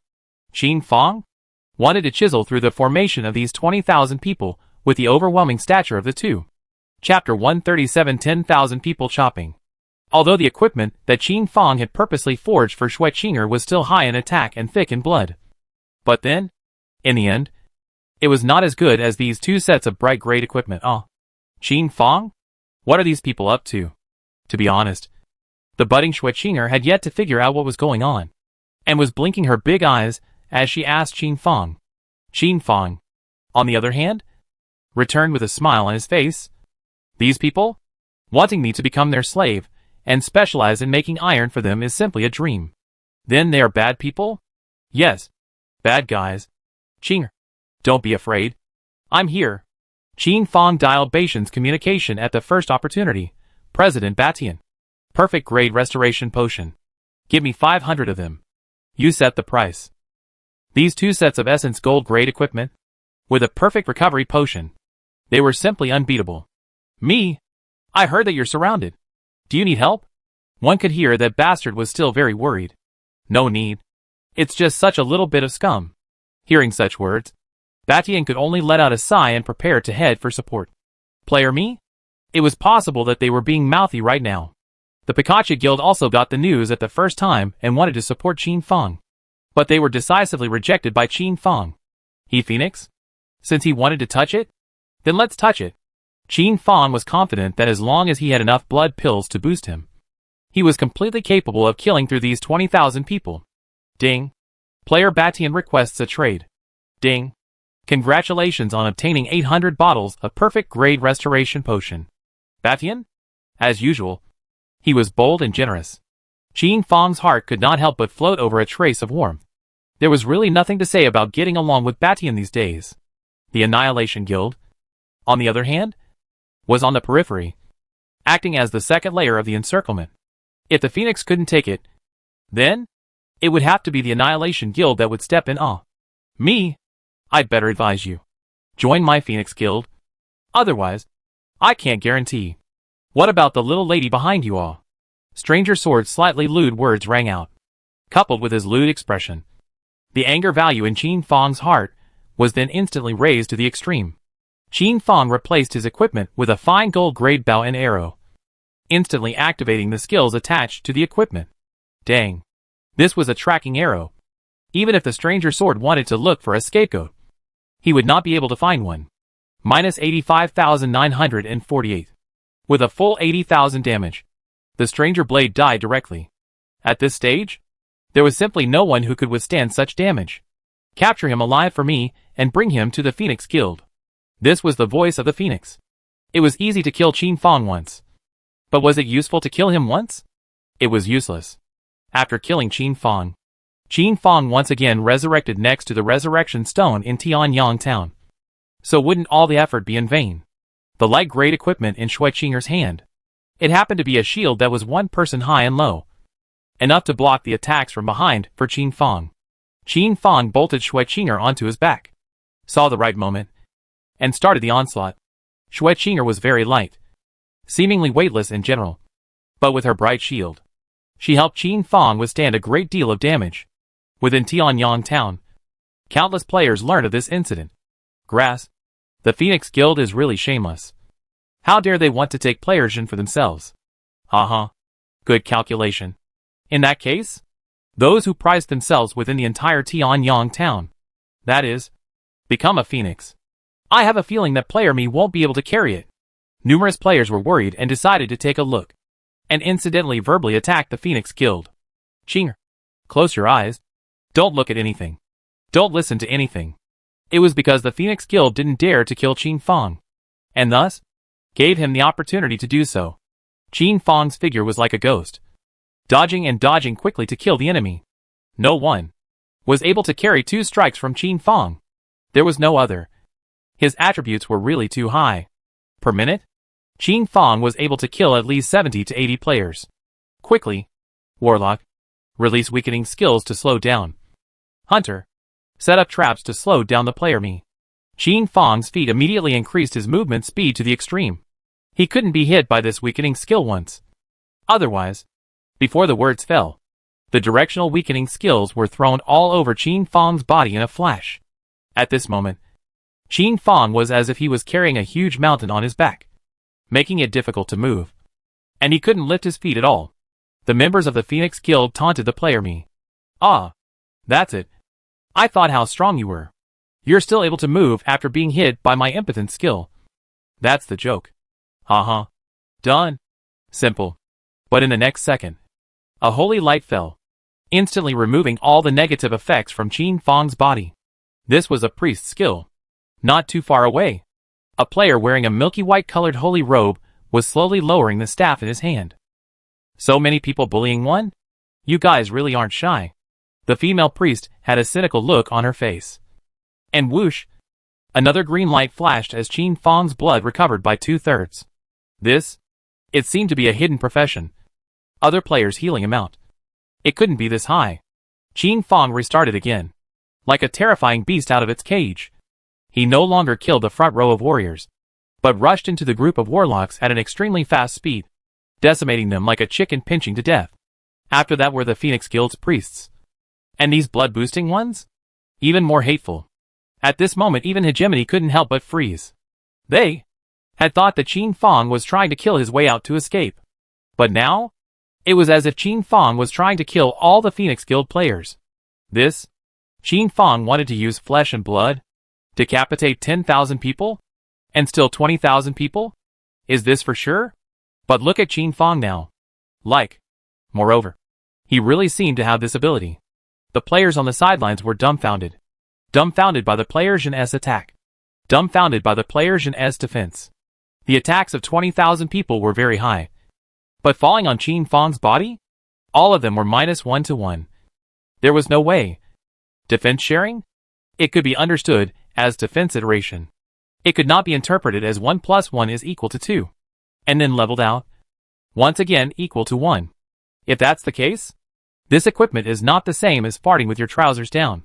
The true meaning of sharing is 1 + 1 is equal to 2. So both people's defenses become 2. Such a high defense? Combined with Qin Fong's rep, he was like a killing machine. The same was true for the attack power. After the attack sharing, Qin Fong was equivalent to wearing half a set of purple gold grade equipment. Bastard Heaven was extremely strong when equipped with just one piece of Essence gold grade equipment. Let alone Qin Fong now. What a terrifying equipment. This player me? Has really hidden his clumsiness. Such good equipment doesn't even choose to sell it, but instead uses it for himself. It's fortunate that he's kept his hand in the game. Otherwise, that means he'll be captured alive tonight.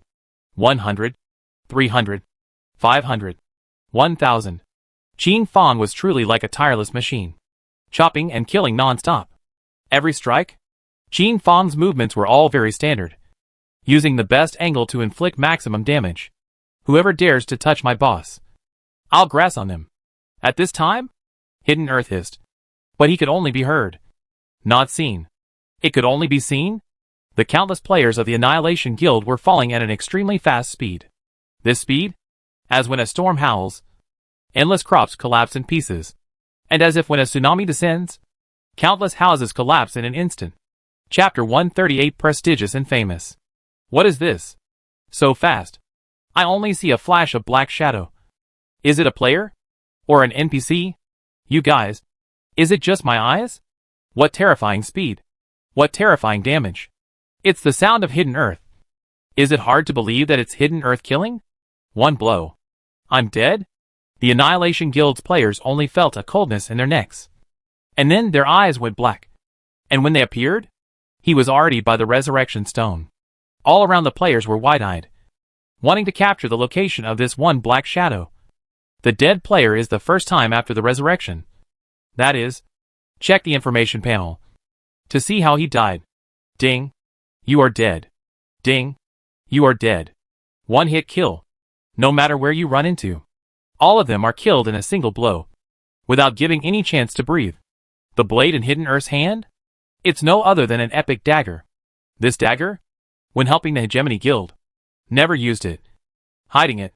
But now, to save Qin Fong, to save the boss, Hidden Earth was not hiding it, and wore it at the first opportunity. Epic equipment, showed off a cold aura that was uniquely his. This dagger, black in color, flashing with a purple light, very demonic. In his hand, cold and ice pierced his bones, but it was enough to lift one's spirits. A player from the Annihilation Guild, regardless of whether they are strong or weak, all of them are a matter of one slash. Hidden Earth looked at a direction, like a sharp knife ruthlessly plunged in. Passing players? There was no way to touch the corner of Hidden Earth's coat. The warlocks who were responsible for throwing the mitigation buffs, before they could throw out their skills. They felt a coldness in their necks, and were decapitated by Hidden Earth. Crap? Surprisingly, it's an epic level equipment. Look at this. It's actually epic equipment. Well, how can this be fun? The players immediately boiled up. Countless voices rang out. And even more. They sucked in a breath of cold air, and opened the equipment list. Above the equipment list, Hidden Earth's name was clearly in first place, holding epic level equipment that no one could shake. Epic grade equipment was bound, and could not be dropped. At this moment, Hidden Earth honored Qin Fong's orders, and focused on taking care of priests and warlocks. Two professions that were currently a bit disgusting. 2,000 warlocks, 2,000 priests. In Hidden Earth's hands, they lasted no more than 2 minutes. And all of them died. And at this time, Qin Fong also converged with Hidden Earth. Back to back. Hidden Earth, scared? Qin Fong roared out, with great bravado. He has already 5,000 beheadings. And he was still halfway? Could complete the title of 10,000 beheadings. Uh-huh. What are you afraid of? Just a bunch of chickens. Today, let's kill them. Hidden Earth guarded Qin Fong's surroundings, and began to kill towards the periphery. Truly, Hidden Earth was like a slippery crocodile. It was impossible to control him at all. But he, on the other hand, could easily decimate anyone. The coordination between Qin Fong and Hidden Earth was simply unrivaled. Qin Fong was an unparalleled shield, unable to break through defenses. While Zhang Tu, on the other hand, he was an unrivaled spear that could kill any opponent with a single strike. This was the perfect match of spear and shield. Timidity arose in the hearts of the players from Phoenix Guild and Annihilation Guild. Fear. They were truly afraid. This? How can they kill? Is this a siege? This is not a siege. This is a massacre. By the player's eye. Hidden Earth one-sided massacre. Advantage of numbers? This is a joke. A real joke. As for the control skills, the overwhelming Heaven Guild's priests took their positions. And at the first time, they disarmed player Jin, Hidden Earth, causing them to go completely insane. Completely insane. At this moment, the Phoenix Guild's players only knew that if they didn't run again, they might not be able to run away anymore. President? President? What should we do? What should we do now? The Phoenix Guild player closest to Qin Fong, Bastard, was already scared out of his wits, and quickly asked the Phoenix president, Chairman Phoenix was actually watching this scene in the dark. He truly hadn't expected it. Things would end up evolving to this point. Could this be a sci-fi film? This was something that even a mythological story wouldn't dare to write like this. But the truth? It was just laid out in front of Phoenix's eyes. Chairman, hurry up and make a decision. Chairman, what to do? Chairman, retreat? If you don't retreat? If we don't retreat? We'll really be killed by the players. A large number of the Phoenix Guild's players couldn't wait for Phoenix's order. So they began to swing for the fences and actively rushed forward, allowing Qin Fong/Hidden Earth to decapitate them. So, by the time they resurrected again, they were already within the Tianyang town. If they wanted to reappear here, wouldn't it take at least 2 hours? Hey, this is the best of both worlds. You're not a deserter, and you'll get a good reputation. Such a clever approach was instantly recognized by everyone, and the players present reflected the Phoenix Guild's fearlessness. Phoenix Guild players? It's still really humongous. Everyone was able to hear that this was a mocking refrain. I think they want to die quickly. You see? This person isn't even resisting. Letting the players me kill it. This is the Phoenix Guild. The Phoenix Guild was immediately mocked by the players in unison. Qin Fong? Hidden Earth was not a kind person, and would definitely not show any mercy. Even if this group of people were deliberately mothballed. They were cut down in an instant, and disappeared into white light. Qin Fong's kill count kept increasing. Seeing this scene, the Annihilation Guild in the periphery also quickly contacted the leader, asking what should be done. Chief? Things can't be done. These two people's equipment are too good. Player Jin's equipment. Hidden Earth's equipment? It was no exaggeration to say that it was at least half a year ahead of him. This? Typical bullying. Moreover, the overwhelming guild was also pillorying on the side. So things might get even more complicated later on. Chief, the key thing is, if we join forces with Phoenix and are defeated by the two of them, in the future, that would be disgraceful. A single word woke up the dreamer, and President Annihilation decided to retreat. In situ, only the last 8,000 or so members of the Phoenix Guild remained. Qin Fong Hidden Earth looked at each other and hissed, charging into the enemy group once again. The two of them? Killed with red eyes. 10 minutes. The Phoenix still hadn't given the order to retreat. These Phoenix Guild members, they really didn't retreat, fighting until the last moment. It was only until the last Phoenix Guild player died that Qin Fong/Hidden Earth stopped the slashing motion in their hands. Two people? As if they were demonic gods that had crawled out from the middle of hell. They gazed at the group of players beside them with biting killing intent and infinite indifference. The names I/Hidden Earth were as if they had been brushed with black and red paint. Black and shiny. Black and frightening to the bottom of one's heart. At this instant, no matter who it was, all of them felt a chill go straight from the soles of their feet to the sky. Did it? Player me. Hidden Earth duo actually really did it. Before the start? Who would have thought that Player Jin, Hidden Earth would have a chance of winning Surely they would have been confined. Maybe they would have become prisoners. But now? The duo used reality to tell them? Player me is invincible. Player Hidden Earth. Invincible. Even if a member of your guild arrives? It's also useless, and can be killed off for you. In the past, the days of guild hugging and guilds oppressing the people at will be gone. You will really be able to slaughter this group of scum if you have strong equipment. Who dares to move the equipment above the ground? Die. At this time, the hyenas couldn't help themselves and wanted to go pick up the equipment above the ground. However, this domineering words from Batian instantly made the group of hyenas tremble, not daring to act rashly. Chapter 139 Tree of Life. Hegemony's words possessed a great sense of oppression. After all, at this moment, Batian? No longer as shackles. Unlike the night before when he was generally, because of the guild, back constraints, did not dare to fight back against the hyenas. The hyenas left in droves, and no one dared to pick them up, both afraid of Bastard Sky, Player me, and also afraid of Hidden Earth. This, maybe not waiting for them to pick up the equipment, that is, they would be killed. Qin Fong gently placed Shui Qinger on top of the ground, his eyes filled with apologies. I'm sorry, Qinger. It's fine. This is also a special experience. Shui Qinger's mindset was particularly good. Not only did she not get angry, she even comforted Qin Fong in turn. Qin Fong. These people are bad people. You kill them? There's no need to have any mental burden. This is what my father taught me. People are going to kill you, and you still don't resist. This is a stick in the mud. This kind of person? My dad said to stay as far away from him as possible. Otherwise, when he is killed, the blood might splash onto our bodies. Hearing Shui Qinger advise herself so seriously and earnestly, Qin Fang couldn't help but have a smile reappear at the corner of his mouth before freezing. In his previous life, Shui Qinger had often comforted herself as well. Himself? It seemed like it was easy to easily get within the bull's eye. All right. I will. As Hidden Earth watched from the side, he immediately felt a sweet, sour odor spreading. Hidden Earth just wanted to pick up the equipment above the ground, but was stopped by Qin Fang, who immediately spoke. Thank you, President Batian, for your devotion. These equipment on the ground? I'll trouble you to help clean it up. The meaning of these words was obvious. This equipment on the ground was the reward. Qin Fang didn't like owing others. Hegemony was instantly delighted, and immediately ordered the members of the Hegemony Guild to feel free to pick it up. And whoever picked it up would be whoever's. Among this batch of equipment, although the black iron, bronze mainly, but silver, gold equipment, still has some. When the players of the Hegemony Guild finished packing up, Qin Fang immediately gave the copper coins of the perfect grade potion to Hegemony to settle.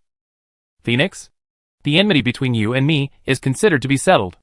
Feel free to continue to round me up next time. This time, I'm not having fun killing it. These words? Qin Fang turned on the amplification of the entire Heaven's Destiny, and the entire Heaven's Destiny players were able to hear it. With one sentence, he managed to nail the Phoenix Guild to the pillar of shame. Sending out 20,000 players? Surprisingly, they couldn't take player we. Couldn't take player Hidden Earth? This? Shame on you.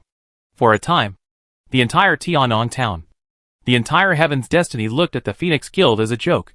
Starting today, the 10,000 Empty Alley auction house does not welcome any Phoenix Guild player, and the Mo Yang blacksmith shop does not permit any Phoenix Guild player to enter. If any player buys equipment from the 10,000 Empty Lane auction house and resells it to Phoenix, they can be blocked and treated equally with Phoenix Guild. Starting tomorrow, the list of all members of the Phoenix Guild will be posted at the 10,000 Empty Alley auction house, in front of the entrance of the Mo Yang blacksmith shop. For reference, Qin Fang's words? It was more like taking a paycheck from the bottom of the cauldron, expressing a meaning that informed the players of the Phoenix Guild. You quit the Phoenix Guild before tonight? We are still good friends. But if tomorrow? Sorry. Blocked. This moment, Phoenix's face was suffocated like the color of pig's liver. Qin Fang? So ruthless. In the beginning, Phoenix hadn't torn his face completely with Qin Fang. He was even able to buy equipment from Qin Fang's hands. But now, everything had become a flower in the mirror, and a mood in the water. Little son of mine? You don't want to be wild. 30 years east of the river. 30 years west of the river. I'll see how long you can be arrogant. This is the response of the Phoenix. More or less a feeling of weakness. After all, Qin Fang had sort of grabbed the Phoenix Guild by the throat to a certain extent. Up to this point, the Phoenix Guild could only produce their own equipment if they wanted to forge it. The battle ended, and the onlookers dispersed, each satisfied. After all, it was also a good show to watch. And Qin Fang? The first time he headed towards the location of the first priest who had uncontrolled him, ready to say thank you. This priest's name was Tree of Life. If it wasn't for her righteousness earlier, Qin Fang might have actually been taken down. It could be said that this one uncontrolled skill saved Qin Fang. Tree of Life? Why did Qin Fang feel that this name was so familiar? Suddenly, Qin Fang remembered. Wasn't this the most cynical, ranked third in the entire Heaven's Destiny priest in his previous life? Ahem. Because the ranking was slightly backward. Qin Fang really didn't think of it all of a sudden. Hello. I'm Player Zhen. Is it convenient to add a friend? In the future. What equipment do you need? You can contact me first. Making a good karma, since the Tree of Life took the initiative to help him. Then, Qin Fang naturally wouldn't be stingy. To know? Player Me is not a small reputation nowadays. Quite the title of Heaven's Destiny's first Forge Master. Make good relations with him. When you ask for equipment in the future, it's also good to open your mouth. This is the idea of the Tree of Life. Tree of Life? Although it is a daughter's body, but it is big and bold. no different from the bold man. Nowadays, the tree of life has not yet flown. Just a casual player. She seems to be after joining the Batian Guild, which really took off. It was said that she was stinking with Bastard Sky, and that was why she decided to join the Bastard Sky Guild. An idea suddenly surfaced in Qin Fang's mind. Should he pull the Tree of Life? Pull it into his side's small team? To know? 1 year after the opening of Heaven's Destiny, a grand tournament involving the entire Heaven's Destiny would be opened. And that tournament? It is the beginning of true fame in the world. If you succeed in taking the first place, that is called the real fame and fortune. This competition? It required team participation. And Qin Fang, Hidden Earth's team, really was still missing a priest. At this time, Batian also came over, wanting to get acquainted with this brash woman. In an instant, hostility rose in Qin Fang's heart. In order to prevent Batian from having too many encounters with the Tree of Life, Qin Fang instantly pulled Batian aside and started exchanging pleasantries, thanking Batian for his help, and then asked Hidden Earth, Shui Qinger, to contact the Tree of Life. In response to Qin Fang's words, players from other towns immediately asked in the interactive board, Tianyang Town? What exactly had happened? At this moment, the many players of Tianyang Town hearts were energized, and they immediately spoke on top of the interactive section. The main thing is that this matter, too explosive, triggered the player's pleasure point. 1 against 10,000. Fast and furious. The protector of the flower. This is how many players want to do, but cannot do things all. Without further ado, let's just watch the video. Yeah, you guys watch the video first. And after you're done, say what you think. Let me give you guys a short introduction in the form of words. 10 minutes later, the entire fate of heaven was abuzz, and countless players' minds were filled with the invincible figure of the player Hidden Earth. Crap? This is fake, right? Quickly tell me this is fake. 1 against 10,000? I don't want to believe it. This epic level equipment? It's only been open for how long? How could epic level equipment appear? What a terrifying operation.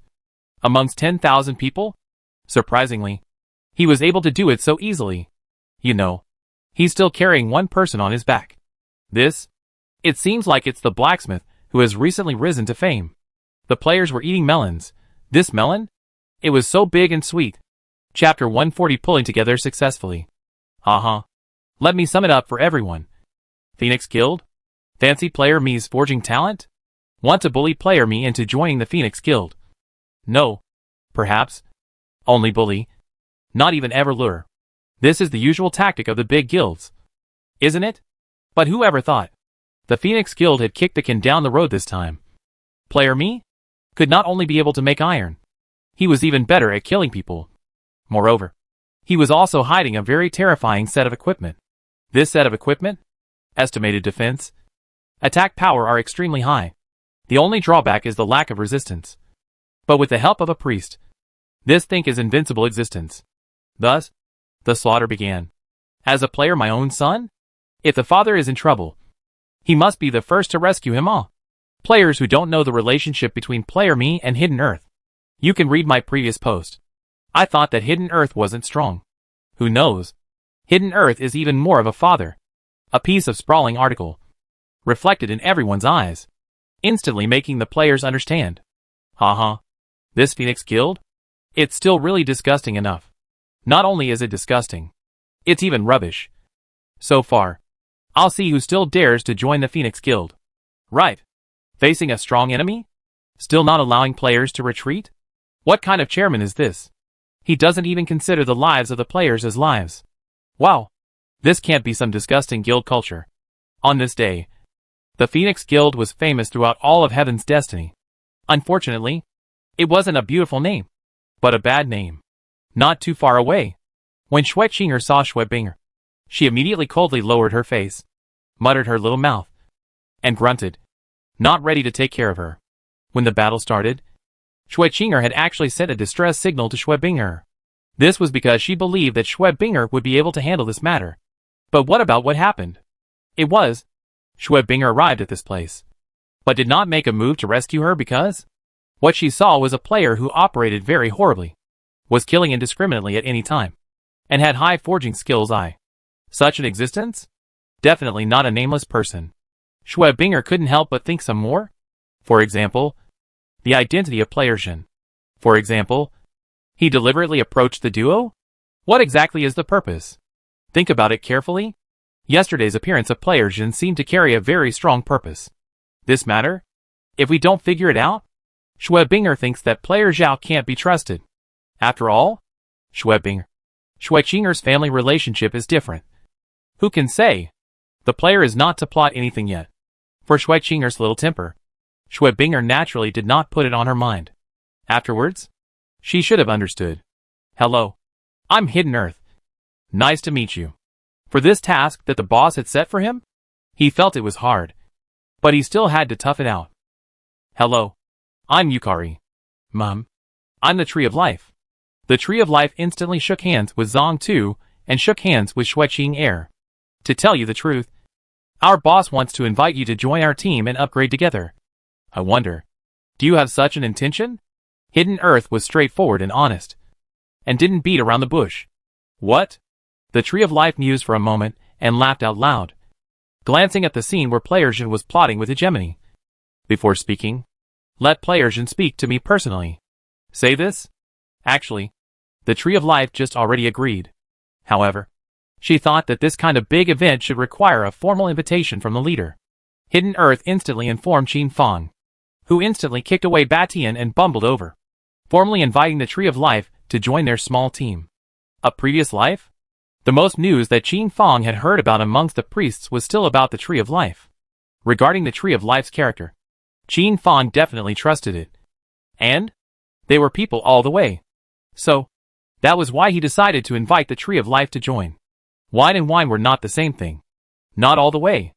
If forced together, the process of getting along? It would inevitably be very contradictory. Good. I agree. At this moment, Hegemony ran over and also wanted to invite player Tree of Life to join Hegemony Guild. At this moment, a conspiratorial smile flowed from the corner of Qin Fang's mouth. The Tree of Life, on the other hand, waved its hand and spoke helplessly. I'm sorry, President Hegemony. It was player me who brought it up first. And I finally decided to join me in my small team. A murderous aura immediately flowed from Bastard Sky's eyes, itching to strangle player me. Good you brat. I said, why are you a circle of nonsense? It turns out that you are waiting for me here. Batian understood everything at once. But it was too late. See you later, President Batian. Qin Fang, Hidden Earth, Schweching, and the Tree of Life instantly combined into a small team and walked towards the depths of the dense forest. When Schwebinger saw the scene, she did not stop her. She had to investigate Qin Fang. Am I able to ask how many players are currently on our team? The Tree of Life still wanted to ask this question, although it was more or less rude. As far as the eye can see, that is all. 4. The members of this team. It seems a bit small. Soldiers are no longer numerous, but rather precise. What's that? That makes sense. Approaching? Player I/Hidden Earth can top 20,000 normal players. In order to be able to better deal with the trouble that's coming up, I've decided that it's better for us to get to know each other. I'll start. I'm player Mei, currently a silver level blacksmith, capable of forging gold level equipment.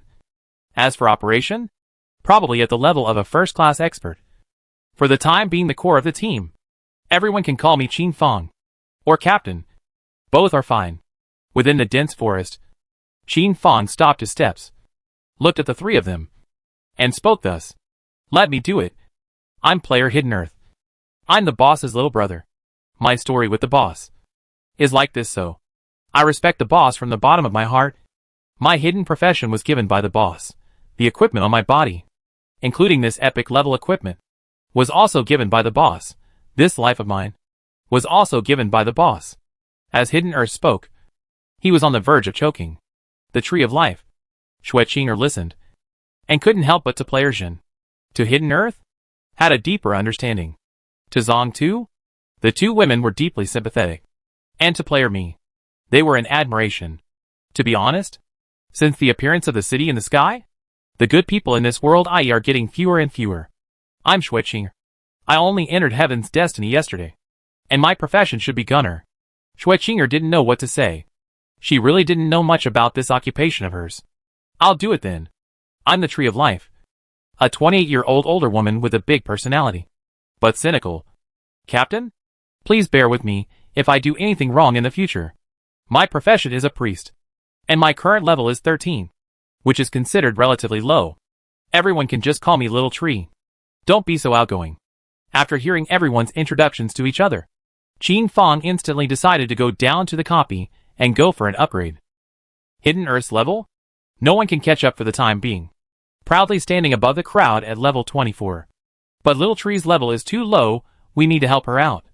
And strive to raise it to around level 18 within a day. By the way, Little Tree, this priest's gold level equipment is for you. Just make do with it for now. And when I build a new fine gold level equipment in a few days, I'll replace it for you. The Tree of Life immediately froze in place, not daring to take it. Chapter 141 Goddess of Life Copy. The Tree of Life was dumbfounded and hesitant to pick it up. What kind of team was this? Just joined the team? He has not yet made the slightest contribution. But was sent a set of gold level equipment? And it was also equipment that belonged exclusively to priests. This? How does the Tree of Life feel so unreal? This is like? Investing 50,000 and gaining 20,480,000 was just as unreliable. The Tree of Life doubted that there was any kind of trap. To know? Destiny's environment is the scarcity of equipment. The Tree of Life's body. A set of black iron level equipment. All the Mo Yang blacksmith shop production. The price is not expensive. 2 pieces of bronze. Which is still with other players together, with a copy of the contribution of a lot. Which is only to get. As for silver level equipment? How could it not be her turn? This was all the equipment that the Tree of Life had worked so hard for so long to get. Some of this equipment? They weren't exclusive to priests. But wearing it was better than nothing. This was the equipment worn by the most common players so far. This is the real thing. This set of gold level equipment? A full 5 pieces. How could it not break 2 million copper coins? This amount of money? It was no exaggeration to say that it was able to buy the Tree of Life in reality. This is too expensive. I can't have it. The Tree of Life rejected it at the first opportunity, waving its hand in a hurry. Like a frightened bunny. It was the Tree of Life's insistence to accept nothing without merit. Here's an employment contract. Sign it. This equipment is yours. And there are more to follow. Qin Fang played his old tricks again. This? It's a contract? The Tree of Life looked at the densely packed contract of 10 pages. And the whole person was dumbfounded. This was even more outrageous than signing a contract of sale. The terms of the contract clearly state, as a team, I have the right and obligation to provide equipment to team members. But at the same time, there are also requirements for you. You should pay attention to the last clause. You have the right to unilaterally terminate the contract. But you need to work for a full year. And you must not disclose anything about your time in the team. This was the difference between Qin Fang and the Phoenix Guild. This contract protected the interests of both parties. It wasn't just pitting the Tree of Life. There's a monthly salary to take? 10,000 copper coins? After reading this contract, the Tree of Life was a little disbelieving and couldn't help but ask in a small voice. This is your basic rights and interests. This contract?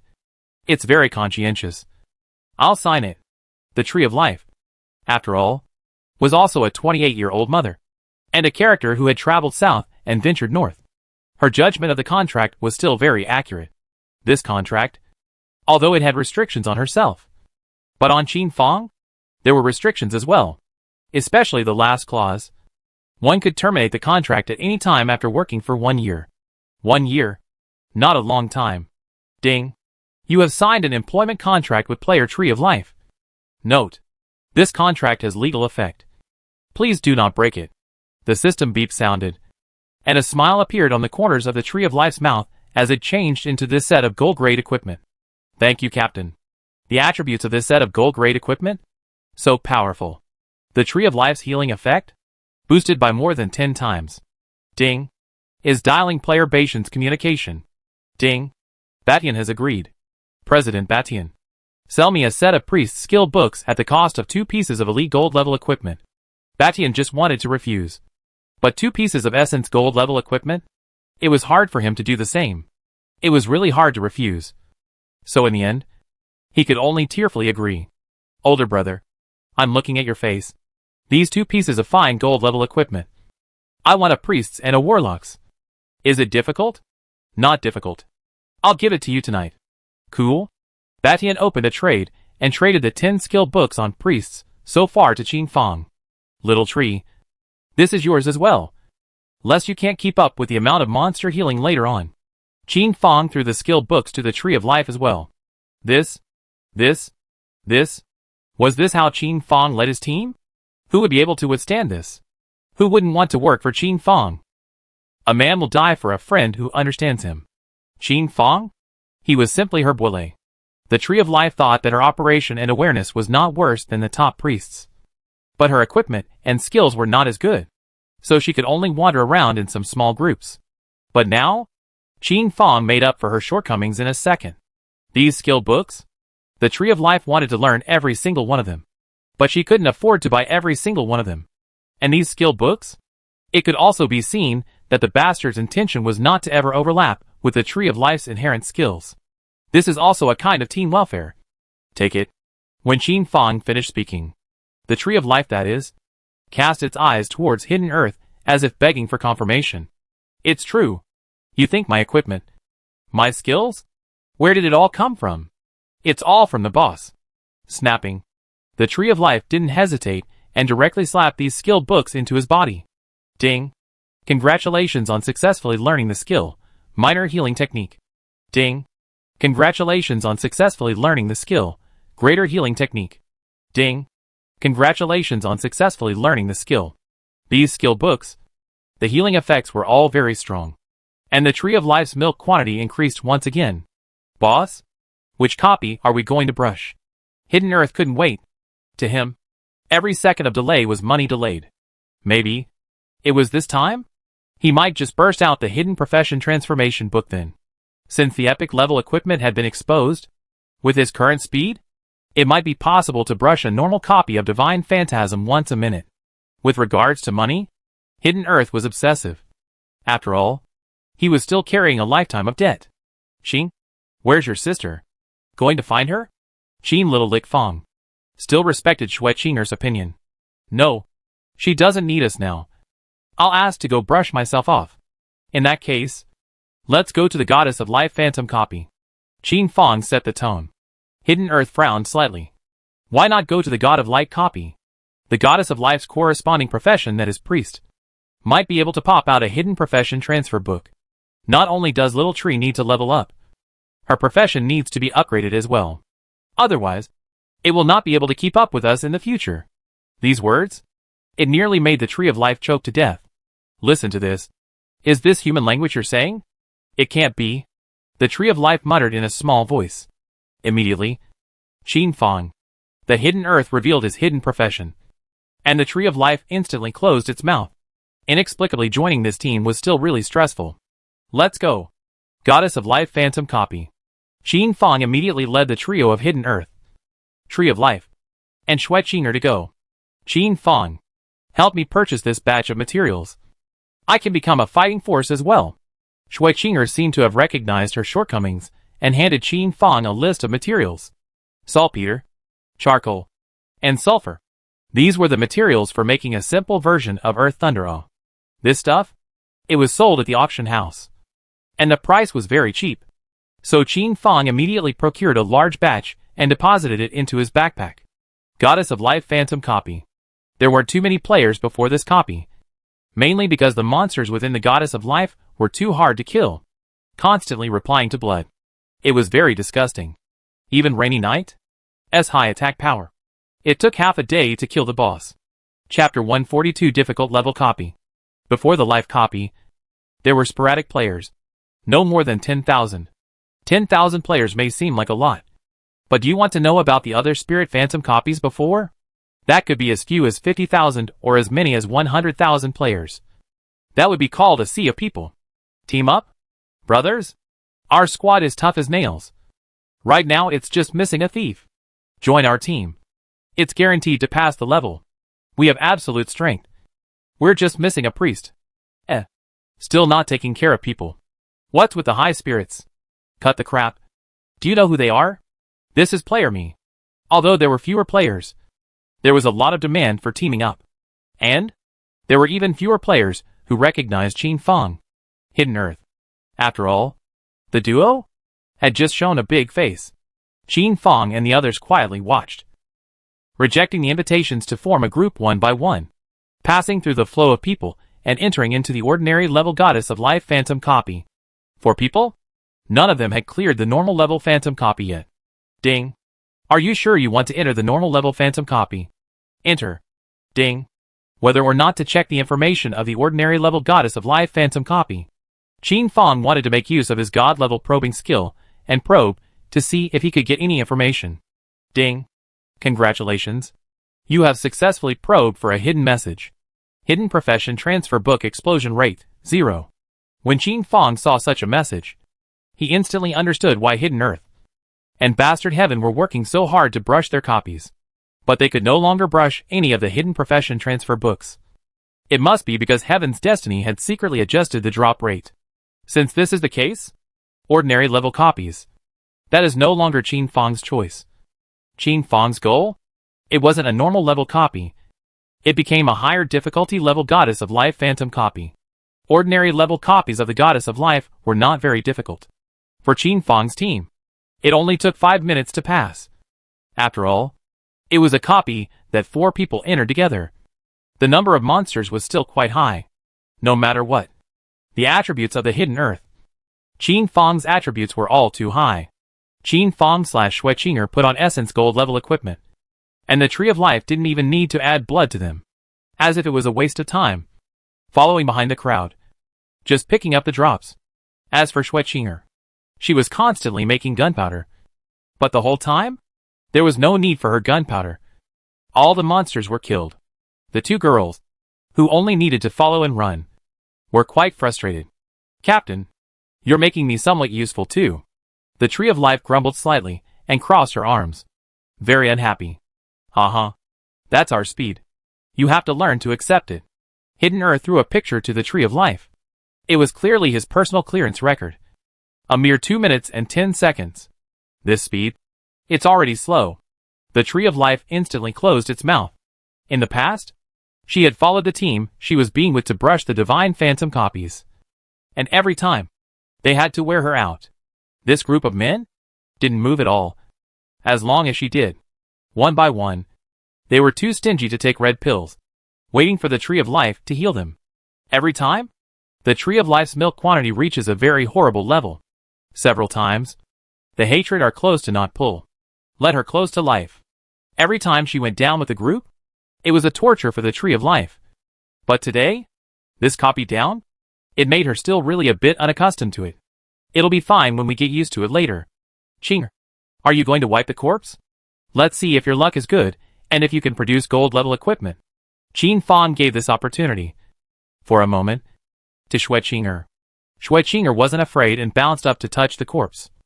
And in the end, a mere silver-grade equipment was obtained, as well as 99 life attribute stones. Silver level equipment? If a day ago, the Tree of Life must be very hot. But now, she couldn't look at it anymore. But it was just a mere silver-grade equipment.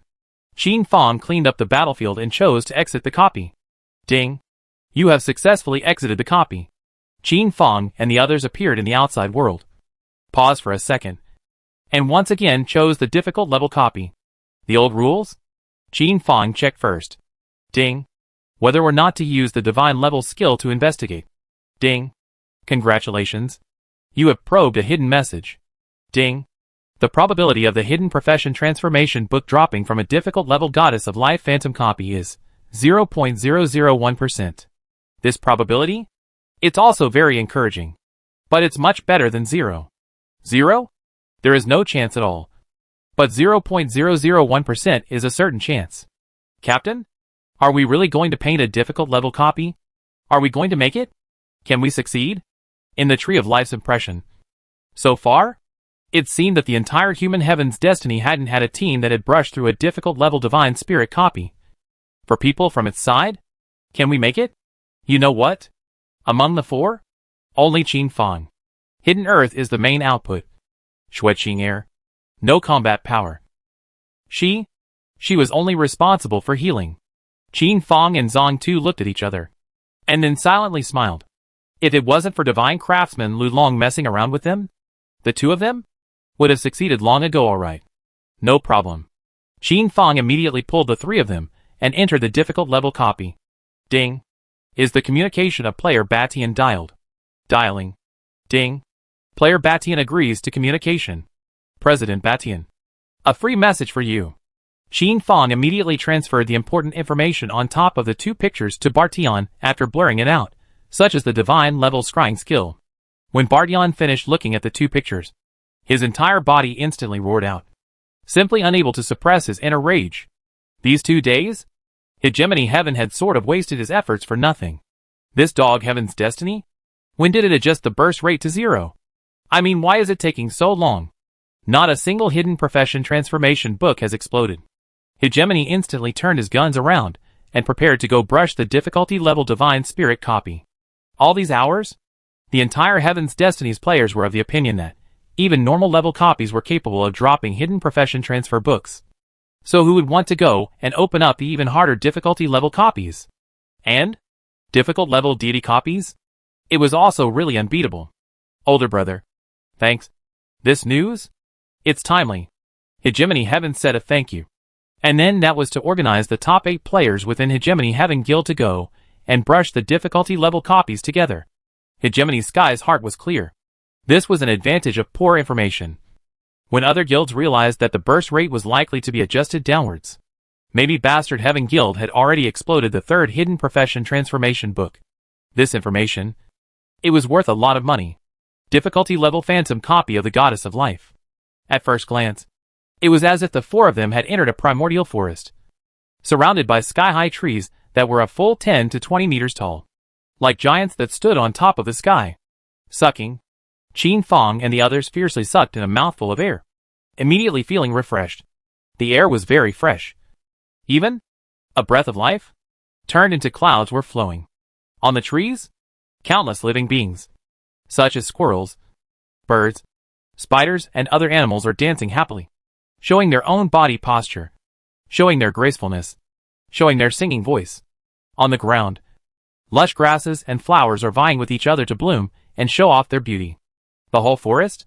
Give people a kind of endless vitality. This is really a paradise on earth. Chapter 143 Silver Rank, Life Cat Demon. Hee hee. Player me. Hidden Earth merely entered the copy for 5 minutes I came out? Did you say they cleared the level? At this time, outside the Goddess of Life copy, players began a new round of discussion. Look at the clearance, record yourself. Crap. 5 minutes? Surprisingly, it only took a mere 5 minutes. Don't you forget, Hidden Earth has epic equipment. I feel like 5 minutes is a long time. I didn't expect that all. Hidden Earth, a player like me, is also leading a sister. So me? What other reason is there to give up on bringing up girls? Here? It was suddenly bustling again. The players' eyes were filled with envy. In the middle of the difficult level Goddess of Life phantom copy, the 4 of them took the most commonly used formation in general, with Qin Fang as the meat shield, scouting ahead, Xueqing air, and the Tree of Life in the center, and Hidden Earth at the end, breaking the back in order to deal with any emergencies. Ding! The Life Cat Demon is about to revive. Please get ready. The system beep sounded, and in the next second, 100 Life Cat Demons whose bodies took on a turquoise color, looking as if they were a gemstone, and whose size was roughly the size of a cheetah, presented themselves before Qin Fang and the others' eyes.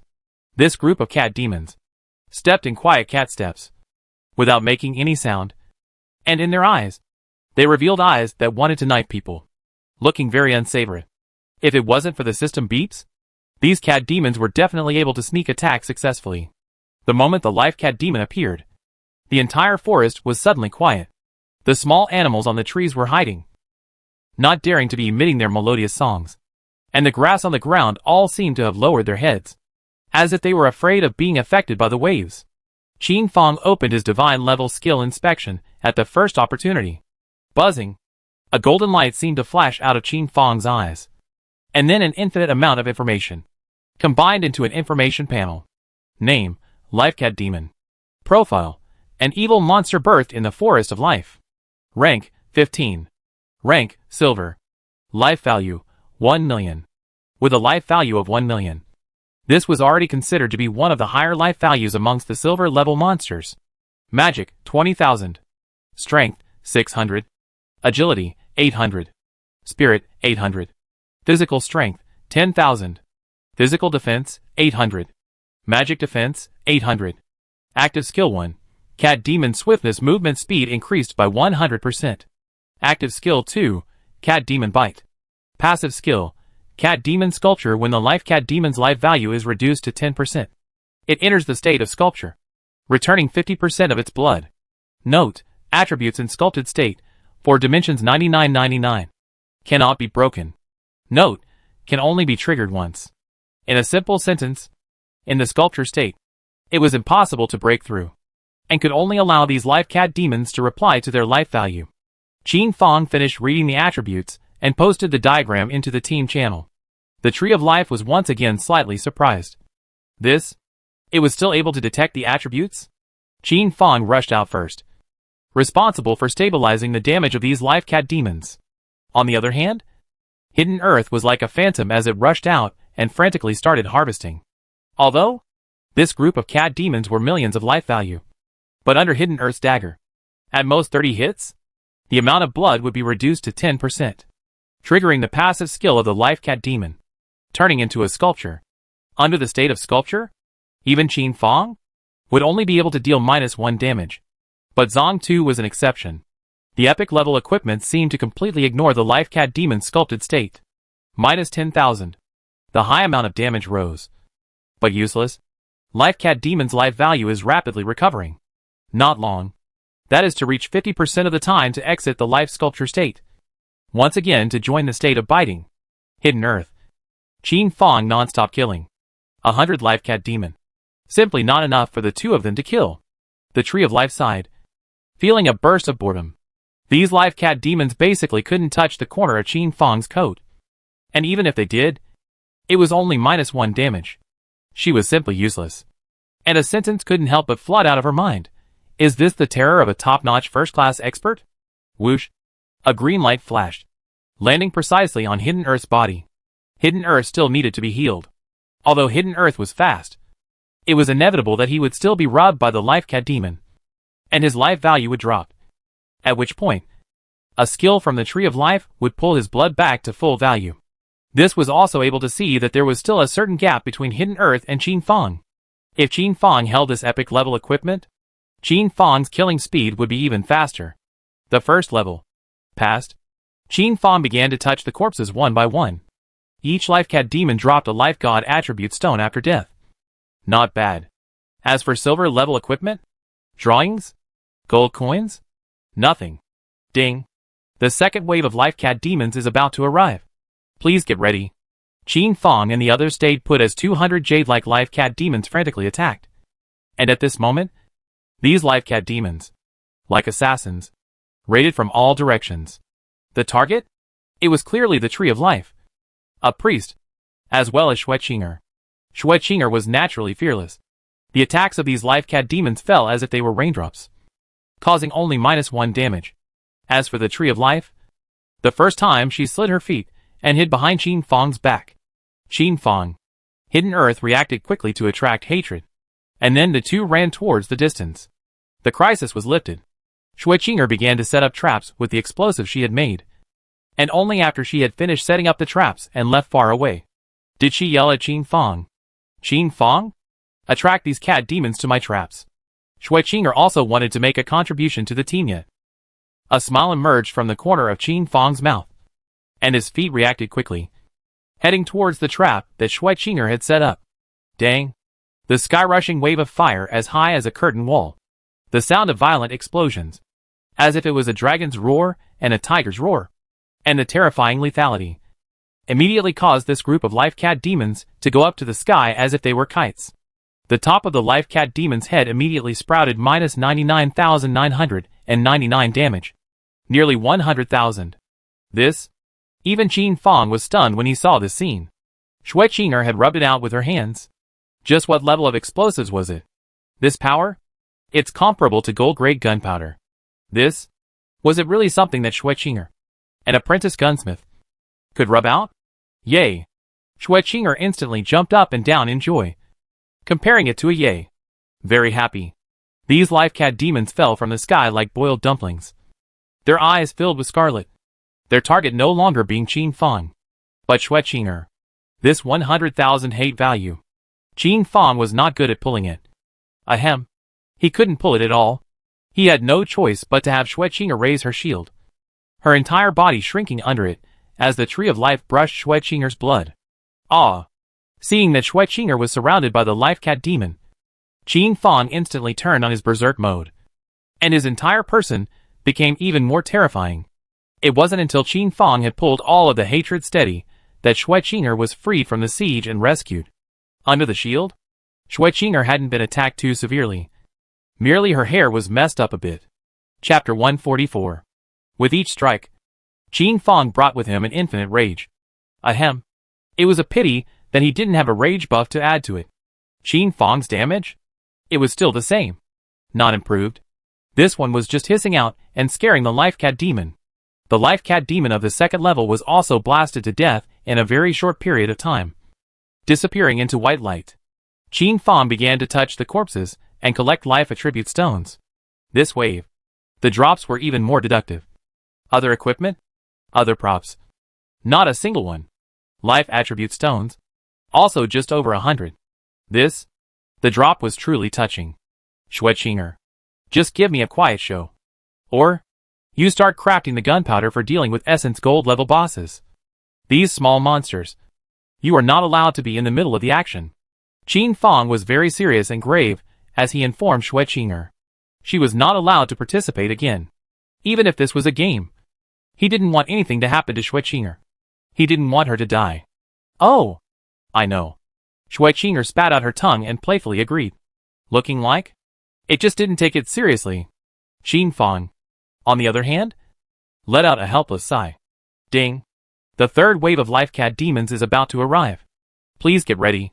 Just as the system prompt fell, the shadows of a full 500 life cat demons appeared and began to surround the crowd.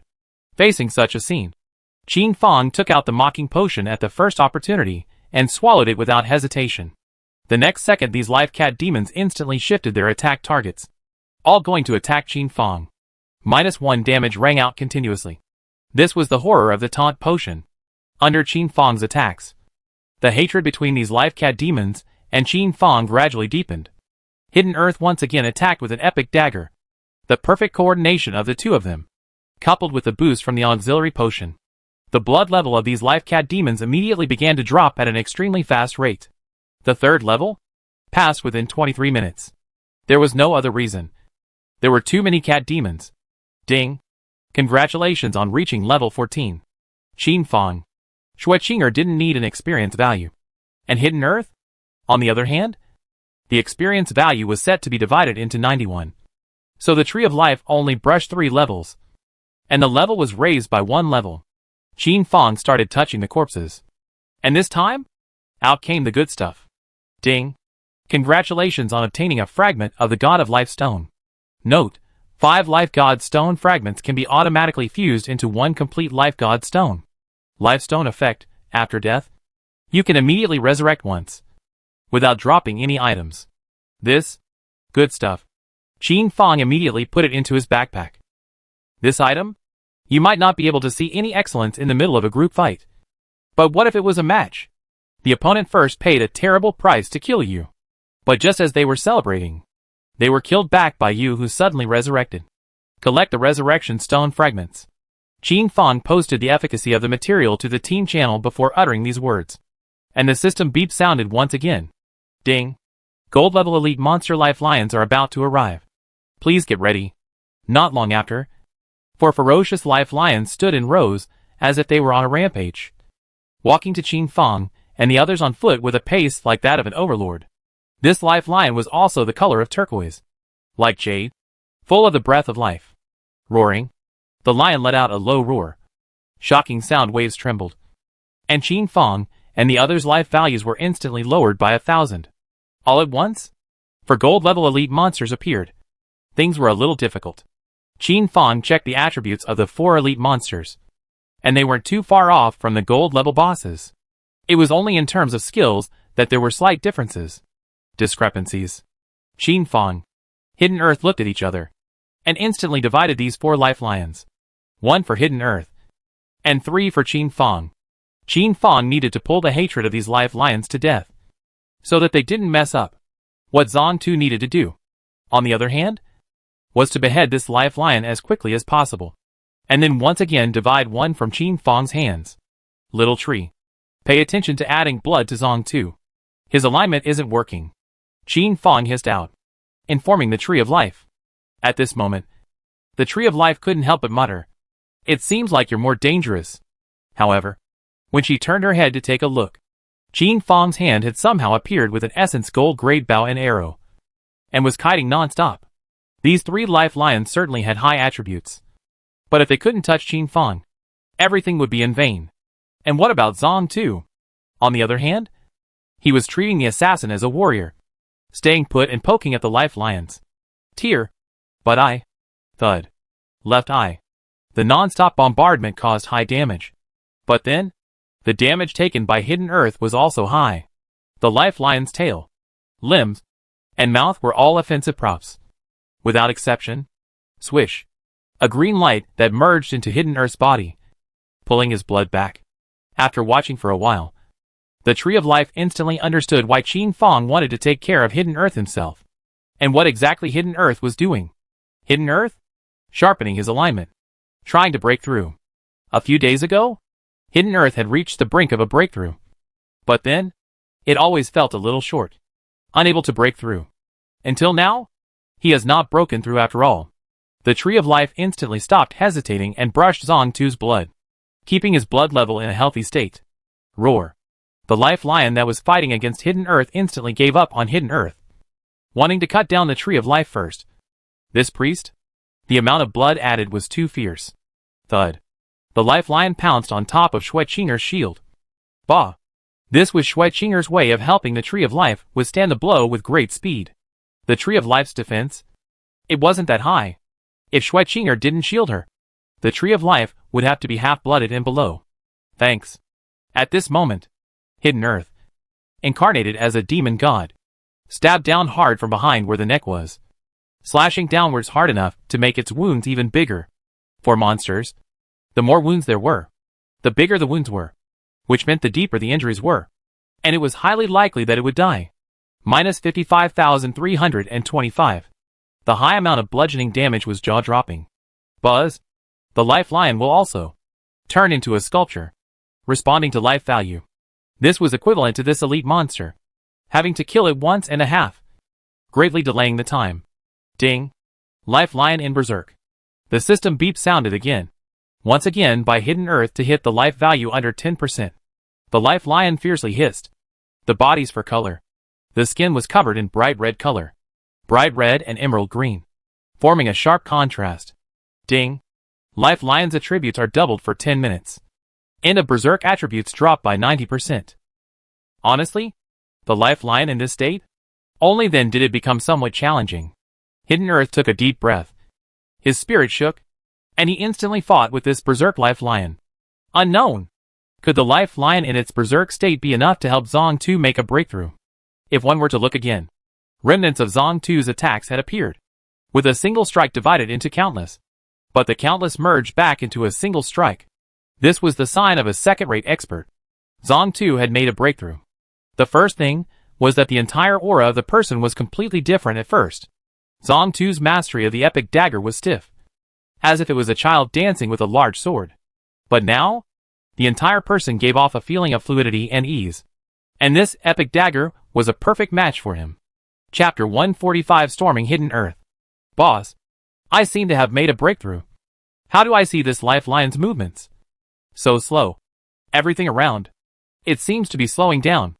The promotion of the third stream to the second stream still gives a great feeling. Especially the perception of the surroundings. The perception of the monster's movements. And capturing them. You have broken through the boundaries of a third-rate expert and achieved second-rate. But don't be proud. An existence of this level? There are a handful of them amongst the heavenly orders. For example, Little Tree. I reckon that she is just one step away from being promoted to a first-rate expert. which is considered to be the pinnacle of second-rate experts. Qin Fong practiced striking education. The harder the better, lest he let Zong Tu drift away. Is that so? There was some hesitation in Zong Tu's heart. Some disbelief. Turning his head to look at the Tree of Life, he wanted to seek confirmation. The Tree of Life, on the other hand, smiled without saying anything and praised Qin Fong for his wise eyes. She was indeed only one step away from achieving a first-class expert. This was also her greatest strength. Knowing that, healing spells weren't always directional skills. But every time, the Tree of Life was able to anticipate Zong Tu's alignment and successfully added blood to him. This was the power of a peak second-rate expert. Really? Then boss? Can you show me the gap between first-rate experts? Hidden Earth's heart, which was originally a bit fluttering, was now calmed down. But whirling around, there was a hint of fire again, wanting to see a true expert. Zong Tu? Surprisingly, he wanted to touch base with Qin Fong. Qin Fong immediately smiled. You kid? I may not be able to clean you up when I become a god of killing in the future. But right now, there's still no way to clean you up. Later, after killing the remaining 3 life lions, I'll touch base with you. Zong Tu nodded his head, taking advantage of such an opportunity to quickly familiarize himself with the operations of a second-rate expert. These life lions?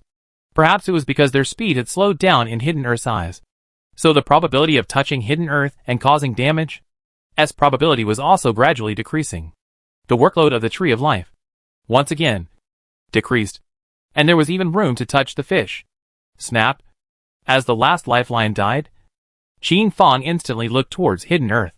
Come! To be honest, Hidden Earth, he hadn't fought against a true top-notch fighter. And this was also a major disadvantage for him. In the future, it was inevitable that he would be at a disadvantage if he ran into one. As for touching the corpse, on the other hand, it was for Schwechinger, the Tree of Life, to deal with. Boss, do you need me to take off this epic-level equipment? Hidden Earth was afraid that this epic-grade equipment dagger would stab Qin Fong to death in one go. No need. Qin Fong, on the other hand, was confident, replacing the equipment in his hand with the Essence Gold-grade dagger. Boss, are you sure you don't need to return your blood level to full? Hidden Earth looked at Qin Fong's blood level, which was only 1/3 left, and could not help but feel a hint of being unappreciated. No need. Hurry up and start. By the way, switch on the video recording function and ponder over it later when you have time. Ugh. Hidden Earth moved, descending to Qin Fong's back with a very terrifying speed, wanting to strike Qin Fong's spine great dragon with a blast, causing him to lose control of his body. Ding! The sound of gold and iron roaring rang out. Qin Fong's body turned at an unbelievable angle, and then the Essence Gold-grade dagger in his hand blocked this strike from Zong Tu at an extremely bizarre angle. Tearing and pulling, the Essence Gold-grade dagger slashed through Zong Tu's neck like a slippery swimming dragon. Blood gushed out. How was this possible? Zong Tu's reaction had been quick, and he wanted to retreat. He wanted to launch his next strike again. But just as his body was slightly trembling, Qin Fong found the angle, the timing, and accurately slashed his throat. Zong Tu retreated away, disbelievingly blasting again. Ding! Tearing. Qin Fong? It was as if he was able to accurately anticipate each of Zong Tu's attacks, and then take advantage of his small movements to counterattack. In a short while, Zong Tu's body was namely bruised and battered, all with mouths like a baby's small mouth, very oozing. Moreover, Qin Fong was standing still from the beginning to the end, not moving. But his body? It was always able to twist strangely. I don't believe. Hidden Earth activated the skills on top of his equipment, but the ending was still the same, being bloodied by Qin Fong. In the end, when Hidden Earth still had 1 drop of blood left, Qin Fong stopped. Hidden Earth's entire being was on the verge of depression. This gap? Is it really that big? 5 minutes? Zong Tu had blasted nearly 500 times. But even once, it hadn't even touched Qin Fong. Instead, it had been killed by Qin Fong, attacking 1.5 times per second. Your frequency is already fast. But then, to reach a first-class expert, you need to attack 9 times per second. This is the most basic, said. Qin Fong signaled the Tree of Life. She instantly returned Zong Tu's blood level back to normal. And then a phantom instantly appeared in Qin Fong's hand. 1 second. 9 clicks were made on Hidden Earth's body. 9 small blood holes that lingered out. At this moment, Hidden Earth was shocked. Truly shocked. Was this the operation of a top-notch first-class expert? Earlier, he had really been night and day. In an instant, Qin Fang had not only ground away the dryness and depression in Zhang Tu's body, he had even knocked away his self-confidence. The Tree of Life, after watching this battle, had a slight insight in her heart, which was helpful for her promotion. It was also helpful. As for Shui Qinger, her forehead was filled with black lines. Qin Fang, still really modest, asked him how much he knew about Guzheng. He said not much, then turned his head and punched his sister in the face. Ask him how his strength operation was? He said average. And as a result, he took down a 10,000-man chopper, and incidentally, easily broke the self-confidence of a second-rate expert. Moreover, this second-rate expert was still holding epic equipment. Hidden Earth, don't lose heart. Your talent is the best I've seen. After all, you've only joined Heaven's destiny for how long? At this moment, Hidden Earth's heart party felt slightly better. Yeah, he was still young. There was still a chance. Captain, give me a copy of this video as well. The Tree of Life was also moved. This precious video still had certain benefits if watched for a long time. But it's not allowed to be spread out. If this video was spread out, there was no telling what kind of uproar it would cause. Hidden Earth, keep brushing monsters. You still have a lot of room for improvement. Qin Fang patted Hidden Earth's shoulder in encouragement. In the next second, he looked at Shui Qinger again, asking if any good things had been popped out. Qin Fang, 2 life resurrection fragments, a gold grade equipment, 2 silver grade equipment, 80 life attribute stones. As the first kill, these rewards, they were not too bad. Ding! Life Cat Demon is stupidly moving. Please get ready. Buzzing. 800 Life Cat Demons came out of the air, burrowing out of the dense forest, meowing like stern ghosts as they attacked Qin Fang and the others. Qin Fang once again swallowed the taunting potion and drew fire. This is the Captain's role. Hidden Earth was like a small tail, constantly harvesting the lives of these Life Cat Demons. Qin Fang, pulling the hate value of 800 cat demons in one go, was not something that an ordinary person could do. Hidden Earth was also studying, wanting to reach Qin Fang's level as soon as possible. If one watched carefully, they were able to see that Qin Fang's eyes, which were constantly moving, were capturing information about the monsters. And the movements of his hands? Like a phantom, he was constantly switching equipment. Shield, bow and arrow, dagger, longsword, dealing with monsters from different angles. Qin Fang was always able to pick the right weapon, thus getting the purpose of attracting monsters. At first, the Tree of Life was still unimpressed. But as time passed, the Tree of Life's eyes were on Qin Fang's body and could no longer move. Chapter 146 White Jade House. 800 Life Cat Demons, without exception, were all killed and disappeared into white light.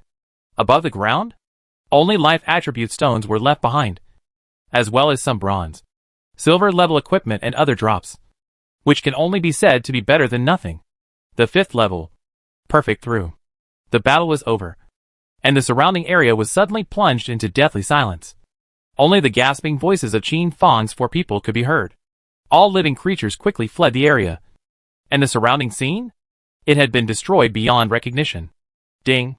The 6th level of Life Cat Demon is coming soon. Please get ready. The 6th level. 1,600 Life Cat Demons. This was a little difficult. Even Qin Fang could not help but feel a slight pressure. Zhang Tu, I'll be 12,000. You'll be 400. Chop it down as soon as possible. Nu, this is a taunt potion. The 2 of them swallowed the taunt potion separately and started to attract the monsters. But it was obviously a bit messy and not in Qin Fang's Hidden Earth's rhythm. Even, there were also some Life Cat Demons attacking towards Shui Qinger, the Tree of Life. Qin Fang, Hidden Earth couldn't reach out, so they could only make them go around the pillar. Yuck. Around the big trees. The large trees in the surroundings, each of which required 3 or 4 people to be able to encircle, were more than suitable for dodging attacks. Don't. Qinger, don't go up the tree. When Qin Fang saw that Shui Qinger wanted to climb the tree, he immediately stopped her. A cat? The ability to go up trees was extremely strong. once up a tree. This was equivalent to throwing oneself into a trap. This time, Schwetzinger did not listen to the advice, instead giving Qin Fang a reassuring gesture, a confident smile emerging from the corner of her mouth.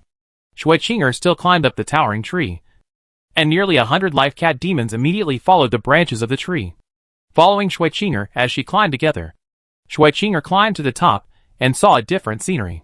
In the next second, Schwetzinger displayed her super high attributes, jumping in place, spreading her wings, and landing directly on top of another large tree. Slightly bruised, the subsequent life cat demons also tried to jump, but without exception, none of them succeeded, returning to the earth once again, like simultaneous raindrops. This distance? It was really a bit far. Just because Schwetzinger was able to succeed, it didn't mean that they could succeed as well. Just like that, Schwetzinger completed the task of attracting the monsters, jumping between the big trees without stopping, and then delaying the time for Qin Fang to hide the earth. As for the Tree of Life, it was on the ground expressing its helplessness. Thankfully, Hidden Earth rescued it in time. Otherwise, the Tree of Life would definitely die. Once the priest died, even if Qin Fang and the others were able to pass the level, the wasted potions, would be much more. Why recruit priests? Wasn't it just to pay out less money for potions? After consuming 37 minutes, Qin Fang, Hidden Earth went back and forth before they were able to kill all of these life cat demons. It's too chaotic. The fight is too chaotic. This battle had suffocated Qin Fang's heart. Not only did it take time, but it was also inefficient. Boss, it's still my lack of strength. Zhang Tu was the first to review and summarize the cause. My problem? I always then hate messed up. The Tree of Life also reviewed. As for Schwetzinger, she smiled and was silent, as if she was waiting for a compliment. This is the reason for the terrain. Clean up the battlefield, and let's leave this place. Qin Fang spat out these words, and quickly cleaned up the life cat demon's drop. For people? For directions? Fighting and running away. How could this be fought? From the 6th to the 7th level, there was a 3-minute break in between. Next time? It's not guaranteed that 3,200 terrifying cat demons will appear. If there was no advantage in the terrain, it would simply be chaotic to the extreme. Qin Fang's 4 people recognized a direction, and quickly sprinted.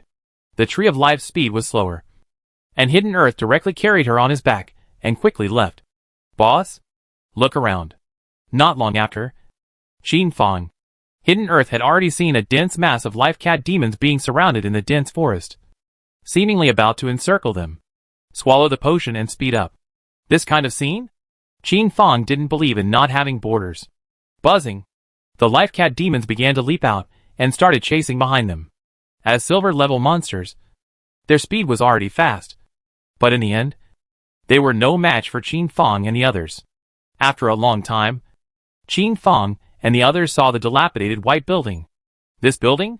The entire body was made of white jade piled up, as if it was a small house of 20 square meters. The portal? It was already rotten. And the surrounding walls?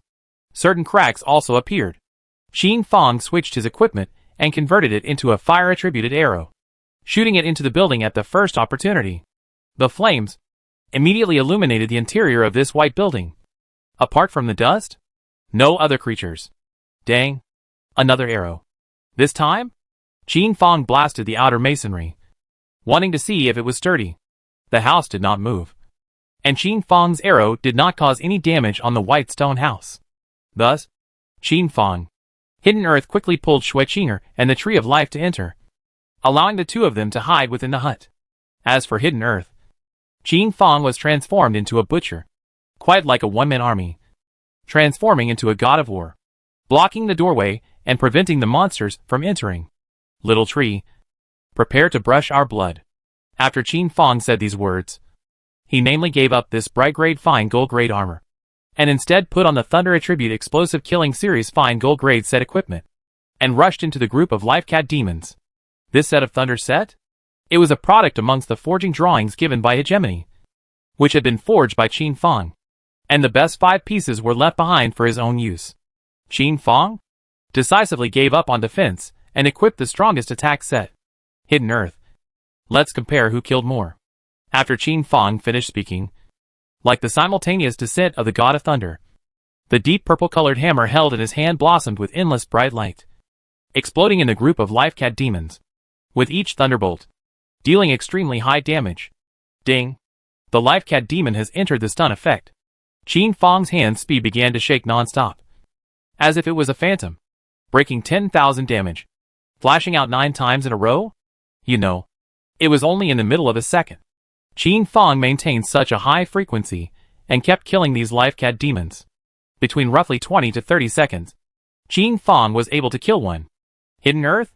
Naturally, he wasn't willing to show weakness either, swallowing agility potion and strength potion to bring his speed and strength to the next level, and started to kill like crazy. Qin Fang and Zhang Tu seemed to be wide open, but they never left the 3-meter distance of the portal, so the life cat demons that could attack them were still a minority, and the Tree of Life's healing spells fell from time to time, reducing their burden even more. This was the most suitable way to brush their teeth. It was the most suitable way to brush the monsters. In order to fight a long-lasting battle, the first thing to do was to ensure the priest's safety. Obviously, there was no need to worry about the Tree of Life's safety at this moment. The cat demons had surrounded this white jade house. Countless sharp claws transformed into steel claws fell on top of the white jade house, but did not cause any damage, not even leaving a mark. The surrounding Qin Fang watched a burst of hard shock.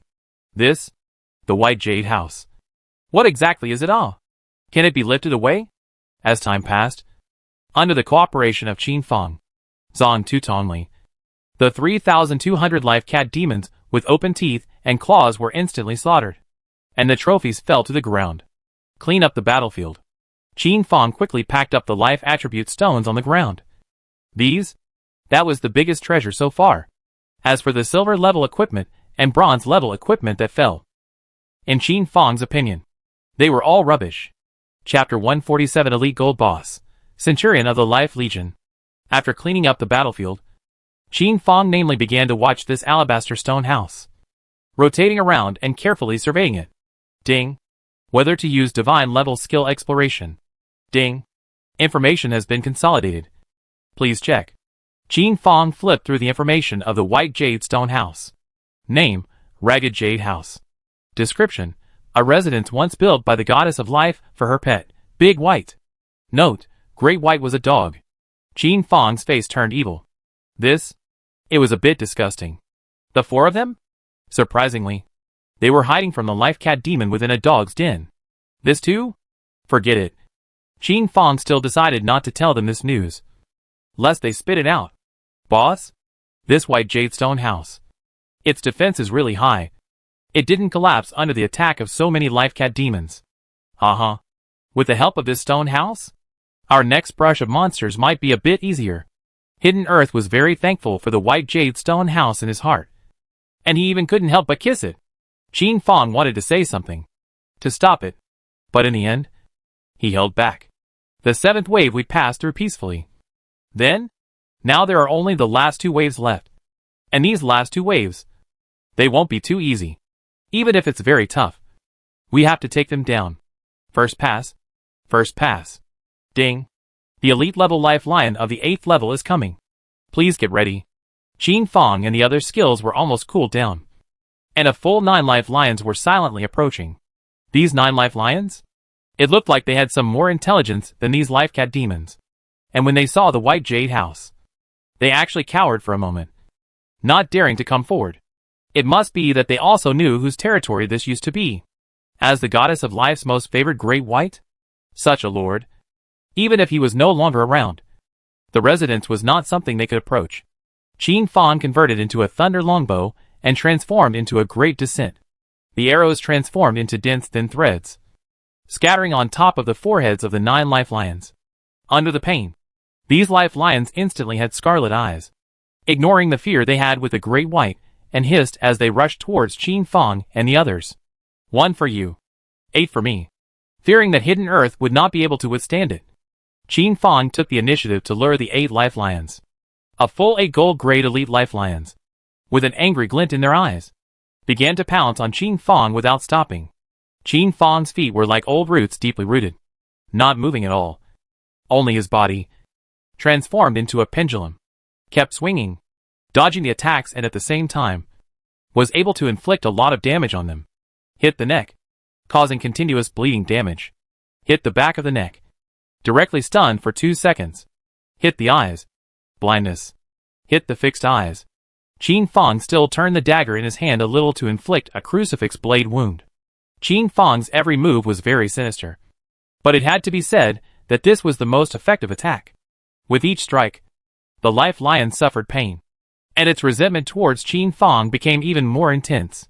Zhang Tu began to imitate Qin Fang's movements and tangled with this life lion.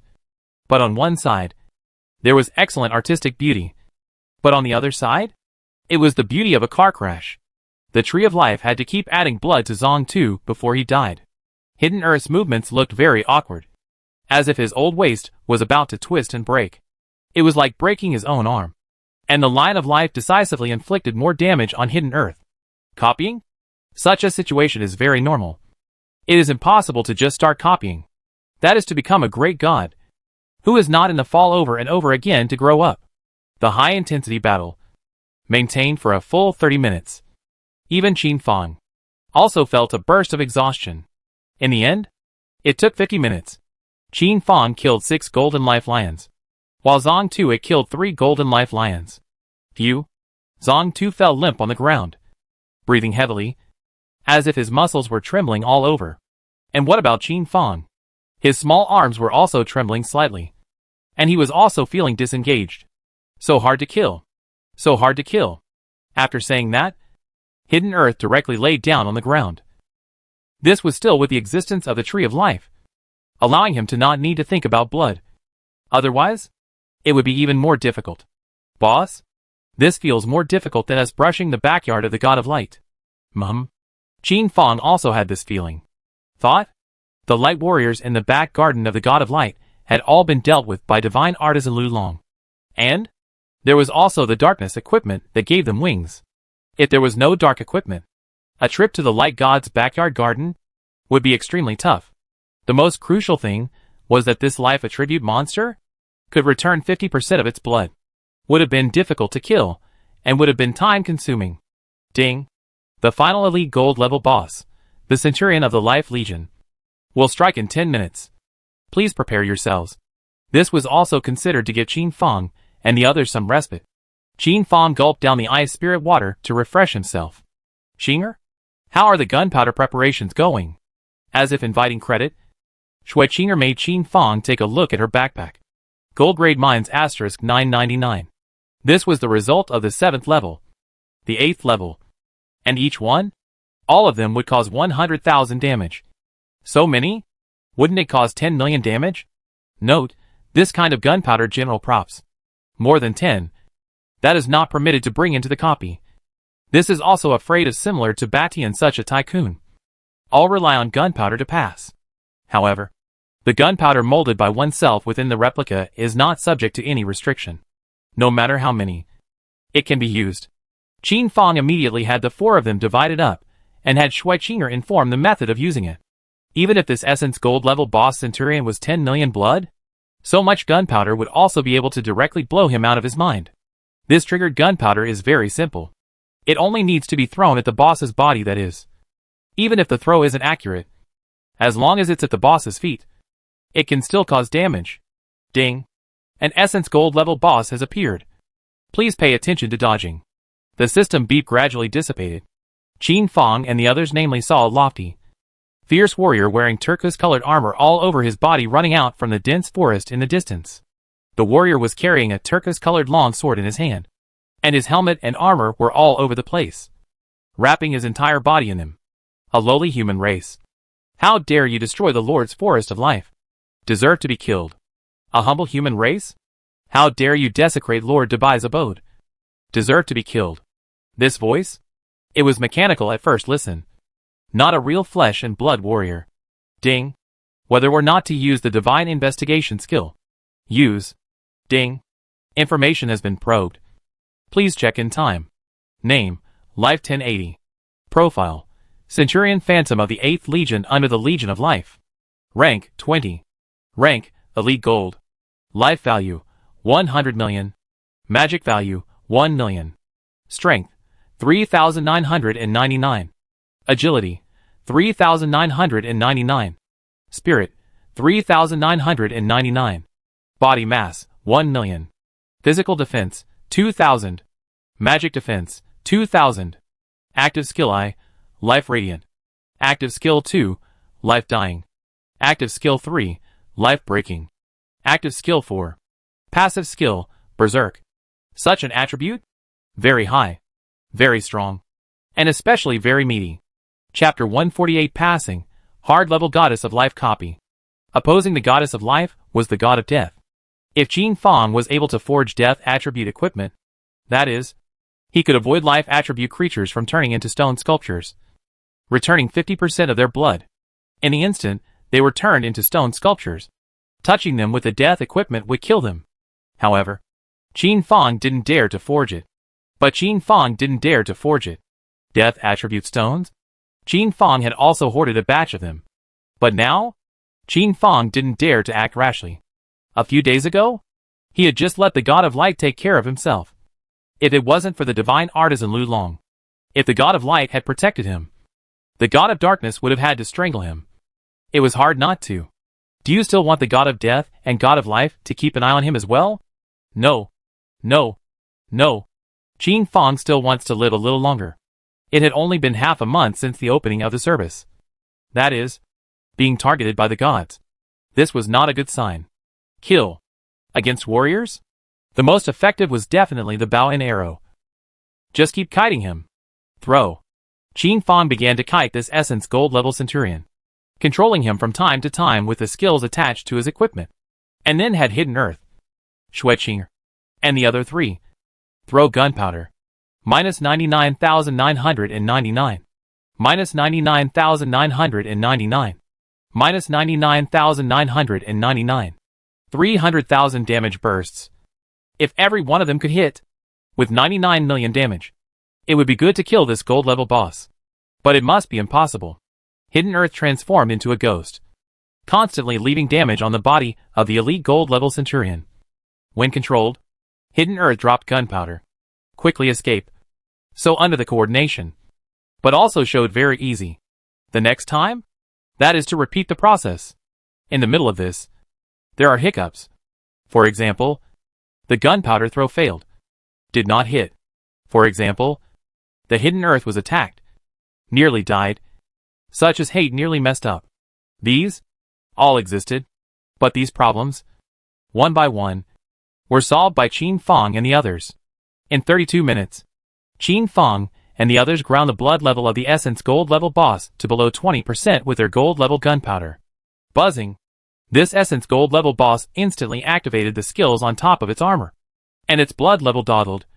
Eventually, it was back to 70% of blood. Qin Fang and the others were simply depressed and wanted to vomit blood. This? Doesn't it mean that the previous efforts were all in vain? One must know that this batch of gold-grade gunpowder had already been consumed, with less than 20% left. This 20%? At most, it would cause 20 million damage. And Qin Fang and the others would have to use the weapons in their own hands to hack out the other 50 million life value. Boss, attack his eyes. Zhang Tu said so. And Qin Fang immediately bent his bow and shot an arrow. And so, the boring kite time reappeared. Qin Fang kept escaping, kept displacing, and kept dealing damage to the Essence Gold level Centurion to attract hatred. Hidden Earth was behind the Essence Gold level boss's arse, stabbing him straight in the butthole. The Tree of Life, on the other hand, was in charge of adding blood to Qin Fang and to Hidden Earth. This Essence Gold level boss couldn't touch Qin Fang, i.e., it would have its anger spread all over Hidden Earth's body, pounding him hard. Hidden Earth was helpless as well. Who made him weak? That's how weakness had to be. Fortunately, there's only this one Essence Gold level boss Centurion. Otherwise, it would be really hard to handle. Hidden Earth's this sentence had not yet finished. 10 lions' roars pierced out, have drilled out from the dense forest. Looking at Hidden Earth. Snow clearer. The Tree of Life 3 people. That is, the impact 2. This? It was certainly 10 gold level life lion elite monsters. Hidden Earth couldn't wait to hit his own mouth. This too? Too presentable. Let yourself have a cheap mouth. Hidden Earth? You cooperate with Little Tree. Qing. and kill these gold level bosses first. Qin Fang immediately gave them an order. If he didn't kill the 10 gold level bosses first, something would definitely go wrong. The hidden earth was far away from the butt of the elite gold level bosses, which instantly made the centurions breathe a sigh of relief in their hearts. Ah! He hissed, adding a useless buff to himself, while a shield and short sword appeared in his hands. Fighting with this essence gold rank centurion, fearing that the hatred would be messed up, allowing him to attack hidden earth. Ding. Whether to use the agility potion. Use. Ding. Whether to use a strength potion. Use. Qin Fang. Hidden earth used an extremely high quality potion to skyrocket his attributes. The last 20% of gunpowder? It didn't explode beside the elite gold level bosses either, but instead exploded on these gold level elite monsters. In 20 minutes, the 10 gold level elite monsters all died. The hidden earth, the tree of life, was instantly liberated. Xueqin, on the other hand, she returned to the white jade stone house and began to rub the gunpowder. Qin Fang, hidden earth's attack power wasn't low, especially with the potion's boost. It was even higher. 30 minutes later, the blood level of this essence gold rank centurion was once again suppressed to below 20%. Ding. The Life Legion centurion is about to go berserk.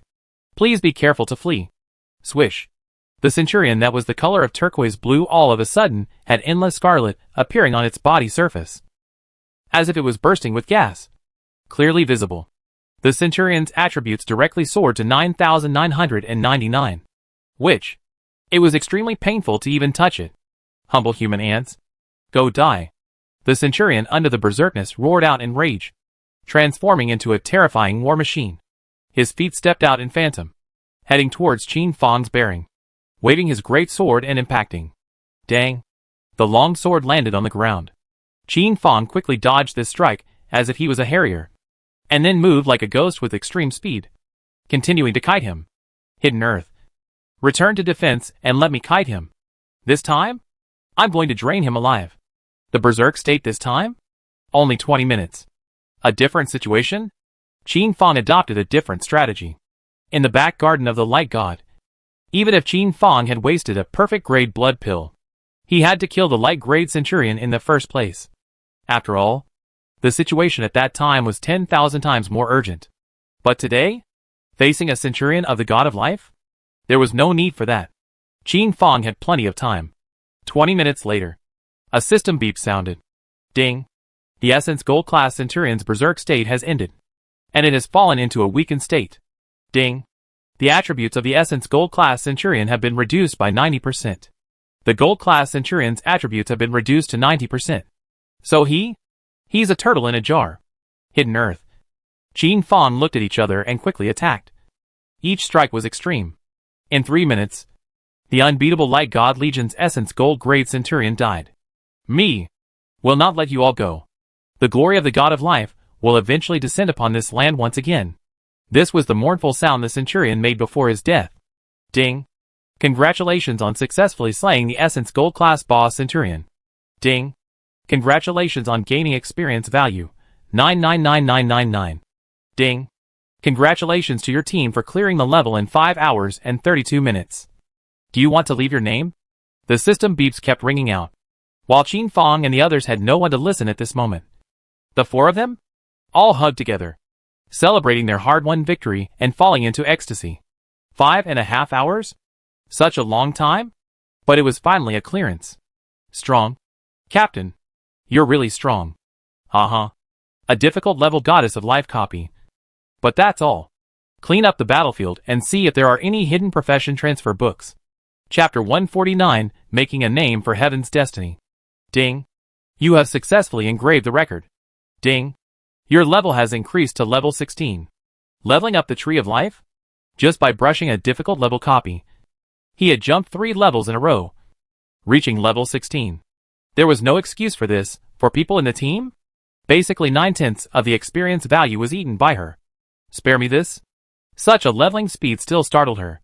In the past, as a priest amongst the team, because of the least output, all sorts of things were squeezed, resulting in the priest's level far from being able to keep up with the average level of the players.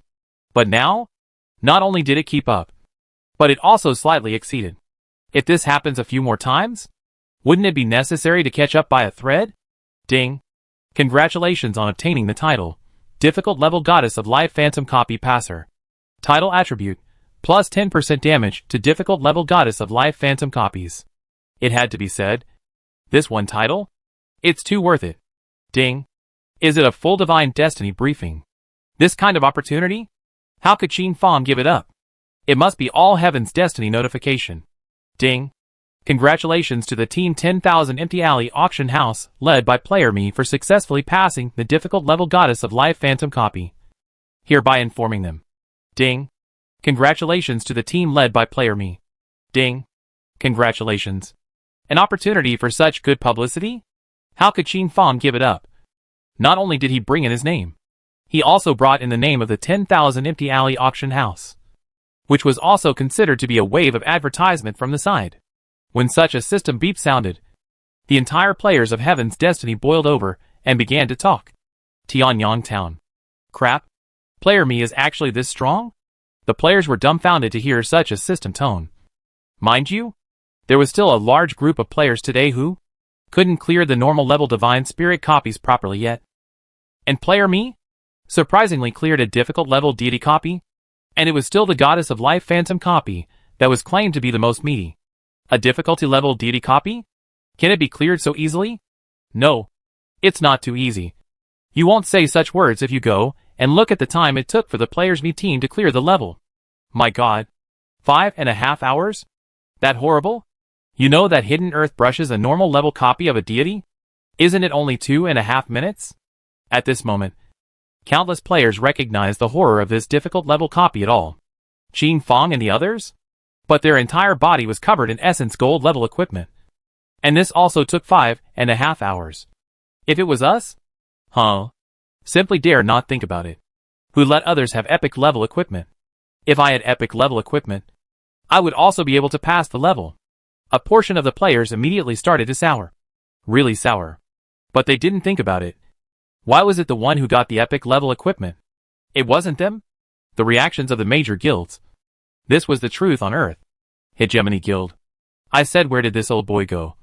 So he went to brush the difficult level copy of the Goddess of Life. Although Hegemony knew that Player We had gone to brush the difficult level copies of the deity, he didn't know which one he had gone to brush. Although Qin Fang had sent him a picture, it was covered up in a mysterious manner, so he couldn't see the relevant information at all. President? Player Me was able to succeed. What about us?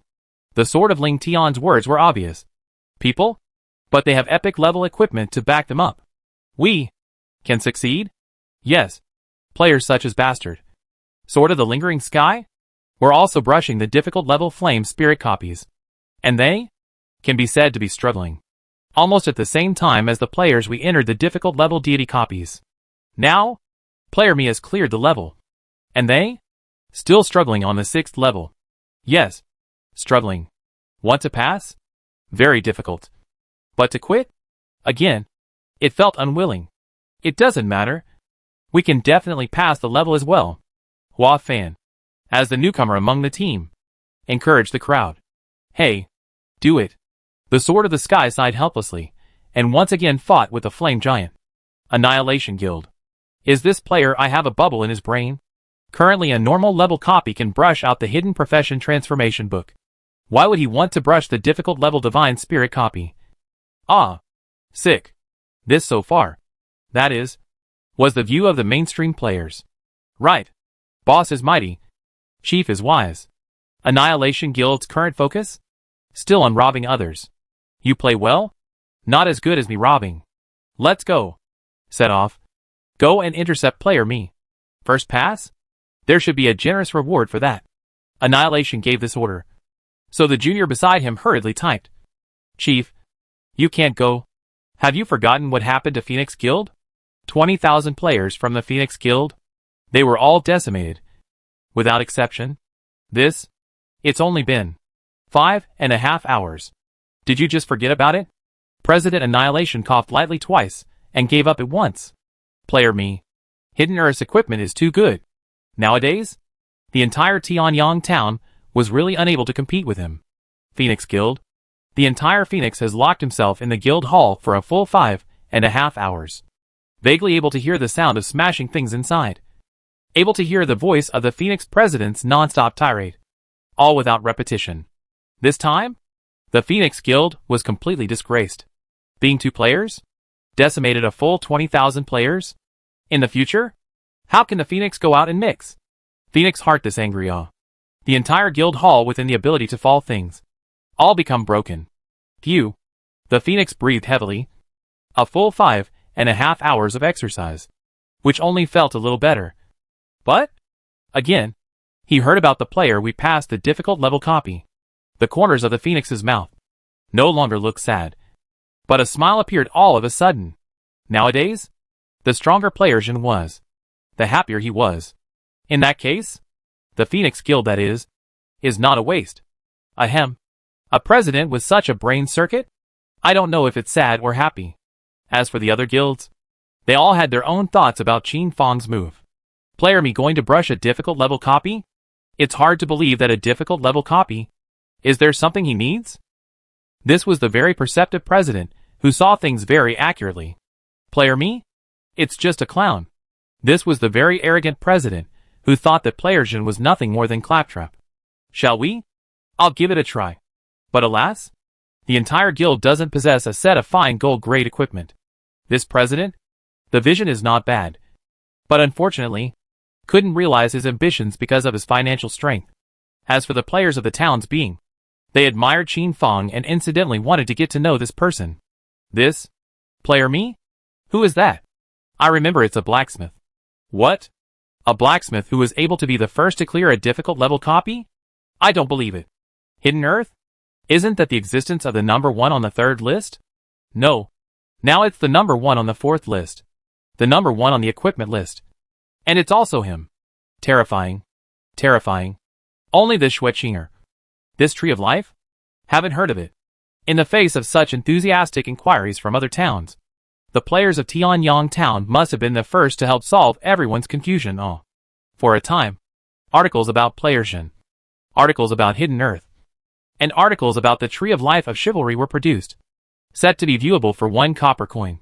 After all, who does not want to make a fortune? Not to mention, the click rate is quite high. It is also considered a small gain. In the Goddess of Life Phantom copy, Qin Fang and the others finished having fun and started touching the corpses. This is the most exciting part. Chapter 150 Hidden Profession, Life Shepherd God. Qin Fang. I want to touch it. Let me go! Facing Xueqinger's request, Qin Fang refused her for the first time. For no other reason. Xueqinger's luck was really bad.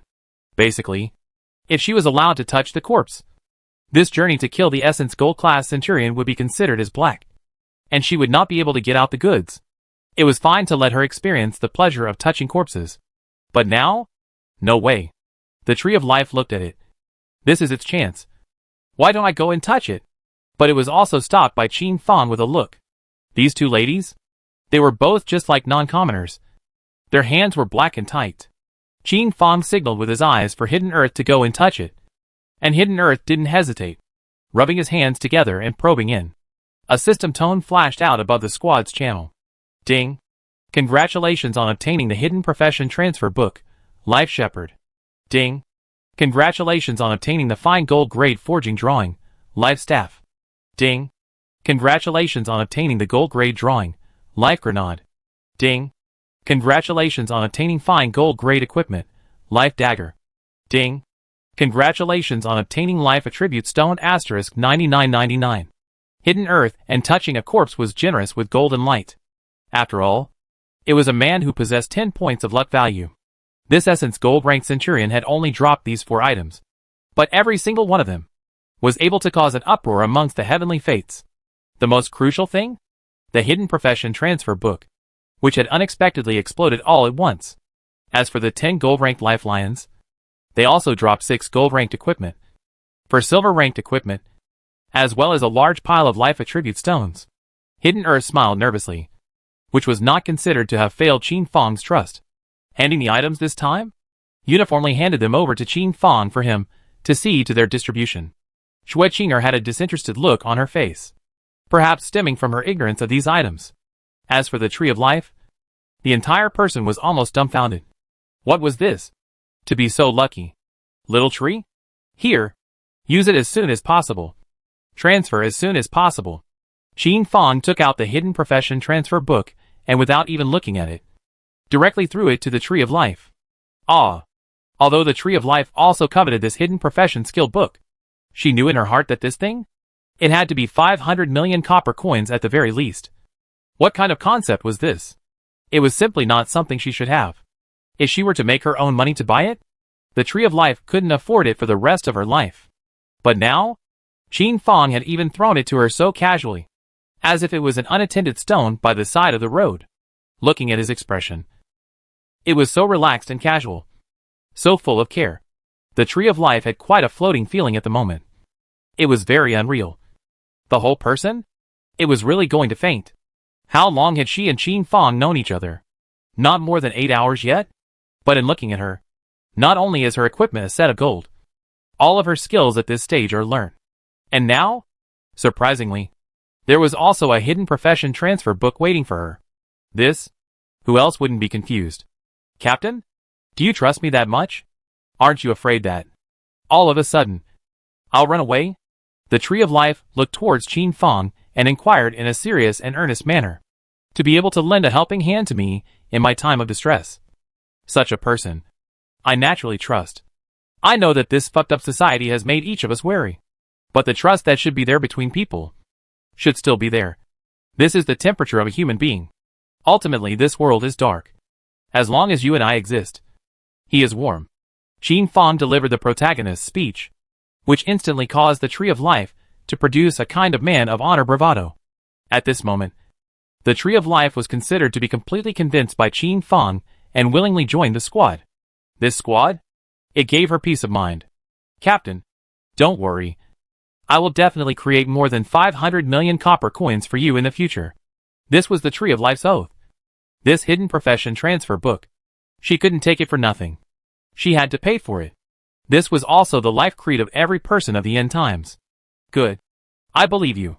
Qin Fang gave her an eye affirmation. Shui Qinger watched silently from the side. And to be honest, she was a bit puzzled. After all, she was a subject of the high and mighty Sky City. Qinger. This drawing? Here. Qin Fang handed the drawing of the life grenade to Shui Qinger, only to see Shui Qinger stick it towards her body and use it at once. It's not difficult to make. As long as I have enough materials, I can make it. Shui Qinger spoke calmly. But in the eyes of Hidden Earth, the Tree of Life? This was undoubtedly shocking. Shui Qing? To a certain extent, it actually regarded the rules of Heaven's mandate as nothing. Ming Ming? Her gunner's rank was no more than that of an apprentice. Yet she was able to forge gold-rank grenades, and at an extremely high speed. Harna? Are you really able to use it? The Tree of Life was somewhat skeptical. This question? She had wanted to ask it earlier, but hadn't had the time to ask because the battle had started. I can. These drawings aren't difficult. So why can't I use them? Hearing Shui Qinger's words so certainly, the Tree of Life closed its mouth, but still sent a private message to Qin Fang, asking about Shui Qinger's family history. Ahem. It was pure curiosity. I don't know either. This was Qin Fang's reply. Not a perfunctory one. But he really didn't know. In his previous life, Qin Fang and Shui Qinger got along very well and talked about everything. But because of his situation, he would always avoid this sensitive area in his words and not mention it. Shui Qinger also never asked Qin Fang about his identity in reality. Both sides, following this bottom line. But Shui Qinger probably guessed Qin Fang's identity. But Qin Fang knew nothing about Shui Qinger's identity. No. And knew that Shui Qinger came from the Sky City. Although Hidden Earth was also curious, he was still able to hold back from asking. Right. Qinger. Here are some more drawings for artillerymen. Take a look. Qin Fang once again took out about 10 drawings and handed them all to Shui Qinger. Without exception, Shui Qinger could learn from all of them, from bronze to gold to fine gold, and could make them on the spot. This really isn't difficult. Speechless. Truly speechless. As for the final fine gold level forging drawings, they belonged to Qin Fang. But with Qin Fang's current forging speed, he wanted to advance to a gold grade forging master? At the very least, it would take another 3 months of light. Hidden Earth. This is for you. This life dagger? Going to brush the God of Death's copy. You should be able to get twice the result with half the effort. Mum. I know. Qin Fang's words were clearly an ordinary reminder. But Hidden Earth thought that this was the goal that the boss had set for himself. The next copy of the god? Brush the God of Death. Ding.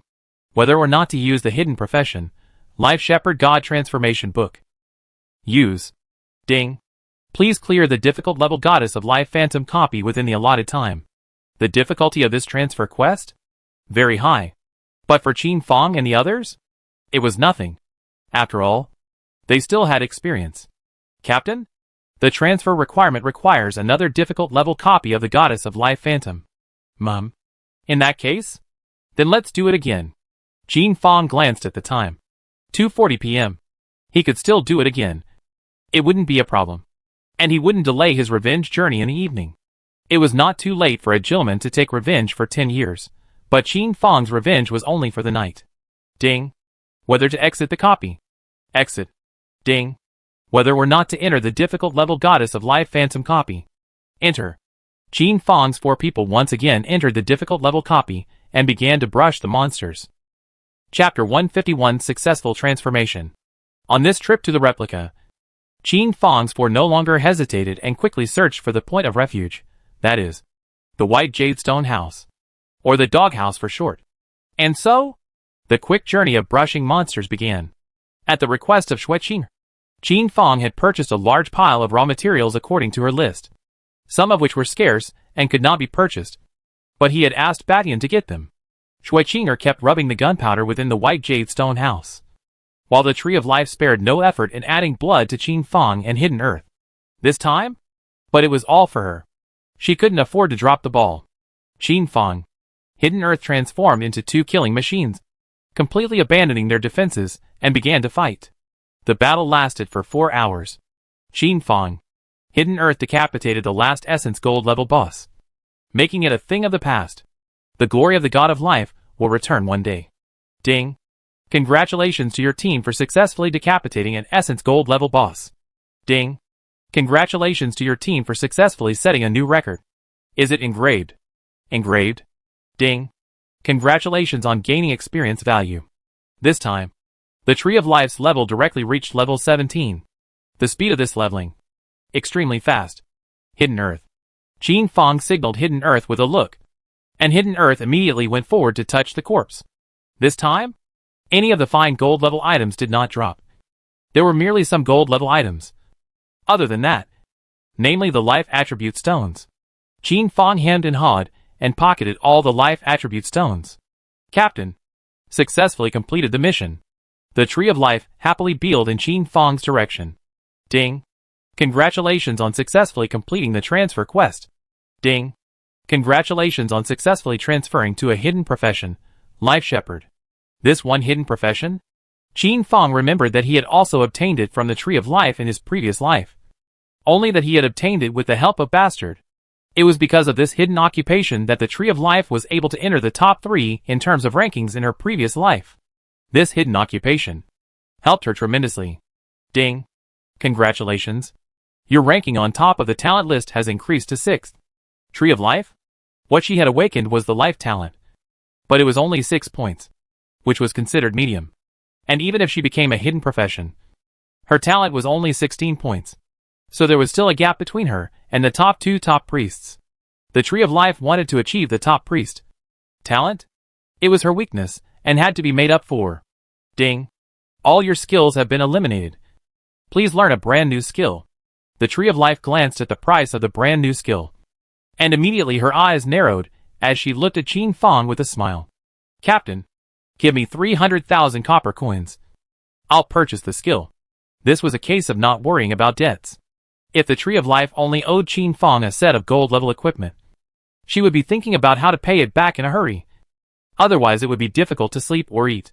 But now, she already owed Qin Fang 500 million. So owing a little more?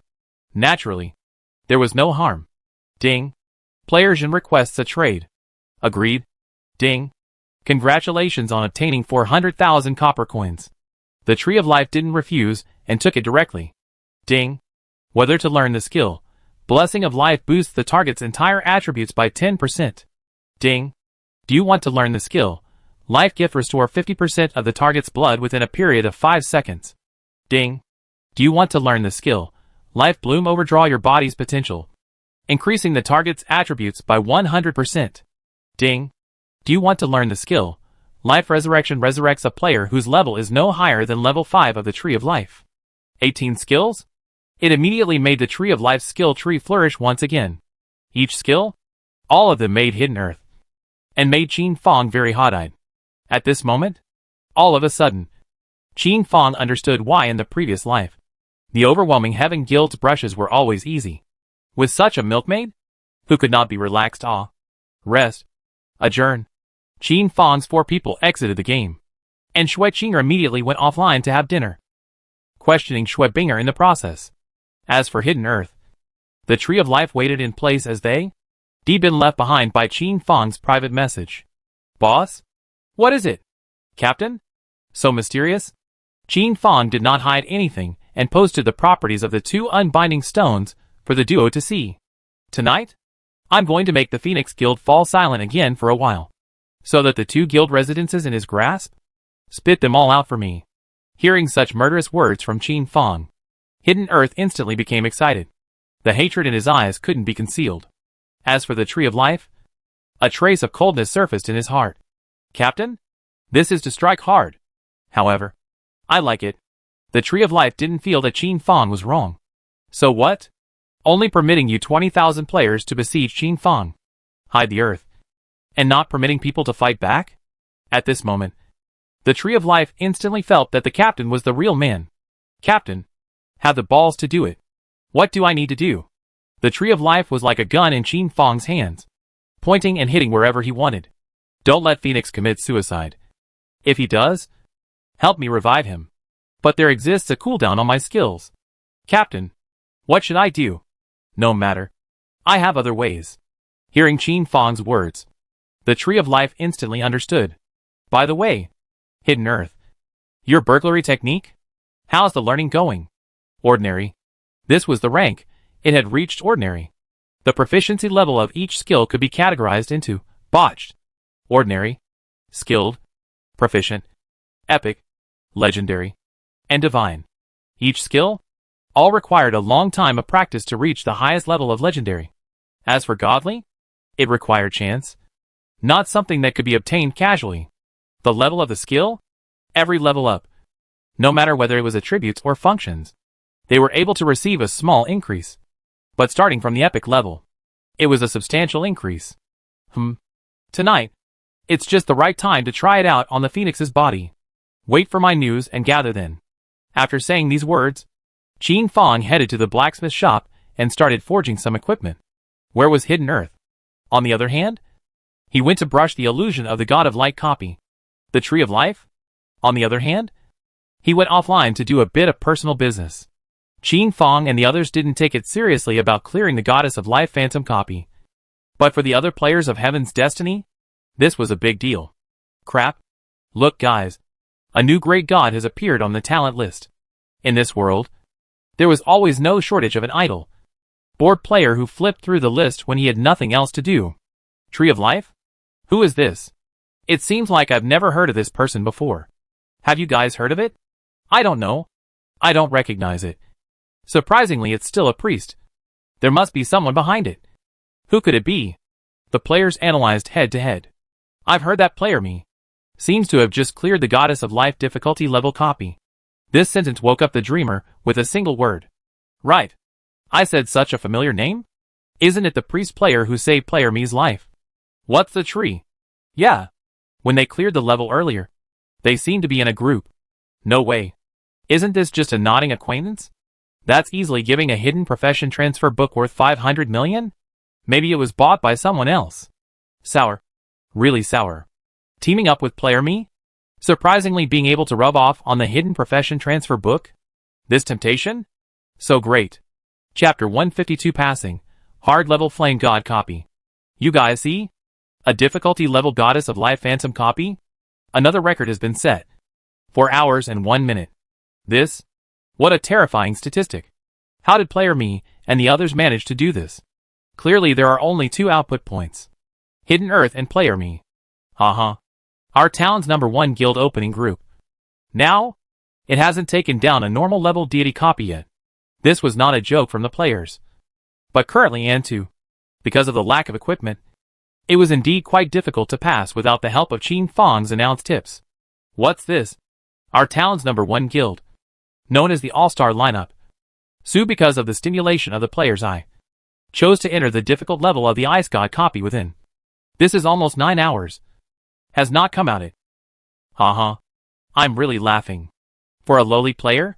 What could be more enjoyable than laughing at star players? Saying it? They couldn't refute it yet.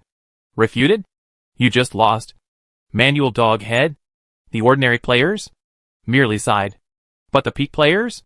On the other hand? They were scratching their ears and thinking hard about where to go. Where to find 2 pieces of epic. Yuck. Fine gold level equipment.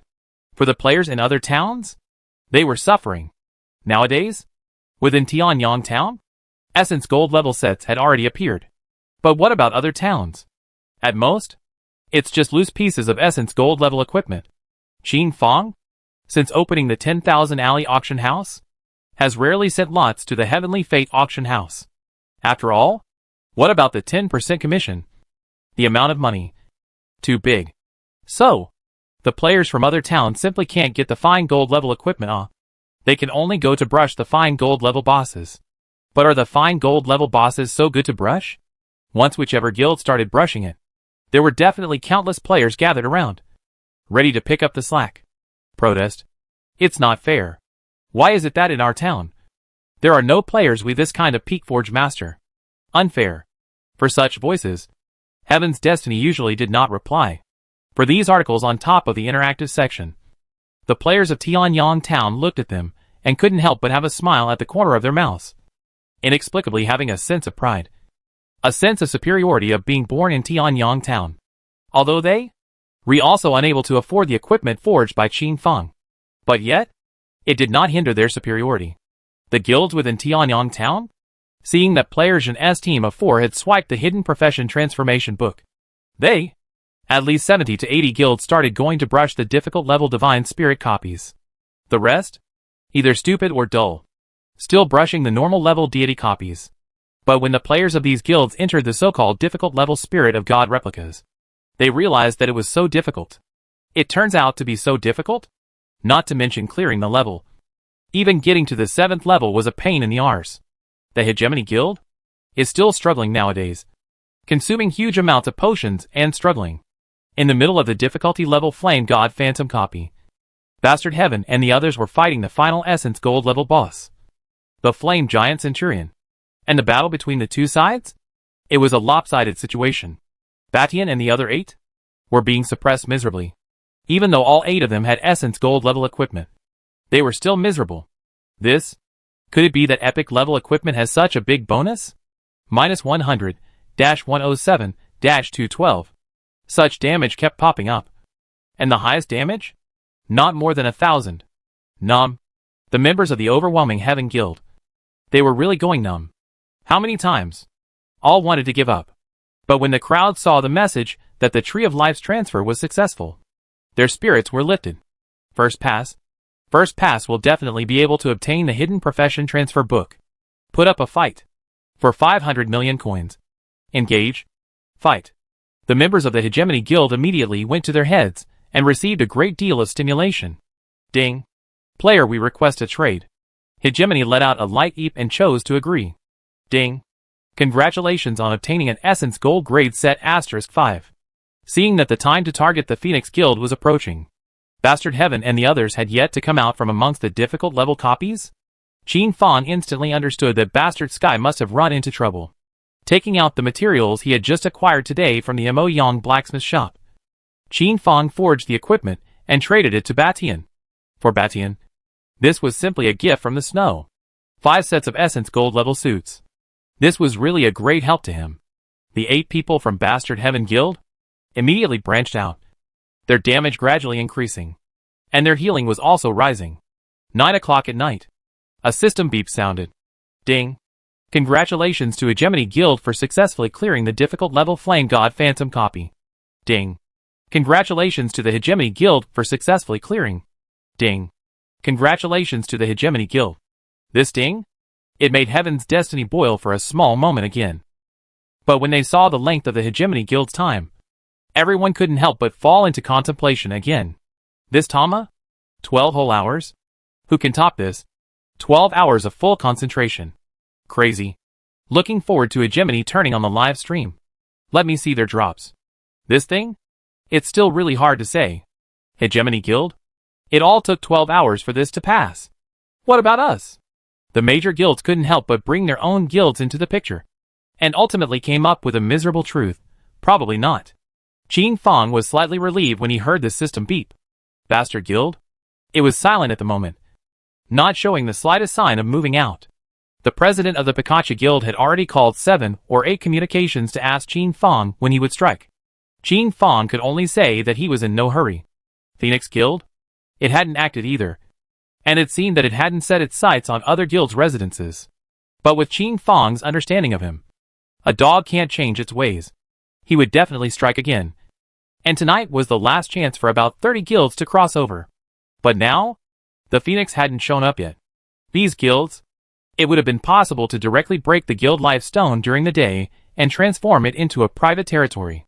But none of them did so. After all, guild quarters and private territories still have the difference. Don't look at the current private territory as hot.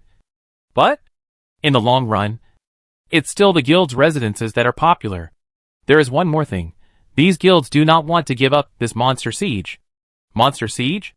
Although it was a hidden danger, the benefits it brought were also great, especially the intuitive increase in experience value. All in all, these guilds wouldn't easily give up their guild life stones until it was absolutely necessary. In the middle of the difficult level Flame God Phantom copy. President. I'll go and touch it. The Sword of the Sky volunteered. And after suffering for so long, he was finally rewarded. Ding. Congratulations on obtaining fine gold level equipment, Flame Giant Sword. Ding. Congratulations on obtaining fine gold level equipment, Flame Helmet. Ding. Congratulations on obtaining the fine gold grade forging drawing, Flame Giant Sword. Ding. Congratulations on obtaining the Flame Attribute Stone. Nothing? Looking at the Sword of Ling Tian's face with a pig's liver color, Batian instantly felt that the situation was not good. It's gone.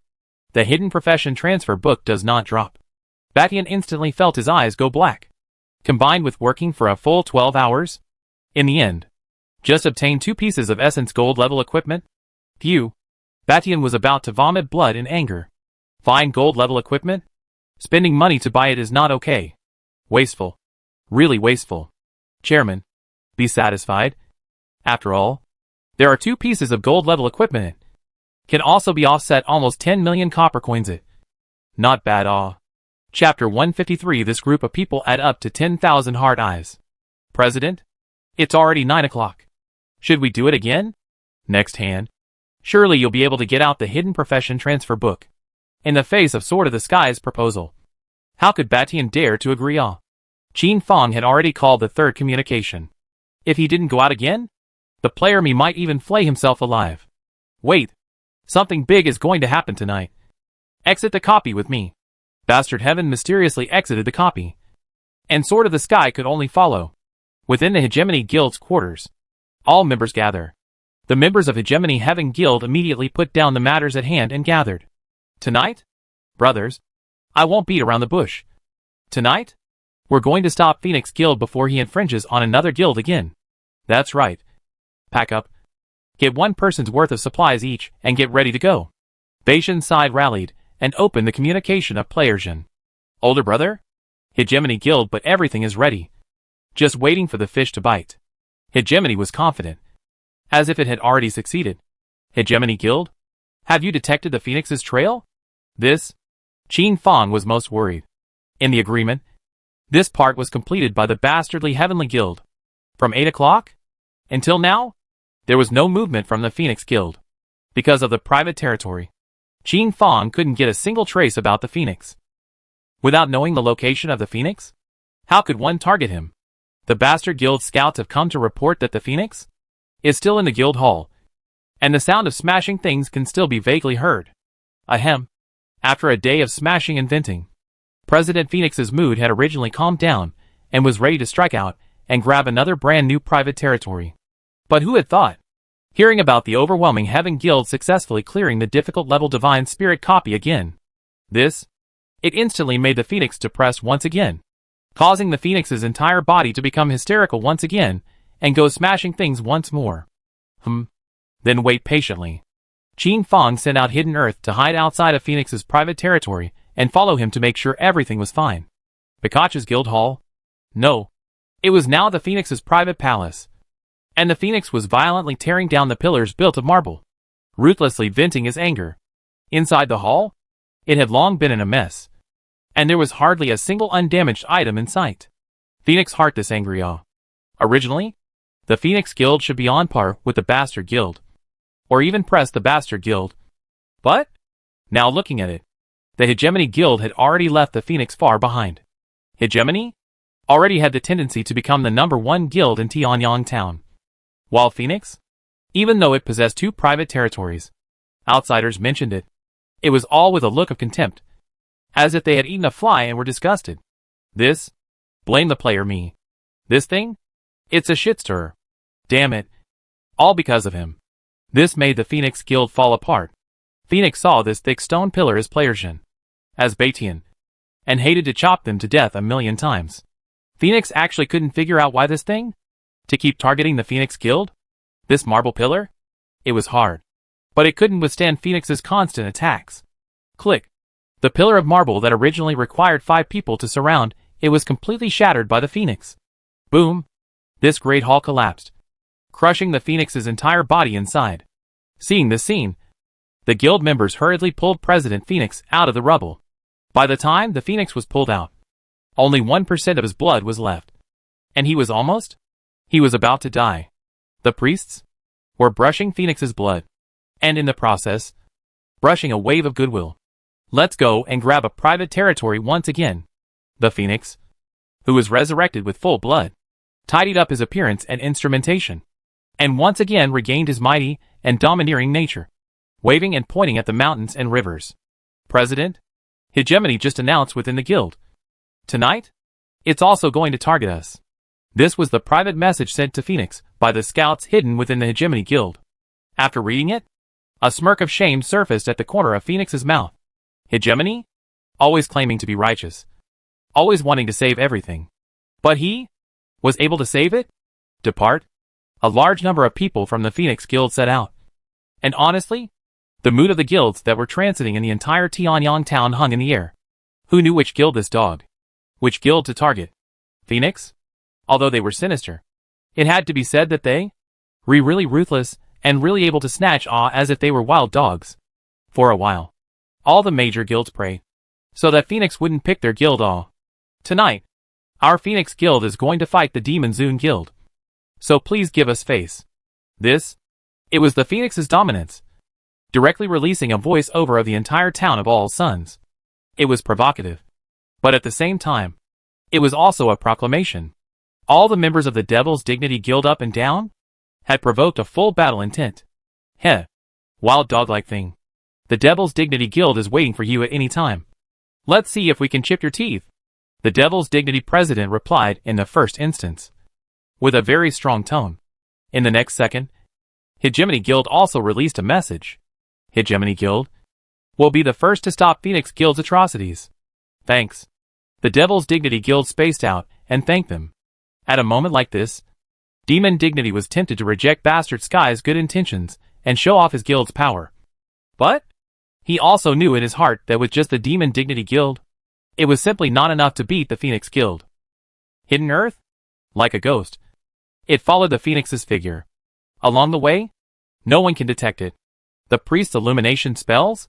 It was also thrown out a long way. But who would have thought? Hidden Earth was following within a meter of the Phoenix's circumference.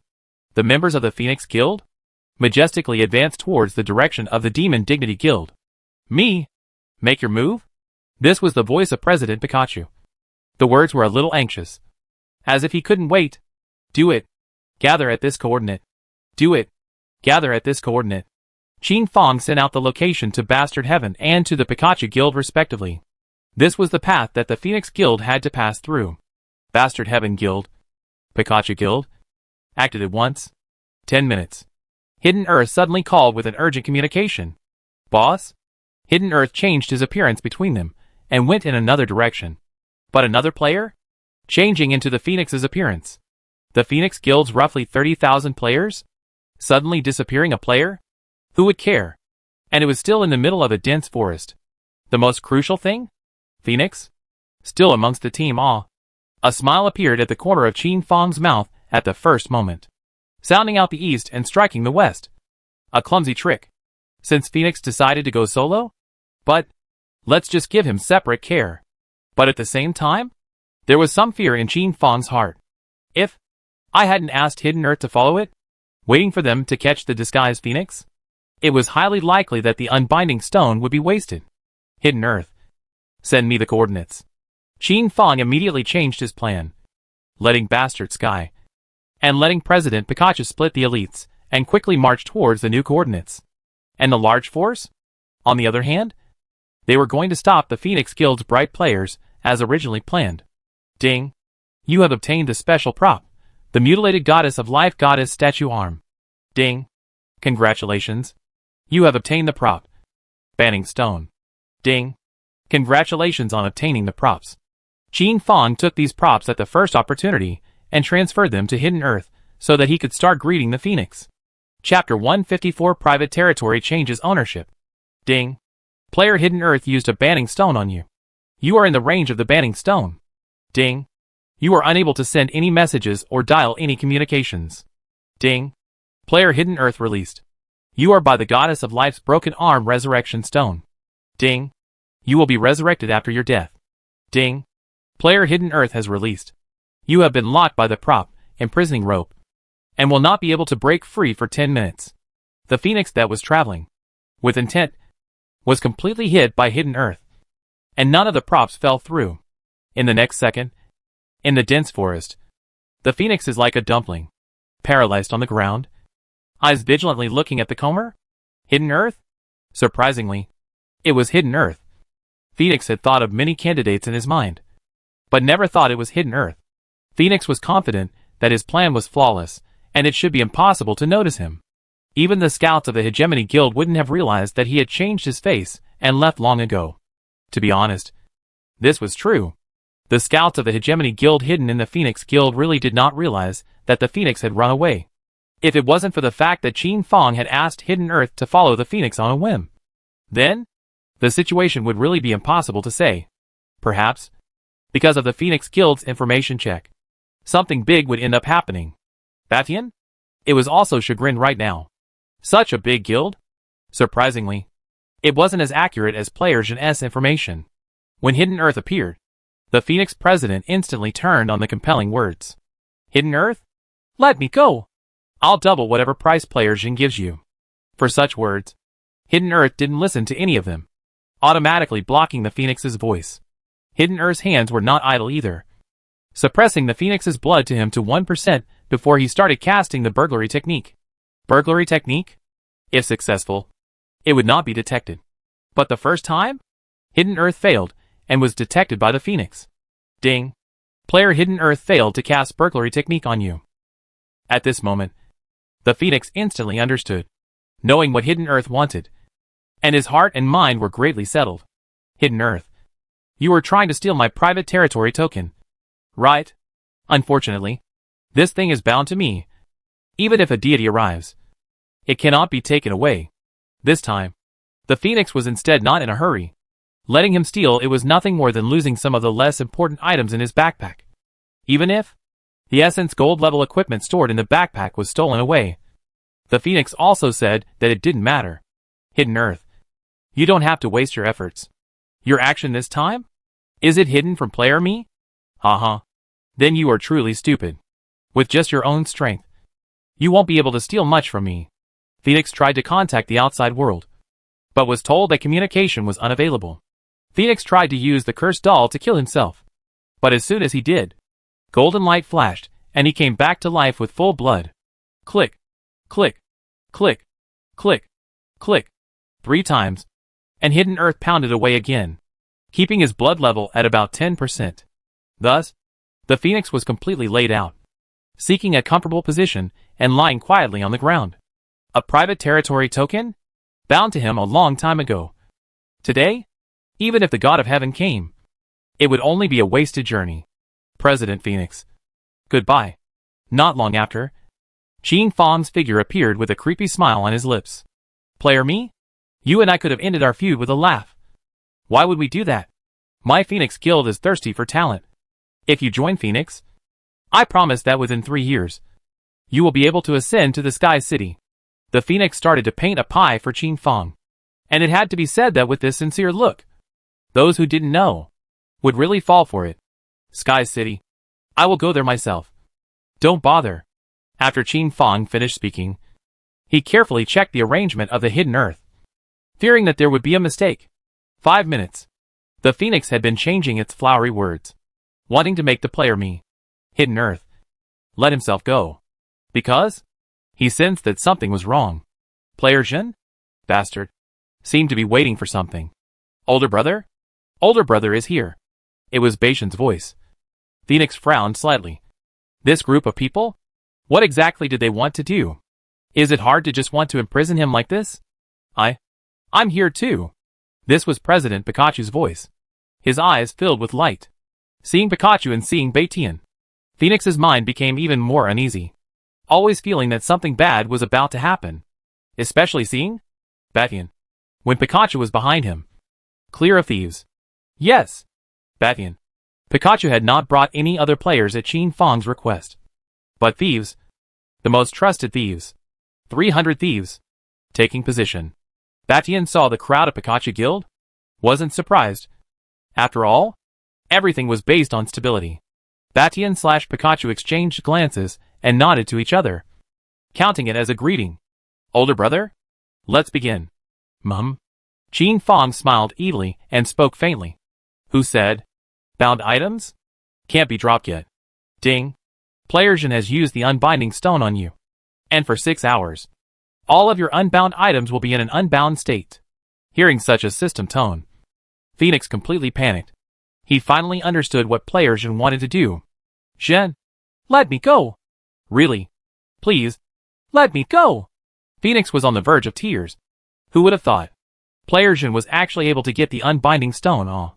Nowadays, Phoenix could only hope that the players within the guild would recognize that something was wrong and take the initiative to seek him out. Older brother? Suppressing his blood to a single drop of blood will have the best effect. This was Beishan's voice filled with evil. And then he took the initiative to step forward and began to cut the flesh with a blunt knife, bleeding the Phoenix bit by bit. When the Phoenix's blood was literally only 1 drop left, Qin Fang shouted out, Begin. Starting from Hidden Earth. 1 by 1, he used the burglary technique on the player Phoenix. Because the burglary technique needed a cooldown, it was used in an assembly line format. By the time it was Hidden Earth's turn again, his burglary technique would have cooled down as well. Ding. Burglary successful. Congratulations on obtaining an Essence Gold level equipment. Hidden Earth opened the door and obtained an Essence Gold grade equipment, holding it up in his hands, beckoning. Other than the 2 private territory tokens, the quest items that were stolen to are all privately owned. Qin Fang's words greatly motivated the thief players. Ding. Theft failed. Ding. Theft successful. Ding. Theft successful. Perhaps the blood suppression was really useful. The probability of theft success gradually increased. For a full hour, the Phoenix is like a small chicken general. Was pressed to the ground theft of more than 2,000 times. The body of the equipment, potions and other miscellaneous goods, was stolen as 7 or 8. But private territory token? Has not yet appeared. Ding. Congratulations on your successful theft and obtaining a private territory token. It was a successful theft by the Bastard Guild's thieves. Chairman, remember to treat me to dinner. This thief smiled and threw this private territory token to Bastard Heaven. Haha. No problem. I'll treat you to a year's worth of meals. I'll do it when I say so. Beitian laughed very happily, very boldly. To be honest, this private territory token, who wouldn't want it? Even if it was used as a secret base, it would be excellent. Batian gestured towards Qin Fong and accepted this private territory token. According to the agreement, it belonged to him. But at this moment, the resentment in the Phoenix's eyes reached the extreme. Surprisingly, he had really stolen his private token away.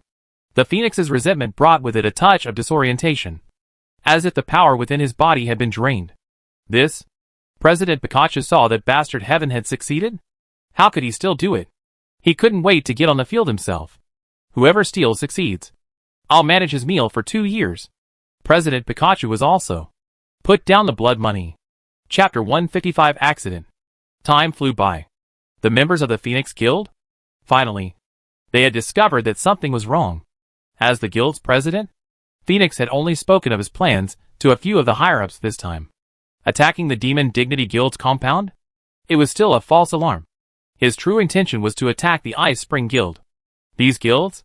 Phoenix had studied them all, and ultimately came to the conclusion that the Ice Spring Guild was more suitable to be Phoenix's target of attack, both in terms of geographic location and overall strength. The 30,000 ill-equipped players in the Phoenix Guild went to attack the Demon Dignity Guild, while the remaining 20,000 well-equipped and trained ones went to attack the Ice Spring Guild. The Phoenix Guild players in front of the Devil's Dignity Guild's compound couldn't detect anything strange. After all, the Phoenix was personally commanding it. But the 20,000 Phoenix Guild players hidden near the Ice Spring Guild?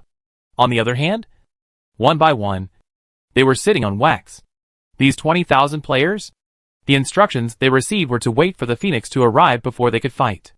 However, right now, the shadow of the Phoenix president was nowhere to be seen. So what to do? After an hour and 40 minutes without any news coming in, this group of players couldn't help but mutter in their hearts. As the temporary leader of these 20,000 people, Celestial Body, he attempted to dial communications to Phoenix.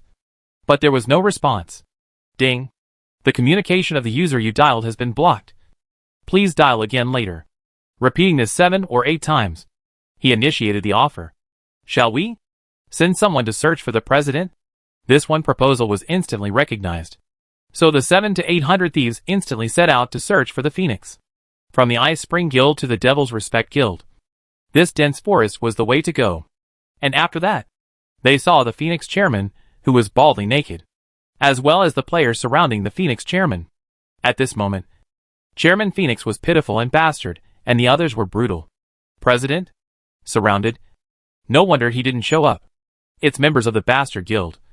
Pikachu Guild. I saw the player me. This piece of news? It quickly traveled back, so the hordes of 20,000 players didn't dare to stop for a moment before player Celestials rushed to the rescue of their president. Qin Fong and the others? They knew nothing about it, and were still stealing the Phoenix without stopping. The Phoenix's backpack was already empty, and every theft had ended in failure. Older brother? Can it be that the second private territory token? It's not on the Phoenix's body? This was the only explanation that Batian could come up with. Otherwise, the current Phoenix, with its buttocks exposed, it was impossible for there to be anything else within its backpack. Qin Fong, Batian, and Pikachu looked at the Phoenix, only to see that the Phoenix had a face of flesh pain, and outside of the initial time, there was no more expression. Who could not tell from his face whether or not he still possessed a second private territory token within his backpack? Qin Fong was in deep thought.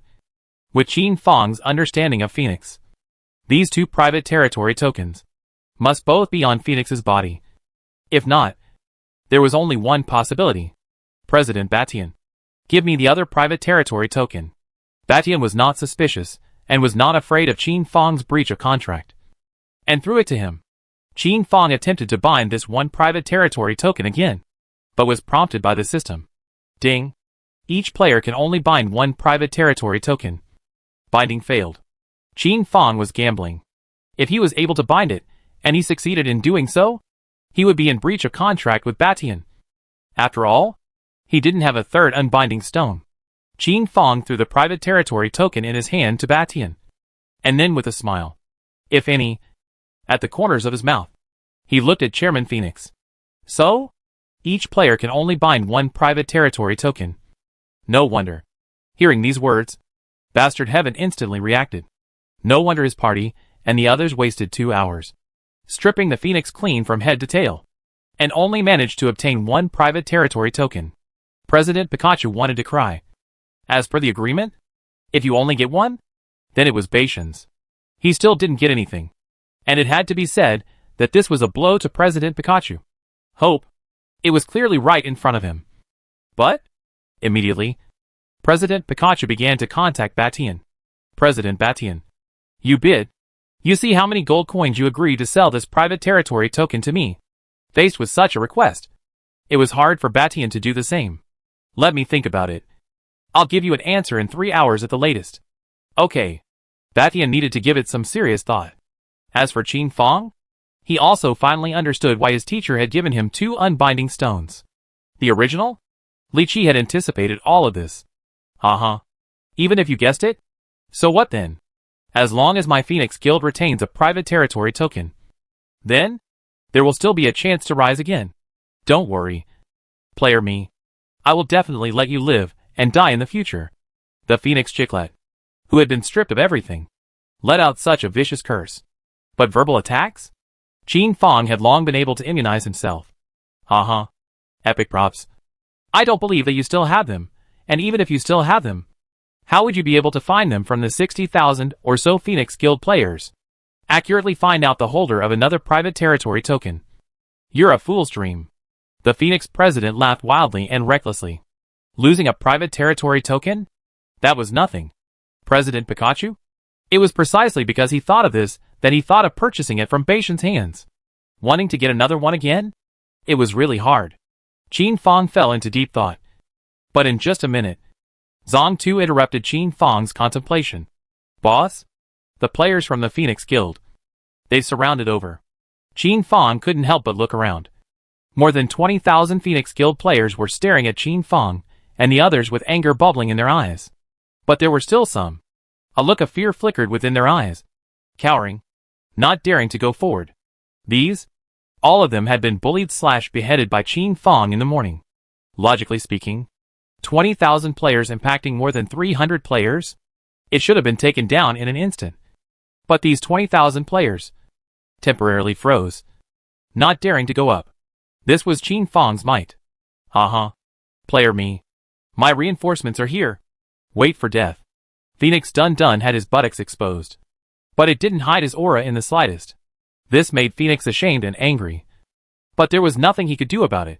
Celestial body? Give me a charge. Give me a kill. Player me and them. It's impossible to withstand. Those who are brave enough to go forward will be issued 1,000 copper coins. And those who retreat can be expelled from the Phoenix Guild. Faced with such a demand from the president, the players of the Phoenix Guild went crazy and started to impact. 1,000 copper coins? That was worth it. As long as they are killed by player me. That is, they could wiggle their way to collect the money. Phoenix? Do you believe me when I say that I have guessed out on whose body the second private territory token is placed? Qin Fong looked at the players who were rushing to kill them, and suddenly smiled crookedly, filled with disdain. Hearing this, the Phoenix's heart thumped. But in the end, he used a loud laugh to cover his uneasiness. Me? Do you think you're a deity? How could you possibly know? I don't believe it. After the Phoenix finished saying this, that is, he stared at the player me with his eyes.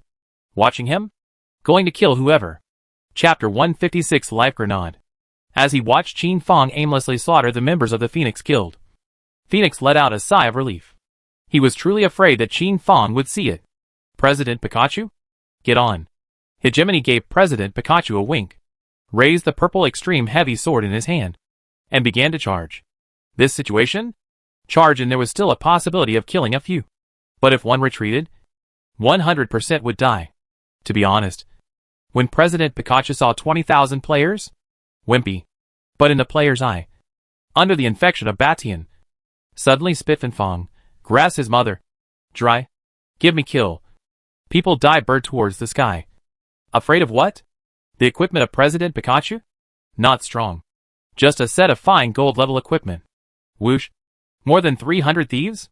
In an instant, they entered the state of sneaking, and began to go kill the priests, archers, and other players in the back row.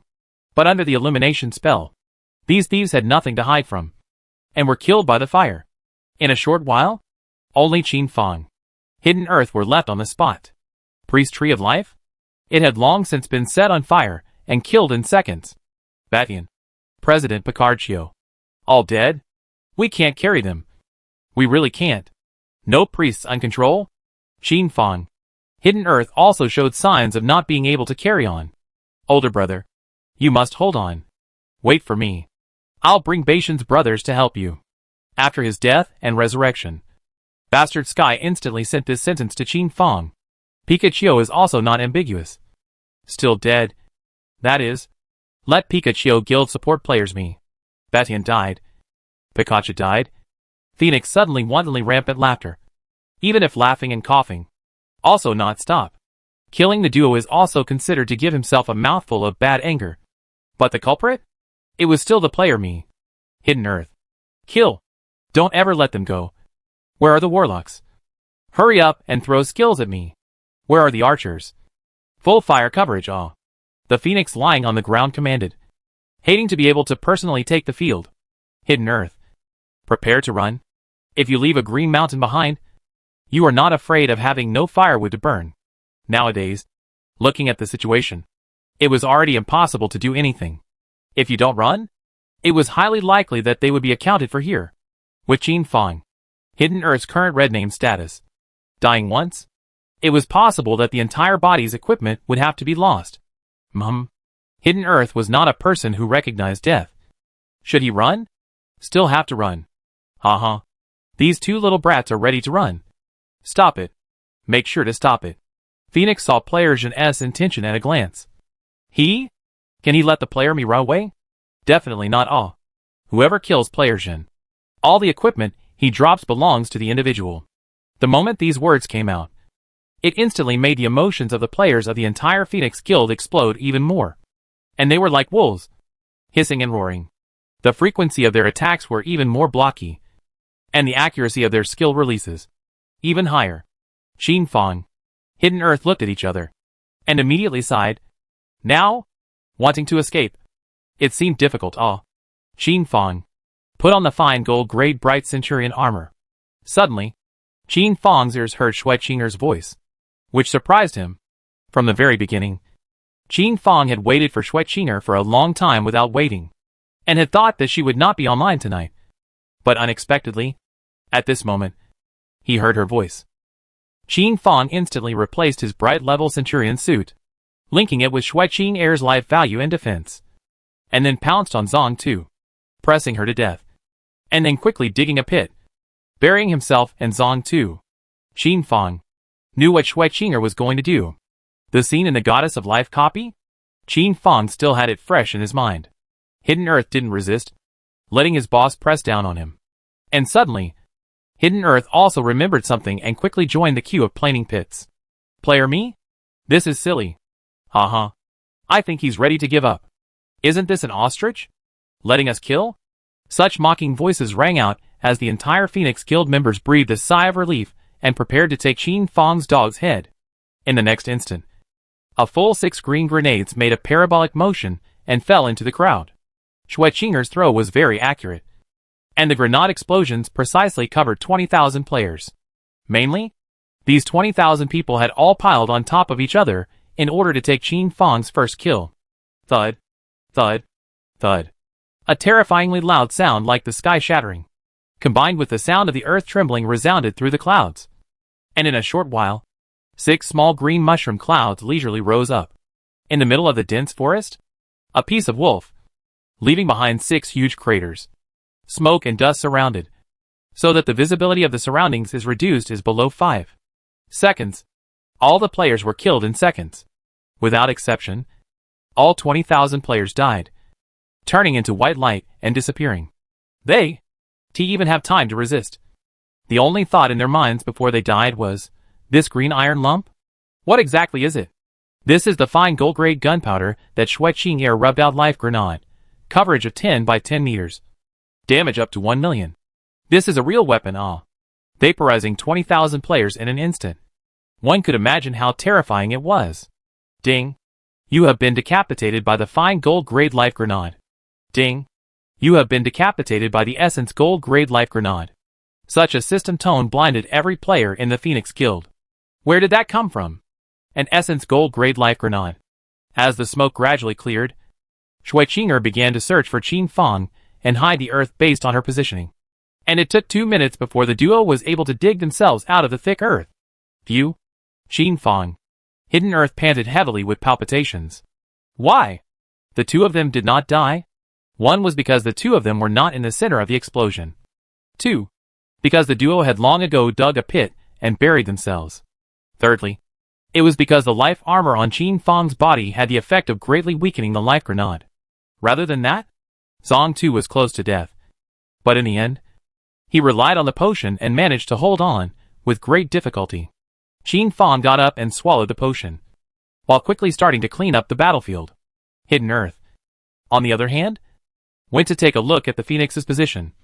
Who had died, but alive again, still trapped in place. Phoenix's eyes were all horrified as well as deeply bright. He seemed to see a bright future for the artillery division. Boss, Phoenix is unharmed. Mum, impose a banning stone and don't let him communicate with the outside world. Bastard Sky, who was halfway to support him, was distracted. This incident against Bastard Sky was something that he had looked at too simply, because of the matter of the difficult level copy, which had not been properly planned beforehand. It ultimately led to a lot of loopholes. If he had taken one step earlier, and let the players of the Bastard Sky Guild hide around. If he had taken one step earlier.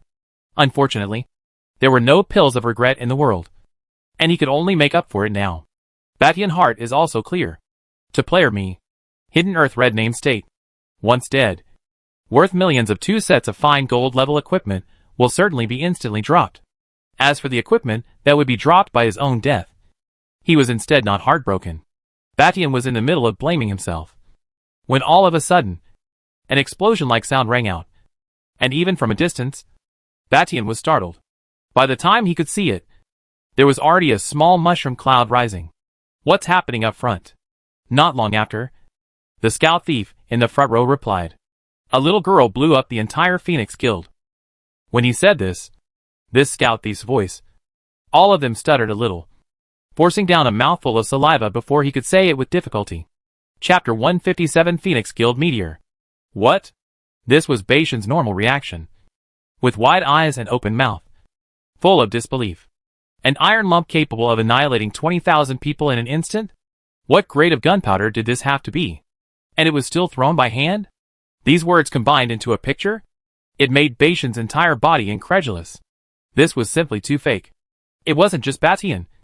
As long as it was a player within the guild who had seen a little bit of the world, all of them were unwilling to believe it until this scout thief sent the situation in the form of a video. When he watched the whole video, Batian was dumbfounded. And the players within the Batian guild were also dumbfounded. Everyone was silent. And they didn't say a word. Who didn't know what to say? What should be said? Ahem. President. Do we still need to go support Player Jin? The Sword of the Sky broke the inherent silence. Looking at this situation, was there still a need to support? It was assumed that Player Me had been resurrected as well. Go. Old brother's equipment? We have to clean him up. Quick. Brothers. Sprint. Other than the equipment of old brother me / Hidden Earth. The other equipment. Whoever picks it up is the one who owns it. As soon as these words came out, the speed of the overwhelming Sky Guild's players once again increased by a level. President Pikachu? Hearing such an explosion and seeing the small mushroom cloud, the entire person also froze and dialed the player Jin's communication at the first opportunity. Ding. Communication dialed. Me? Are you alright? What's with this violent explosion? Hearing this, Qin Fang gave him a rundown of what had happened earlier, and then mysteriously spoke. President Pikachu. I know who holds the second private territory token. And this time, I hope that the Pikachu Guild will be able to go all out. As soon as these words came out, President Pikachu was instantly surprised. And then a flash of ecstasy appeared in his mind. It's possible. Earlier, when Qin Fang told Phoenix that he knew who was holding the second private territory token, President Pikachu was unwilling to believe a word of it. But now, he believed it. Qin Fang told the players of the Pikachu Guild to keep an eye on the members of the Phoenix Guild who had just been resurrected. Especially the celestial body. Those words? As soon as he said it, President Pikachu instantly reacted. and the entire guild's members returned at once. The 20,000 players of the Phoenix Guild all died, and were resurrected within the Celestial Sun Town. This was the drawback of private territories, not possessing resurrection stones. It was naturally impossible to resurrect guild members within private territories. Celestial body? What do we do now? This was asked by an old man within the Phoenix Guild. Rescue the president again. This time, let's spread out and not crowd so much. I don't believe that this Essence Gold grade life grenade? It's still capable of blowing up all of us. Celestial bodies still possess some leadership ability. In 3 words, the players' momentum was drummed up, and they set off. This side? Qin Fong dialed Bastard Sky's communication. President Batian, hurry back to the defense and surround the 20,000 players of the Phoenix Guild for me. The other private territory token? It's right in the middle of them. It's Celestial body. Qin Fong's tone was very serious and earnest. And President Bastard Sky immediately returned to defense. But in a whirlwind?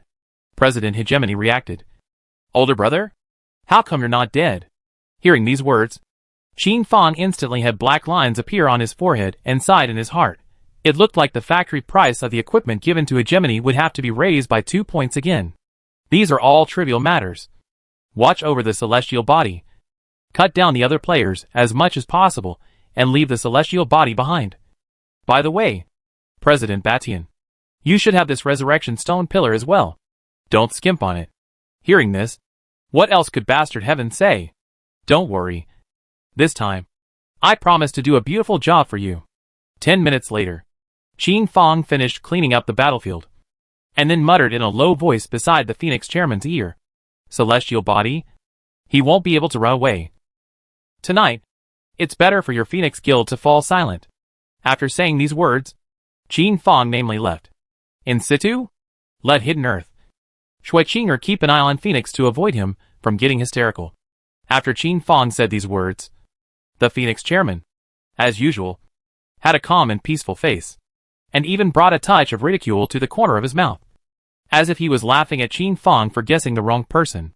But Qin Fong couldn't care less about that. He wouldn't guess wrong. Phoenix? In reality, there was also a younger brother who depended on him, and the two of them had a very good relationship, i.e., they were celestial beings. To say who Phoenix trusted the most? It was undoubtedly Celestial body.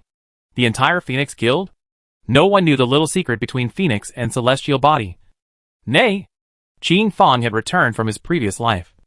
And before he killed the Phoenix? But he had beautifully appreciated the depth of brotherly love. The Phoenix couldn't die. He couldn't be allowed to communicate. Otherwise, he would immediately inform the Celestial body to drill into the private territory. At that time, even Qin Fong would not be able to break the defenses of the private territory. After Qin Fong left, the Phoenix still had a cloudy face. But in the bottom of his heart? But it was turning over. A mixture of flavors, flooded with endless doubts. He couldn't believe. How did the player me know about this? This news? Phoenix has not told anyone. Outside? No. Even the members within the Phoenix Guild only think that this private territory token, collectively in the control of the Phoenix. To know, the presence of celestial bodies was not strong within the Phoenix Guild. The Phoenix was forcibly calm. Perhaps? Player, I am still watching from the sidelines. This? Maybe it is just a set of his words. If he reveals spiders, then player me can directly stone hammer. Tianyang Town outside. Bastard Heaven Guild. Pikachu Guild. A total of 80,000 players surrounded the 20,000 players of the Phoenix Guild. For a time, the advantage reversed. Kid, I see you just had a great time killing. Hegemony spat out these words, and then began to slaughter. However, during the massacre, everyone was careful not to touch the heavenly bodies. The Pikachu Guild was also putting in deadly efforts. This time, he had to let Qin Fong see his contribution. 10 minutes into the battle, Celestial Body finally realized something was wrong. The players around him were getting less and less while his blood level was still 80%. The first thing Celestial Body wanted to do was to use the prop, Gotham in his backpack, and let himself die. This was the Phoenix's instructions to him. Private territory token. Must not be lost. If surrounded, immediately go to death. Choose private territory resurrection point resurrection. But in the next second, it was still Bastard Sky's hands that were faster. When Celestial Body used Gotham, the Life Resurrection Stone Pillar was already set up. Ding. You have died. Ding. You have been resurrected. Celestia after resurrection? Still in the same place. At this moment, the Celestial Body seemed to have experienced the Phoenix's mood. 30 seconds later, the surrounding Phoenix Guild players were all decimated, leaving only Player Celestial Body behind. Player Celestial Body still wanted to struggle, but in the end, he was powerless to do so. At this moment, Player Celestial Body actually panicked. Why? This group of people would know that he was the one holding the private territory token. At this moment, if Celestial Body still didn't have this reaction, then he would really be a pig. He panicked, but not completely. After all, once this thing was bound, it would follow him for the rest of his life. He wasn't afraid. At most, he would just kill him once and drop a piece of equipment. However, Qin Fang's arrival destroyed his beautiful dream. Ding. Whether to use the epic prop Unbinding Stone. Use. Ding. Unbinding successful. Such a system tone rang out that it nearly made Celestial Body pee in fear. This? What is it, ah? Didn't Big Brother say? No one can unbind at this stage. Begin. This time? Thousands of thieves from the two major guilds struck. And in just 3 minutes, they were about to strip Celestial Body to a butt-naked state. Ding. Congratulations on your successful theft. It was still the Bastard Guild's thieves who succeeded, throwing this token to Bastard. At this point, both of the Phoenix Guild's private territories were destroyed by Qin Fang. Chapter 158, The End. Chairman. It's done. Remember to manage my meals for a year as well. This one thief player, under the guidance of a senior, spoke out at once. What about this 1 year's rice? Could he not want it? No problem. Batian played with the private territory token in his hand, and threw it to the player me in President Pikachu's hot and greedy eyes. This was what was agreed upon. This private territory token, which hadn't been in Qin Fang's hands long enough for a second, was thrown to President Pikachu by him. This is our agreement. This private territory token belongs to you. Qin Fang's eyes were clear, not seeing any greed at all, with a smile at the corner of his mouth, giving people the warmth of a spring breeze. At this moment, even the Picard Autumn Guild Master could not help but let his old eyes redden, with tears welling up in them. To be honest, this time, the Picard Autumn Guild, as if it was a soy sauce, is to follow the run, belonging to their guild residents. Just come back. Thank you. Shen. From today onwards, the Pikachu Guild will be your solid backing. Saying these words, the Pikachu Guild exchanged private territory tokens with Batian and left, going to receive the guild quarters that originally belonged to them. No. The private territory. Qin Fang was indifferent to this. This gratitude? Might as well ask him to buy a few more pieces of equipment. President Batian. Happy cooperation. Happy cooperation. Tonight's goal reached. Be careful. After saying these words, Bastard Sky led the guild players away, and went to receive their private territories as well. Celestial Body, killed by Qin Fang, was sent back to the city for free. After returning to the city, Celestial Body, the entire person was lost in thought, as if he was a walking corpse, and his heart was filled with incomparable guilt. He now really didn't dare to talk to the Phoenix. He was sorry for the Phoenix failed the Phoenix's trust in him. The veteran players of the surrounding Phoenix Guild saw that his state was not right and wanted to inquire, but they could not get any response. At this moment, the 20,000 players of this Phoenix Guild were all in a daze, not knowing what they should go for. 5 minutes later, a system beep sounded. Ding. The private territory formerly belonging to player Phoenix changed ownership. Ding. Congratulations to player Pippi for becoming the new lord of the private territory. Ding. The private territory formerly belonging to player Celestia changes owners. Ding. Congratulations to player Bastard for becoming the new lord of his private territory. Such 2 system beeps rang out, instantly causing the last trace of fluke in Phoenix's heart to collapse, causing the cloudy, wizened expression he had been putting on to begin to distort, to begin to overlap, to be very frightening, eerie, and ultimately, covered by infinite rage. Hidden Earth. I am at loggerheads with you. Zong Tu looked at the Phoenix's expression. Hearing these words, inexplicably felt a trace of coldness. But then the corner of his mouth brought on a cold smile. If it wasn't you who were greedy first? How could things be like this? Zong Tu saw everything clearly. But Zong Tu had long been blinded.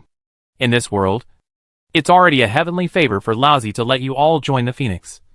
It's only natural for Lousy to oppress you. You bunch of lowly trash should stay in the stinking gutter for the rest of your lives. That's your destiny. Phoenix had become hysterical.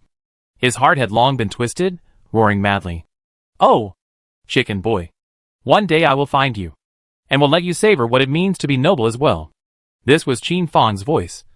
With ruthless killing intent. With endless coldness. It instantly made the epileptic Phoenix return to some sanity. A Phoenix? Mad.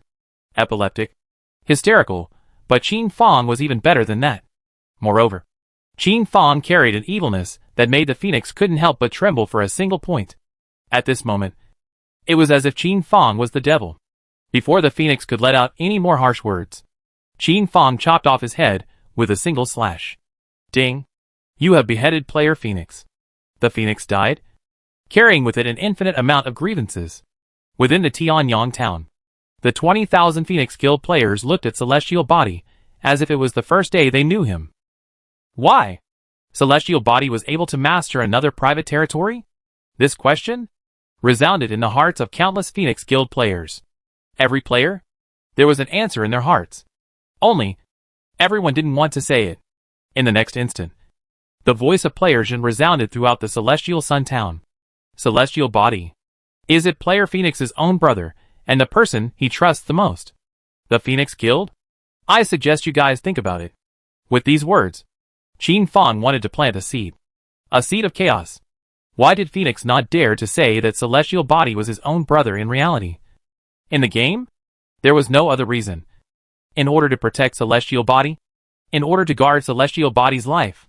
Now that it was made public by Qin Fang, Celestial Body would be in danger. Player me? I want you to die. At this moment, the Phoenix's heart really rose with killing intent. Not in a game, but in reality. To this, Qin Fang smiled faintly, making the Phoenix feel no pain. He felt a great pain. These, all of them were the pain that the Phoenix had attached to him in his previous life. The interest that Qin Fang was paying back now. Oh! It was just the tip of the hair of 9 cows and 1 hare. Qin Fang? A pervert? Definitely perverted and psychologically challenged. Fully oppressed for 10 years. Living in a chaotic post-apocalyptic world? Who dare to say they're normal? Ding. Player Phoenix requesting communication. Agreed. Celestial Body agreed the first time. And then the urgent voice of Phoenix was heard. Exit the game. Head to the safe house. And for a short period of time, don't come out. Celestial Body exited the game. At the same time, the entire Celestial Sun Town was caught within a sea of discussion. Crap. I just saw the Phoenix Guild being surrounded by Bastard Heaven. By the Pikachu Guild? I thought something had happened. So that's what happened. Deserved it. Some of the players could be said to have taken out a vicious breath of air, such as the one who had been occupied by Phoenix's guild quarters. That's not right. I remember that the private territory token, once used, is instantly bound and cannot be dropped. At this time, questioning voices came from the players. Maybe Bastard Heaven can think of something. We have to know that these guilds know much more information than we do. It also makes sense that the Phoenix Guild, once and for all, became empty. Me earlier? It seems like I saw the figure of Player Me. Morning? Phoenix rounded up Player Me, trying to get Player Me to join their Phoenix. But now, the Phoenixes are gone. How ironic. The players had decided that it was Bastard Sky's credit for this event. As for Player Me, it was nothing more than a random participation. Qin Fang didn't explain, and turned to Xueqing, returning to Tianyang Town with Hidden Earth. Ding. Player Broken Old Man has become the Lord of Private Territory. Ding. Player A Bottle of Mineral Water has become a Private Territory Lord. Such system prompts sounded one after another. There was no other way. It couldn't be carried all. The guild residence couldn't be defended. So it could only be converted into a private territory.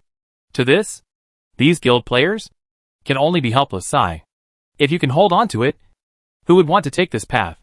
Hearing such a system tone, Bakian expressed his helplessness. He had the intention to help. But with so many people, and so many guilds, he really couldn't help. Chapter 159 Crazy Sweep. Hegemony Guild? In the end, he could only help the Devil's Dignity Guild, succeeding in getting through the difficult times, collecting another wave of good guy cards, and harvesting from allies. As for the other guilds, it really couldn't help. Annihilation Guild, Demon Sun Guild, Three Guns Guild, and more than 30 other guilds were doing everything they could to occupy other guilds' residences, wanting to take a piece of their own guild's residence. The rest? They were watching and not sure if they were prepared to make a move. The entire Tianyang town was a mess. The Phoenix who came back to his senses, the anger in his heart was gradually sealed. He didn't want to be a sitting duck. He still wanted to fight. He still wanted to go and devour other guild sites and turn them into private territories. He still had a chance. But the Bastard Guild / Pikachu Guild was like a ghost. No matter where the Phoenix Guild went, the Hegemony Guild / Pikachu Guild was following them like a shadow. Giving support? They had only one strategic goal. They couldn't let the Phoenix gain a new private territory again. Grass. Bastard. Do you really want to mess with me? To the incompetent and furious Phoenix. Bastard. Pippi expressed great joy and did not reply, instead letting the Phoenix rage. The Phoenix wanted to divide their troops again, but facing the Pikachu Guild, the members of the Bastard Guild, the Phoenix Guild, after all, they were a bit small. Even if they split their troops, would also be the first to notice and give a counterattack. What do you guys say about what kind of enmity? What kind of grudge does the Hegemony have with the Phoenix? That they want to drive the Phoenix to extinction? I don't know. But looking at the situation, it's quite serious. You guys don't even know this off. It's just that the Phoenix Guild is too petty. Come on. Come on. Let me tell you guys exactly what happened. This thing. It's nothing more than the Phoenix Guild going too far. The players of Tianyang Town were most fond of watching this kind of dog-eat-dog incident. The chaos in Tianyang Town? It wasn't an isolated case, but the entire Heaven's destiny, which was in chaos. Breaking down a guild's residence could be transformed into a private territory. Such a good thing? Who wouldn't want to do it? Failure? It was just the guild losing some equipment and players dying twice more. But if it succeeded, if the price of the private territory was converted into copper coins, it would be at least 2 billion copper coins. 2 billion coins? Almost zero effort? Who wouldn't want to take a shot at this? But these guilds? They would rather be shattered than broken. And they had withdrawn from the guilds, preferring to self-silence the guilds and transform them into private territories. Thank you, Tianyang Town, for having such a way. Haha. Wanting Old Me's guild to be your territory. Dream on. Old Me would rather lose this land. Thank you, Chinger. If it wasn't for you, I would have really lost a lot this time. Qin Fong sincerely thanked Xue Chinger. No need. Who made us a team? Xue Chinger smiled, making people feel very comfortable. Ahem. Sorry. It's all because of me. The Tree of Life was very self-blaming in her heart, because her death nearly led to. I don't blame you. Who doesn't know that battles kill priests first? Alright. Rest early. I still have things to do. Saying that, Qin Fong immediately went offline, his figure gradually blurring. Burial Earth, on the other hand, exchanged pleasantries with Xue Chinger and chose to go brush up on the Divine Spirit copies. As for the Tree of Life, on the other hand, he asked Burying Earth to wait and go brush with him, so that he would be able to save a little bit of blood medicine. As for Xue Chinger, she entered the corner cafe. Here, Snow Binger was also there, only that her eyes were filled with suspicion and uneasiness. How's it going? Did you find out Qin Fong's true purpose? The more Xue Binger thought about it now, the more she suspected that Qin Fong must be carrying an impure purpose. Coincidence? All of this. It really was too much of a coincidence. And when she thought back carefully on Qin Fong's every word, it seemed that he had long ago made a belated statement. Sometimes, being too perfect was instead a kind of brokenness. Xue Chinger silently shook her head, indicating that she did not want to inquire, and was too embarrassed to inquire. Xue Binger instantly let out a sigh with a hint of reproach, ready to take matters into her own hands. Tomorrow, I'll go. I must ask out what Qin Fong's deliberate approach to us is for. Sister, aren't you a little too nervous?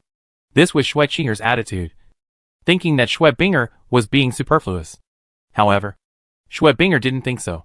And the more time passed, the more he felt that something was wrong. On this day, Schwebinger had already collected Qin Fang's materials. The #1 blacksmith of the novice village of 999. Befriending Batian. Having a long-standing grudge against the Phoenix Guild. The owner of the 10,000 Empty Alley auction house. And being able to easily forge essence gold-grade equipment. Every one of these proved that Qin Fang was not an ordinary person. The most crucial thing? Qin Fang was not a member of Sky City. The City of the Sky? With its unique identification system. Schwebinger had also checked Qin Fang with her own connections, and found no such person. So, Qin Fang i.e. was a member of the public above the ground, who had managed to survive? This kind of person, approaching Schwebinger, must have ulterior motives. Don't blame Schwebinger for looking at Qin Fang with colored glasses. It couldn't be avoided. Schwebinger drank 2 drinks. But her eyes were both looking in the same direction. She was fidgeting and thinking about things. The private territory occupied by Qin Fang. Yu Zhe was attentively decorating everything. From the construction, to the building, to the purchasing of materials. All of it was handled by him. Ding. Is the auction house open? Now? Every once in a while. Yu Zhe opened the auction house and purchased all sorts of divine attribute stones, storing them all in his private territory as instructed by the boss. These things? Yu Zhe couldn't see their use for the time being. Ding. Congratulations on obtaining Wind God Attribute Stone *999. Ding. Congratulations on obtaining Water God Attribute Stone *999. Ding. Congratulations on obtaining the Goddess of Life Attribute Stone *999. Brother? Players Team We, Team Bastard have all successively breached the difficult level Divine Spirit copies. When are we going to enter and take a look? Rain Lightning began to pout. But Rainy Knight was unmoved and mysteriously spoke. The timing is not right. Rainy Knight quietly looked at this Heaven's Destiny continent. At this moment, it was as if he was less like a player and more like an NPC. On the other hand, Lightning Row was muttering her little mouth, looking very unhappy, needing to be coaxed before she could get better. Let's go. Row. Let's go see the haunted house of Villa Thriller. I heard that it's very scary. Rainy Knight pinched Lightning Row's little face and spoke in such a way. Is that so? Quickly go, brother. Row instantly forgot about her earlier unhappiness and followed Rainy Knight into the scary villa. Thriller Villa? The reception nowadays had already broken 300 million. This meant nearly 40% of the players had all entered this Thriller Villa. This also means that these players will inexplicably die a violent death every early morning. At the same time, the article sold by Qin Fang? It was on fire. Always on top. Always being purchased. I was brushing the boss. And then I suddenly died. So who else? Who wouldn't be annoyed? You're in love with your girlfriend and suddenly you die. Who wouldn't be annoyed? I'm not going to swear at you. I'm talking to. Quick! The dark clouds are rising. Oh my god! We're finally saved. Hurry. You guys? Slow down. Leave me a spot. Don't crowd. There's still room. The tortured players? Choose to be struck by lightning. Chapter 160 Black Widow Metamorphosis. It was night.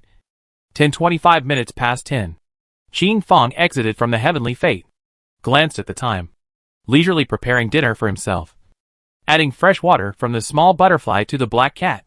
The whole process. Very calm. Ordinary was crystal-like mirror calm. At 10:43, Qin Fang finished eating. Tidied everything up. Locked the door of the room. And walked out of the room brightly. The old security guard saw Qin Fang's figure and sensed his aura. And was immediately startled. His eyes narrowing slightly. At this moment, the aura emanating from Qin Fang's body was completely different from the past. As if the beast within his body. No. The devil had awakened. Always ready to choose someone to devour. This was a killing aura. A biting killing aura. General people? It is impossible to have. Qin faced color calmly towards the old security gently nodded. Considered to have greeted. Killing aura slightly convergence a few points. The old security guard, on the other hand, looked towards Qin Fang and nodded earnestly. Then ghostly said, "Come back safely." These words immediately made Qin Fang not dare to underestimate the heroes of the world. and made his heart tremble. So, he was in the eyes of the old guard? It had been exposed long ago. Ah! Qin Fong smiled easily and faded into the darkness. Black Widow Residency. After the Black Widow Thug Corps had consolidated their manpower, those who were available for battle and possessed a certain level of combat power. 612 people. At this moment, the 612 people were all ready, waiting for Black Widow's order with a solemn expression. Black Widow told them about tonight's target, said that they might pay a terrible price tonight, said that no one might return tonight, but no one in the mob retreated. With Black Widow's current combat power, it was simply not enough to harden the Coyote Thug Corps head-on. It could only wait for Qin Fong's arrival. Black Shadow? Believing in Qin Fong, he would be able to bring them hope. Why? Why did the mob in the previous life get this energy pistol and dominate the entire town in a short period of time? Because the powerful mob group held the shattered energy block. This energy block? It was able to quickly recharge the energy pistol, making it a tireless killing machine. This energy pistol fell into Qin Fong's hands, and he could only defend himself. After so many days, the azure-colored energy pistol had only been recharged for 15 frames and could fire 150 bullets. I wonder, did the Coyote Thug Corps exist broken energy blocks? Could they find enough energy for the energy pistol? If it was possible, Qin Fong also wanted to start this stage of the annexation plan. Qin Fong arrived and still looked round. The group of women were each lightly armed, with either swords or iron rods in their hands, and the woman at the forefront was holding 30 long, old-fashioned rifles with sharp blades in the front section. And it was unknown how many bullets were left. Tonight, may die. Those who are afraid of death can take a step forward. This night's action is cancelled for them. After looking around, Qin Fong uttered these words in a smooth tone of voice. But 612 people? Without exception, no one acted. Those who died this night. I will carve your names on top of the stone monument for those who come after you to remember. You? Will not be forgotten. Now, write your names down. Battles don't kill people? Is that possible? It was definitely impossible. What Qin Fong could do namely was to make sure that these people would not die and then be forgotten namely. Every 1st and 15th day. As long as there are still people alive in the Black Widow mob, that is, they must offer sacrifices to the dead. This is the first rule I set. As Qin Fong finished speaking, small cries came from among the group. This group of people? It was only now that there was a feeling of still being alive. A feeling of being valued.